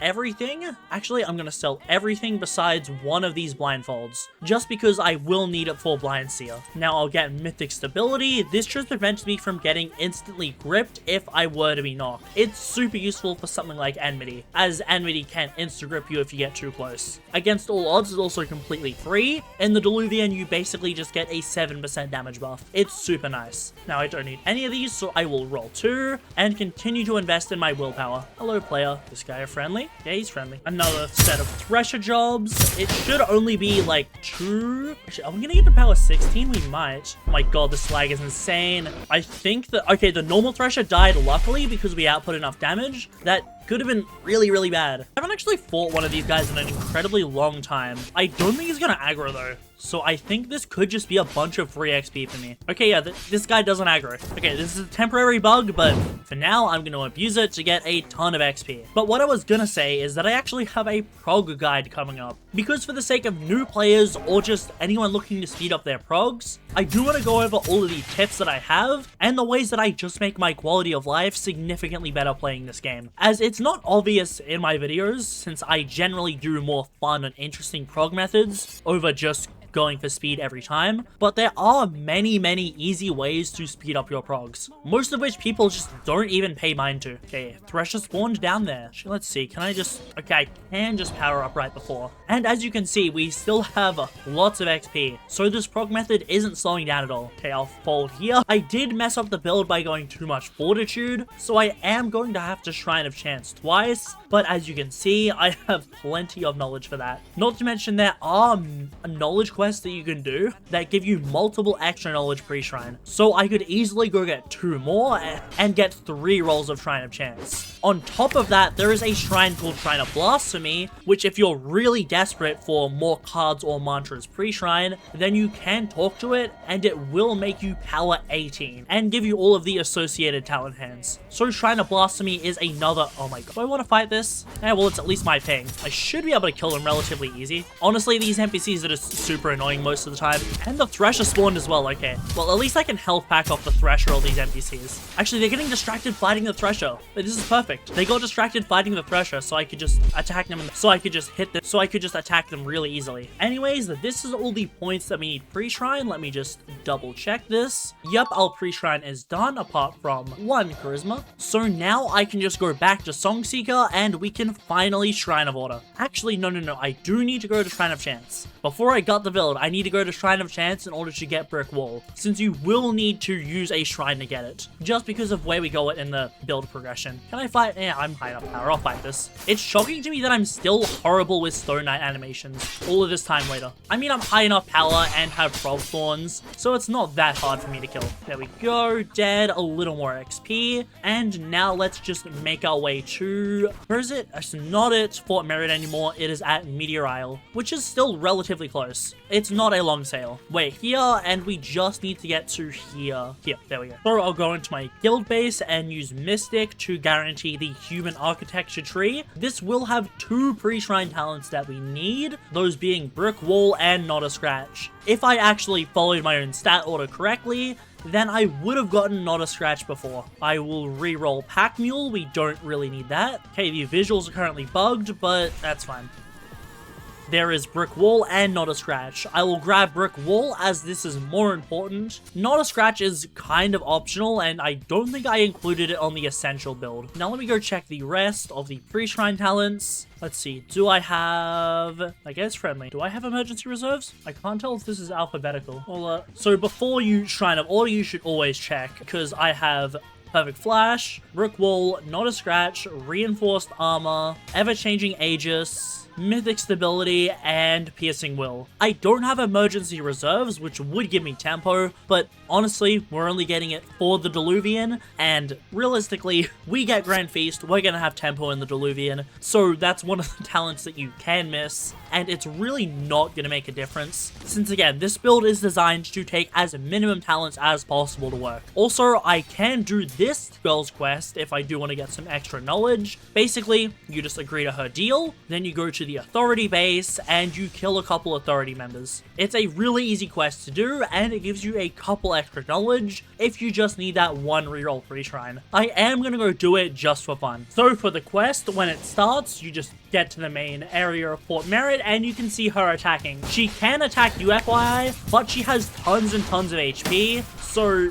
you don't have to worry about her dying. That being said, I still would recommend assisting her as it will massively speed up this quest. Luckily, the authority guys don't have too much HP, and towards the end of the pre-shrine, you are a pretty high power. So that makes killing these guys pretty easy. Critical this guy. He's not dying surprisingly, but maybe that's because he's one of the normal NPCs. I think she fell down. Oh my god, they're just jumping all the way down. They never used to do this, so it's probably just a... Oh, she's dead. She died! Oh my god. I didn't think she'd die. Well, I guess I just keep raiding by myself. I don't actually know how many NPCs we need to kill, or if the quest somehow voids because she died. I don't think I even hit her much. I'm pretty sure she just died to the NPCs normally. Maybe because her HP hasn't been tuned. Oh, we're done. We're good. Okay, I can just kill the normal Fort Merit NPCs. And the quest didn't void when she died. I also don't know how I meant to report back to her if she died. Maybe there's like a Ouija board there where I tell her that I completed the mission. Now we just talk to her, and as you can see, we got a couple extra points of knowledge. Very useful thing to do, plus it's right next to Shrine of Chance, so you don't even need to really go out of your way to do it. This can easily save you from failing the pre-shrine of the build, so always keep it in mind. I mean, if I actually mysticked or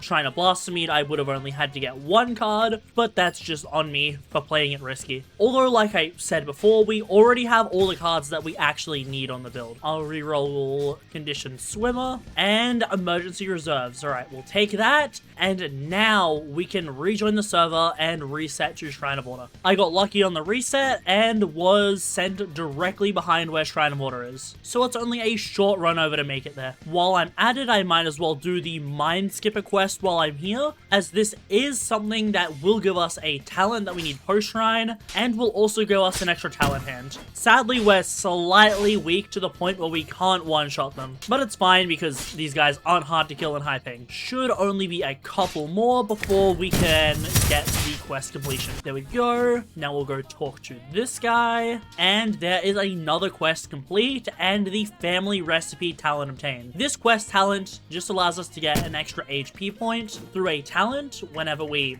roll it post-shrine, so it's super useful. Now, as we have 11 knowledge left, we can go talk to Shrine of Order. Now, always double check 19 and everything. Look at the build maker, and the build maker has 19 and everything. There we go, and this is our post-shrine. It's gonna be really easy to do, I can't lie. I think...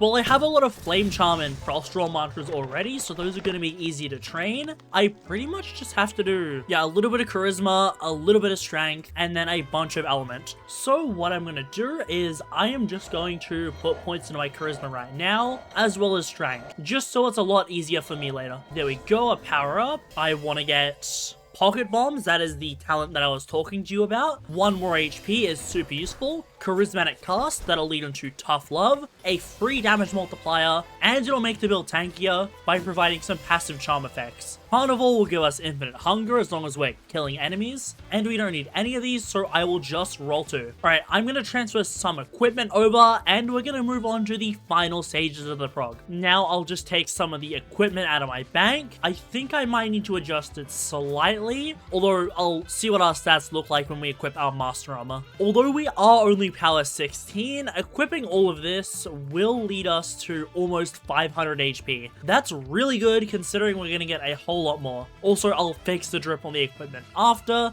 It's just I don't have the Azure Ranger's Duster yet. For one of the master armors that we're crafting, just for drip, I do need a little bit of gold, so I'm just gonna go, wait, that pure gold might be enough. It was, okay. We like instantly got it because we got lucky with a pure gold. Now I'll just head back into guild base and take out the armor that we're using. Our main armor on this build is going to be the Prophet's Cloak, just because it gives our mantras extra pen, but we're going to be taking the visual appearance of the Familiar Knight's armor, just because the blues work well with the build. This armor cosmetically is very expensive, costing 5 heroism enchant stones, and the bank is currently bugged, so I'll have to take each stone out one by one, but as you all know, having better drip on your build makes it deal more damage. Okay, now I'm just gonna spam by a bunch of cloth and fiber. It's really cheap, so it doesn't matter if I get too much. And now I should be able to craft... I'll learn everything. Then I will craft the Prophet's Cloak. What am I missing? Okay, wait, Vibrance and Umbral. Okay, that's in my bank. I always forget those two things somehow. They're a part of, like, almost every recipe, but I just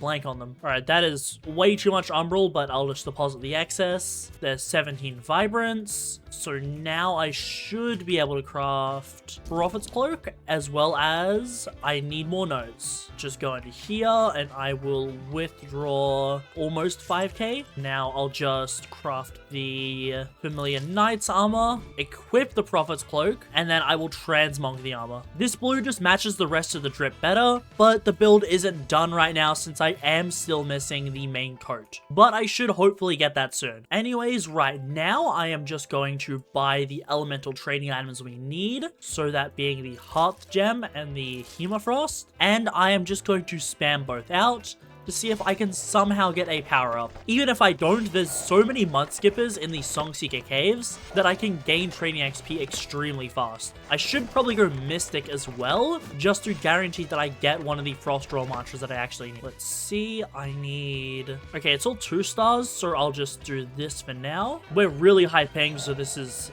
way slower than it normally is. Ice mantras, and then can't get 2-star yet. Let's go back in. Ice mantras and 2-star. Alright, let's go use Warden's Blades and Frozen Servants to damage a lot of the mine skippers down below. Because there's so many targets, we should get XP significantly faster, even if we're not dealing that much damage. I think I need to go to the start of the cave to spawn them in. Yes, there we go. Okay, now I'm going to try to lure some further in. Now, if I just... Okay, hard to the ping. Use Warden's Blades, hold block, and I should get a whole bunch of XP. Okay, there's a lot more here. We're going to round them all up. Warden's Blades, hold block, and... Okay, we should be able to get a power up now. I mean, we were only 3 points away, so maybe that was a little bit overkill. Oh yeah, before I forget as well, that scared me for a second. Let's take... Where's my shield? Hearth's Defender, put it on, and now I can roll the Turtle Shell talents. I probably should have done this pre-shrine, but it doesn't really matter. Now let's grab the Hemifrost out again and power up. I'm curious how much XP we have left over from all those hive jobs. Power 17. This lag is pretty extreme. I'm probably gonna hop to my own region in a second. We don't need any of these, so I will burn the rare card and just take a random filler for now. Knight's Rally, that will lead into Turtle Shell, which is a very good defensive card. Then we can just fold here, and we can take another point into Song Chant. Also with that power, we are now over 500 HP, and we still have a lot more to gain. I predict that we're probably going to be at like the 515 range towards the end of this build. This should be the final point. I've started doing jobs at Songseeker again just because they provide me so much XP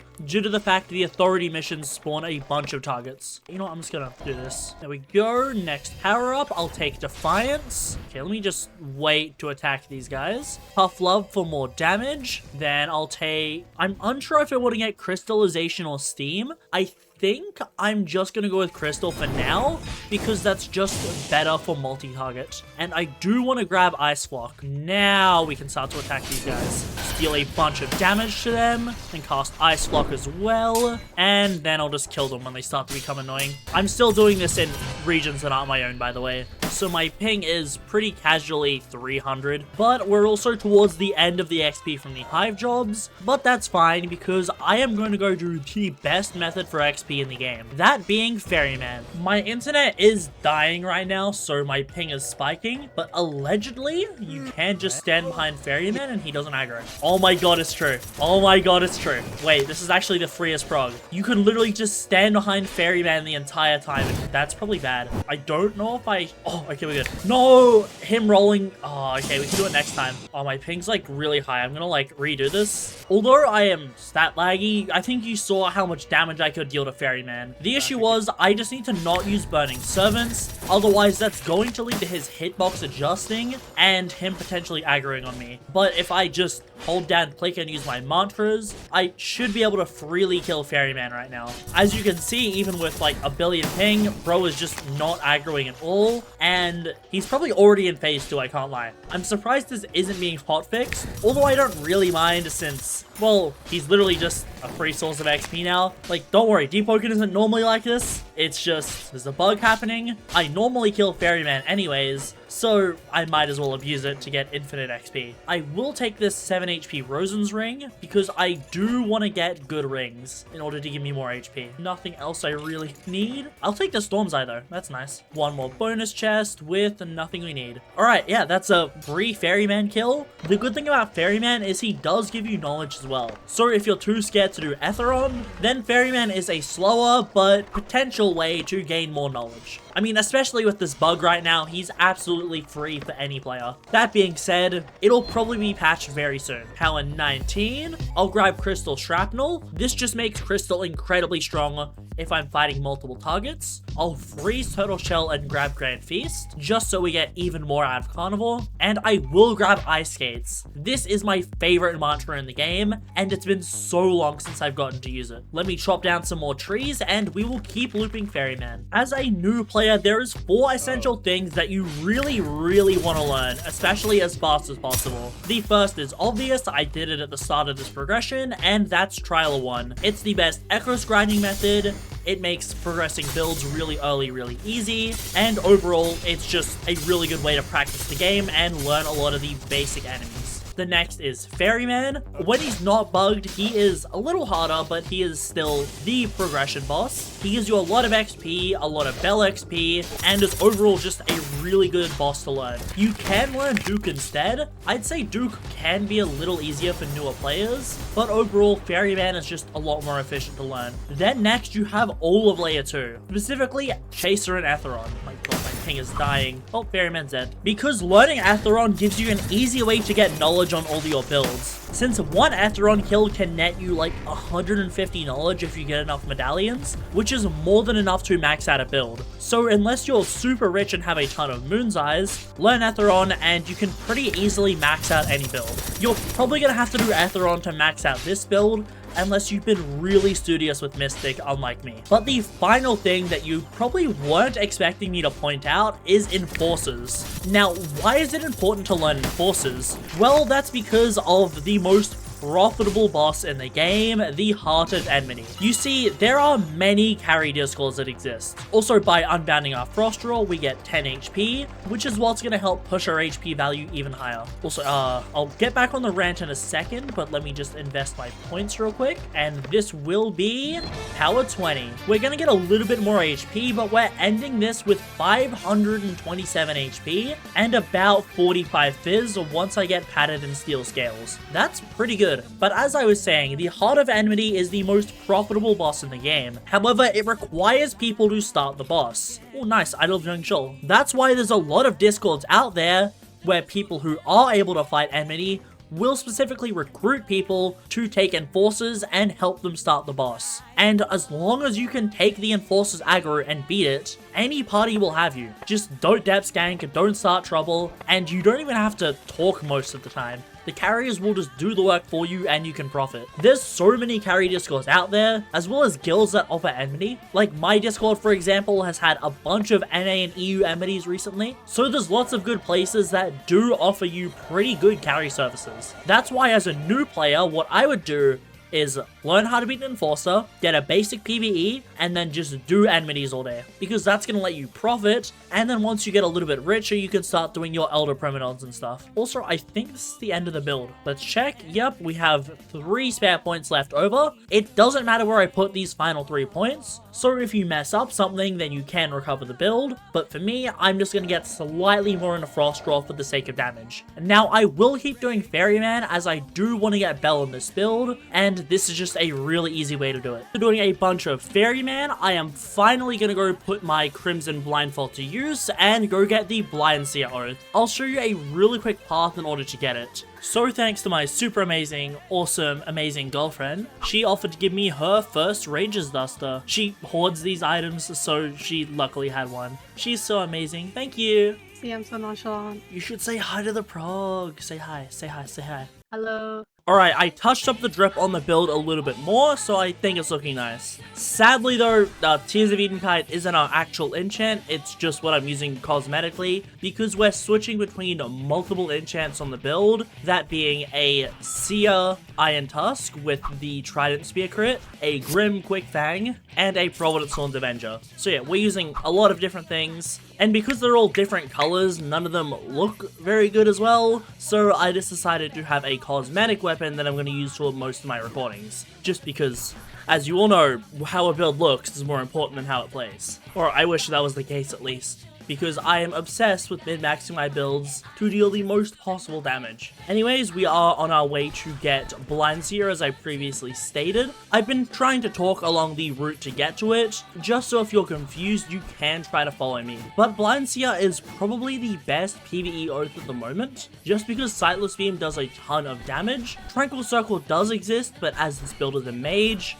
I wouldn't really recommend it. And Mind's Tooth is also really good for stuff like Enmity, or just any sort of team thing in the game. But obviously, Sightless is the main reason. Does tons of damage, humanoids are horrible at dealing with it, and its hitbox is just really good. Plus, it can't be cancelled once you initially cast it. Anyways, we'll equip the Blindfold, and there's the Blindseer Oath. Now, you do need to rescue people out of depths in order to actually max out this oath, which not everyone can do. So I will leave an alternative as Dawnwalker for if you really can't get anyone to max out Blindseer. But if you do, then you're gonna get far more damage, as Sightless Beam is just so strong. Sadly though, Blindseer does ruin the drip a little bit of the build.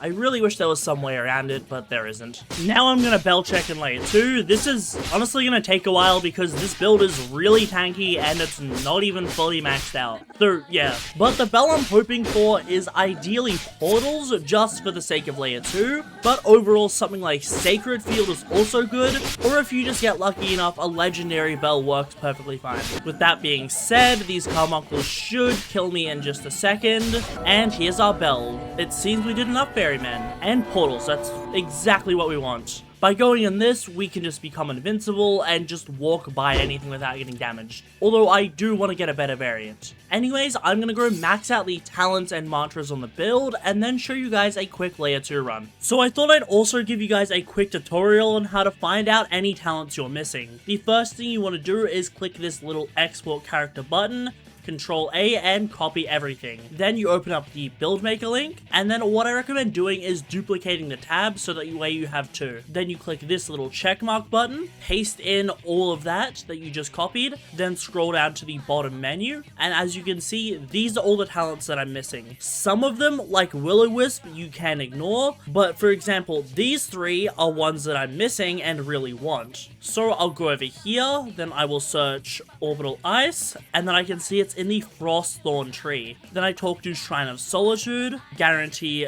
the Frostthorn, and then by going over to Shrine of Chance, I can just reroll a talent that I don't need, like Gormad, and then I should get Orbital Ice. And then you just repeat that for the rest of the talents that you're missing or want to get, and you're done. Keep in mind that I'm probably going to optimize the talents a little bit between this and the official release, just because actual on-the-field testing tends to net slightly different results to the theories that I make. Okay, now it's time for a Layer 2 run. Like I said, this is more of a generalist build to help you learn the game, not a Layer 2 specific build, so obviously there's going to be builds faster for Layer 2, but I just want to show you the rough route so you don't get confused. The first thing I'll do is pick up this key, and thanks to ice skates, I can ice skates around here. I haven't seriously used ice skates in Layer 2 for such a long time. I think it was back in like the old Godslayer days, where I was doing Layer 2s by the hundreds. Fun fact, the actual reason that I didn't do Etheron back in the day was because I was scared of wiping to him. Obviously, not an issue now, you've seen me do Etheron lots of times, but that's actually why I mainly did Chaser, because he was just safer. Etheron really is such a scary thing for new players when there really isn't much to be scared of. He really isn't that hard. Now we're gonna ice skate through here. Thanks to the fact we have brick wall, we can't be pushed off by wind, so I can sort of just do whatever I want and be fine. Ice skates and brick wall is such an easy pairing for you to just have no issues in Layer 2. I have no clue how fast this Bonekeeper kill is gonna be, since I'm obviously not going to be at my max damage, but I'll see. So we'll just get through this wind. Crystal with Bonekeeper is going to be a little annoying. You're going to do Shoulder Bash immediately. I'm just going to do this, see how much damage. Oh my god, he died from basically one Silas and a couple mantras. Okay, that's pretty good. I was honestly expecting that fight to be a little bit longer. Okay, I will commentate for this since you are going to have to take a leap of faith. You just go essentially straight on a slight angle like that. And then I'd say about now you can just safely drop down. We're at the Galewax Shrine, so you keep going forward. And now we are at the Ignition Union base. This allows us to get the first of the 2 talents that are sort of required to beat Layer 2, that being the Union Hook, which I already have because I am the Ignition Union Origin. I totally forgot about that. But you talk to that NPC and he would give you the talent. Now what I'm going to do is do an out of bounds tech. So you'll climb up here, turn around, move forward, and then you see that little gap in the wall right there? That's what we're going to try to jump through. Jump through that, go to the side, and now we're at the spear location. You actually used to be able to just fall out of bounds to immediately get the spear, but you can't do that anymore. I also recommend charging up Sightless before you drop down, just because it can't be cancelled once it's cast. Now, getting out of maze is a little bit difficult, so I'll try to talk, so this is mostly uncut.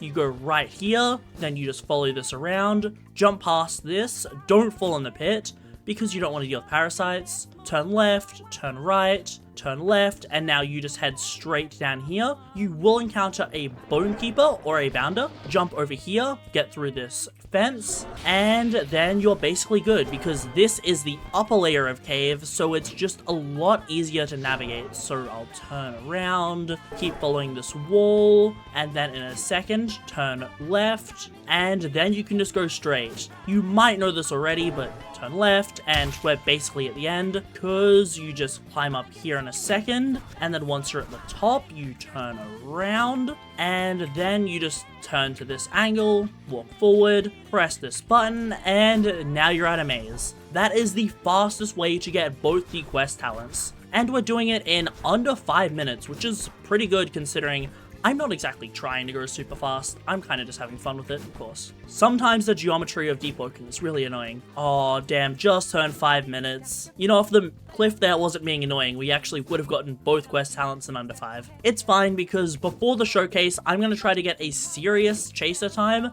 to show you just how fast this build can actually clear. Because I'm unsure of what damage I'm going to get myself. Jump down here, now we're going to essentially just go the opposite way of when we came up. So that's what we jumped up from, so jump over the pit, go forward, and now because we're lucky enough to have ice skates, we can literally just skip all of Bounder's Nest with no worries by going over it. We should have enough ether to reach the end, so I'll keep going forward. Bounders have spawned, but we're far enough away that it's not even an issue. Then you land on this little thing here off to the side, which will allow you to essentially skip the first little chunk of the climb to Chaser. So now you just walk across here, don't get hit rotate off by the ceiling right here. You just simply walk by it pretty fast, make the jump, and now Bone Keeper. What I'm going to do is build up chain stacks, simply because having more chain stacks will make my mantras deal more damage, and it'll just make killing Chaser a lot easier. I only need to hit him 20 times, but, you know, if you don't want to count all your hits, you can just be safe. I'm probably just going to go till he's dead. I'm just going to kill him now. Oh, wait, that's a bad attack. Okay, well, I'm probably at max chain. There's another Bone Keeper anyways. The reason I ran away is because that Bone Spear attack is incredibly janky with its hitbox, and I don't feel like losing all my chain after I've just spent 30 seconds getting it. I will, like, attack this one a couple times just to make sure. You know, it can't hurt to get a little more chain. Oh, another Bone Spear attack, but we're good. Alright, now you just keep circling around here, and we will arrive at Chaser. I haven't done Chaser in a hot minute, I can't lie, so let's hope I'm not too rusty at the boss. Well, I mean, not like the fight's gonna be that hard. I'll cast my Flame Wisp just so I can have Flame Within toggled on for longer. I should probably move it to like 5. I don't want to toggle Flame Within on my 5, and then I can just leave that there for now. Alright, Chaser. This shouldn't be too hard as long as I, you know, remember the fundamentals. Past that, hold block. It's gonna deal good damage to him. Okay, we did a bar. Solid. Okay, now let's see my damage. Oh my god, that was easier than I thought.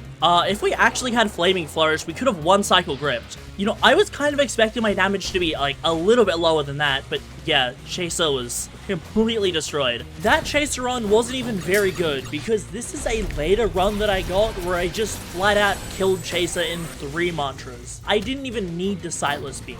Yeah, this is what I mean when I say I optimize a build the more I play it. Okay, now I have high hopes for Atheron, because if Chaser dies this fast, then we should be able to shred Atheron equally as fast, if not faster, since Atheron has more... Well, Atheron is affected by DVM, plus we can get buffs to deal even more damage to him. Alright, oh, Christmas hats. I actually needed these. Alright, nothing we really need. I do recommend that you always grab gems, as it's just nice to have gems in your bank. It makes my life so much easier. Oh, and I'll grab the Withered Timepieces. They are very useful. Alright, that wasn't a fast time, but let's jump into floor 2. Okay, this is taking way too long to load. There we go. It's always good to check for your region when doing stuff like floor 2, just because you can potentially wipe. Floor 2 is a lot longer and is very daunting for new players, but trust me, there really isn't anything to worry about as long as you keep your cool. Always look around for these little chests, as we do want to get medallions. This is probably how you're going to get all of the talents and mantras on this build. I just maxed out the build beforehand so I could showcase the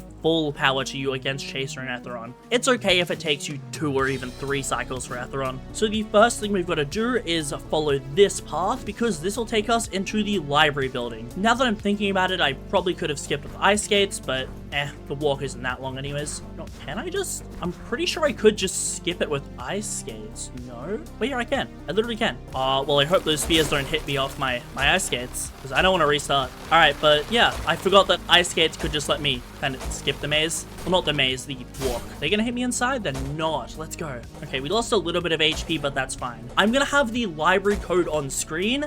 This is essentially how many times you press the little obelisk in the center. I'll also say it out. Oh my god. In here? Okay, I'm just gonna wait on here until the cannon stops shooting. Alright, we're good. Okay, so it is as follows. 1, 2. Sometimes there'll be guards in this room. Don't panic. Just walk past them. 1, 2, 2, 2, 1, 2, 3, 1, 4, 2, 3, and then 1. That is the library code done. It's pretty easy. Just don't panic with the guards and look it up online. Now you interact with that obelisk, and then you do the final dialogue options, which will lead you into this, and now you have full access to this NPC in Castle White. Okay, now for the next step, we've got to get 3 more obelisks, and they're pretty easy to do, as long as you remember the route. Along the way, I'll also be getting some Claris medallions, just because I do want to try to get a bunch. Sometimes I may need them, and to show you guys roughly where some of the common spots are. Now, the first portal that'll take us to our location is up there, so you just climb these ladders. Don't worry too much about these snipers trying to shoot you. As long as you're in a building or far enough away, they just won't deal damage. And sometimes there is a chest here, which I will grab. I'm also going to get the chest over there afterwards. Now we'll go through the portal, turn on this one,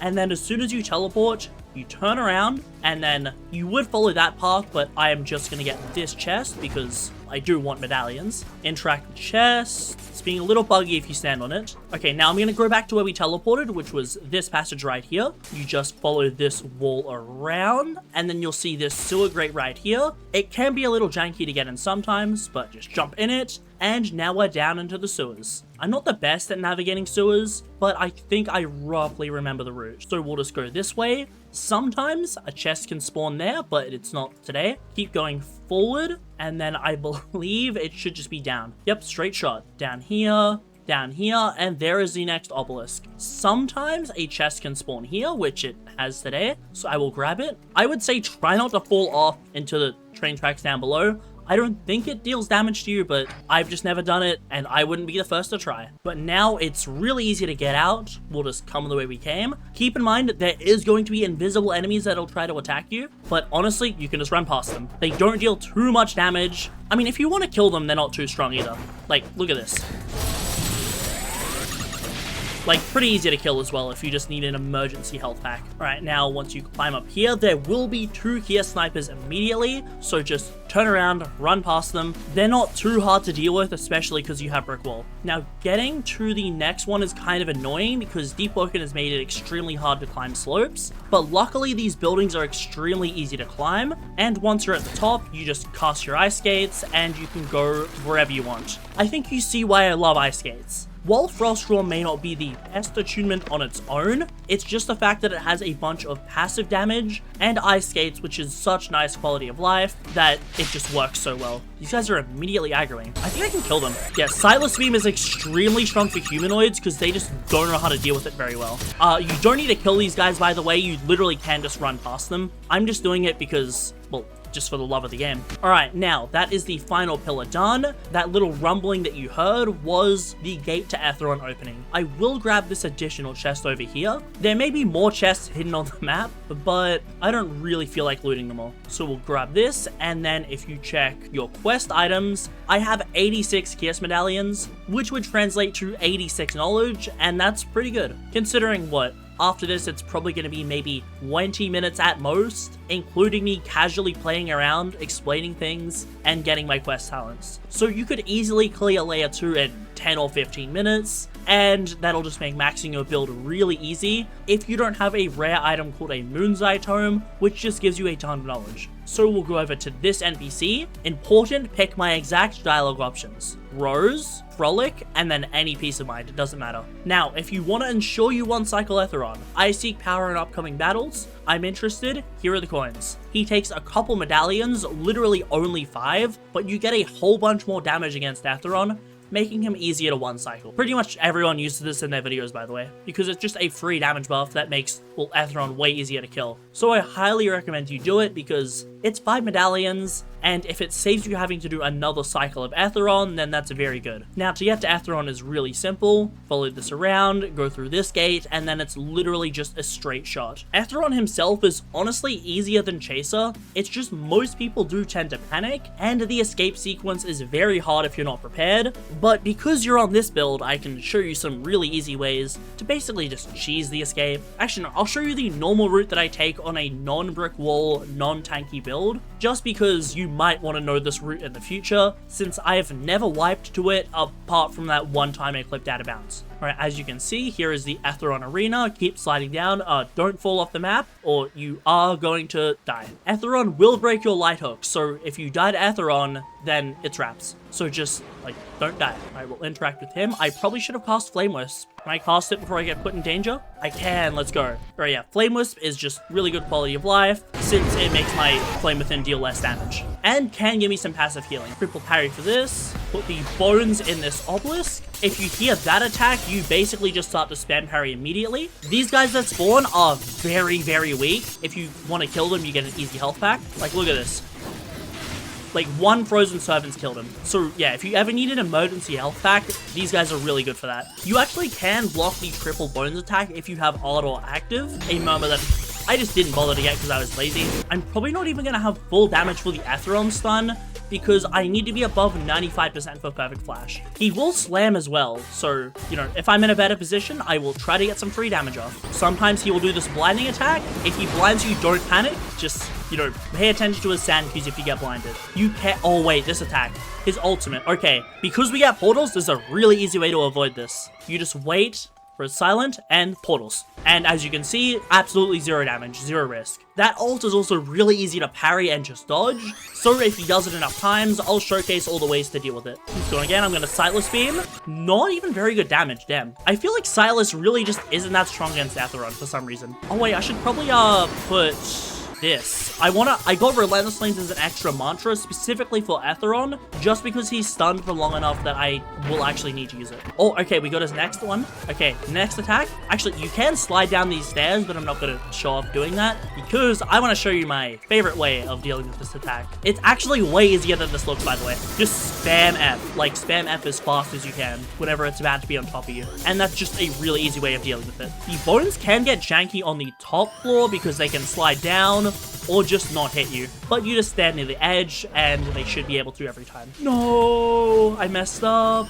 This is what an actually good Atheron slam looks like without any chain. As you can see, Frozen Servants literally dealt as much as Sightless Beam against Atheron. It's really weird, but what I think is happening is Atheron passively takes 2 times elemental damage. I don't know why, but it makes mages really strong against Atheron. Like, look at this damage. That's pretty insane. So yeah, maybe I should have put like a bless on my servants. I mean, it's fine. All right, we're not gonna be able to get the final bone in time, so I can show you the last way that you can easily dodge this ult. And, well, it's the most obvious one, because I just said it.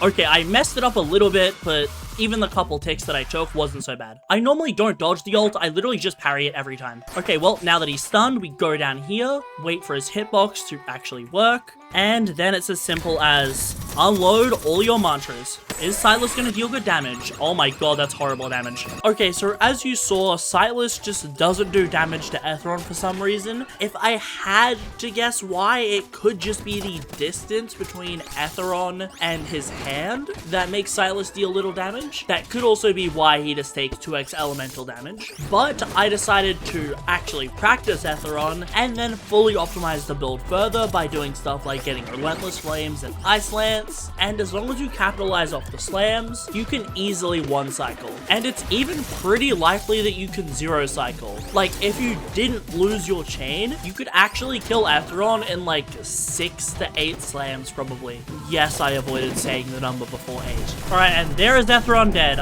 Yes, Silas can literally just bug on Atheron sometimes and deal no damage, but I will show an example on screen of if you actually spec this build correctly for Atheron and don't get bugged, what sort of damage you can get. I'm gonna take a bunch of the Hearsmith's hats because they are only available for a certain amount of time in the year, and they are actually really good hats. Okay, but on the way out, I'm also gonna show you the route to escape easily, and potentially other ways to get medallions, because sometimes you might want more than 81, and more chests do respawn after Atheron is dead. Okay, I thought portals would make me move faster, but I am wrong.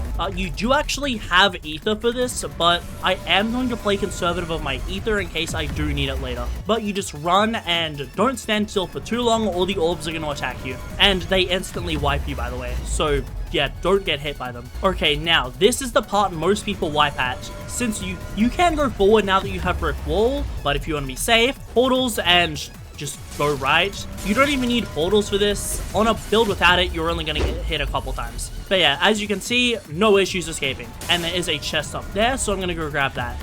Keep an eye on this timer, by the way. As you can see, I only have so much time left. And if that hits 0, I instantly wipe after a couple seconds. So we'll go up here, grab the chest, then I'll see if there's any more that are easily accessible by me. Didn't need to do that. Wanted to cast Ice Skates. Should probably put that in the right slot. Oh, okay, wait, chest in here. Gonna grab that. There's 2. Oh, okay, wait. This is gonna be a little risky. It's gonna be a little risky, but I think it'll be worth it. I'm gonna grab this. There is a brute right here. There's actually 2, but I'm fine. Okay, that gave me another 50 medallions. Very nice. I'm sure I could have gotten more, but, you know, better to be safe than sorry. So I wanted to end off this progression by showing you guys what a Wave 25 Diluvian run is. Now, I will say, I don't think this is going to be the most optimal run, as I am just kind of playing around with my mantras and I wanted to try out Steam Path, but seeing as we don't really have many Flame Charm mantras, we're not going to be able to proc Steam vents that quickly. I'm just testing to see if Steam is worth it, so when I ship the build off to you guys,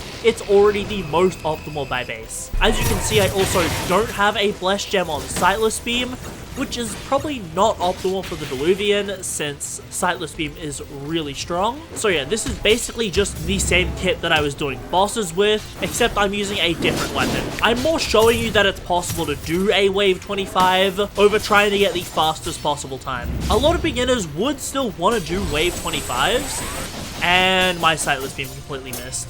It's okay because Frozen Servants should be able to kill with just Frozen Servants. Hot Flame Within again, so we get the damage buff. And I also need to remember to use Flame Sentinel, since that attacks independently of me.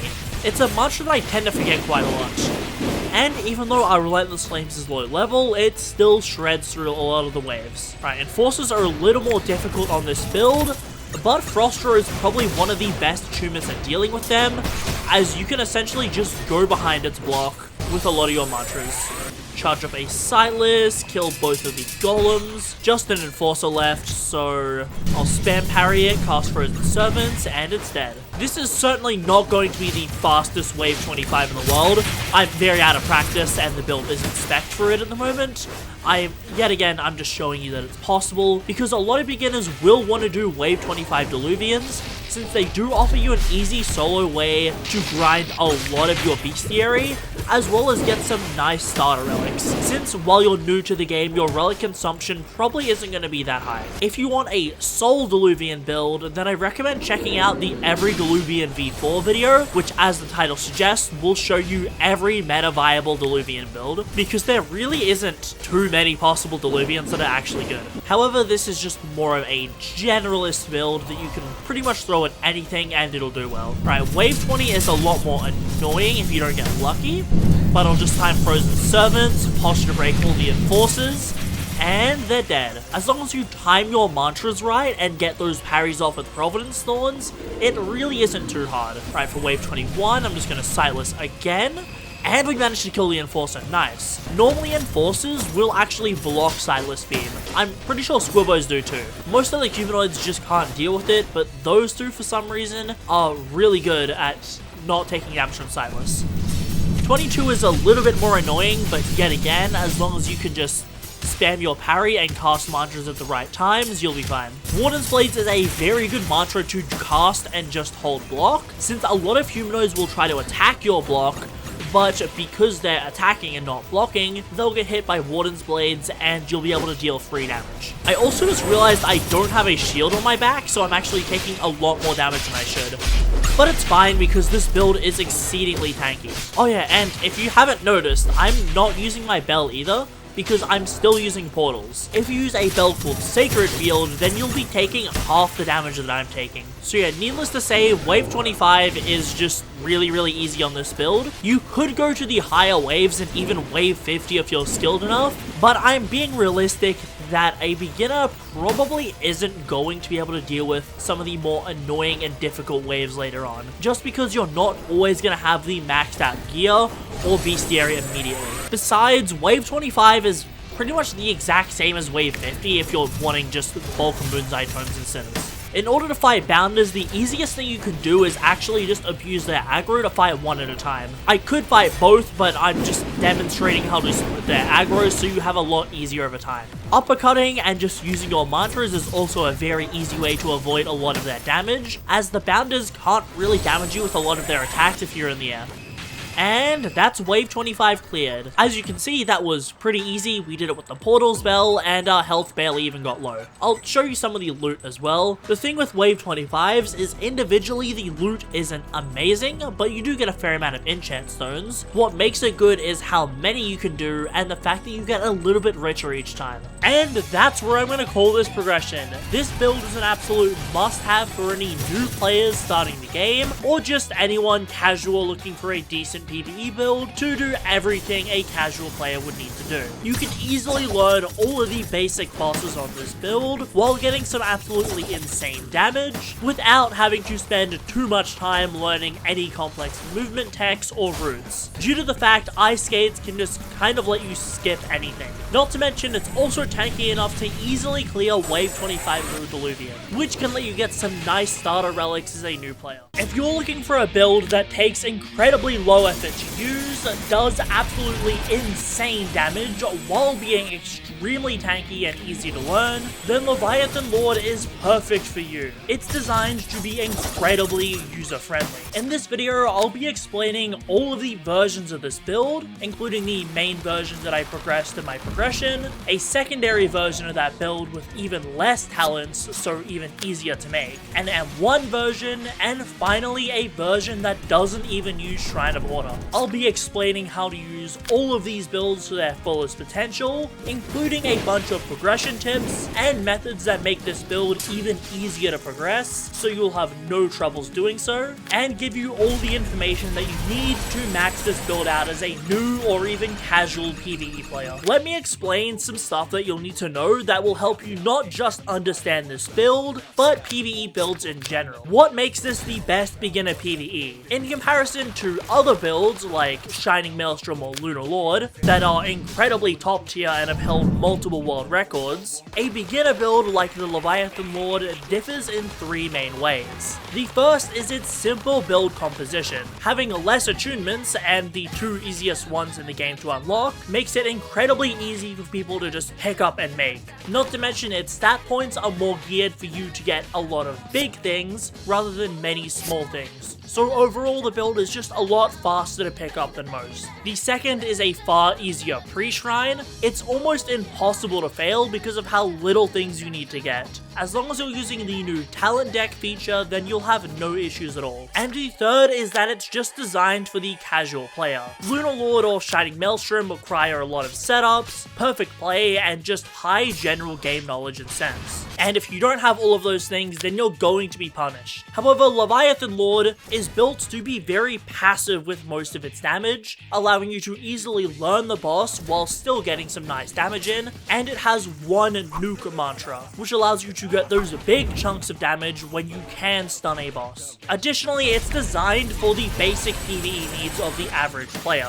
whereas Lunar Lord and Shining Maelstrom are very high tier builds designed for those endgame players. Leviathan Lord is designed to be a lot more realistic for what a more casual player would actually be fighting and be capable of doing. That being said, this is the 1.1 version, the major that I progged in my progression. I'll have all of these stat orders for the builds on screen like this. You'll notice that there's no post-shrine, which is what we call the stats that you go after you use Shrine of Order. You simply just go Frost Draw or the heavy weapon last. The reason that I don't bother to display post-shrine stats is because it doesn't really matter. With the new talent deck feature, and the fact that you normally just have something you go for damage post-shrine, it's very easy to make the build. Not to mention, even if you do miss one or two things, Moon's-Eye Tomes, Atheron, and Ferryman are always options that you can do anytime, and will allow you to max out the build. Why I decided to go a mage for the primary version of this build is simply because it has really high burst DPS. For example, this build can spike to over 10k. All of the builds in this video will be going Blind Seer, simply because Sightless Beam has a very high windup, but it also does very high true damage. So once you learn when you can Sightless Beam, it's really going to reward you. The only issue with Blind Seer is it does require you to boost people out of depths, so you can always go Dawnwalker as an alternative. But if you're too scared to beat Atheron, then Oathless is an option if you're really in the trenches, but I'd recommend these two far more. Additionally, there is an alternate talent version of this build that goes the exact same stats, but takes the pre-shrine talents you need from 9 all the way down to 5, so it's even easier. Just remember to be using the new talent deck feature after every power-up, or just go watch the prog if you're ever confused and want to see in full what I did. Oh, and if you don't have multifaceted, the Echo upgrade, here is one that goes 6 and 5 into the elements. Although I really would recommend to Echo's farm, because doing so only takes a few hours, but it'll help you in the long run with your build making and just general quality of life in the game. However, if you want an even easier version than the past two, then you can prog the non-shrine version. This doesn't use a feature known as Shrine of Order, which is essentially a way to divide down your stats and get some more stat points on your build. It can be somewhat daunting to new players, but I very much recommend you learn it. The non-shrine build is something that I'd suggest if you can only play a couple hours every week, or if you think you're very likely to wipe the build, and thus just want something very quick to make. Otherwise, the more time that you spend on a build, the better result that you'll have. I used a food analogy in my prog that someone ended up liking, which basically goes, the more work that you put into cooking, the better the eating experience is. And if you liken that into Deepwoken terms, the more work you put into a build, the easier and faster the boss clears are going to be. So I hope this makes sense. The final version that we'll be talking about for the Leviathan Lord is the M1 build. This essentially just swaps out the Frost Straw for heavy weapon. M1s are even more simple than mantras because you don't have a lot of options to pick from. Plus it's also pretty good for humanoids because you'll have a way to guard break them. It does have lower burst and peak DPS, but it has more consistent DPS over time. So if you're very likely to miss a lot of your mantras, then you may want to consider going an M1 build. Although without the Frost Straw, you do lose the added mobility from Ice Skates, which Ice Skates is probably the best mobility mantra in the game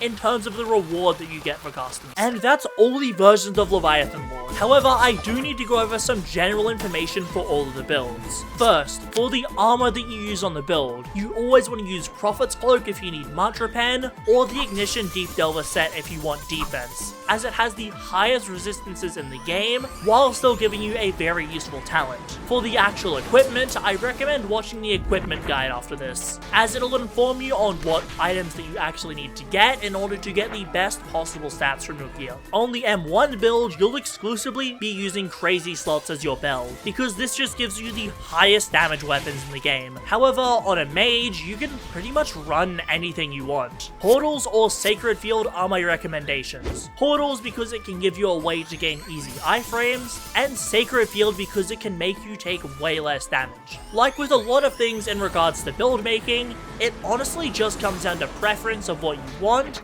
and what you can actually get. I'll leave a list of all of the mantra mods in my Discord, just because I can update the list there and post anytime, but I can't update a video if the meta ever changes. As for how to use the build, it's super simple, don't worry, as there's only 2 active buffs you need to manage, and 1 semi-passive, that being Tough Love, which provides you 10% M1 damage and 5% mantra damage. You proc Tough Love via using any mantra that you have, so on a mage that could be literally anything, and on the M1 build you want to use Burning Servants, as that's fairly quick to cast and it'll apply burn ticks to your target as well, dealing that little bit more passive damage. As for the 2 active buffs, we have Flame Within, which increases your M1 and mantra damage by 10%, however you will take a little bit of self damage. Luckily you can use Flame Wisp to reduce this by 40%, so it basically makes the self damage from Flame Within 0 after the fact, as long as you also have a bunch of HP from your equipment. The next is Perfect Flash. You don't toggle this on, but it's a fairly hard buff to manage for beginners. What this talent does is above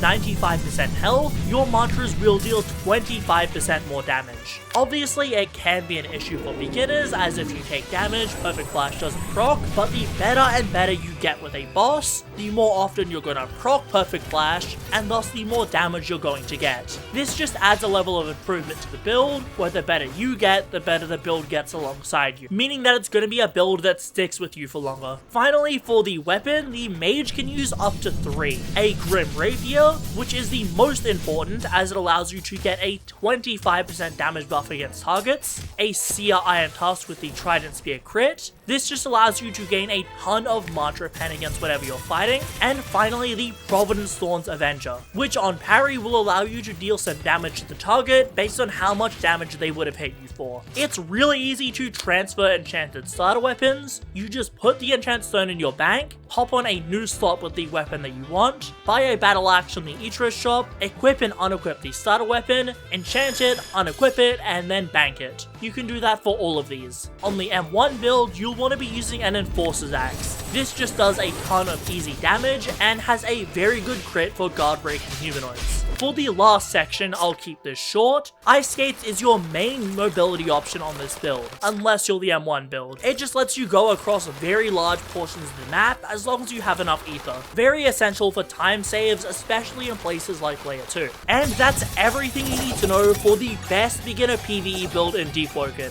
Now you know all the build variants you can choose from, the methods that allow you to prog this build easier, and most importantly, the mechanics and choices that you can make to get the most out of this build for what you need. If you enjoyed, make sure to like and subscribe, and join the Discord for the build maker links. A huge thank you to my channel members, especially those kind souls on the Mega and Super tiers. They get these videos early along with other channel member perks. Check out some more PvE content, and I'll see you all next time.